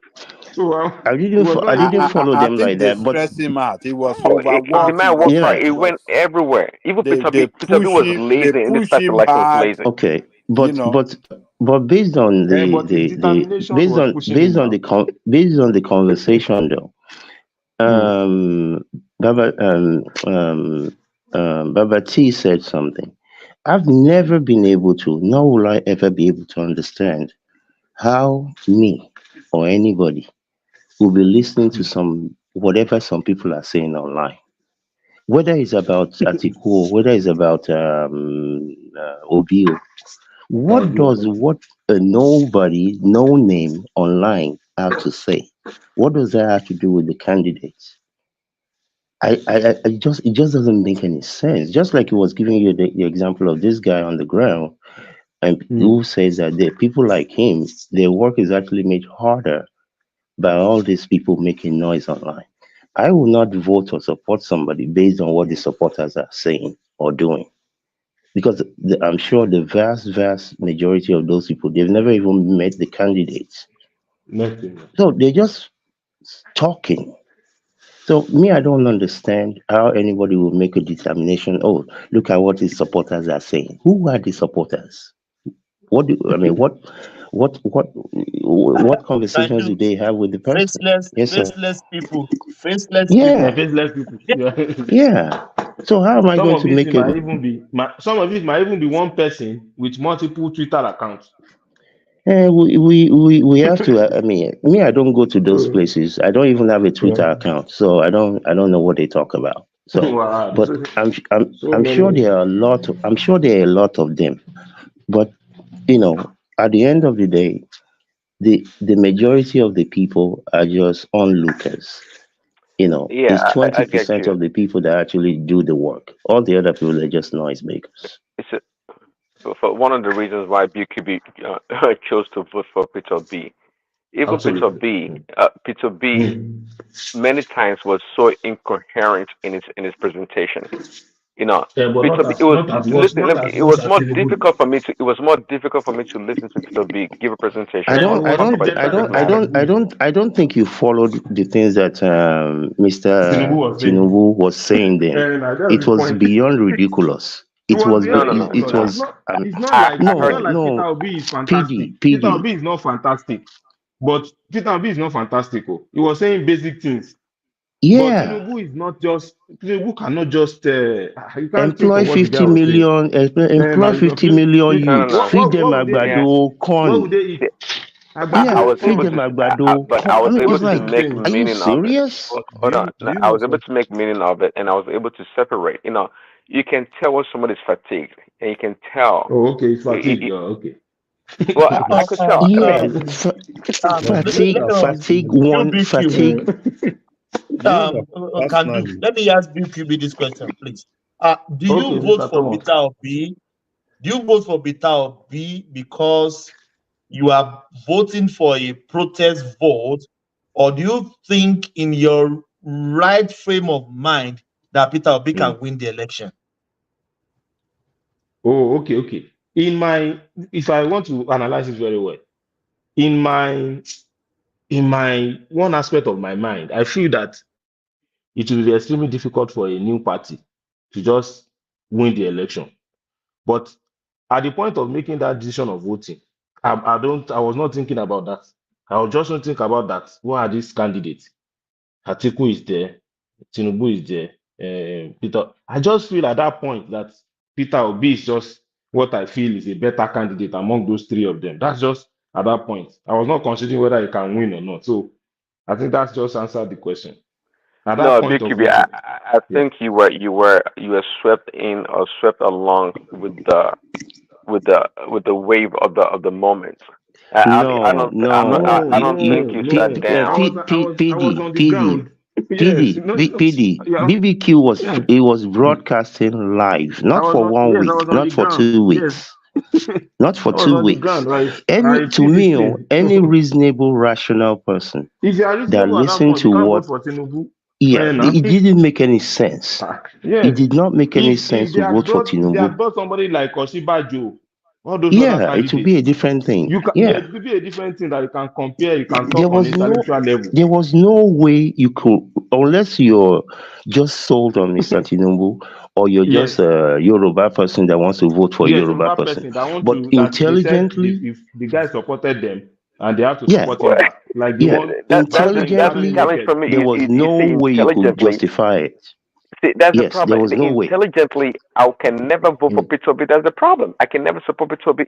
I mean, Of course, I'm not that's the saying you don't challenge. understand what I'm saying. I'm not saying everybody should vote for Peter Obi, but we are No, making no. an For objective that's comparison the of those reason two why you gave candidates. it. The reason why you gave to reason why No, if we, Yeah. okay, wait, Mr. If we make it on the metrics, like some characteristics for us to score them, in what way would you score Tinubu more than Peter Obi during that election, before the election?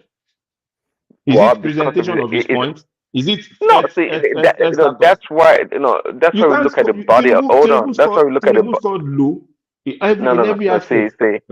that's how we look at the body of work. See, Peter B, just like Tinubu, they had an antecedent. They're coming from somewhere, and we have Tinubu's record on display as we do Peter B, and Peter B failed woefully. He has nothing to talk No. about. It's He not has no credit. their record. The record of Tinubu was when he was younger as a governor. And The task 23 Well, at hand, years well, and no, 20 yes, and 20 you something can't. years No, no, no. prior. See, I don't buy that yes, argument. You the can try record now. to Somebody you can is minimize his not record, coherent. but nonetheless, He's not No, if coherent. He's not. PDD. You see, You can't rely on those records you have to now. follow what was going on at that time. At that time, all of the controversies like BQB just stated, whether they were right, wrong, or whatever it was, all of the things he was talking about. When they say, "What are your plans for Nigeria?" I'm not going to tell anybody because I don't want people to steal my idea. I don't want you to see my yes. I just How want to be can I first vote person. for How can somebody? you vote? who said? Hold How on, who can I said vote that? for Who somebody? said that? That was what Tinubu Tinubu. said now. That's what he Uh-uh. said.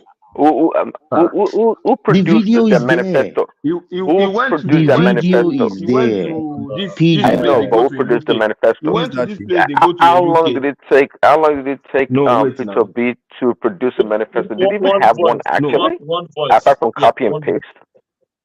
Do you know that personally, if you ask me, I still think probably Tinubu just used that as a strategy because till today, I was still telling one of my friends, was it not the same man that was, even people that were chronic supporters of Tinubu, I see them, and when some of them still have this bias, like, hey, are you so sure that this man, his health, everything? It was a whole lot of things at that time. Let's just Even one lady told us, my brother, that I can't even hold a cup of tea. yeah, it's a whole lot He of was things. At the point, I was more like, PDD, I hope you heard that. No, this is not about anybody not liking Tinubu or liking Tinubu.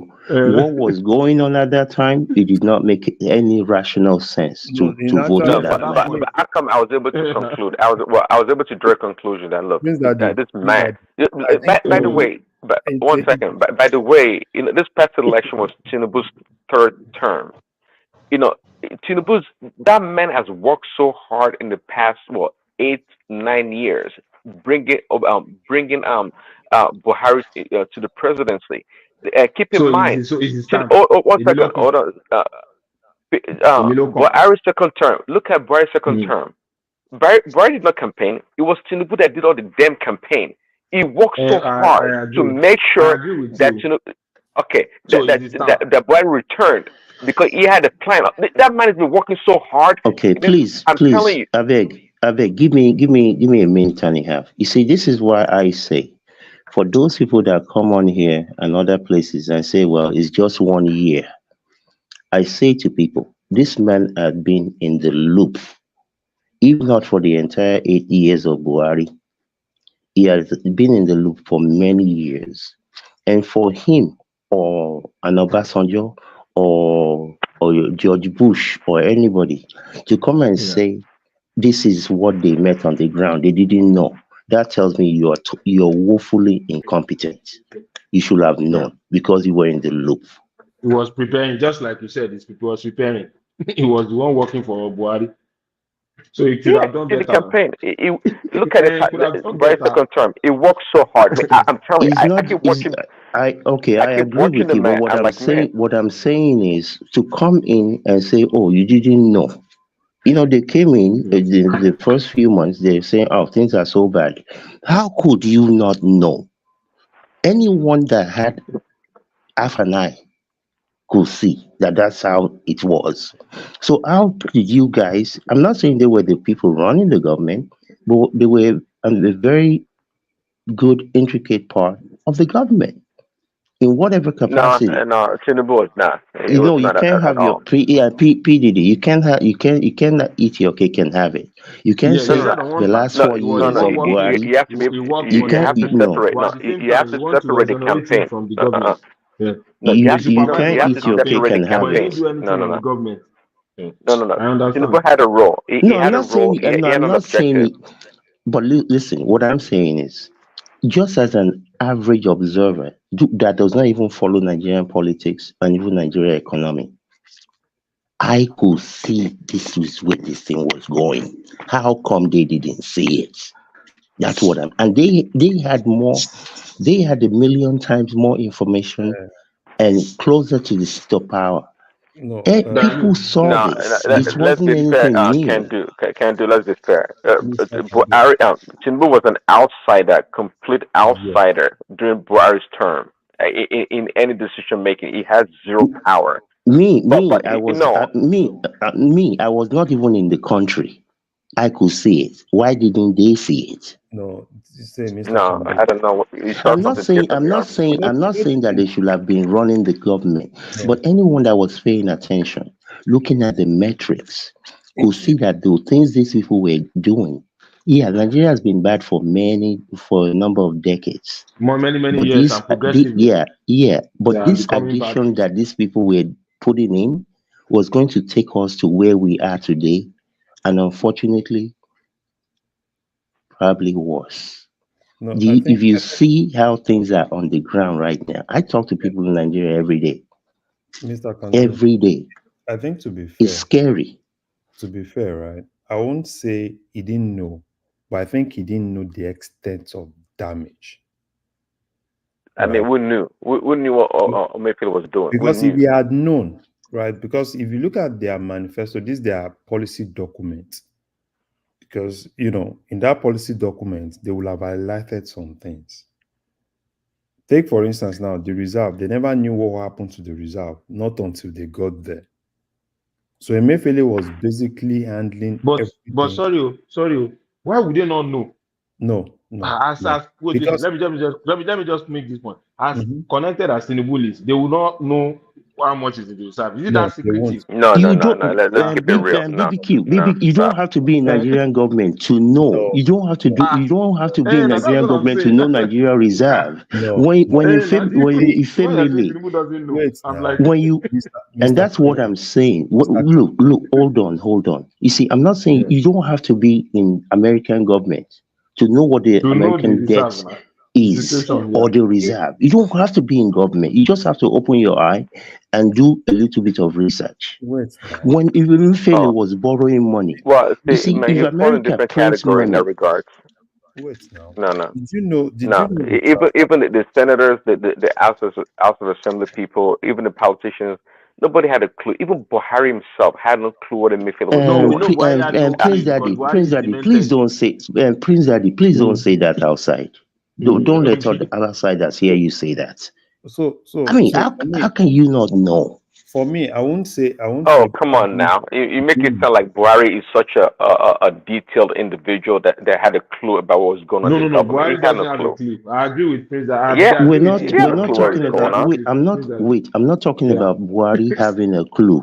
What Okay. I'm saying Okay. is, when a country is borrowing money, when you look at the percentage of your GDP that is going towards paying interest on loans, Abba, Well, you don't need a yeah, PhD degree. I mean, yeah, those are given anyway. We've always had to use a large percentage to service our debt of our revenue or whatever. That's a given. We're not talking about that.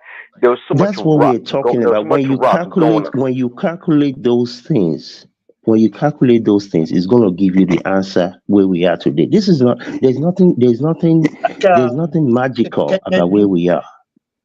Yes, sir. Can I make this comment? Do you know what agrees me Yeah, go about ahead. Tinubu most? They prepare for this presidency.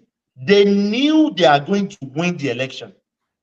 So they should have done better Yes, to now. Nigerians. Absolutely. God, That's the they point. knew they are going to win. So, I don't know. yes, now. No, You no, Wiki, Thomas, it's no. just we are Anybody trying deceiving to ourselves. defend them, Tinubu the way knew I see he's going things to that they win trying the to election. defend, with the end now. He did. They knew No, they're going Thomas, to win no. the election.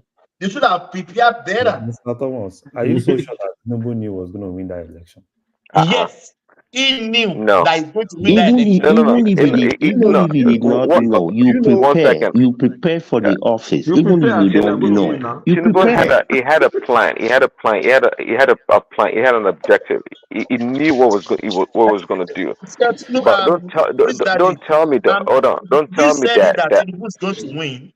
We said it on this plan. I said Tinubu is going to win that uh, election. that's Mr. okay. Thomas? Mr. Thomas, But the Yeah. person what that actually Buhari and his cronies did, what do, Buhari and his cronies did during that election period, okay, it was unprecedented. No doubt about it. do you know They that they Atiku had the better chance? Because even if you ask Tinubu himself, right? Because everybody, actually, people in the inner caucus, most of them, if you ask them, they will tell you Atiku was going to well, win. we know that, and I that's think why that Kiyamo said. That's why Kiyamo said when during the inauguration, Peter Obi was going to get a front seat during the inauguration. Okay, I think the better way because to put it, sorry, the better way to put it is that I won't say Tinubu won. I'll say Atiku lost the election. I think that's the better way to put what Exactly. transpired. That's Atiku well, Because lost no, the no, because election. it and was thanks there to for the taking for him. It was there for him to win, and and thanks he blew to it. Peter B. Thanks to Peter B. We thank you very much. Absolutely. Thanks to Peter Obi. Yes. We As thank in, him very much. Atiku had Who is everything. we? I didn't know you were like a bat supporter.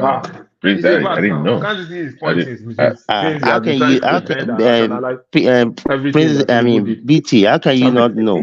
He's on. He's No, on. he never He's made on. it. He's He on. never He's made on this Twitter. obvious before. Who do you think has made Peter B aware? Kò make it obvious like this before ni mo kò sí talk kẹ́ about. má Gbogbo ẹnu mọ kọ́ la kò fi sí ń kẹ́ má mọ sọ̀rọ̀. bat Gbogbo ẹnu kọ́ la fi ń na kò sí sọ̀rọ̀ kẹ́ má ńgbà mọ míì. bat yes na Okay. kò sí kẹ́ má mọ Well, bat and those people trying to rationalize and defend all their policy despite the fact that it's failing you will know them No. even if you support them and they made an error in a policy you have to come out straight but they still rationalize it that No. it's He's because at of all Big these QB, other right? things. You said to See, Prince that when it comes, Prince Daddy let me gave give me a minute or so, guys. You have to. Anyone that's trying to evaluate Tinubu's performance at this point in time is just not being serious at all. It's just unreasonable to the Okay. core.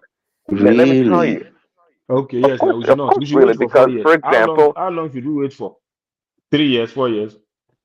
So that at we'll least come back. if you're serious, at least 4 years, okay. If you want to get some like certain results or parameters on certain um things, right?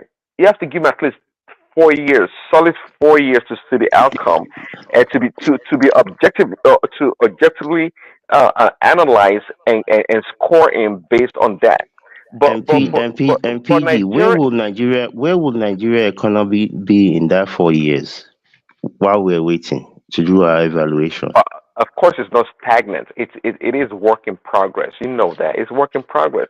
See, just like anything else, if you, I don't know if you know about baking, not like I do, but if you're trying to make a cake, a delicious cake, all the ingredients, the flour, the eggs, and everything that goes into the mix, okay, that by itself doesn't look presentable until you actually do everything and bake the cake and you get a nice, delicious cake.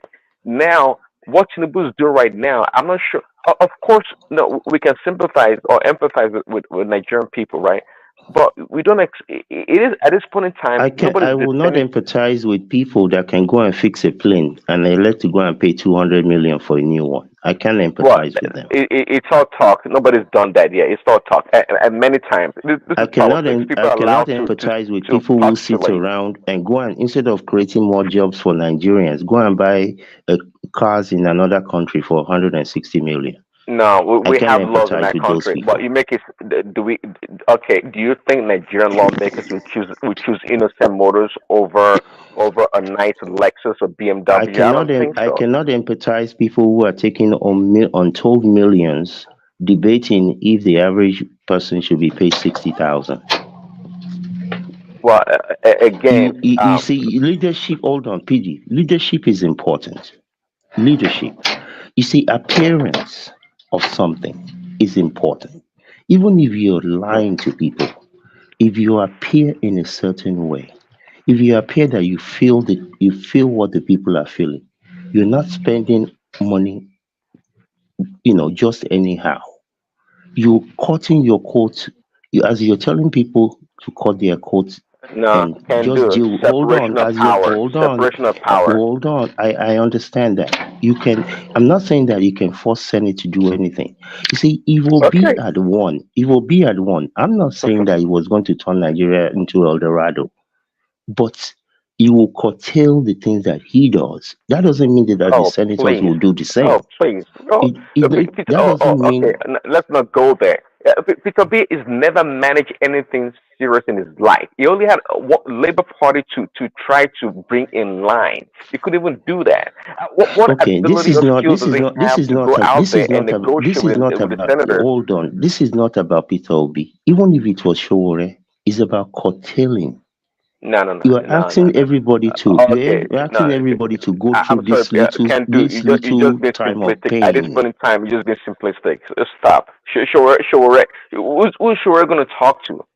No. I See, what? didn't say I'm me too. I'm learning along the way. I'm learning along the way. One second. I didn't say any of these people were going to talk to anybody or convince anybody else. What I'm But that's talking part of about, politics. they themselves, I get it, but they themselves, the way you conduct yourself will make some people, not everybody.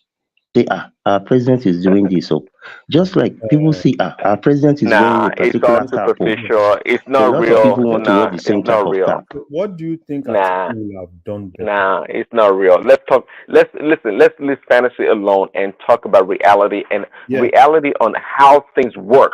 Let's not just trying to speculate and postulate like, oh, appearance is okay. Tell the senators to go drive keke lapel because no. Let's stop that. Nobody's driving Let's Pepe stop that. Napel. Nobody's saying anybody should Well, go and drive so, Pepe Napel. see, But if you come in and call Innocent or anybody else that's putting cars together and say make it us a doesn't work presidential a that way. presidential a presidential fleet put together in Listen, come Nigeria, on maybe now. it's not If, manufactured, but put it together. Some Okay, people, but a you wanted, segment of the sir, population you will wanted be to like, put it together in 3 months or how many? No, things don't work like that now. You know take that. 1 year, whatever. Well, just just eat one Use the year right one that now. Buhari, no, from the beginning, from the outset. Use the one that Buhari was using before until they produce the new one that is put together in Nigeria. You see, Nah, appearance is important. no, It's no, no. important how the Not in leader Nigeria. Not carries in Nigeria. himself. See, And let me then tell you, many times wallow in the abject poverty and continue to wallow in it. I don't deal with people who are not willing to change for what is better for them. If that's what you want to do, sell one one pint of Gary for 1 million and enjoy it. no, If you're not no. willing to Well, do what is see, going to if you're not willing to do what it's can going to do, take can to do. change your life, See, I don't know what to tell you. if you ask, I'm telling you, this politicians, many of them are very smart. If you ask them what needs to be done, they all can tell you all the right things in the world that we need to do that can be done to improve the lives of the people. But we all know quite clearly that life doesn't work like that. See, you simply know what is right. It does not translate to reality. It does not. And that's why we have so many moving parts. People you have to talk to, negotiate. I mean, there's so many power blocks in that country, and it's not unique to Nigeria. There are power blocks everywhere. So, as powerful as Tinubu is, you can't just go around and does whatever he wants. That's not the way it works. You PD, can't just come there and tell people to I buy never innocent said, cars. no, I never said he or Tatiku or anybody else should tell people. that they should go and do this. Okay, if you as a leader, whatever leader, this is what I'm doing. Obviously, there's appropriation for the house. I get it. I'm not saying that you should force anybody else, but this is what I'm doing. Or there will be a segment of people that will say, since this is what our president is doing, I'm going to do that. All you need No, is 20% shift to make anything move. I agree. At the end of the day, you see, I've said this. Me, I will continue to come here and to the other house that I go to. But where we are right now, I mean, are we really seeing changes that are being made, whether it's in the financial sector, paying down debts that they're doing, reducing the import duties on certain commodities?